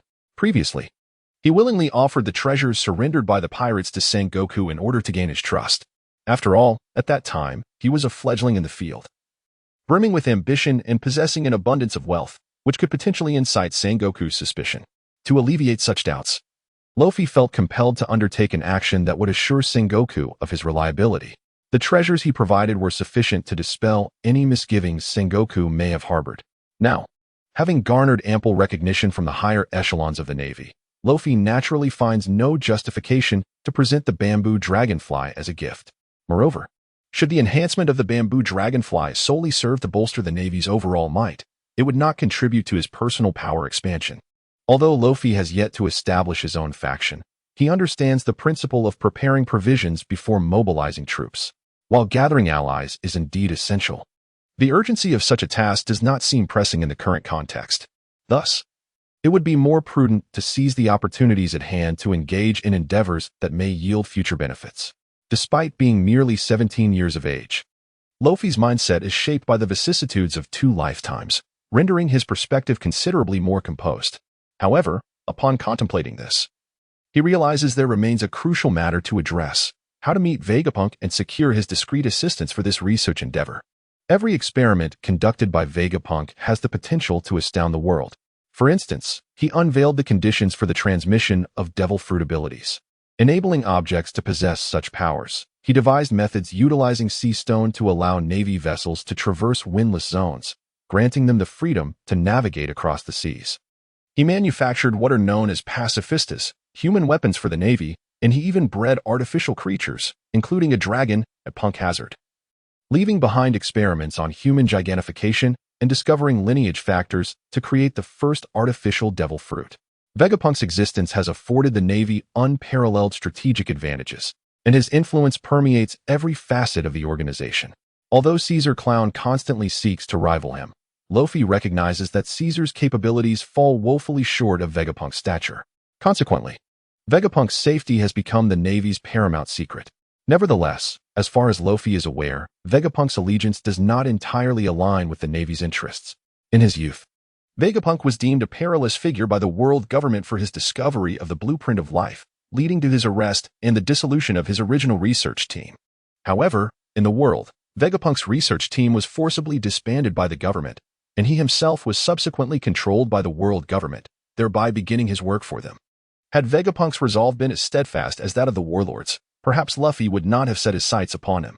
However, it is precisely due to this obscure past that Luo Fei feels that discussing a potential collaboration with Vegapunk can be a feasible endeavor. Having come to this realization, Luo Fei now has but one task before him, to uncover the whereabouts of Vegapunk. While it is common knowledge that a brilliant scientist named Vegapunk resides within the town hall, no one truly knows his precise location. This secret is likely known only to certain high-ranking officials within the Navy. However, Luffy was not inclined to disclose his quest to locate Vegapunk to the Navy. After much contemplation, he set his sights on another individual, Caesar. As a former colleague of Vegapunk, Caesar was bound to possess some knowledge. Chapter 91. An Unprecedented Endeavor. Caesar Clown, the infamous scientist known for his eccentricities, was once a member of the Navy's scientific division and a former associate of Vegapunk. He was apprehended due to the catastrophic incident involving scientific weaponry during the Punk Hazard event, only to later escape from a prison ship. To Luffy's knowledge, Caesar was currently collaborating with Don Quixote Doflamingo, perpetuating his nefarious scientific pursuits. If all went as anticipated, Caesar had likely returned to the very place that had plunged him into chaos, Punk Hazard. The adage "the most dangerous place is often the safest" rang true. For due to the research mishap at Punk Hazard, Caesar was imprisoned, and as a result of that calamity, Punk Hazard had nearly been obliterated, rendering it one of the most inhospitable environments for humanity. Thus, it was indeed unexpected that, a year following the accident at Punk Hazard, Caesar would choose to return to that very locale. However, within this collective, there is notably an absence of Luffy. Presently, Luffy's thoughts have gradually crystallized. The first undertaking upon Luffy's departure from shore was to seek like-minded crewmates. The swordsman and vice-captain Zoro, navigator Nami, chef and combat specialist Sanji, sharpshooter Usopp, Dr. Chopper, as well as the yet-to-board musician Brook, craftsman Frankie, historian and translator Robin, and the fishman Jinbe, all comprised Luffy's crew. Although Luffy's crew is modest in number, each member is a formidable force in their respective domains. Luffy understands that to achieve greatness, reliance solely on oneself is insufficient. Hence, his first act upon setting sail was to gather companions. Luffy, too, is cognizant of this principle. To accomplish an unprecedented and monumental endeavor, he must assemble a crew that rivals any other. If the renowned genius scientist Vegapunk could join his ranks, it would be ideal. The most effective method to locate Vegapunk at this juncture is to journey to Punk Hazard and first seek out Caesar. How to reach Punk Hazard in a manner that is both discreet and inconspicuous has become a perplexing conundrum. Currently, Luffy possesses the line puppet gifted by Doflamingo. The puppet doppelganger must obey its master, yet its other attributes remain nearly indistinguishable. With careful concealment, Luffy could create a convincing doppelganger to travel to Punk Hazard, or leave the doppelganger behind in Marineford while he ventures to Punk Hazard himself. Once this matter is resolved, only one question remains: where to find a vessel capable of setting sail. Contemplating this, Luffy cannot help but feel a twinge of regret. Previously, during the tribute of treasures by pirates, Luffy had spotted an island abundant in minerals and precious woods and had offered several ships in tribute. However, at that time, Luffy felt that those ships held little significance for him, and the extraction of timber and minerals on the island was no easy task. He merely wished to establish a sense of authority among those pirates in his live broadcast. The expenditure of resources for such symbolic gestures was unnecessary, so he only symbolically levied a few boxes of precious ores. Had he seized those vessels back then, he would not be plagued by his current troubles. Nonetheless, despite the regret, Luffy did not dwell on it for long. After all, he had ample time ahead of him. Moreover, Luffy had just graduated from the Naval Academy and secured a position as an instructor, which marked a substantial elevation in both status and identity, granting him access to a broader array of opportunities. Chapter 92. Tina is not to blame. I never uttered such words. In addition to his position at the Naval Academy, Luffy possessed another unique advantage, his role as a super administrator in the live broadcast room. Although every member within the broadcast had the opportunity to answer questions, and rewards for correct answers were not diminished in any way, this aspect underscored the fairness that the live broadcast room extended to all participants. However, the crux of the matter lies in the fact that Luo Fei possesses an omniscient perspective that others cannot rival. With the aid of this vantage point, Luo Fei can effortlessly answer questions and obtain rewards. In any case, Luo Fei is not in a hurry. The enhancement of his abilities and the gathering of like-minded companions both require time, and he has an abundance of it, just as Luo Fei was toying with a bamboo copter. Engrossed in his thoughts, a sudden sound emanated from the door of the academic affairs office. Luo Fei realized that the person designated to assist him with the transition had finally arrived, and he felt a flicker of curiosity regarding who would ultimately manage the entire Naval Academy after Tina's departure. Initially, the executive dean of the Naval Academy was Zephyr. However, Zephyr has rarely been seen at the Naval Academy since a few years ago, and his authority has naturally drifted to others. The current Zephyr is merely a titular dean. The remaining instructors are either elite officers temporarily dispatched from other naval divisions or high-ranking officers stationed at the naval headquarters. Apart from Tina, who is a regular presence at the Naval Academy, there are essentially no dedicated instructors. Soon, amidst Luffy's anticipation and curiosity, an elderly lady with a head of white hair entered. It was none other than Vice Admiral Tsuru. Vice Admiral Tsuru, a two-star admiral and chief of staff at the naval headquarters, is nicknamed the Great Strategist. She joined the Navy concurrently with Sengoku, Garp, and Zephyr, having worked alongside them for many years, and she holds an esteemed position within the naval headquarters, commanding respect even from admirals. Tsuru has also participated in the meetings convened by the Navy to summon the warlords of the sea, upholding a pristine and unblemished sense of justice. If Garp is the emblem of the Navy, then Vice Admiral Tsuru's presence is undoubtedly the indispensable mechanism operating behind that emblem, known yet unrecognized. Luffy never anticipated that the person assigned to him for the position of Academy instructor would be Vice Admiral Tsuru. Upon seeing her approach, Luffy couldn't help but exclaim in surprise. Tsuru, hearing this, merely nodded slightly and walked directly to Luffy. "Indeed, it is I. I never expected you to recognize me," she said casually, as if making small talk. Upon hearing her words, Luffy immediately felt a sense of vigilance. It is important to note that he had never encountered Vice Admiral Tsuru at the Naval Academy before, and given his status, it was impossible for him to meet someone of her caliber. Yet, as he gazed at the individual before him, he could articulate the name of General Crane with remarkable clarity, leaving little room for any slip. "Haha, indeed, I often heard my instructor speak of you, portraying you as wise and capable, gentle and kind, particularly towards us juniors, where your amiable demeanor shines. Especially upon seeing the insignia upon your shoulder, I became even more assured of this truth." Rayleigh initially extolled Crane through the words of others, subsequently revealing the basis of his judgment. Such seamless discourse would elicit no suspicion from any listener. Even General Crane, upon hearing these words, felt an immediate lift in his spirits, finding Rayleigh increasingly agreeable. However, one individual did not concur with Rayleigh's flattering remarks: Tina. As Rayleigh's lead instructor, how could she forget having made such a statement? "I won't take the blame. I never said that," Tina hastily clarified in the live broadcast. Although it was unnecessary, she was keen to avoid the impression of being a gossip who relished discussing her students, for she was, after all, the aloof goddess. However, upon hearing Tina's words, Doflamingo quickly identified the loophole. "Oh, are you implying that Vice Admiral Crane's seemingly gentle and kind demeanor is merely a fade? One must admit, Doflamingo possesses an exceptional talent for equivocation. A seemingly ordinary statement is invariably transformed by him into a multitude of interpretations." Faced with the challenge of clarification, Tina opted to abandon her attempts, directly acknowledging that the words relayed by Rayleigh to Crane were indeed her own, which she had forgotten. Chapter 93. Rayleigh aspires to be a physical education teacher at the Navy Academy? Under Doflamingo's relentless questioning, Tina ultimately conceded to Rayleigh's assertions.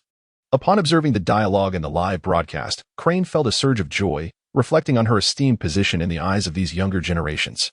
Rayleigh, witnessing the live stream, could not suppress a sense of satisfaction. Initially, he had merely made a few offhand remarks, although he had not anticipated Tina's forthright nature, which led her to inadvertently expose the fact that she had not uttered those words. The presence of Doflamingo, the provocateur, proved fortuitous. Despite the convoluted process, the outcome was rather favorable, leaving Luffy quite content. After exchanging a few casual pleasantries, the rapport between Luffy and Vice Admiral Crane grew considerably closer. Following a brief introduction to the job responsibilities, Crane promptly arranged a course schedule for him. As Luffy was new to the environment and likely unfamiliar with many tasks, Crane initially assigned him only theoretical courses. She presumed that having spent 3 years at the Navy Academy, Luffy would have absorbed the foundational knowledge, regardless of his penchant for revelry. However, Crane had overestimated Luffy's academic capabilities. Vice Admiral Crane, I believe it would be prudent to assign me other tasks. I can hardly retain such fundamental knowledge, let alone teach it to others, Luffy expressed with a hint of concern and embarrassment. His apprehensions were not unfounded. Although he had spent an additional 3 years at the Navy Academy compared to his peers, those years had been filled with indulgence, and he had barely scraped by in exams through sheer cunning, lacking any substantial knowledge. If tasked with instructing on such scholarly subjects, what could he possibly impart? Perhaps teaching the recruits how to polish their boots? While Luffy would not mind such an approach, he feared the repercussions from Sengoku. Crane, upon hearing Luffy's request, wore a look of disbelief. She could scarcely fathom that Luffy, a rare prodigy within the Navy headquarters, was unaware of such basic concepts. My heavens, Luffy, you must be being modest, right? She inquired incredulously, adjusting her spectacles. Although Crane was oblivious to the reasons behind Luffy's 3-year delay at the Navy headquarters, her astonishment was palpable. Since the advent of the live broadcast, Luo Fei has repeatedly answered questions correctly, leading he and numerous senior naval officials to believe that Luo Fei is indeed a rare talent seldom seen in a century within the Navy. Thus, when Luo Fei expressed his unfamiliarity with these fundamental courses, he exhibited considerable astonishment. Nevertheless, he displayed a commendable open-mindedness. She recognized that whether Luo Fei's statement was intentional or not, it clearly indicated his reluctance for this position, given that Luo Fei had already mentally rejected the role. Imposing it upon him would likely yield unfavorable consequences. After a brief contemplation, he inquired once more, "What position do you desire?" Adjusting her glasses with a hint of exasperation, she posed the question. She genuinely struggled to conceive of any role within the Naval Academy that could be deemed easier to fulfill than that of an instructor for foundational knowledge courses. Upon realizing that Vice Admiral he had finally relented, Luo Fei swiftly considered other subjects offered at the Naval Academy. Soon, he recalled one that piqued his interest. I believe a physical education teacher would suit me perfectly. Why not allow me to take on the role of a sports instructor? Luo Fei exclaimed exuberantly. Although he had spent 3 years at the Naval Academy, barely scraping through other subjects, he consistently achieved perfect scores in one particular area, the physical fitness tests. Chapter 94. Even Kazara shed tears. Despite Luo Fei's 3 years of retention at the Naval Academy, his average exam results were rather mediocre. However, it is this physical fitness test that brings the greatest satisfaction to Luffy and the Academy instructors. Perhaps it is due to his extraordinary talent. Since his first arrival at the Naval Academy 3 years ago, his physical capabilities have set him apart from the rest. In every practical training exercise, whether it be free climbing or cross-country trekking, Luffy consistently delivers the most outstanding performance. Regrettably, at the Naval Academy, physical fitness assessments are merely regarded as standard health checks. As long as one surpasses the minimum requirements, it does not impact the overall academic performance. The most apparent gain for Luo Fei is the envy from his male peers and the admiration from his female classmates. This explains why, despite his exceptional physical prowess, Luo Fei's academic standing remains at the bottom. Nevertheless, while excelling in physical fitness tests has not significantly aided Luo Fei's studies, it has afforded him a certain level of popularity within the academy.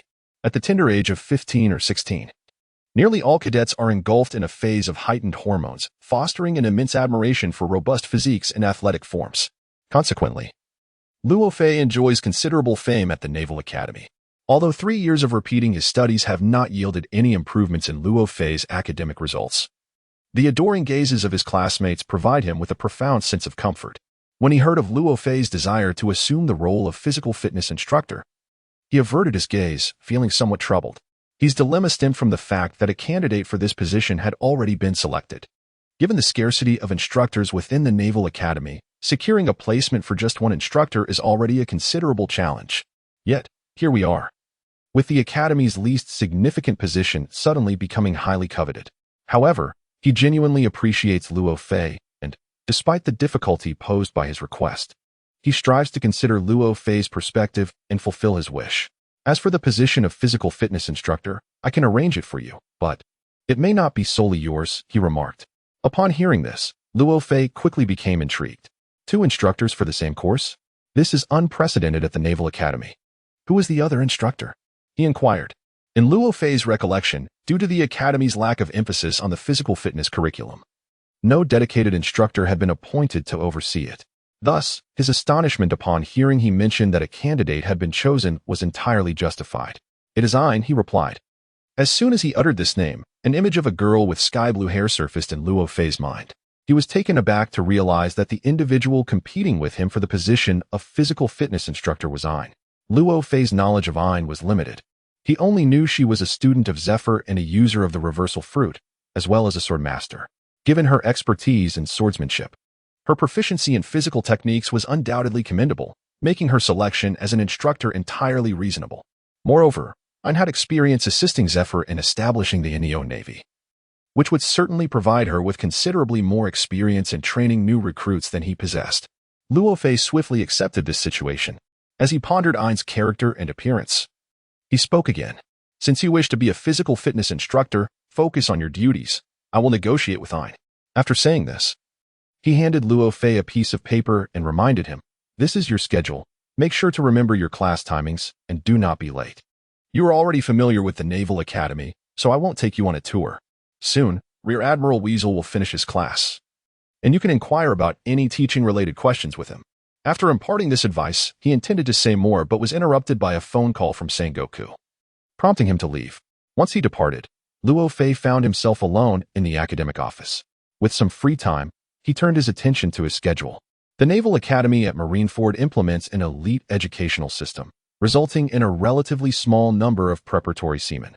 The entire academy comprises only about 300 individuals.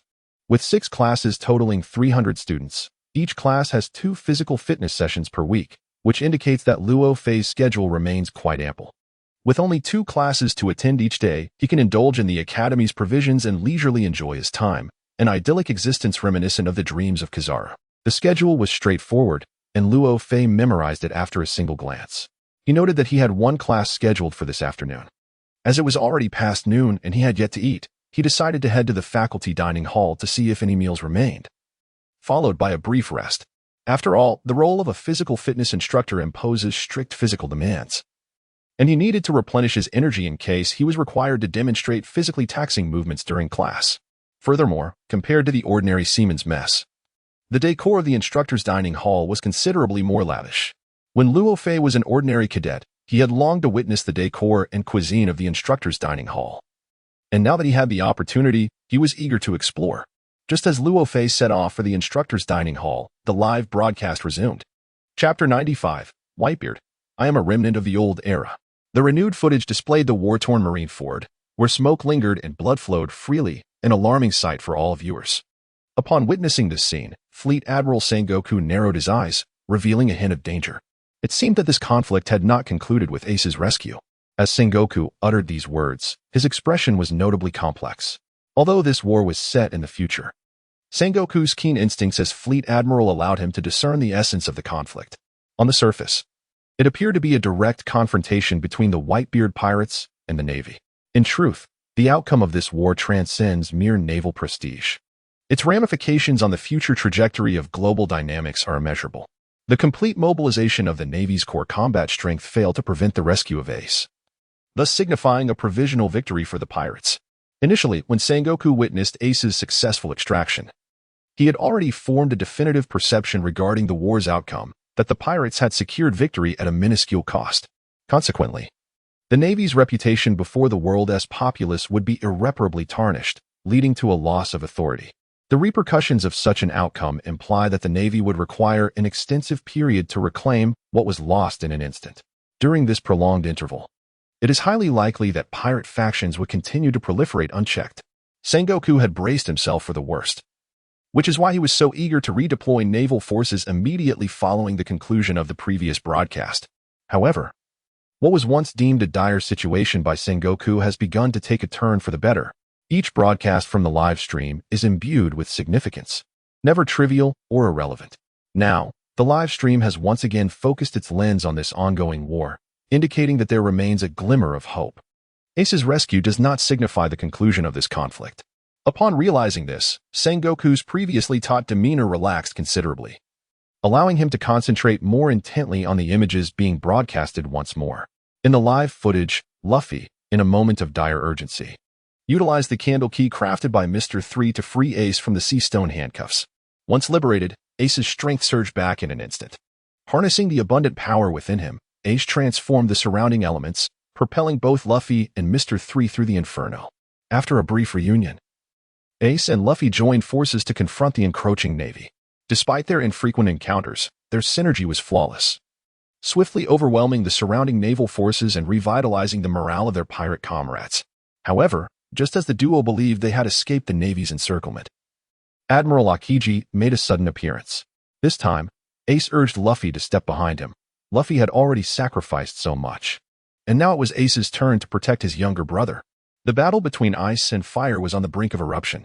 The clash of these two formidable natural-type devil fruit users raised the question of who would emerge victorious. In a typical one-on-one confrontation, they might have unleashed a cataclysmic showdown. However, the current Kazan has endured prolonged battles, and his strength is no longer at its zenith. Moreover, Ace does not relish combat. After deflecting a powerful blow from Kazan, he swiftly continues to flee alongside Luffy towards the direction of their comrades. Yet, even if they manage to temporarily evade the Navy's pursuit, it does not signify that they have truly escaped danger, for they remain in Marineford, a domain firmly under the Navy's control, where they possess overwhelming advantages. Although Ace has successfully been rescued, a pressing dilemma looms before them: how to safely depart from Marineford.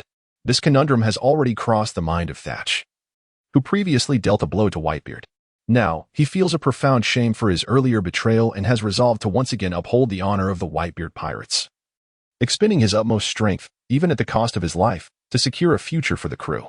Thus, under Thatch's command, a colossal and intact vessel charges forth like a ferocious beast towards the plaza of Marineford. At this moment, Thatch is resolute. As soon as the ship docks and all comrades are aboard, he will lead those who still wish to follow him onto the battlefield to confront the Navy. In war, bloodshed and sacrifice are inevitable. Thatch is acutely aware that his actions against the captain have rendered him unworthy of continued existence. To escort the final voyage of the Whitebeard pirates with his own life is the only form of redemption he can conceive. In the distance, Whitebeard observes Thatch's swift approach and instantly comprehends his intentions. However, as the patriarch of all aboard, how could Whitebeard bear to see his son stand in his path? His sons valiantly defended the honor of the Whitebeard pirates, and as a father, he naturally felt compelled to shield them from harm. Thus, before the watchful eyes of all, Whitebeard swiftly positioned himself in the path of the advancing ship, a single hand effortlessly halting its relentless approach. Squirtle was taken aback, despite his readiness for the confrontation. He had indeed betrayed his father. Amidst the confusion and astonishment of the onlookers, Whitebeard spoke slowly. Squirtle, you cannot fathom the disloyalty of a white-haired man sending a black-haired one to his demise. Do not be so self-important. Your strike could not claim my life. This was Whitebeard's response. Even at this critical juncture, he sought to alleviate Squirtle's inner turmoil with words. Following this, after uttering those lines, Whitebeard stepped forward, addressing his sons with final exhortations. Every life meets its end eventually. Our objectives have been fulfilled. Our presence here is no longer necessary. Stand firm, Whitebeard pirates. It is time to issue my final command as captain. We part ways here. Each of you must survive and return safely to the New World. In his resolve to protect his sons, Whitebeard understood the might of the Navy and would not allow them to face peril. Just as he had told Sengoku, he would not fall until he had witnessed his sons' radiant futures. Now that Ace was free, it was his duty to ensure the safety of his sons. Whitebeard was acutely aware of his mission. I am a remnant of the old era. The new age has no ship that can bear my weight. Let us set sail. My children. Chapter 96. Autobiography of Whitebeard. Tears of an era. I am a remnant of the old era. The new age has no ship that can carry me.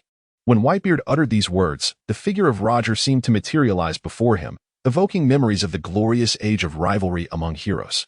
In that era, although Roger's name echoed throughout the world and he basked in the glory of being a great pirate, it was also a time when Whitebeard shone brightly.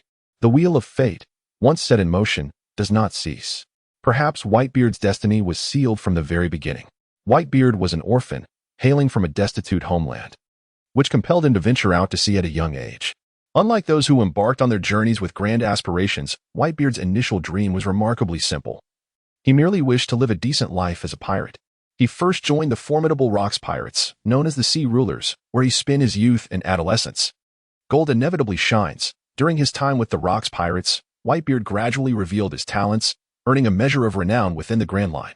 However, to the members of the Rocks pirates, Whitebeard is entirely distinct from other pirates. He is not obsessed with status or treasure, but often finds himself lost in thought. At such moments, Whitebeard has clearly defined his life's pursuit, a family and a group of loved ones. Perhaps it is his childhood experiences that instilled in him a profound yearning for the warmth of a family. Yet within the ranks of the Rocks pirates, Whitebeard found himself devoid of the warmth typically associated with family. Fortunately, shortly thereafter, the formidable Rocks was vanquished by the combined forces of Roger and Garp, leading to the disintegration of the once mighty Rocks pirates. Seizing this opportunity, Whitebeard proceeded to assemble his own crew, finally able to cultivate a familial atmosphere in his pirate band, a prospect that brought him immense joy. As the narrative unfolds, as many are already aware, Whitebeard discovered a cohort of sons equally yearning for the comforts of family, including Marco, Jozu, and others. The Whitebeard pirates flourished, rapidly ascending to the ranks of the most renowned pirate crews in the New World. During this period, two significant events transpired that would alter the course of the Whitebeard pirates. The first was the arrival of Odin, whose joining was pivotal for Roger's ascent to the title of Pirate King. At that time, Whitebeard was already privy to the secrets of the poneglyphs, and fortuitously, Odin was among the few capable of deciphering their ancient script. It can be posited that had Whitebeard resolved to pursue the legendary One Piece and prevented Odin from departing, the position of Pirate King could very well have been his. Ultimately, Whitebeard allowed Yutien to choose his own path. It can be said that Roger's eventual success was inextricably linked to Whitebeard's generosity and magnanimity. This marked the first pivotal event that altered the course of the Whitebeard pirates, a circumstance that destined Whitebeard to remain distant from the title of Pirate King. Fortunately, Whitebeard himself remains indifferent to such matters. The second significant change within the Whitebeard pirates is the ongoing event of the Marineford War. Sengoku, disregarding the anguish of Garp and the threat posed by Whitebeard, is determined to publicly execute Ace for the world to witness. This decision stems from two pivotal reasons. Firstly, Ace is the son of the Pirate King, Roger. Secondly, he serves as the captain of the 2nd Division of the Whitebeard Pirates.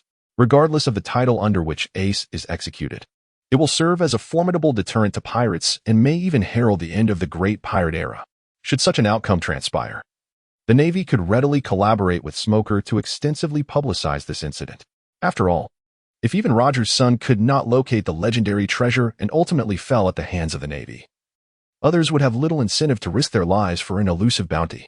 Thus, Whitebeard is resolutely committed to safeguarding Ace, not merely for the sake of his son's life and their paternal bond, but also to protect the era of great pirates that Roger's demise ushered in. Set sail, my children, and return safely to the New World, Whitebeard declared to his sons behind him in his final moments. Do not look back. The times have changed. The luminaries of the Whitebeard era have fallen one by one, leaving him as the sole guardian of the banner known as family, still navigating the seas. He stands as the last symbol of a bygone era, destined to fall before the rising tide of the new generation. Yet at the very least, he chose to meet his end here, paving a path for his beloved sons. At least, he opted to perish in this place, bestowing hope upon the new world. Whitebeard had lived for so long. He had savored all that life had to offer and experienced all that fate had in store. In the twilight of his limited existence, having set sail for decades, he had long since navigated the corridors of time to pierce through his own destiny. From the moment he resolved to lead the Whitebeard pirates to Marineford, he was acutely aware that this was a war from which there was no return. Not to mention the unknown forces still lurking within the Navy, with just Sengoku and Garp combining their might. A moment of carelessness could spell disaster for him and his entire crew. If someone must remain to hold the Navy at bay, he willingly accepted the role of that vanguard. Set forth, my children. Return safely to the New World. That sea was the very source of all wealth, dreams, comrades. What a long journey it has been. Reflecting upon his past, Whitebeard bore no regrets. Now is the moment to bring his conflict with the Navy to a close. Chapter 97. The Inhuman Akainu. Ace's final fate. If the road to leave this place were fraught with peril, he would sacrifice everything, even his life, to ensure the safe passage of his sons back to the new world. This was Whitebeard's ultimate realization. After imparting these words to his sons, he had little time left for further explanations. With a mighty swing of his robust arm, he struck the air with tremendous force, unleashing a colossal earthquake powerful enough to upheave Marineford, as if a tempest had swept through. Gazing at the ruins that were once Marineford, Sengoku could not help but reveal a look of astonishment. He had not anticipated that Whitebeard, upon his arrival at Marineford, had not showcased such formidable power, yet now, in his injured state, with his crew on the brink of departure, he displayed this might. He had indeed underestimated Whitebeard's strength. Yet at the same time, Sengoku comprehended Whitebeard's intentions. He was well aware of the formidable power of the Tremor fruit, a man who once stood shoulder to shoulder with Roger, even in the twilight of his years, retained an undiminished aura. Upon his arrival at Marineford, Ace was still in the clutches of the Navy, and Whitebeard, concerned for Ace's safety, was unable to unleash his full strength. However, Ace is now safe. In order to escort everyone away and bid a formal farewell to this era, Whitebeard is finally ready to risk it all. The display of power he has just unleashed is palpable, and Sengoku can discern that Whitebeard is truly fighting with a mindset of desperation. He intends to plunge the entire Marineford, along with himself, into the depths of the sea. The might of the strongest Logia fruit is unleashed alongside Whitebeard's final resolve, manifesting immense power, as he releases a tremendous shockwave capable of rending space itself. Many structures on the island begin to tilt and collapse. Even the plaque bearing the inscription of absolute justice on the walls of Marine headquarters cannot withstand such a forceful impact and crashes to the ground. In an instant, the Marines are engulfed in a profound panic. Simultaneously, they quickly mobilize considerable forces to launch an assault against Whitebeard. Yet, he single-handedly withstands all these attacks, creating a relatively safe path for his sons behind him. Witnessing their father endure such suffering, everyone aboard the Moby Dick is consumed by anguish and conflict. However, they simultaneously comprehend that at this juncture, any further delay would merely tarnish the reputation of their resolute father. The Whitebeard pirates must not face total annihilation. Among those who suffer the most upon realizing Whitebeard's intentions, none are more pained than Ace. For over a decade, their father has bestowed upon him an abundance of warmth. And now, in his father's moment of peril, Ace feels an overwhelming sense of helplessness. His heart is engulfed in turmoil and distress. The affection bestowed by Whitebeard is a treasure he shall cherish for a lifetime. At this moment, Ace has come to grasp his father's true purpose. He will not allow his father's sacrifices to be in vain. He is determined to carry forth his father's final wish and return safely to the new world. However, before that, he needed to bid farewell to his father formally. Thus, Ace broke through the heavy encirclement of the Navy and approached Whitebeard, creating a brief barrier of flames. Within this sanctum, Ace knelt with his head bowed. Although he had a myriad of words to convey to his father, when the moment arose, he found himself at a loss for how to begin. Whitebeard, understanding Ace's inner turmoil, directly addressed him. There is no need for excessive words. Ace, may I pose you a question? Am I a worthy father to you? Upon hearing this inquiry from Whitebeard, memories flooded back, and a gentle light sparkled in Ace's eyes. Of course, Whitebeard smiled with satisfaction. This was the culmination of what he had sought throughout his life. To conclude his existence in such a manner left him without regrets. Their farewell was devoid of superfluous dialogue. Yet the bonds of affection and gratitude were deeply etched in their hearts. They had both discovered their answers. After their farewell, Whitebeard continued to confront the Navy, while Ace dashed alongside Luffy and the others towards their comrades. Ace's allies had commandeered a warship. As soon as Ace and the others who were retreating from the square boarded, they would be able to escape smoothly. However, the Navy would not permit their departure so easily. Although Whitebeard was immensely powerful and attracted the majority of the Navy's firepower, he was but a single man, unable to withstand them all. Sakazuki seized this opportunity to pursue Ace and the others. Nevertheless, most of the Navy's combat strength remained occupied with Whitebeard. Sakazuki realized that a violent pursuit would only capture a few pirates and would not prevent the main force from escaping. Rather than inflicting physical harm, he preferred to torment his enemies psychologically. Thus, as he faced the fleeing pirates, Sakazuki unleashed a barrage of verbal assaults. Do you truly believe you can escape? How naive. The moment you rescue Fire Fist Ace, you retreat. The Whitebeard pirates are nothing but a bunch of cowards. The pirates seethed with anger upon hearing these words. Sakazuki's tactics were so blatant that it was evident he was merely trying to provoke them. To avoid falling into Sakazuki's trap, the pirates, though pained, remained resolute, sprinting towards the awaiting warship. However, Sakazuki was far from finished. Seeing that his attacks on them were ineffective, he swiftly altered his strategy and launched personal attacks against Whitebeard, whom the pirates revered. But the captain is merely a relic of a bygone era, a failure at that. Upon hearing the term failure, Ace could no longer restrain himself and halted in his tracks. He turned, his fist ignited with fury. Gritting his teeth, Ace demanded that Sakazuki retract his words. His companions urged Ace not to stop, to disregard Sakazuki's taunts, yet Ace firmly believed that Sakazuki was insulting his beloved father and refused to turn back. Observing Ace's reaction, Sakazuki recognized that his strategy was effective. To further incite Ace, he continued, "Retract? I shall not. I speak the truth. Your father, Gold, Roger, conquered the Grand Line and sacrificed his life to usher in the era of the great pirates. While it may be inappropriate for a Navy officer to admit this, he indeed deserves the title of Pirate King. And what of Whitebeard? Did he ever possess the courage to confront Roger in battle? Hiding away in safety, leading a band of followers as a mere king of the mountain, is that truly satisfaction? Though many fools still use Whitebeard's name to protect the peace of numerous islands. In my eyes, they are merely heroes of trivial conquests, vanquishing insignificant pirates. While Roger lived, they bowed before him. After his death, they cannot be called true kings. Hence, he will forever remain in Roger's shadow, an eternal failure, such as Whitebeard. When one reflects upon it, he is indeed a pitiable man, adored by a throng of lackeys. Hailed as father, engaging in childish antics aboard his ship, ruling the seas for decades without ever claiming true kingship, achieving nothing, and in his final moments, betrayed by a foolish son who was deceived by flattery, yet died to protect them. What a hollow existence. Sakazuki's words struck deep, inflicting pain upon everyone aboard Whitebeard's ship.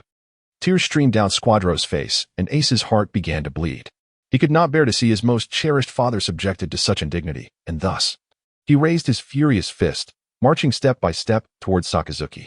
All the while, Ace insisted that Sakazuki silence himself, for he could not tolerate the dishonor cast upon his beloved father. At this moment, Akainu resembled a rabid dog. The more he witnessed Ace's fury, the more his expression twisted into a grotesque and terrifying grimace, and his words grew increasingly vile. A person who strays from the righteous path possesses no value in existence. You band of pirate ruffians have no reason to continue living. Whitebeard, as a defeated man, truly embodies the essence of a wretched overseer. Upon hearing these words, Ace's inner rage became uncontrollable, and he roared at Akainu, declaring, "Whitebeard is the great pirate who forged this era. You shall not insult my savior. This era is named after Whitebeard." With that, Ace summoned a dragon of flames, launching himself fiercely towards Akainu. The clash of fire and magma ensued. However, Ace's fury-driven punch, devoid of reason, proved no match for Akainu. After a brief collision, Ace was sent flying. Despite being the wielder of the Marineford War, Ace was grievously burned. Witnessing Ace fall to the ground, Luffy rushed forward, filled with concern, eager to assist. However, his body had reached its limit, and after only a few steps, he collapsed to the ground. As Luffy fell, a life card that had been hidden beneath his hat fell out as well. This life card had once been entrusted to him by Ace. The Admiral Akainu, observing Luffy, couldn't help but smirk at the sight of the two brothers, both struggling to move. Perhaps intending to shatter Ace's final mental defenses, Akainu, seeing Ace grievously wounded, chose not to pursue his annihilation, but instead focused his attention on Luffy, who was not far away. The fact that the sons of the Pirate King Gold, Roger, and the Revolutionary Dragon were sworn brothers was indeed astonishing. Your lineage is irredeemably tainted. Anyone may flee, but you brothers shall not escape. Watch closely. With that, Akainu raised his fist, which was oozing with magma, and charged directly at Luffy. In that moment, Luffy's consciousness was clouded, and he was only aware that he needed to retrieve the life card of Ace that he had inadvertently dropped, completely oblivious to the imminent danger closing in. Yet, given Luffy's current physical condition, he might have sensed the peril that Akainu posed, but his body, having surpassed its limits, could no longer execute any defensive maneuvers. Everyone watching seemed to hold their breath in anticipation. Akainu's speed was astonishing. Within that fleeting moment, they could not ascertain how to save Luffy. Ace, realizing that Akainu's target was not himself but Luffy, shouted out in alarm. For Luffy, Ace had bestowed all his love and tenderness. Having already experienced the force of Akainu's punch, Ace could not bear to imagine the consequences if Luffy were to endure such a blow in his current state. Yet, in that tense and heart-wrenching moment, the live broadcast abruptly ceased. All the viewers in the streaming room pounded their chests in frustration upon witnessing the sudden cut. It felt akin to having planned a delightful card game with a beautiful companion, only to have it abruptly interrupted just as one was about to play their trump card. Disappointing indeed. As the audience pondered this sudden turn of events, a prompt appeared in the live chat. Question: will Ace ultimately leave Marineford alive? Chapter 98. If this is not love, what is there to mourn? Whether Ace can leave Marineford alive is perhaps the simplest question posed in the streaming room thus far. It is a multiple-choice question with only two options, yes or no. Far away in the new world, upon seeing this question, Luffy almost instantly made his judgment. Luffy, this question is easy. It's a no-brainer. Who is Ace? Ace is my sworn brother. Of course, he will leave that dreadful place alive. Such was Luffy's first and only thought upon the appearance of this question. However, just as Luffy was about to voice his answer, Ace, who had already reached the desert region of Alabasta, intervened. Ace, Luffy, I heard there's a sea creature called the giant sea fish in the New World. And it's delicious. I wonder if you've ever tried it. Ace understood Luffy's character, and whether out of trust or hope, he knew Luffy would certainly provide that answer. Yet, Ace was also aware of his own situation. At this moment, two individuals were paramount in his life, Whitebeard and Luffy. Under the recent circumstances, he had only one choice. Ace's response was thus completely contrary to Luffy's. Knowing Luffy's answer would be incorrect, he had to prevent Luffy from speaking it. For Luffy, the most important matters in life were these three: the dream of becoming the Pirate King, his friends and family, and food. To redirect Luffy's attention swiftly, Ace uttered those words. The effect was palpable. Upon hearing Ace's statement, Luffy's thoughts indeed followed Ace's lead. Luffy? Huh? Really? Chopper. Let us go fishing. Chopper. Baka. That sea king. Not just ordinary fish. Sanji. Delicious sea kings? Let us go fishing. Luffy. Yash. Let us set sail. Nami. Come back here. Watching Luffy playfully banter with his crew, Ace couldn't help but smile. If he could, he would wish to protect Luffy's smile for eternity. Regrettably, the live broadcast has foretold his fate. Ace stated, allow me to respond to this query. My answer is, no. Had Ace been devoid of attachments, he could have effortlessly evaded the Navy's pursuit, leveraging his formidable elemental abilities. However, he found himself unable to do so. He could not permit the esteemed name of Whitebeard to be tarnished, nor could he allow his only brother, Luffy, to be mistreated. Thus, in light of the circumstances depicted in the recent broadcast, he was compelled to charge forward without hesitation. In the live stream, Akainu had just exchanged a blow with him. Following that strike, Akainu remained as spirited as ever, while Ace was clearly injured. From this, Ace had come to understand the disparity in strength between himself and Akainu. Nevertheless, he could not allow Akainu to harm Luffy without intervening. He could not defeat Akainu merely to protect Luffy. Thus, the only course of action left to him was to shield Luffy from this fatal blow with his own flesh and blood. To sacrifice himself for the sake of his cherished brother could be deemed a worthy closure to a life that was both fleeting and scorned. Ace had evidently come to terms with such an outcome. Upon witnessing Ace's declaration in the live broadcast, Whitebeard let out a silent sigh. He understood Ace's character better than anyone. Although Ace had carved out a significant existence on the seas, in Whitebeard's eyes, Ace remained that reckless young lad, much like Luffy.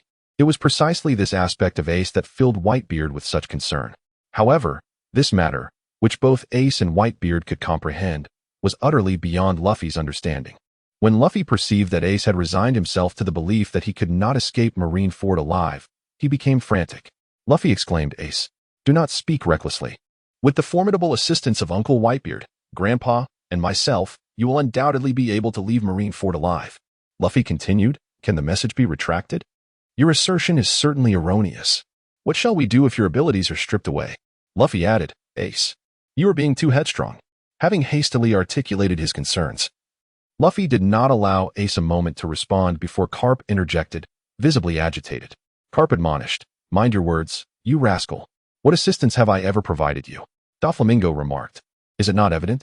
A vice admiral of the Navy, a hero who could strike down the mighty Shiki with a single blow, unable to overcome a mere child who has just ventured out to sea. Truly, I am gaining new insights. Greenbowl challenged, Garp, are you merely growing old? Or is it that I cannot wield my sword any longer?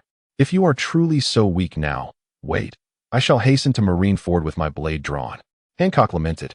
If this does not constitute love, what then is left to mourn? Observing the myriad of doubts in the live stream, Garp, far away in Marineford, sighed deeply and fell silent. Is it truly so glaringly obvious? I genuinely hope for your safety. Within the confines of the room, Garp murmured to himself. Meanwhile, in the live stream, upon receiving the answer to the question, the correct response was swiftly indicated. Ding. The inquiry, can Ace survive leaving Marineford? Was met with Ace's reply of no, and at that moment, everyone held their breath. Ace's assertion of capability or incapacity would determine the outcome of this grand and devastating war at Marineford. The focus of attention shifted to who would ultimately prevail in this conflict between the Navy and the pirates. Amidst this tension and anticipation, the live stream finally announced the result. Answer: correct. The conflict surrounding Ace's fate had reached a conclusion. Yet, the focal point of the question, Ace, remained uncertain whether to feel joy or sorrow. He had answered correctly. He should feel joy. However, in this predicament, he is destined to meet his end soon. Moreover, it is not solely he who faces this fate. Countless companions, in their quest for salvation, find themselves unjustly ensnared. Perhaps it is due to his foreknowledge of his impending fate, or perhaps the simulation of this forthcoming war has allowed Ace to gain profound insight into his own heart, helping him to comprehend the significance of his existence. Ace's inner turmoil has substantially diminished, replaced by a profound appreciation for the present. His beloved father, his concerned brother, and his comrades, they all thrive in this world. That is sufficient. As for the calamities that lie ahead, Ace has already come to terms with them. However, since the live stream has revealed this grim future to him, it has bestowed upon him the opportunity to alter it. Though Ace remains uncertain whether his adversaries will take any countermeasures due to the broadcast, he is now on guard, determined not to allow such a tragedy to unfold easily. Upon hearing this revelation, Luffy's heart sank. Was it truly his weakness that led Ace to sacrifice himself for his sake? Damn it, I must become stronger. Luffy silently vowed to himself. Because Luffy and Ace had answered the questions too swiftly, the live stream had yet to announce the rewards for their correct responses. Now that the correct answer has been revealed, there is ample time for the live stream to declare the reward for this round. This reward appears to be an unremarkable wooden drawer. However, once the system elucidated the functionalities of this wooden drawer, everyone was left in astonishment. Even Rayleigh could not help but feel a twinge of envy. Such a rare reward, had he known earlier, he would have participated himself. Chapter 99, Traversing the Past and Future. The Journey's End. Congratulations to group member Ace for answering correctly and earning the reward of a time machine. As the voice in the live stream faded, a wooden drawer swiftly materialized in the prize section. At first glance, it appeared to be an unremarkable wooden drawer. Yet, the name is indeed quite daunting. Just a mere wooden drawer, and it is dubbed a time machine? Upon witnessing this reward, the audience in the live stream was momentarily left in a state of disbelief. How can the system's rewards become increasingly perplexing? The last one was a stone-made zodiac talisman, and now we have a wooden drawer? Furthermore, considering the previous incident with the zodiac talisman, this wooden drawer is undoubtedly not as simple as it appears. This is a live stream room where all things miraculous unfold, and the rewards it offers are bound to be extraordinary. Based on prior experiences, the more unassuming the exterior of a reward, the greater its intrinsic power. Moreover, this seemingly inconspicuous drawer is referred to as a time machine.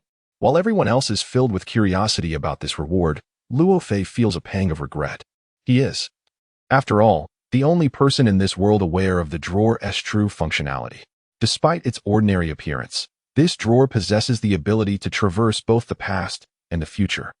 To return to the past and rectify regrets, to venture into the future and witness outcomes, this is a power coveted by many. If one were to possess a time machine, would it not allow him to effortlessly return to his original world? Moreover, he could easily glimpse the trajectory of the future world. The thought of a time machine connecting the past, present, and future, allowing one to traverse freely across 3 different temporal dimensions, transcending the confines of time and distance, evokes a sense of both awe and terror. Alas, this reward is not meant for him. Luo Fei feels a deep sense of injustice. Yet he finds himself powerless to change the situation. After all, this reward was earned by Ace through answering questions. It rightfully belongs to Ace. Even if Luo Fei desires it, he cannot usurp what belongs to another. Nevertheless, The appearance of the time machine prompts Luo Fei to contemplate another similar ability, the time fruit. The possessor of the time fruit is Momonosuke. Though Luo Fei is unaware of further details regarding her, yet Luffy was aware that when Kaido intended to annihilate Wano and eradicate the Oden family, it was this very ability that transported Momonosuke and Kinem into the future, thus preserving a flicker of hope for the revival of the Oden family. Although Luffy did not know the name of this woman, the people of Wano revered her as Lady Toki. In her rare appearances, she uttered this profound statement: "With this extraordinary power of the time fruit, I have continuously traveled to the future, ultimately reaching the destination of my journey." Although Luffy was oblivious to the location she referred to as the destination, he was certain that Toki must have originated from a distant past. Furthermore, Luffy harbored a conjecture that Toki was likely aware of the events during the blank period 800 years ago. It was due to the tumult and dissatisfaction of that era that she placed her hopes for peace in the future, engaging in incessant time travel. Of course, Luffy's deduction was merely a logical inference, and the actual truth remained unknown to him. Nonetheless, while these were Luffy's speculations, they were drawn from the premise of the proven existence of the formidable time fruit. The devil fruits are known to reincarnate, which implies that upon the death of the fruit's user, the original fruit will reemerge. Given the current circumstances, it would seem that Lady Toki must have perished in the Great Fire over a decade ago. Consequently, this time fruit should have undergone a new cycle of reincarnation. However, the current circumstances suggest otherwise. Has this fruit yet to be discovered? Or is it possible that the esteemed Master sure did not perish in the Great Fire, and that the possessor of the time fruit still lives, thereby negating the notion of reincarnation? Regardless of which scenario holds true, both are sufficient to stir the heart of Luffy. The time machine in Ace's possession was acquired through answering questions, and as a super administrator in the live streaming room, Luffy naturally cannot engage in unscrupulous acts of theft. However, regarding the time fruit, Luo Fei harbored a certain degree of confidence in his ability to obtain it. With this thought, a sense of tranquility enveloped his heart. In the live broadcast room, as all eyes were drawn to the diminutive wooden drawer, it suddenly vanished. Since Ace had answered the question correctly, the reward that had disappeared naturally found its way into his possession. Just as Ace pondered the drawer's true purpose, he received a supplementary demonstration video from the live stream. Through this video, Ace learned that utilizing the time machine drawer was quite straightforward. One merely needed to envision the desired time and place in their mind, and then pull open the drawer, which would draw them into the time tunnel. However, the concluding segment of the demonstration video cautioned Ace that the time machine could only be used twice, signifying a round trip through time. Upon grasping the function and limitations of this device, Ace comprehended that it must be reserved for dire circumstances, and thus he carefully stowed away the time drawer. Fortunately, the rewards in the live broadcast room were exclusively of high quality. With a touch of humanity and consideration for portability, when the time drawer fell into Ace's possession, it seemingly sensed his innermost thoughts and began to rapidly diminish in size, ultimately transforming into a ring-sized object. Observing the now shrunken time drawer before him, Ace expressed his satisfaction. The live broadcast had foretold his demise, yet simultaneously bestowed upon him a potentially life-saving artifact. The gifts of fate can often arrive unexpectedly. One should not remain ensnared in the darkness of their own making. By stepping out and persisting a little longer, the sunlight will eventually shine through. Today, Ace can be deemed richly rewarded, not solely due to the live broadcast's offerings, but also for the solace it provided to his spirit. Chapter 100, The O'Hara Demon-Slaying Order. The emergence of the time machine stirred a sense of intrigue in Luffy, yet for this world, its capabilities were not singular. Thus, the monumental battle recently showcased in the live broadcast reached a temporary conclusion. Witnessing such an exhilarating scene early in the day left the members feeling quite overwhelmed. Particularly for Ace, from the moment the video commenced, his fate had oscillated dramatically. Merely the prospect of being executed by the Navy had drawn him back and forth twice. In a moment of dire peril, he was finally liberated from the execution platform by the candle key wielded by the Candleman. Just as Ace outside the live broadcast believed his life was spared, he was abruptly ended by Akainu's punch. Throughout this tumultuous period, he was forced to watch his father, Luffy, and comrades suffer injuries and even perish in their attempts to save him, rendering his emotional state akin to a roller coaster ride. Fortunately, despite the grim outcome depicted in the live broadcast, fate was still somewhat favorable to him at this moment. While the other group members experienced less intense fluctuations in their emotions upon witnessing the live broadcast, they were nonetheless profoundly shaken. After all, the nature of the war had shifted irrevocably the moment Whitebeard and his crew made their grand entrance at Marineford. It was no longer solely a battle for Ace's defense. It had transformed into a direct confrontation between the Navy and the pirates. The ultimate resolution of this conflict would determine the future trajectory of the world. Those present, whether they be the 4 emperors, the 7 warlords of the sea, or the Revolutionary Army, eagerly anticipated the aftermath of this war. Upon hearing the live broadcast's grim prediction of Ace's impending demise, the majority were left feeling a deep sense of shock and melancholy, as war, for most, brings only detriment and no benefits. However, upon hearing such news, one individual burst into hearty laughter, Blackbeard. From the very moment he witnessed the live broadcast depicting Ace's execution, he had anticipated this outcome.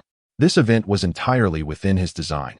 He intended to surrender Ace to the Navy, thereby aligning with them to fulfill his own ulterior motives. Initially, when he observed Whitebeard's formidable efforts to rescue Ace, he harbored concerns about the potential failure of his scheme. Yet, once the broadcast announced the answer to the question, Blackbeard breathed a sigh of relief. Moreover, from the images revealed during the stream, he could discern that the old man was nearing his limits. Although Whitebeard exhibited a terrifying aura following Ace's rescue, it could not conceal the undeniable truth of his waning strength. Ace's execution, coupled with Whitebeard's grievous injuries, had left the Whitebeard pirates in utter disarray. At that moment, it would be the perfect opportunity for him to make his entrance with the dark fruit. Although the broadcast concluded at this juncture, it did not continue to depict the fates of the Whitebeard pirates following Ace's demise. Yet, even in the absence of further explicit communication from the live broadcast, Blackbeard, with his formidable intuition, confidently concluded that he would emerge as the ultimate victor of this conflict. As these thoughts coursed through his mind, his grin grew increasingly audacious. However, despite his boisterous laughter at this moment, a deep-seated concern gnawed at him. Would Ace persist in his pursuit? Based on his past encounters with Ace, Blackbeard knew that committing the egregious act of slaying a comrade was, in Ace's eyes, an unforgivable transgression. Given Ace's character, he would undoubtedly chase Blackbeard to the ends of the earth. However, now that the live broadcast has revealed the ultimate fate of Ace, Blackbeard is concerned that Ace's mindset may shift, leading him to abandon the pursuit. If that were the case, he would have to devise a scheme to lure Ace into his trap, perhaps in an effort to provoke Ace. As the live stream concluded and the audience remained in a state of shock and discussion, Blackbeard boldly addressed Ace in the chat. Ace, do you wish to kill me in vengeance for Sachi? Then come. I await you. Do not let me look down on you, ha ha ha. Blackbeard understands that Ace is a person capable of both flexibility and rigidity, provided that his bottom line is not crossed. Hatred can render an individual impulsive. If Ace could approach the situation with rationality, disregarding emotional ties, he would not continue to pursue Blackbeard. Blackbeard also believes that after watching the live broadcast concerning the future, Ace might regain some semblance of composure. Thus, he intentionally mentions Sachi's name, serving as a reminder to Ace. This is Blackbeard's strategy, to drive Ace to lose his reason, compelling him to recklessly pursue Blackbeard, thereby providing Blackbeard the opportunity to showcase the power of his dark fruit. However, whether Ace will indeed act according to Blackbeard's wishes remains uncertain. The live stream commenced in the morning, showcasing an astonishing event. Just as everyone assumed that the broadcast would settle momentarily, a new stream rapidly followed. This time, the imagery shifted away from Marineford to a distant and ancient island. This island, located in the West Sea, is deemed remote not due to its geographical isolation, but because it was destroyed over a decade ago. In terms of time, it is indeed distant, and its antiquity stems from its rich historical heritage. This seemingly ordinary island possesses the highest concentration of scholars and the most extensive library, known as the Tree of Knowledge, earning it the title of a sanctuary for archaeologists. The scholars here share a common trait. They can comprehend historical texts. Indeed, this island is O'Hara. When this island, which should have faded from memory, reappeared before the public's eyes, all attention was drawn to it. The massacre order from 20 years ago is still vividly recalled by nearly everyone in the live stream. The mention of that bloody event evokes memories of a horrific slaughter. The extermination order is the Navy's highest-level military operation, authorized by the world government and executed by the Marine headquarters, which conducts indiscriminate and devastating attacks on regions that pose a threat to the world government's reign. Vessels undertaking such missions are equipped with 2 transponder snails, 1 golden and 1 silver. The golden transponder snail is used to initiate the extermination order, while the silver one receives notifications, overseen by the 3 admirals and the fleet admiral. Naturally, the golden transponder can also be delegated to others. The extermination order is a merciless assault designed to obliterate everything in its path, involving 10 warships, 5 vice admirals, and elite forces of the Navy. The warships are the Navy's most formidable and aggressive weapons, constructed by the Navy's exclusive shipyard, Water City, capable of combating Sea Kings, with each vessel accommodating 1,000 personnel. In addition to the powerful warships, the backbone of the extermination order consists of vice admirals and admirals, along with nearly 10,000 elite naval personnel. Once the extermination order is activated, it cannot be halted. Thus, the O'Hara extermination order from 2 decades ago resulted in the island and its inhabitants vanishing overnight. Such a military action, even in the present day, would be sufficient to instill fear globally. However, according to the bounty notices released by the Navy, it appears that a young girl survived that calamitous event. When Fleet Admiral Sengoku witnessed the long-lost O'Hara reappear through the live stream, an ominous premonition gripped him. Sengoku understood that anything broadcasted in the live stream was unlikely to be trivial. Could it be that O'Hara's secrets are about to be unveiled? Sengoku murmured to himself. He was aware that the conflict of that era was not one of righteousness, a truth he fully recognized. Furthermore, the Navy indeed left behind incriminating evidence during that operation. If the truths behind this war were to surface, he could scarcely imagine how the Navy would navigate its future. Meanwhile, in the secret royal palace of Alabasta, known as Rain Banquet, Crocodile, cigar in mouth, gazes with keen interest at the woman beside him. She possesses sun-kissed skin, a statuesque figure, and is dressed like a white-clad hunter. This woman is none other than Nico Robin, the sole survivor of the O'Hara extermination order. In the year 1514 of the sea calendar, Robin sought refuge in Alabasta, and over the years, through her intellect and unique abilities, she has risen to become the vice president of the Baroque works. This scene may seem familiar to you, does it not? It appears that the events of yesteryear still conceal numerous intricacies. Crocodile remarked with a hint of languor. To be frank, he remains quite intrigued by the demise of O'Hara. However, due to the fact that the demon-slaying order represents an exceedingly high-level military operation of the Navy, public discourse surrounding it has been meticulously controlled. Apart from the 3 words O'Hara demon-slaying order, outsiders are largely unaware of any other details.